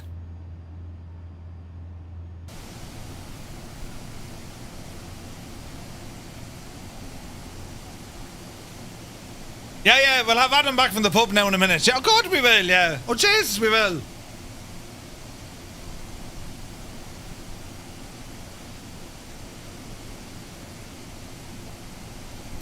My hair was going grey, but it turned black again. I don't know what I'm going to do with this mallet of mine, you know. I'm doing my best with it, lads, but I'm failing miserably, you know. Don't look at the back of my head. The rest of it's fairly alright. Oh, Jesus, look, that looks terrible. Hang on, I'll fix that, look. Yeah. You know. Yeah, that's the way Murphy should look. I look kind of half normal. Jesus. Where's the snacks? They're coming.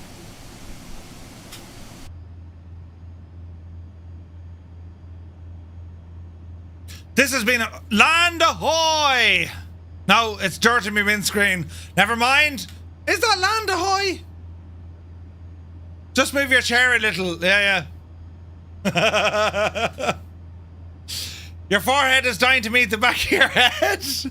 What? Jesus.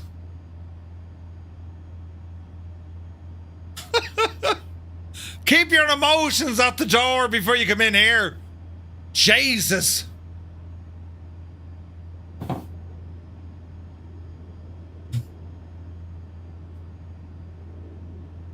Oh, Jesus. Jesus.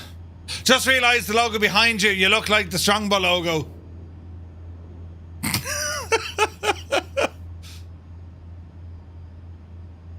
Listen, we're 120 miles away from our top of drop. That is land ahoy. We can see land. That's North America.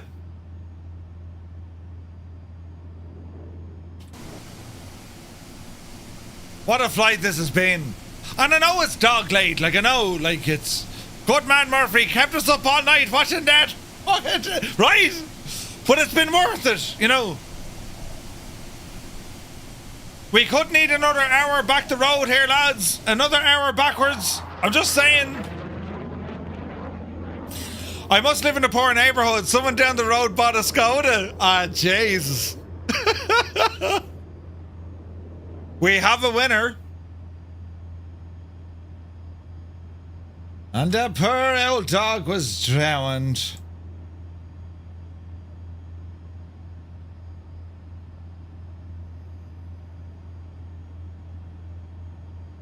Where is this now? Time to pull the big switch, good buddy. 757 Spy. Welcome aboard, Dave. Welcome in, Raiders. Hope you guys are all keeping terribly well. You join us here on a reenactment flight. The first time that a fixed-wing airplane... Ease off the music. The first time that a fixed-wing airplane flew across the Atlantic Ocean from the east to the west, which happened just after the flight of Charles Lindbergh in the Spirit of St. Louis, right? That was 1927, but that was considered a little bit easier, mainly because he had the prevailing Allow winds. myself right? to introduce myself. Going the other way was deemed mad. You know, what are you doing, you big idiot? Because they flew from the east, from Europe, to the west. And the aircraft was called the Bremen, as we just got a time change. The Bremen, it was a Junkers W-33 aircraft, departed out of Baldonnel 97 years ago today. And it was the first time, as I said, a fixed wing flew from east to west. And it was piloted by Captain Hermann Köhl, a German. At the time, a Major James Fitzmaurice, an Irishman. And in the back, they had a Baron, Gunther von Hünefeld.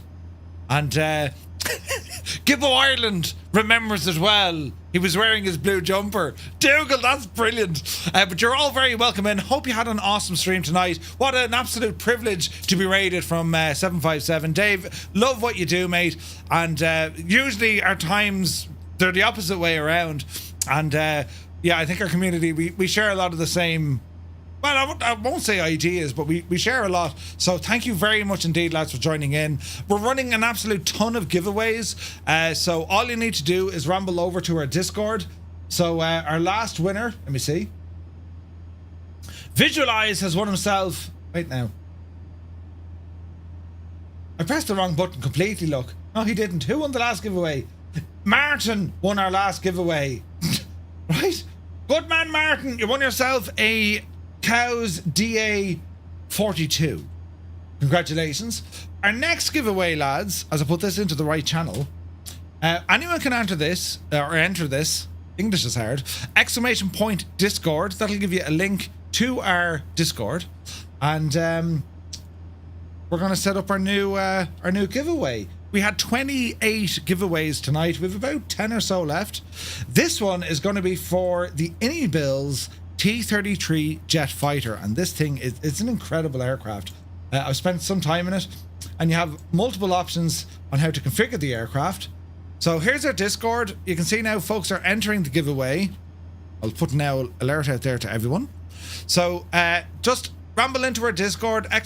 Discord. Once you're over there, you'll probably arrive at the arrivals page.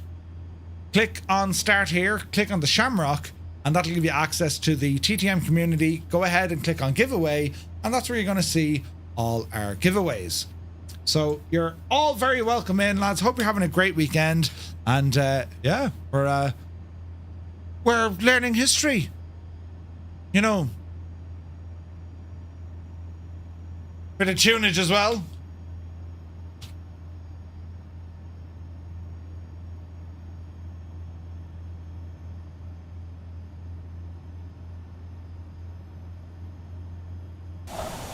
Man, look at this. Go on, Christy.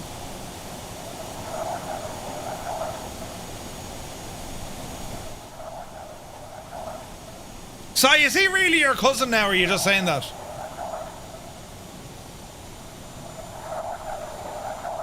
Northland Air? Yeah, man. 97 years? CYYR, he really is. Why haven't we done some sort of an introduction? Get him on the stream, man. Up, you devil.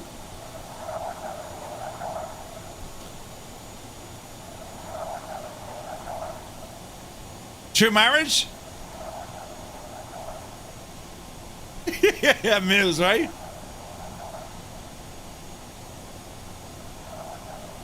Now the wife is dancing too close to the honeycomb gear. Ah, Jesus.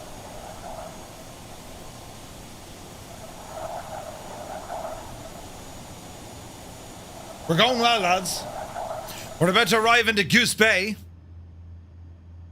Oh, jeez. There's a Dutchman.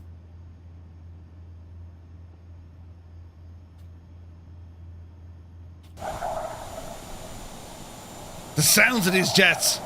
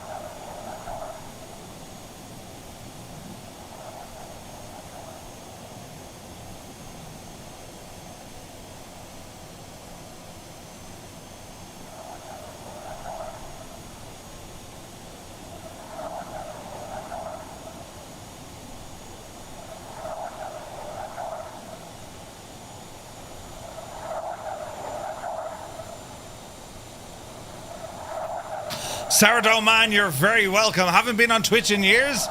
Well, welcome to the Purple Man. Welcome in.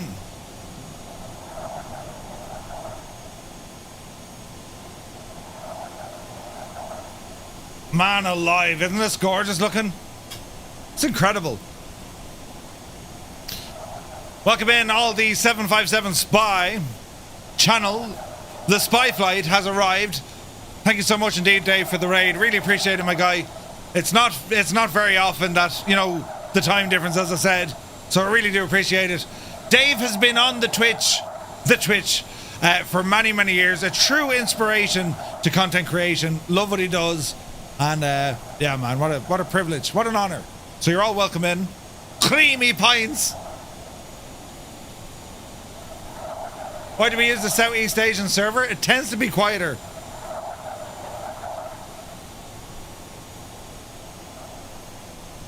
When I lived in Longford, I got Christy to play in the pub across the Abbey Shrewl. What?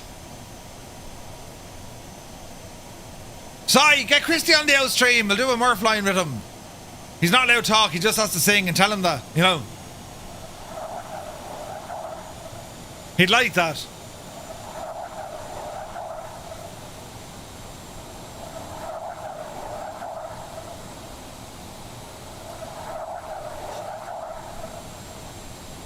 Pretty much daytime? Yeah.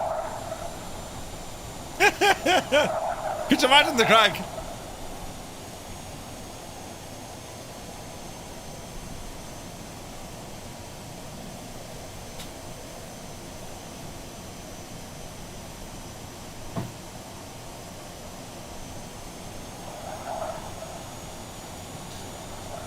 Loving the tunage? Is it a Twitch thing or just streaming the music? It's a Twitch thing. You have advantages and disadvantages to either platform, right? So YouTube gets the 4K, but Twitch gets this.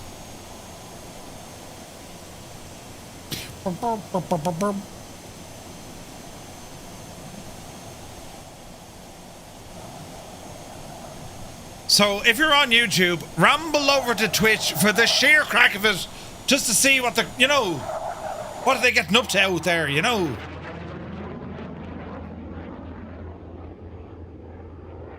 And dogs howling at the moon. In heat in the front. I see land!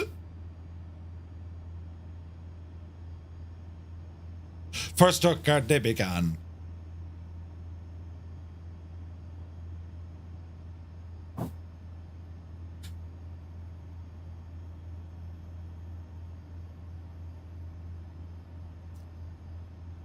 Where's our top of drop?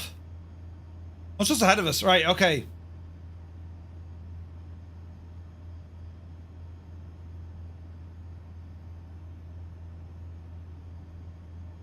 Let's have a look. Alrighty, so we have Goose Bay. Q&H.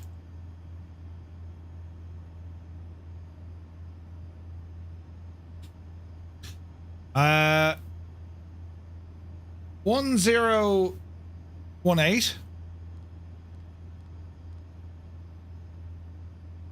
Wind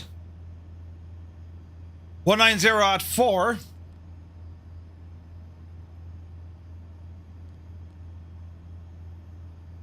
Outside air temperature 3 degrees.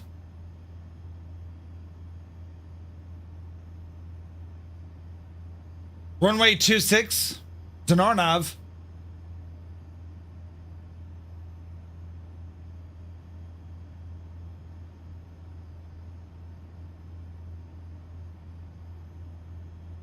Three 5-3. Flaps 4. That looks good to me, friends. That looks good to me. We shall set our auto brake for medium.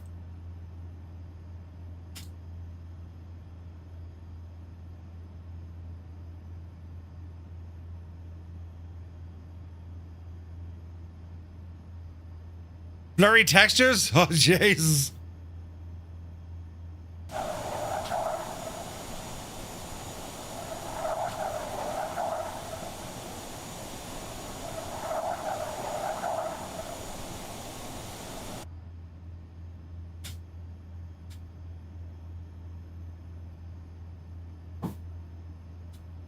Check out what Gander did during... Oh, I heard about it, yeah. They were taking an aircraft everywhere, weren't they?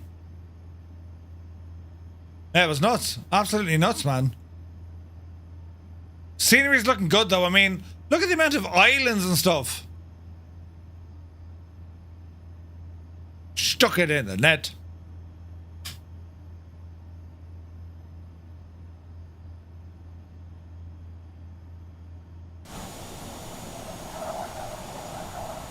Man, that's so good looking.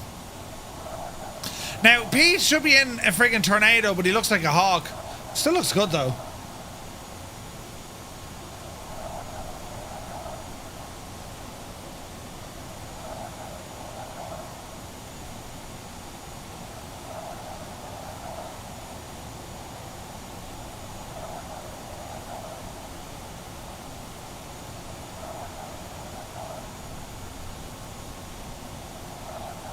Happy landings. Malky Mac, you take care, my guy.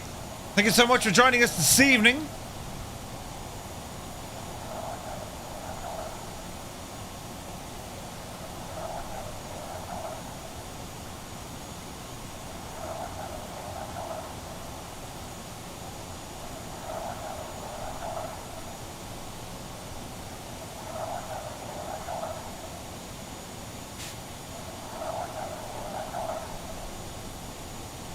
Oh, be Janie then.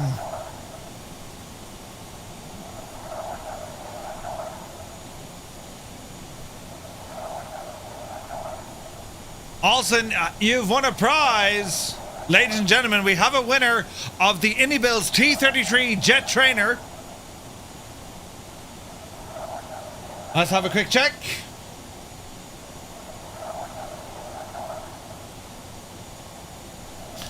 Olsen Bandon 1968, congratulations.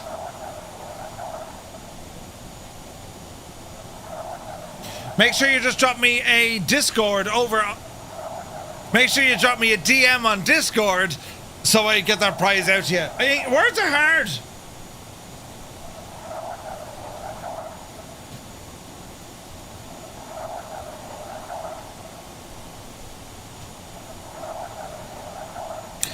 Drop a Discord in the DM. Yeah.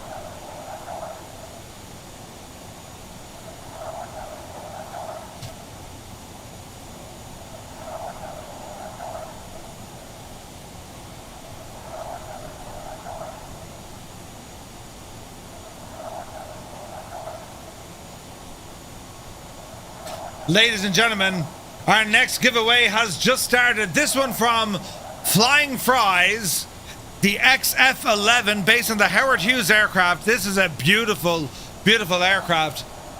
That is the next giveaway. Exclamation point Discord. Join the Discord and ramble into the giveaway channel. Man, look at that scenery, look. Jesus. Tunage.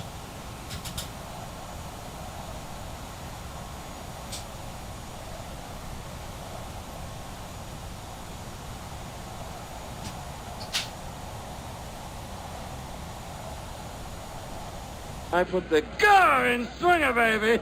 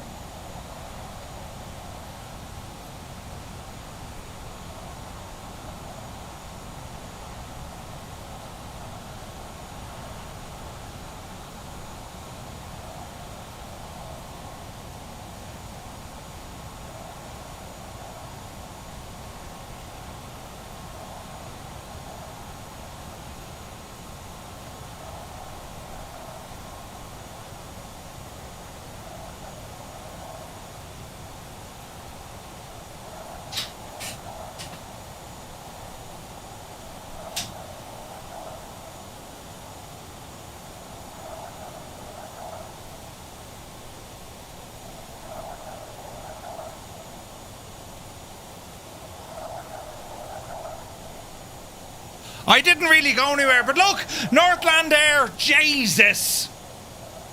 Northland Air gifting 5 tier 1 subs to the community. Thank you very, very much indeed. Lads, if you just got a tier 1 sub with thanks to Northland Air, do be sure to say thank you very much indeed. What a legend, man. Jesus. Thank you very, very much indeed. The man is a legend.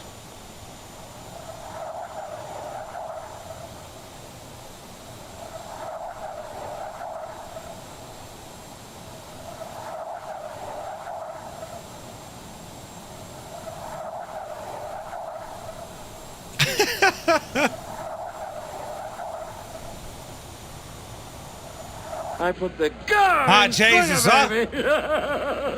They pressed the button. Bloody hell. P.S. Miranda, 5 gifted tier 1 subs. Bloody hell. Look at that. 1.11 K. I can't spell. Jesus. Lads, if you just got a tier 1 sub with thanks to P.S. Miranda, well, do be sure to say thank you so very much indeed.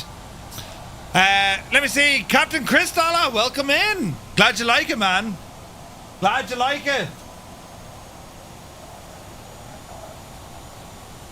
Fan-friggin-tastic. Legend. P.S. Miranda, thank you very much indeed. Man alive, look at the stage. I mean, look at the cut of it. Gorgeous. Saw Doctors? Yeah, awesome, man. Awesome.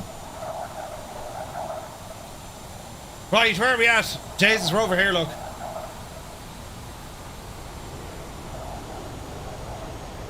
The Flying Fries XF-11. 59 entrants so far.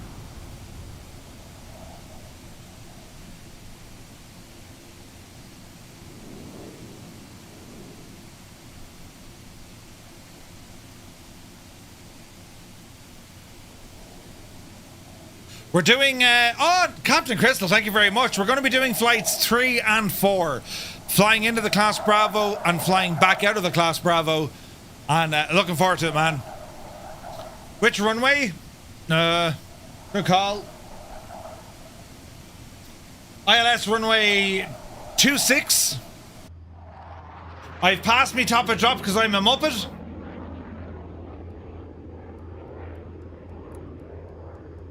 Down you get, you devil.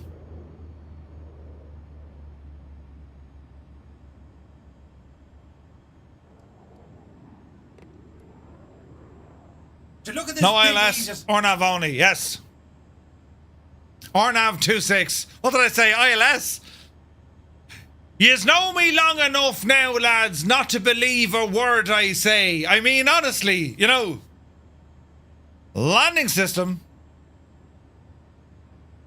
should be grand. P.S. Miranda says, the least I can do, I like it here. Long live TGM Flying Circus. Right? I like. Yakshimesh.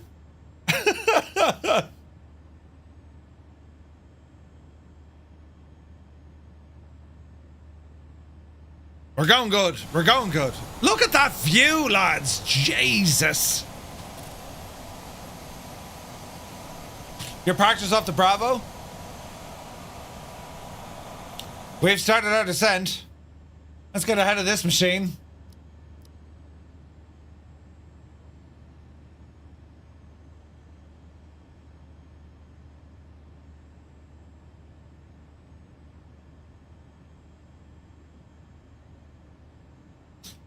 We better kind of be fairly aggressive here.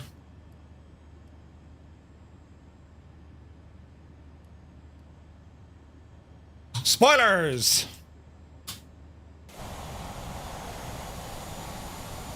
There she drops. No idea how to bring it in for an Ornav? Should be grand, Muse. 1900 for the capture. Roger. It's GPS navigation.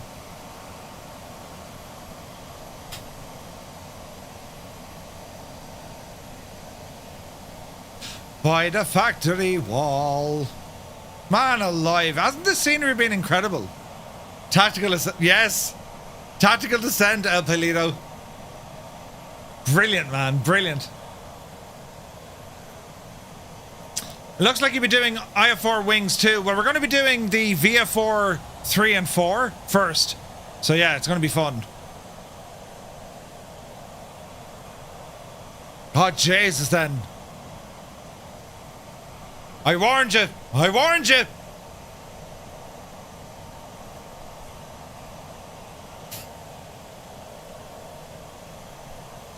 It's Father Ted music right there.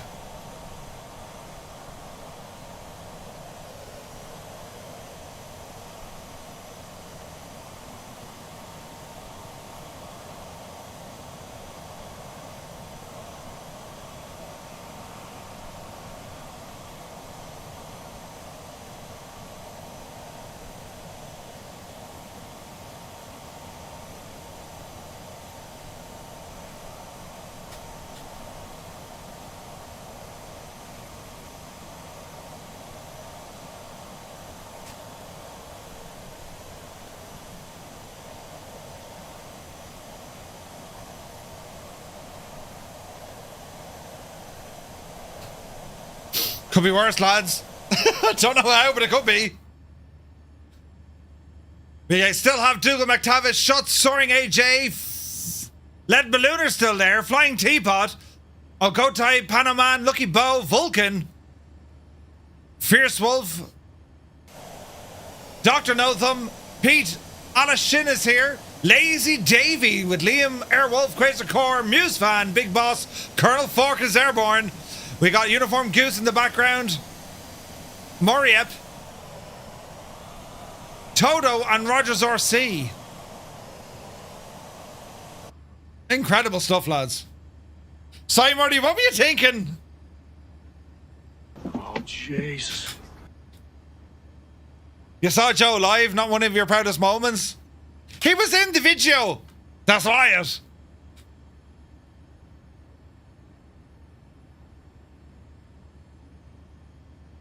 It's all happening now, lads.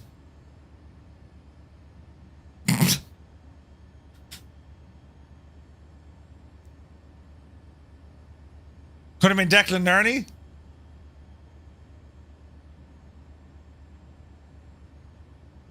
How's the frame rate going on Twitch, on YouTube? Is everything working okay?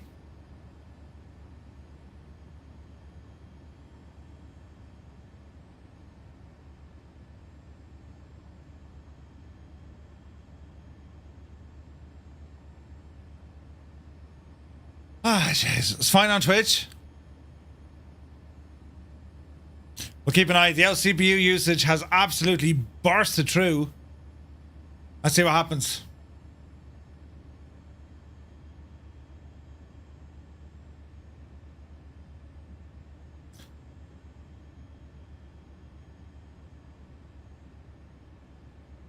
Ladies and gentlemen, boys and girls, we have another winner. Srap21. He's just won the XF11. Congratulations, my guy. Jesus, Srap, 2 in a row. 2 in a row. In a row. In a row.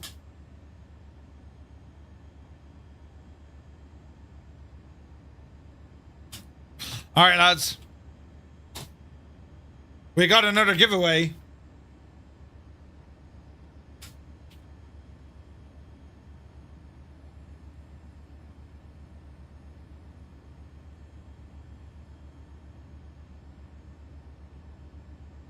The next prize has just been launched for your chance to win the Azure Poly Sepcat Jag. Make sure you enter this giveaway. The Sepcat Jaguar for Microsoft Flight Sim. It's on the way. Jag me.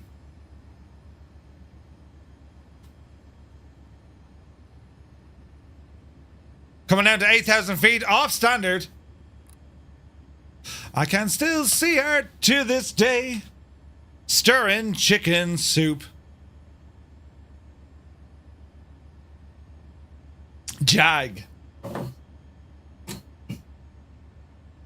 Descending nicely. Probably a little bit too much, but sure, listen.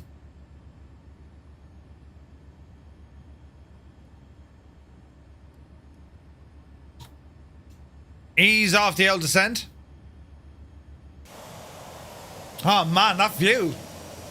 It's freaking gorgeous.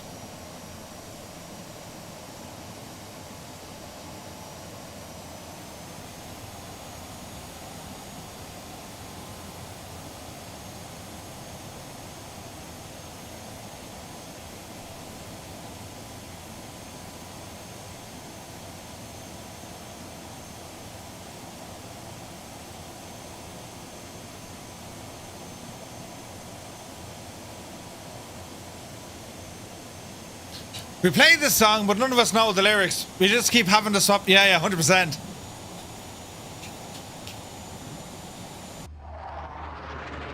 Alright, you're looking good.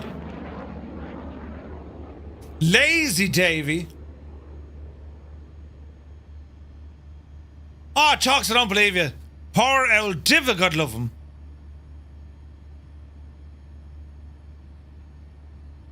This is so beautiful.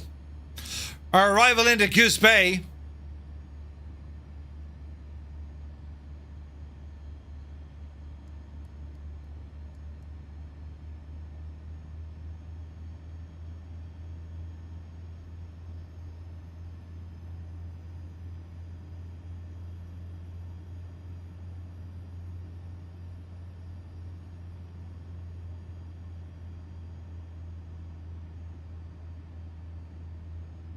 Careful now.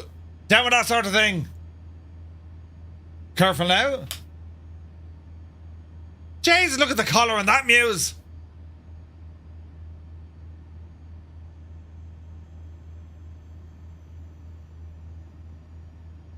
Is there anything more beautiful though? You know.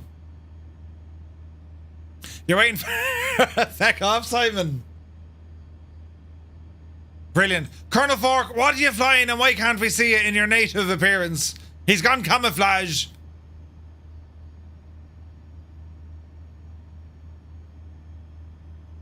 Don't worry, Chalks. Load back in, man. Just load back in.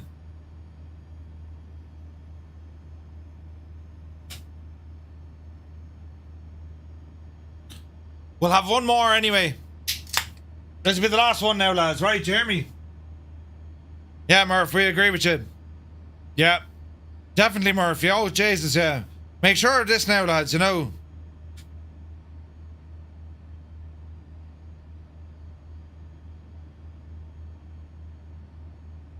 Easy now.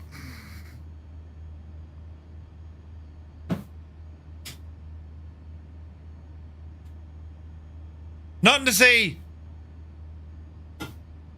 Nothing to see. You're in the F4 Phantom, man. Jesus. Jesus. This is Muse fans' favourite song. He'll never admit it to you, but we all know it's his favourite song.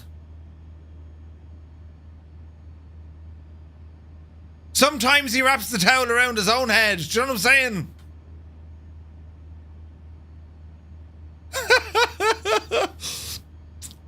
Brilliant. Look at the state of it.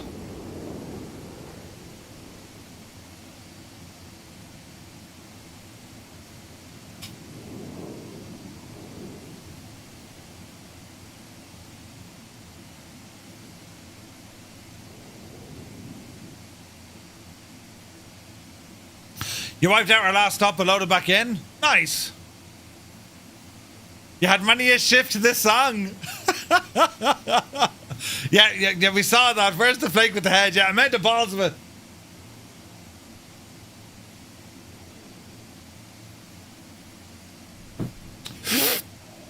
Oh, Jesus, then. It is lovely. Wasn't there a dance to this? Go on, Muse, show us there, will you?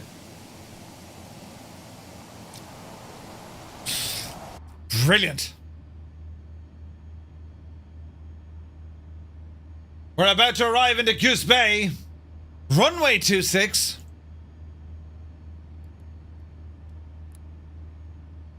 Descending now. Speed, drop her down.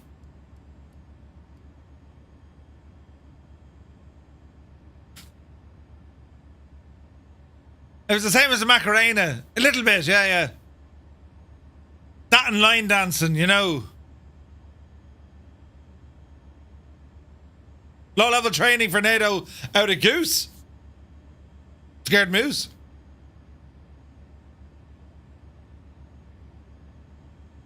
They will ban you from land.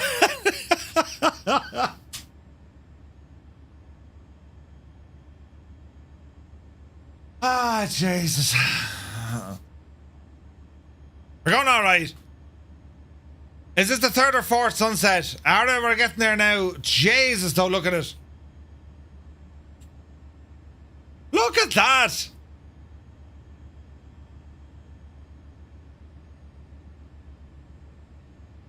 Lads, that is absolutely beautiful looking, isn't it?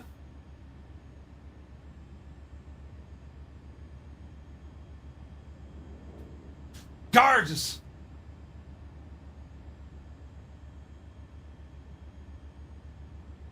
Who's in charge? You haven't a clue what you're doing. Lead ballooner, it's grand, man. Don't be worrying about it now.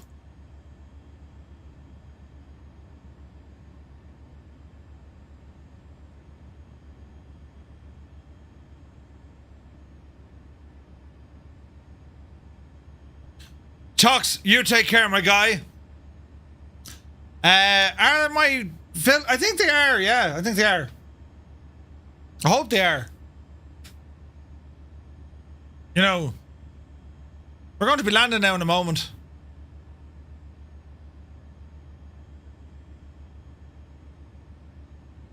Do you know, just when you thought it was about to go to bed, I'm just waiting on Adam to come back from the pub.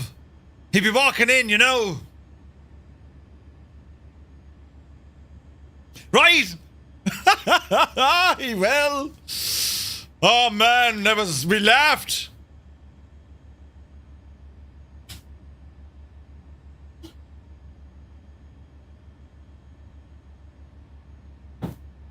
Lads, we got about an hour left, give or take. hour 20 minutes. This has been an epic trip. It's been savage.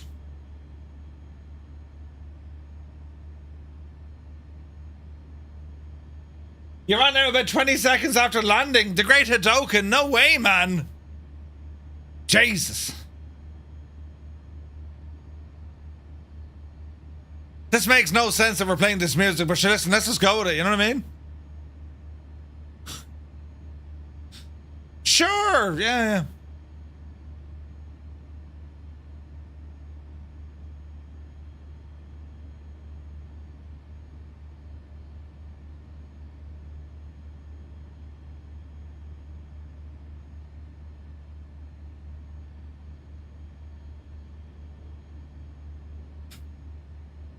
Please go around. Very good, Pete. Very good.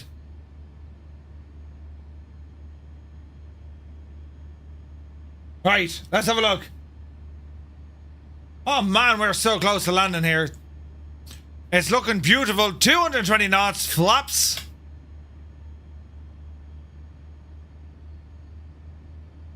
Over that neck of the woods into Goose Bay. The emote has no business. We're landing at Goose Bay, Charlie Yankee Romeo.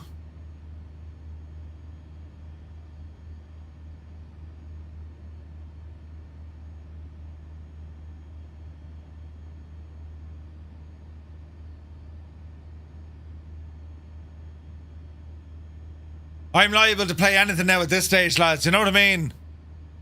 Almost 9 hours into a stream on a Saturday night, into Sunday morning. I'm just saying, you know. Discotheque. I like. Yes, disco. Brilliant.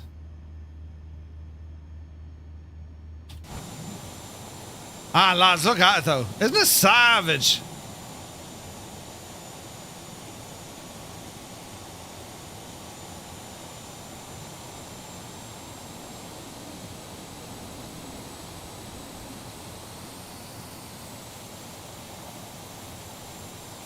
You're sitting on the apron?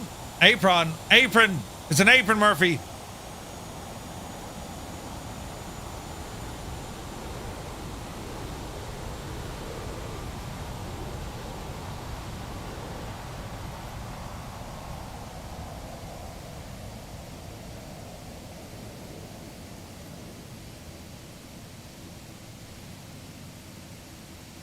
Could be worse.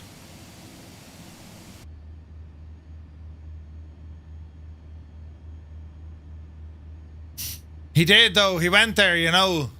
He went right there. Jesus, though. Haven't heard this in a while. This used to be considered a banger. That's where we're headed, friends.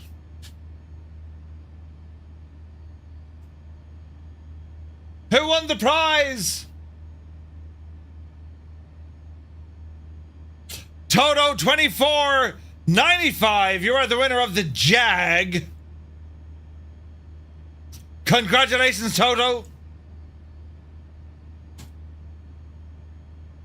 But wait, there's more.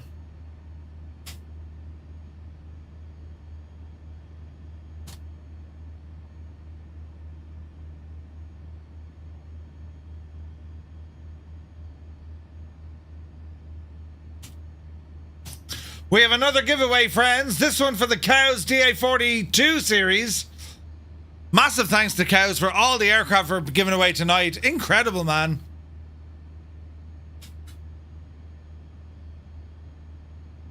All right, here we go.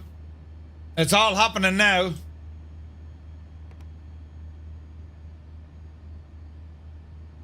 We're on the way. Dan Porkchops, welcome in. 2 months subscribed. Thank you very, very much indeed, man. Still a banger? Still a banger. Man alive, look at this approach.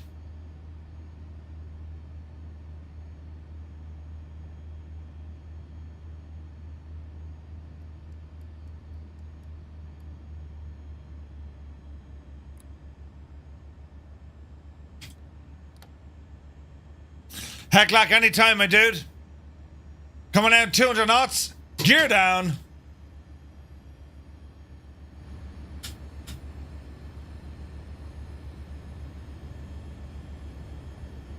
Our next leg is going to take us over Greenland Island before our final stop of the night. About an hour and 20 minutes out. We're right there, lads. This is the last hurrah. Still a banger. Brilliant. Alright, friends. Autopilot coming off. Auto throttle coming off. My airplane.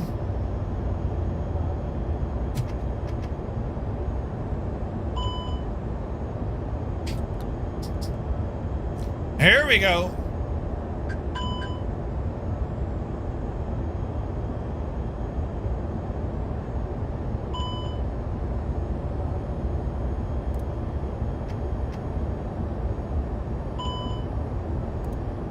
Try not to break the landing gear. I'll do me right.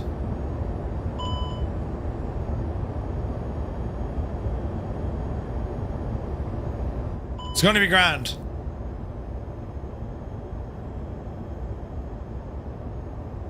What's going to happen, friends?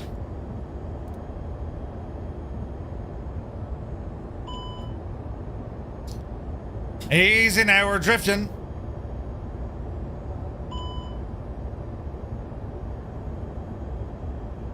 The Great Hadoken, you take care, my dude.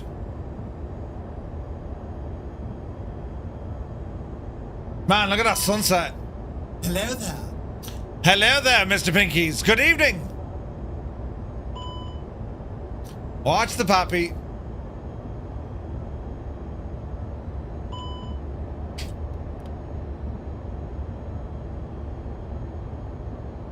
Spoilers armed.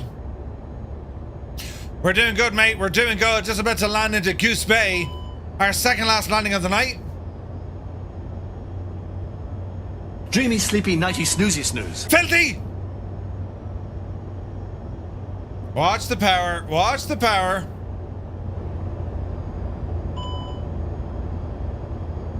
Right. Total concentration now, lads. No act needed at all. Jeez. Easy now. Shh. Easy now. It's going to be sporty. Watch your speed. Easy.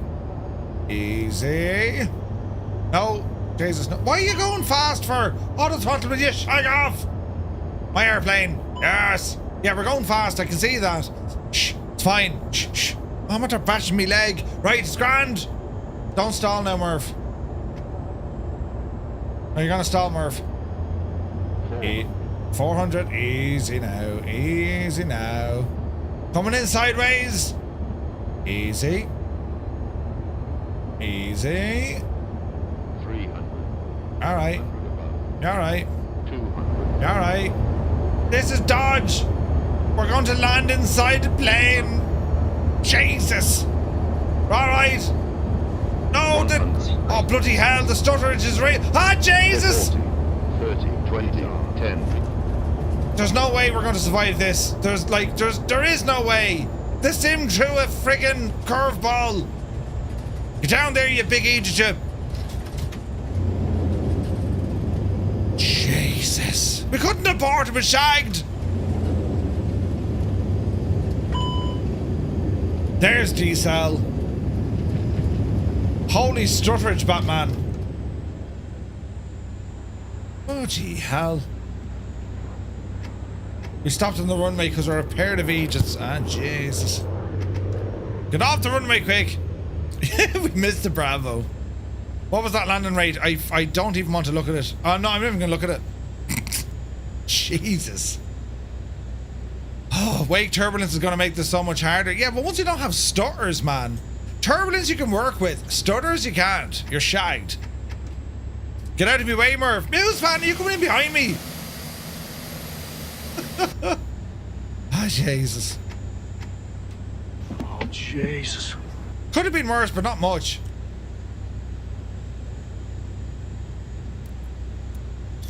Easy now.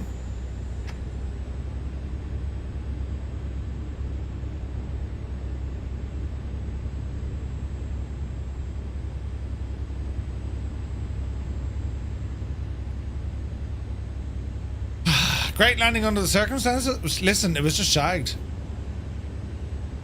Don't need Simbri for this. Correct and right. We're just going to horse this one down. Jesus, the stutterage is real. Come on, Muse, keeping up. He's keeping all the counts of the giveaways. He's a legend. 4 minutes to go. 60 entrants for our next giveaway. Right. Flaps coming in. We won't even stop this machine. It's an immediate departure. Ninja Labs, you take care. My dude, have a great night. Right, lads, this is our final leg. Easy. Right. Brakes are hot. You don't say. Have you got a brake fan here somewhere? Now, if I was a brake fan, where would I live? Hello there. The stutterage is terrible. Do we have brake fans on this machine? Nick Tendo, good to see you. Alright, let's see what we can do here. So we're going to do a new flight. Active flight plan.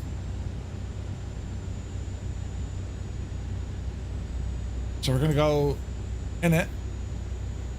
Flight number, don't worry. So we're going to go from Charlie Yankee Romeo. And that's taking us over to Charlie Yankee Bravo X-ray. Charlie Yankee Bravo X-ray. It's pretty much direct, lads. We're not going to be hanging around for this one. It's straight out. Cruise, I don't know, what we cruise at? Flight level 240. Enter. Flight number 1167. Enter. That is good to me. Now, do we have sufficient fuel for this? Fuel on board? We got 40 tons according to this. Brakes are hot. Shuts, you take care. 165 nautical miles. 40 tons of fuel, we should be good.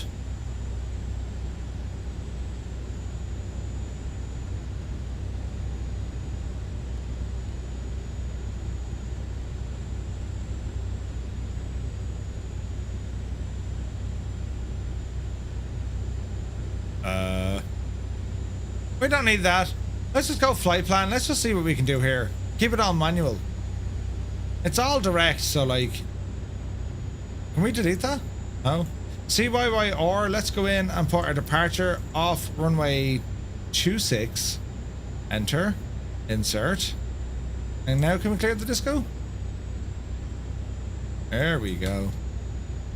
Alright lads, we are straight down for this one. Oh, should be 4, so I'd be grand. Right. Flaps. Brakes are hot, so we don't have the choice of like backing out of this, lads.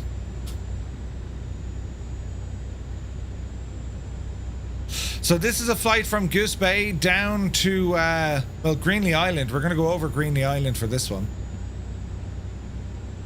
Easy now. Flaps have been set. Let's just hold position here. Get those parking brakes on. I don't see a button for the old, whatchamacallit. Altitude, what did we say? 240? Up you go. Speed, we'll do this manually. John Boy, congratulations, you've won a prize. John Boy has won the Cows DA42. Good man yourself, man. Jesus. John Boy, well done. Right. No waiting around here at all. G create. Yes. Yes. 10 minutes. €110 contrail voucher. Submit. Oh yeah. Alright lads, another giveaway on the way. Another €10 contrail voucher. €10 contrail voucher. I don't know what I said. That's what we're going for. Best of luck. Riot. Off the brakes. We're gonna blast out of here. Rate of knots, lads. Rate of knots.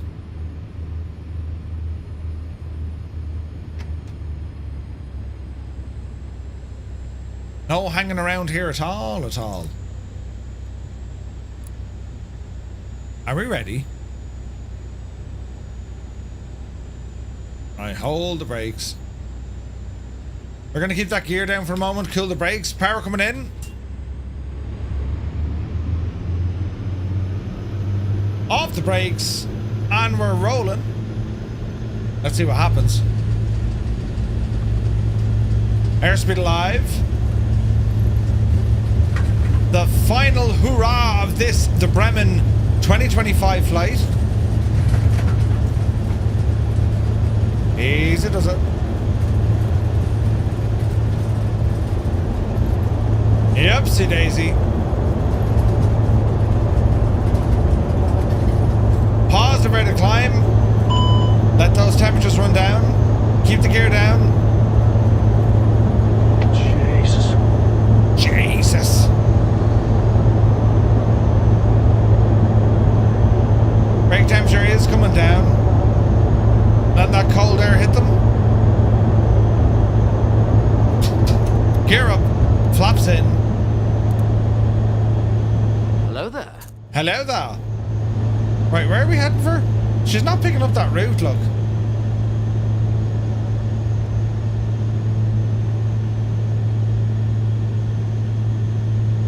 Alright, that's good. Doesn't like that. Autopilot, flight director, there she goes. Auto throttle.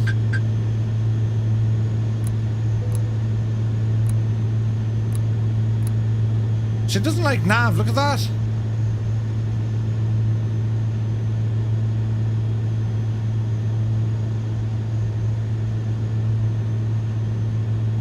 There she goes. Alright lads, we're on the way. Graf, thank you very much indeed for the follow. Welcome in. Alright, speed is absolutely hooning it.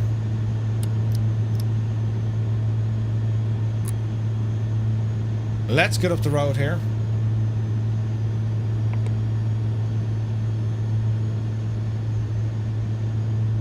So new flight. This one is from CYYR down to CYBX.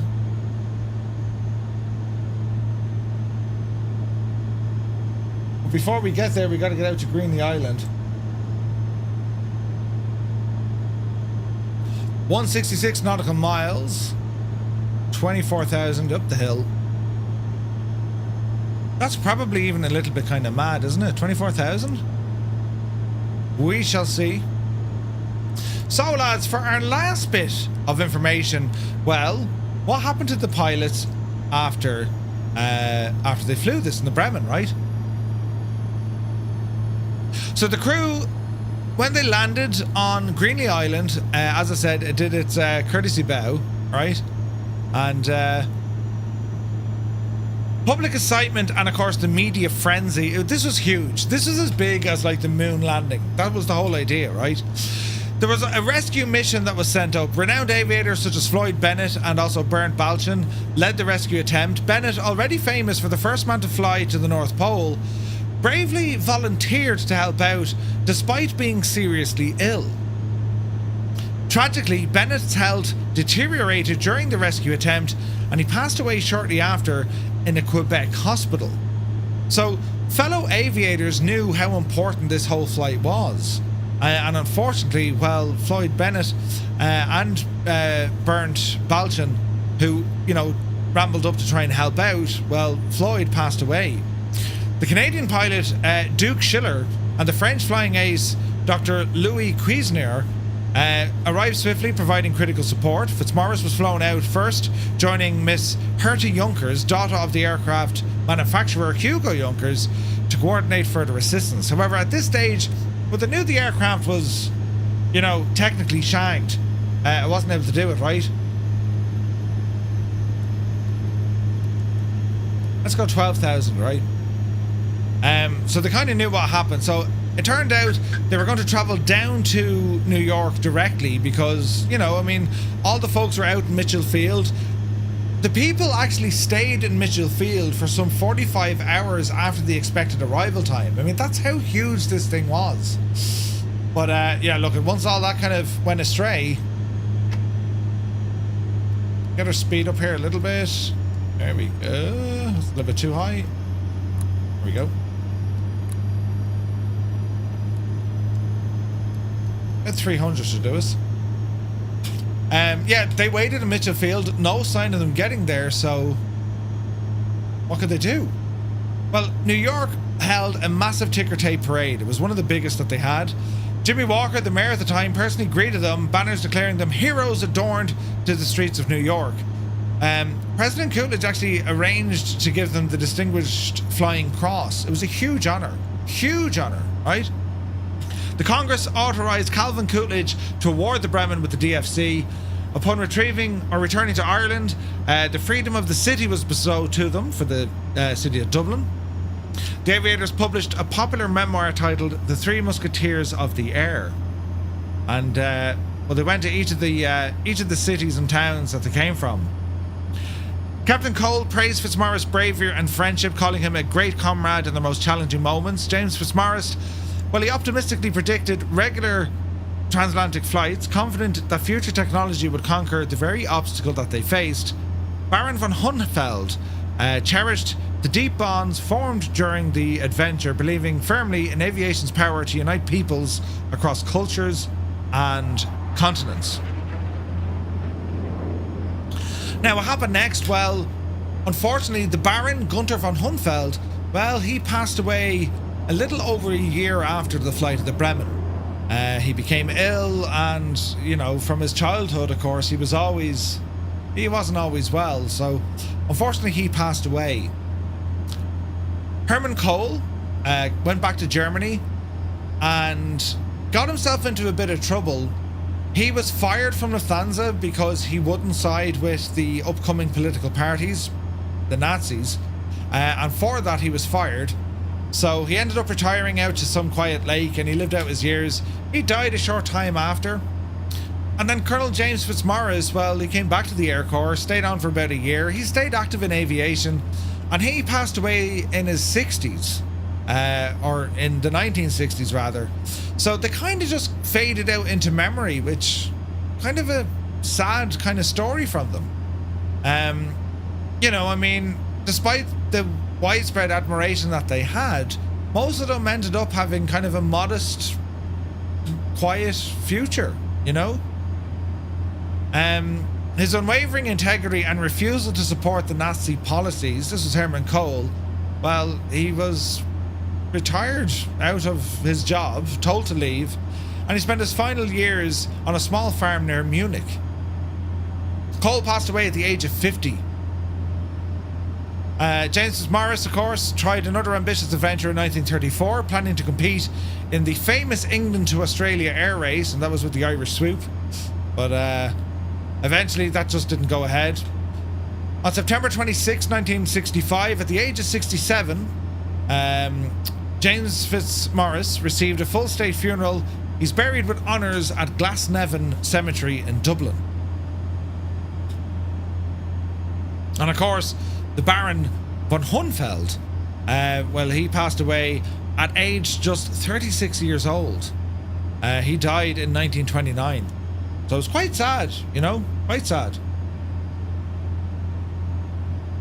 Beyond their individual stories, Köhl, Fitzmaurice and von Hünefeld shared a remarkable lifelong bond formed through their shared struggle and success aboard the Bremen. Even in their final years, they fondly remembered each other, praising their friendship and teamwork. Köhl spoke warmly of Fitzmaurice's comradeship. Fitzmaurice deeply respected Köhl's bravery, and von Hünefeld cherished the camaraderie as his greatest ever achievement.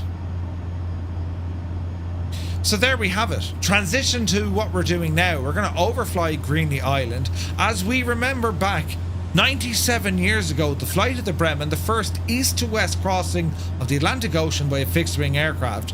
By three characters you just never would have had any idea that they existed.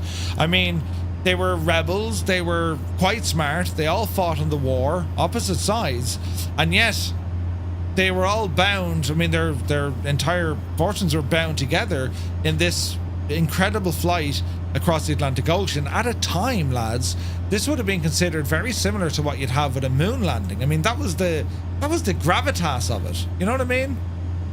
So yeah, I mean, an incredible story. We'll play out the rest of our video that we have. There's not long left. It's only a couple of moments. And well, let's see what we can do here. We have a quick look. Bit of tunage, and let's go for it. Colonel James Fitzmaurice died in Dublin in September 1965 and was given a state funeral with full military honours. The gun carriage led a distinguished cortege of mourners from the Air Corps, the government and the airline industries, both Irish and German.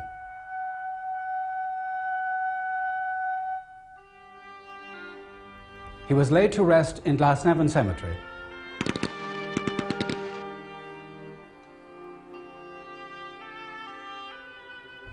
I really think that Fitz brought tremendous credit to the Irish Air Corps. No air force in the world had a commanding officer who had achieved what he did. They've paid tribute to his memory over the years with the memorial plaque marking the departure point of the Bremen, a newly designed Bremen bar here in the officers' mess, and now the new Fitzmaurice Flying School for the training of young cadets. And in Portlaoise, where he lived for many years, they have named an open landscape place after him and unveiled a bronze in his honour. His daughter Patricia Selwyn Jones and her son Hayden were invited to an official visit which included meeting the Lord Mayor of Dublin.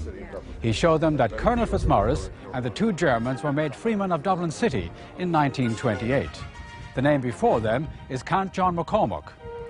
They went to Baldonnel, where Patricia had lived as a child, and after a friendly inspection of the new cadets, she was shown the Fitzmaurice Flying School, named after her father. At least 2 books have been written about the famous flight, one Canadian and one by an Irish author. A commemorative postage stamp has been issued in his honour. In faraway Greenland Island, where the Bremen landed, Antonio Cormier runs the Historical Society Museum. Whatever activity Colonel Fitzmaurice pursued after his record crossing of the North Atlantic, one thing was certain. He never lost touch with the one great love of his life, flying. He acted as consultant to airlines launching their night flying routes. Anytime there was a symposium or airline convention involving Ireland, Colonel Fitzmaurice was sure to be an honoured guest. He advanced the certainty of transatlantic aviation, and the founder of modern Ireland, Sean Lemass, had this to say. And of course, for Ireland, I've always contended that the aeroplane has been the greatest invention of the century. The memory of a great Irish aviation hero who flew the impossible flight lives on today.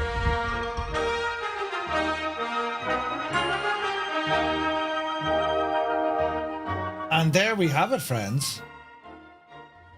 So that's what happened. And as I said, with Herman Köhl and also the Baron von Gunfeld, or von Hünefeld, that's kind of where it was. It's kind of mad, isn't it? Like, that's kind of how things fizzled out. So there's some awesome photographs. I mean, here's the 3 lads here. That's Herman Köhl, that's James Fitzmaurice, that's the Baron. And you can imagine the crack that they had in the plane. Like, do you know what I mean? It would have been brilliant. And here they are during one of the parades. They're crazy, isn't it? But the aircraft, anyway, was eventually flown back from Greenland Island back to Bremen.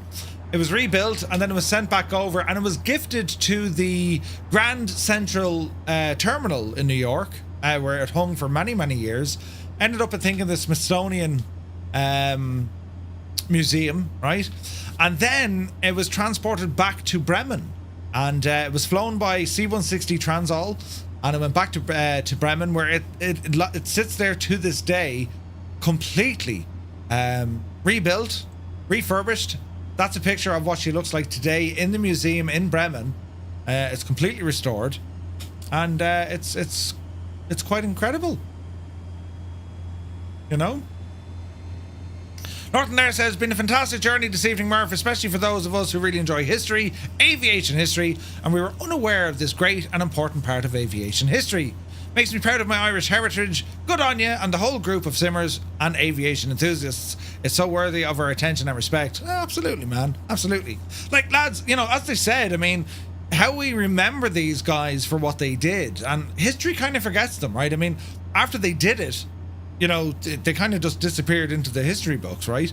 But like, even what we're doing today, and this is our 5th time we've done this, we're keeping that whole thing alive. It's an important thing to do, right? And we have fun, we have the crack, and that's what it's all about. We remember this incredible adventure that these guys took, you know, defying odds, putting themselves at all sorts of risks in order to kind of progress not just aviation, but everything associated to it. You know, it's kind of mad, isn't it? It saddened me recently when I heard a very well-known content creator said he had no idea what the Bremen Bar was. Yeah, it's nuts, isn't it? It's nuts. But it's a story that, like, you know, it's up to us to kind of make sure that we know the story, we know the crack, right? Tell your friends, tell people about it. I mean, it's a huge thing. And I mean, yeah, of course I'm biased, it's Irish, right? But it's for us to be able to do this sort of a flight, and to learn the history of it, you know, all the story around it. It's quite incredible. It's quite incredible. And here all of us are, right? Be those who have done the entire route, or even just a portion of the route, or even just watched it, you know, even parts, you know, they've watched it. It's incredible to think that even what we do today is, you know, metaphorically, it's a tip of our cap back to what these guys did 97 years ago. Nowhere else in the world is anyone doing anything about the flight of the Bremen. I can guarantee you that. Because it's just not, it doesn't exist. No one knows about it. So it's up to us to remember. You know what I mean? So yeah, it wasn't just an Irish thing, not at all. This was aviation history. This was like global aviation history. And like, you know, some of the things that they worked on with the aircraft, with the navigation, and the struggle, you know, that you know, pilots have to do in order to get the job done. I mean, it all kind of stems from this, you know? And it's not taken away from Alcock or Brown or, you know, Limburg. None of those. It's collectively everyone together. Amelia Earhart, the whole shebang, lads, the whole thing. Where we see aviation today, and in a flight sim, we take an awful lot of things for granted. I mean, we're like, yeah, just start the plane, go flying, and we're grand. Yeah, well, of course we are. But like, imagine what it was like back then. Right? I mean, the imagination, that was their sci-fi back then. You know what I mean? It's quite incredible. It really, really is incredible. And the fact that, you know, I mean, here we are in a flight sim, remembering this sort of a flight. It's incredible. It's savage. The Impossible Face says, my wee nephew is getting into wartime aviation recently. Reckon he'll enjoy this? Yeah, absolutely. Absolutely. Yeah. I can't believe a movie has yet to be made about this. Like, I can't understand it, like. It's unbelievable. Like, okay, there's no... Well, there is, right? It has the wartime stuff. It has everything. It has the drama, it has the wartime, it has the tech, it has the challenge, it has the characters. And you can be damn sure, like, you can be so sure the characters in this, you know? Hollywood doesn't know about it. Yeah, agreed. Ah, there's Colonel Fork there, look. Oh, look at that, C-17. Nice. Yeah, Hollywood isn't aware of the story. It's kind of mad, right? They will eventually. The Thrust said, absolutely, the original airmail couriers? Jesus. We're going to be touching on that later on this year. I mean, we got to look at, what's it called? It's the historical air courier missions. That's what we're looking at, right? But that's later on in the year. But for this flight, we do it every year. It's a tip of our cap to, you know, what the three guys did, but just to keep the whole thing relevant. And it's important. It is important. Like, you know, yeah, we'll have the crack and we'll act the Egypt, but like, this is important. Because for us who, you know, our passion is aviation or flight sim, and we love planes, right? We love the whole setup of aircraft, and all that jazz. So like, it's an important story to be aware of. And there are an awful lot of people, even those who are very well educated and versed in aviation or flight sim, they're not necessarily aware of this story. And they might read over and go, yeah, that's nice. You know, but like, for us, we know the drill. We know the crack. We've done it now 5 times. We've a lot of new people here tonight. And, well, hopefully now this is something that, you know, you've learned and say, Jesus, didn't know any of this. Right? It's nuts. Absolutely nuts. But it's a great privilege to take part in this, especially with you guys, because, I mean, you can imagine, you know, back in the day, there was no way those 3 guys would have known how big a story this would have been, right? Like, there's no way they would have known how big this would have been. So, I think, I'd like to think, you know, if the 3 guys had an idea of what was happening 97 years after the fact, that we have a group of almost like 200 folks sitting here and, you know, spending our time just learning about what they did. It's incredible, you know? Them's my shoes. Good to see you, man. Welcome aboard. So yeah, it's nuts. It's great, and it's well, it is what it is.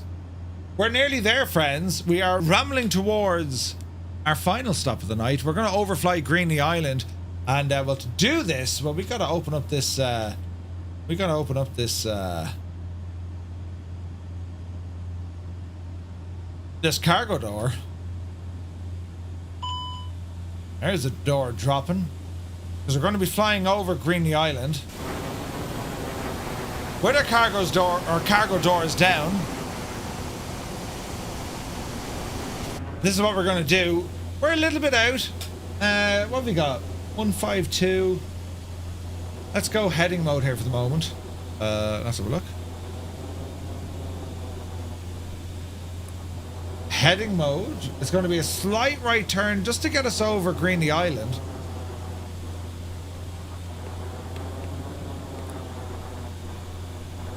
Ever so slightly to the right. Thanks, Murph. Thanks, Murph, says Alice Shin. My first Bremen flight, I never heard of it before a few months ago. Everyone's heard of the flights from the west to the east over the Atlantic. Such an important and groundbreaking flight. Yeah, 100%, man. It's awesome. Learning about it, yes, but also honouring their efforts and accomplishments. Yeah, absolutely, man. That's what it's all about. That's what the whole thing is about, you know? Right, we'll keep moving. And of course, friends, in true Firefly style, we have some tunage. That'll do. That will absolutely do. We're on the last hurrah. We still got some giveaways. DJ Seamus, you've won a prize. A €10 Contrail voucher. Congratulations. Hold.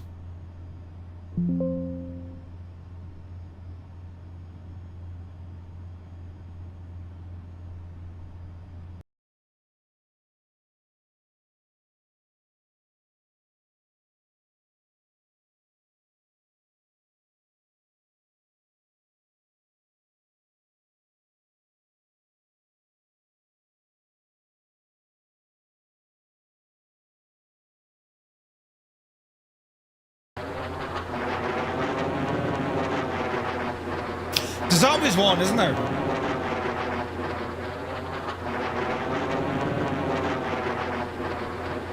I know. Oh, behave. We're getting there now, lads. Refresh! Refresh! Right, hang on. Can I get a refund? Shag off, there's no refunds. We should be back live now. Buttons, Murphy. I don't know what happened. We're all right now. We need another -1. Who's the pilot in charge? They've done studies, you know. 60% of the time, it works. Every there time. We go.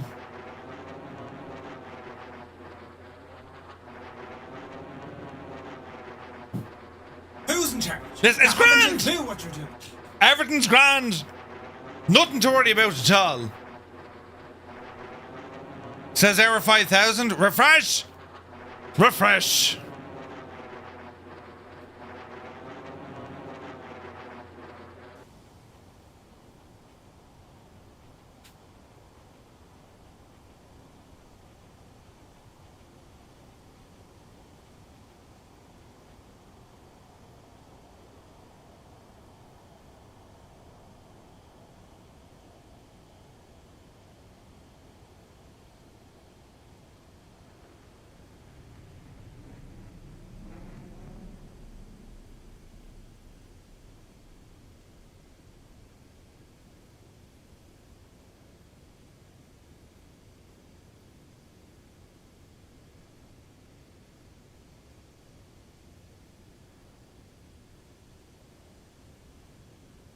All is well in the realm.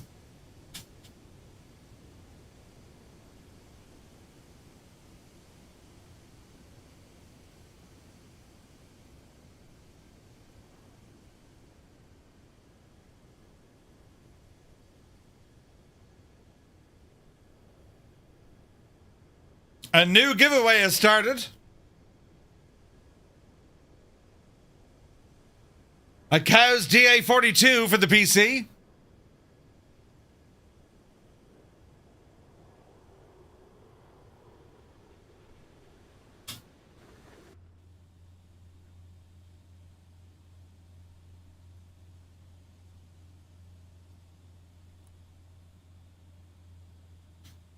We're about to approach Greenland Island, friends.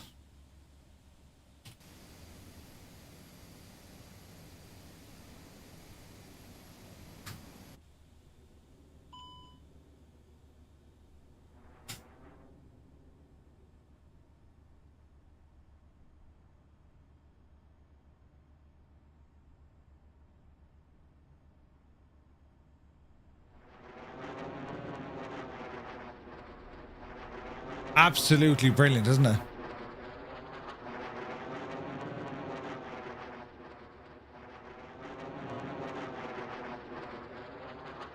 We're on the way, friends. We're on the way. Greenland Island is dead ahead.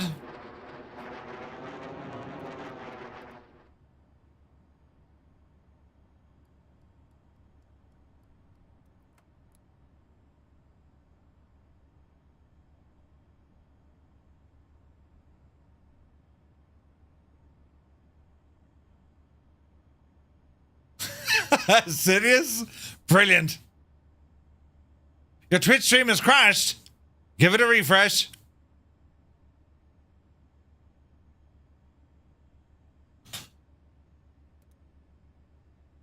We're approaching Greenland Island.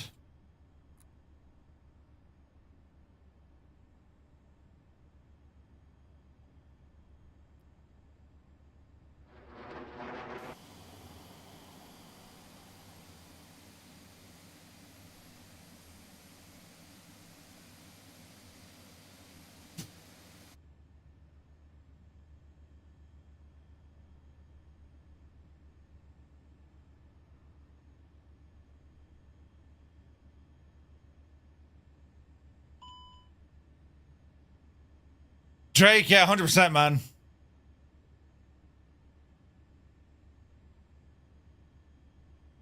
All right, speed looking good.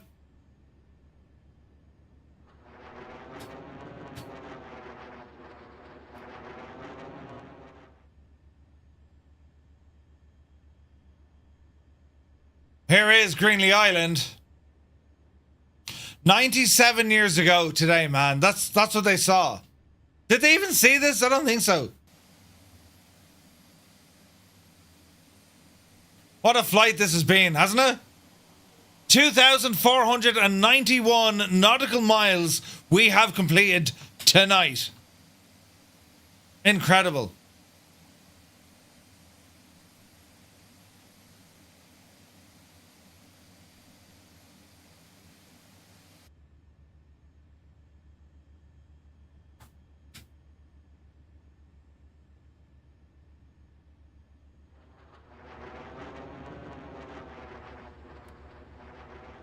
Coming down to 3,000 feet.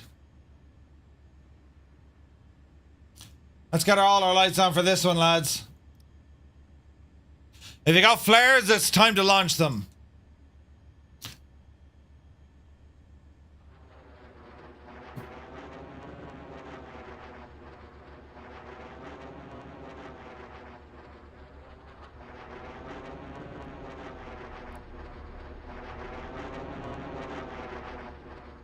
Northland Air, right?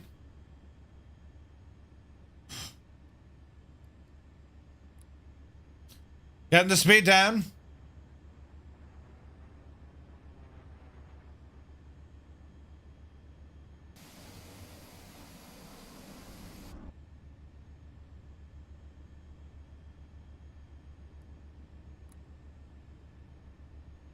Descending nicely, descending nicely. All right, lads, this is absolutely nuts because we are right over Greenland Island. This has been absolutely incredible.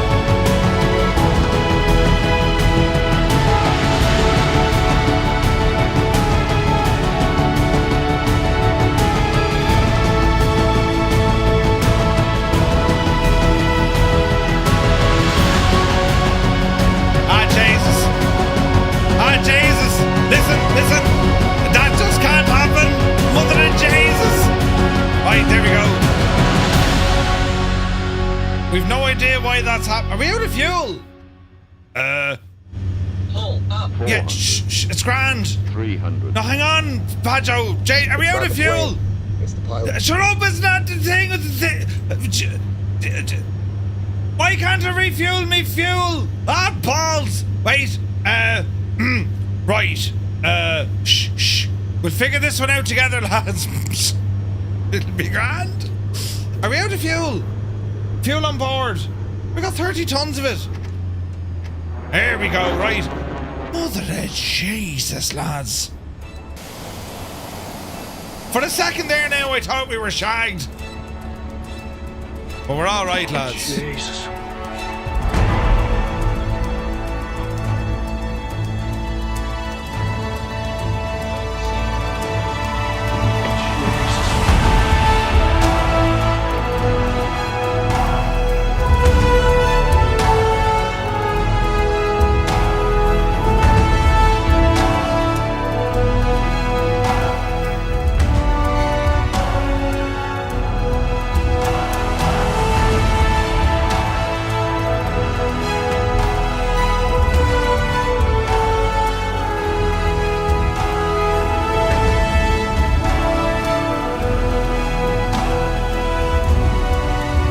We'll just edit that bit out, right?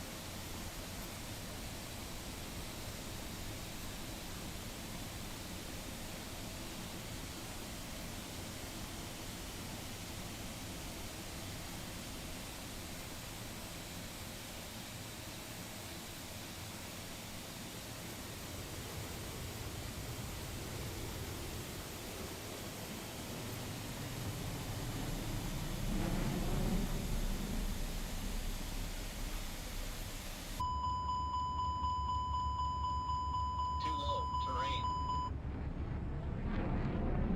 Too low, terrain.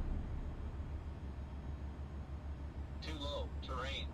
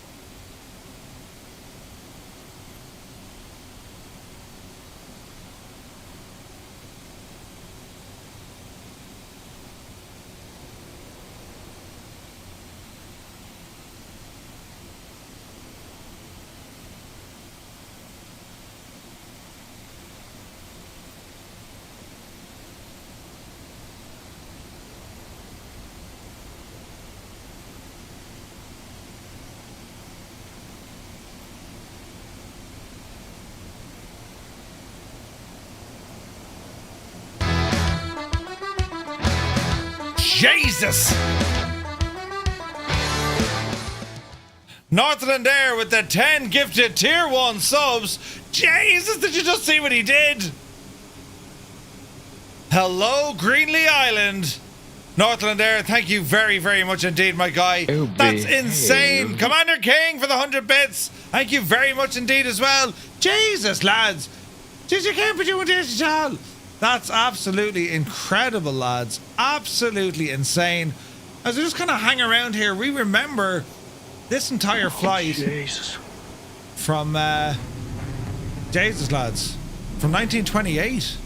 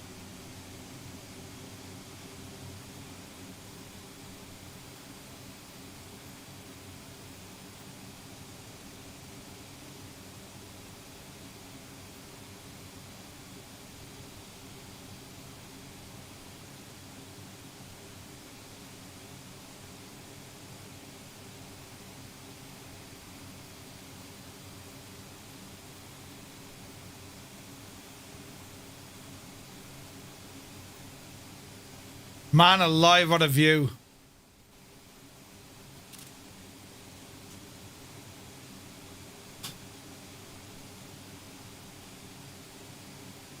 Two Cots is the winner of the Cows DA42. Come on, Two Cots, you legend. Up, you devil, you.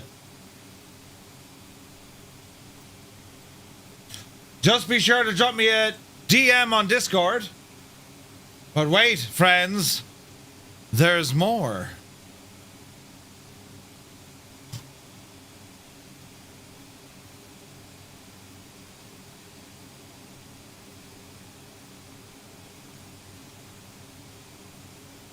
We have another giveaway just started, lads, for the Flight FX P180. Very best of luck. Our giveaway has started.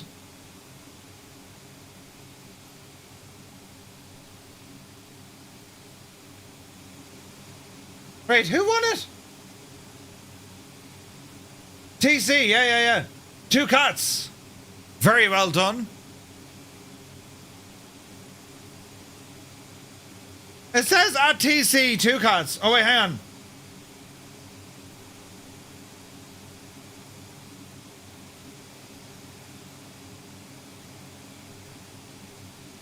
Oh, Twisted, great. Hang on a second. It was Twisted, great. Well done.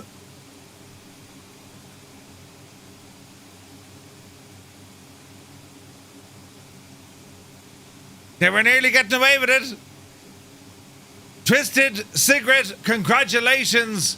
You've won a thing.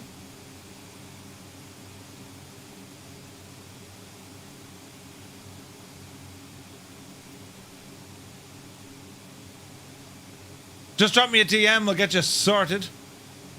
Man alive.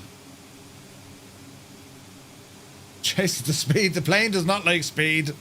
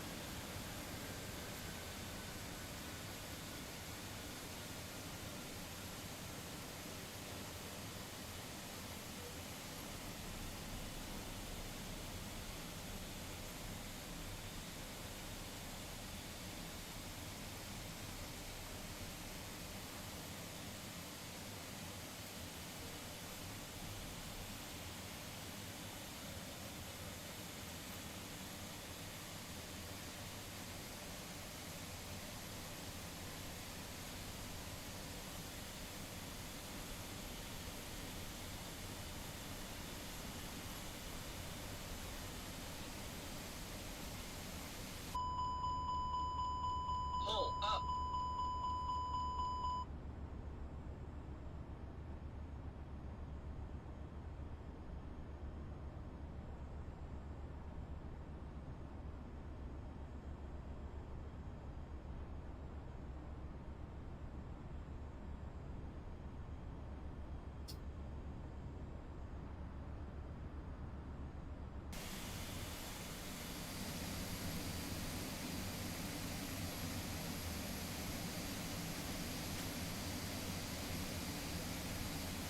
The flight of the Bremen 2025, our 5th anniversary, marking the 97th anniversary of the actual flight. Jesus lads, what a way to go, right? What a way to go.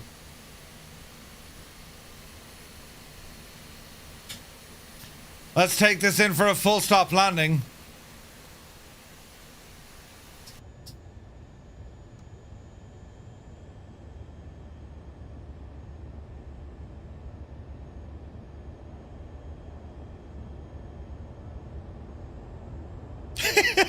You can't see Rowan Atkinson? Brilliant. Absolutely brilliant. Right, in for a full stop landing. Our final stop of the night, lads. 2,491 nautical miles. This has been an epic trip. Absolutely brilliant. Gear is down, flaps coming down. And, well, let's see what we can do here. Easy does it, Jemima. Right, lads. What time of day is it? 3:30 in the morning. Jesus, should be... Oh, balls. Easy. Don't sink. Small bit of power, small bit of power. We're okay, we're still alive. Don't sink. Easy now. Easy. Let's see what we can do here. Watch the speed. Too low. Flaps. Alright. Dreamy, sleepy, nighty, snoozy, snooze. Jesus, filthy. Flaps. Easy now. Is that Colonel Fork ahead of me? It is. Colonel Fork, we're going to have a terribly close landing. Is it now? Too low. Flaps. Alright. Don't stall it, Murph. Don't stall it. Don't stall it. Don't stall it. Hold it, Murph. Hold it, Murph. Don't sink. Easy. Too low. Flaps. Easy. 40. Oh, balls. 20, 10. Oh, Jesus, we felt that in Neutrum. Spoilers. Reversers.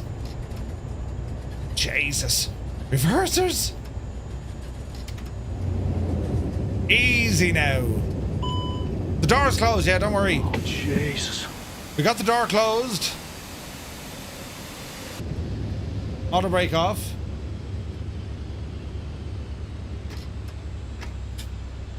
We'll hang a left here. If we can. Easy. She doesn't want to turn, but she will. Yeah, it needs a bit of work, Muse, for sure, man. Needs a bit of work.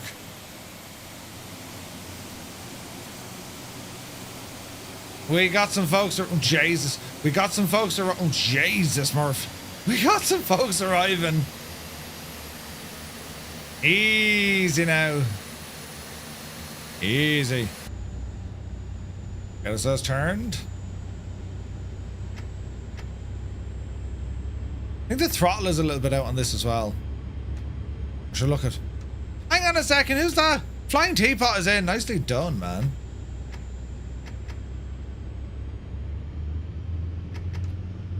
Brakes are indeed hot. Right, that'll do her. Park and brake. Lads, that's a huge achievement for you. For all of us.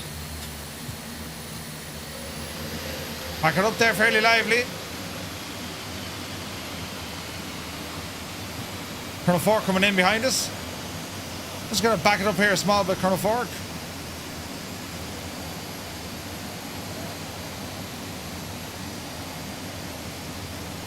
Easy.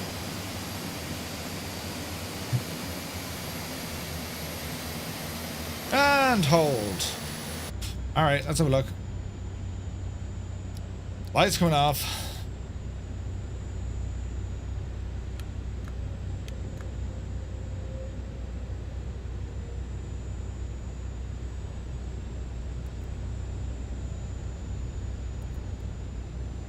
And engines off.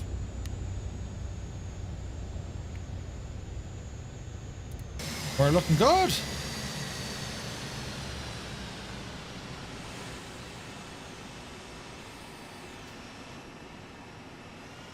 There we go. Now we're talking. What a flight that was, lads. Jesus. What a flight that was. Murph, thanks so much. Had a blast. Even learned a thing or three. Man yourself. Brilliant. Utterly shagged. Fantastic journey. Right, well, before we go, lads, we've still got a couple of giveaways. Let me see. Who won that one? Colin Matter. Congratulations. Colin Matter. Colin Matter. Right, lads, we have two more giveaways to do. These won't take long. One of these. Create. This is our final giveaway for aircraft. This is our last copy of a Cow's aircraft.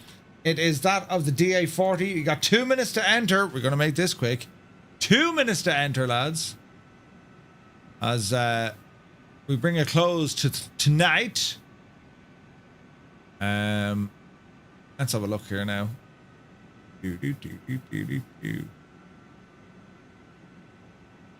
Let's have a look. And then that'll do. A Cow's DA40 XLS is on the way. You got 2 minutes to enter. What an incredible night. We have flown from Ireland, Iceland, Greenland into Canada and all the way over here to the site of the Bremen.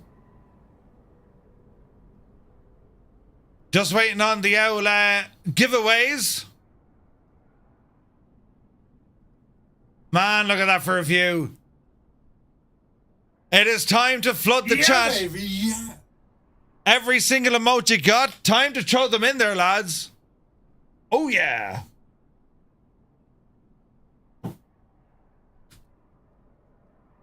You got 52 seconds left. The final giveaway we're starting here in a moment is for a €50 Contrail voucher. Man alive. And the crowd goes wild. Look at that.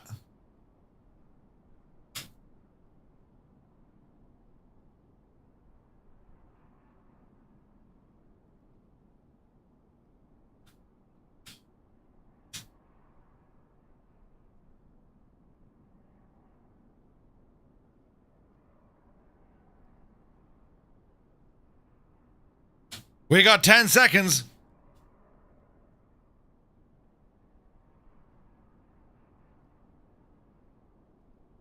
Ladies and gentlemen, Stick Figure wins the Cows DA40. Stick Figure, congratulations. Yeah, absolute ledge. Now, friends, our final giveaway for tonight.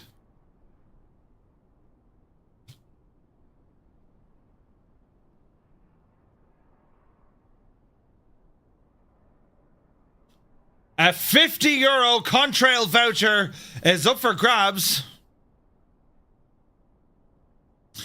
Very best of luck, everybody.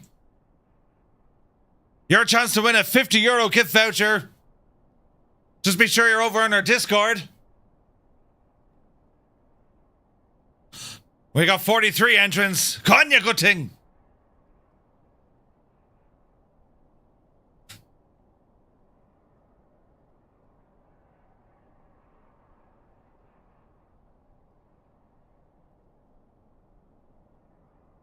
What do you mean you can't DM me?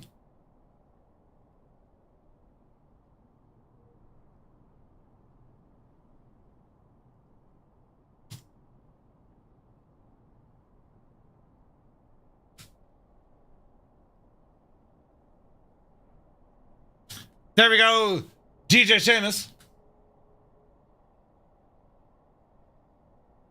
You're sorted now, Meow Flower.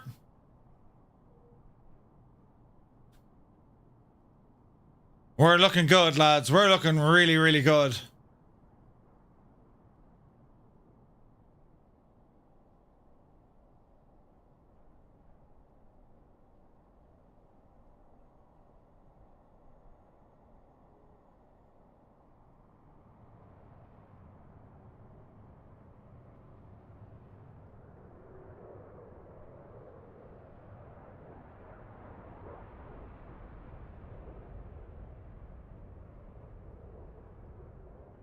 "22 seconds, we announce the final winner of tonight's giveaways. 28 giveaways on this stream tonight. The flight of the Bremen 2025, the 97th anniversary of the flight, our 5th anniversary doing this on Microsoft Flight Sim with our own community, the Fireflies. Lads, it's been absolutely incredible. Heisenberg, you have won a €50 Contrail voucher. Congratulations, my guy. Lads, I want to thank you all so very, very much indeed for taking part in this extravaganza this evening. It's been a night of nights. Batsum Spy, welcome aboard. Thank you for the raid, lads. We're just about to finish up, but don't worry, we'll send the raid on. We've just completed our flight of the Bremen. We've been rocking this for, I don't know how many hours, but for a while. Right? Guys, what an incredible flight. So many people taking part from the very, very beginning. Some people might have done a leg here and there. Others, they're watching along in the chat. This has been an incredible flight. Hopefully you've learned something. Hopefully you enjoyed yourselves. And hopefully you got one of the prizes. We had 28 of them to give away tonight. Massive thanks to all the sponsors that we've had, including Bills, Cows, Flying Fries, Flight Effects, Boris Audio Works, Azure Poly. It's been quite incredible. It really, really has. So, it is off to bed, the land of Nod in which we need to go to, as we bid farewell to Greenland Island.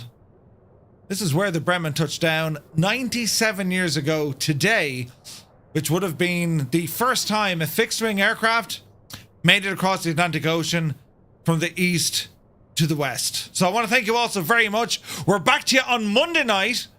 I have loads of work to do tomorrow, but I want to thank you all so very much for keeping me company. The support tonight with all the subs, it's been absolutely incredible. I thank you very, very much indeed. So, from me to you, have a lovely night. Enjoy the rest of your weekend. And we'll see you next time.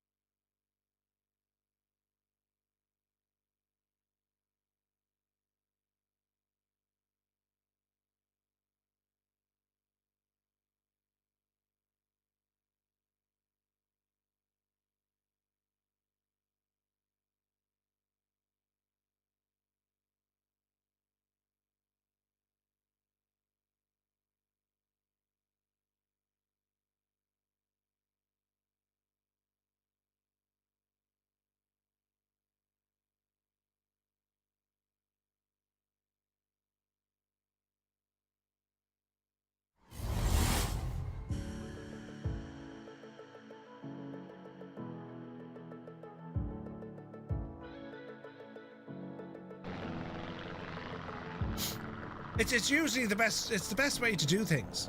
You know what I mean? Usually the best way to do things is no matter what sort of a day you're having, just come in and just have a bit of a slag with me, you know? Oh! Oh, me knee! Oh! Oh!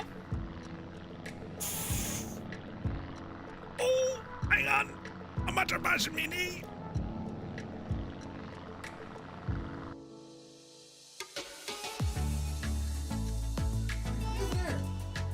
Oh, sweet,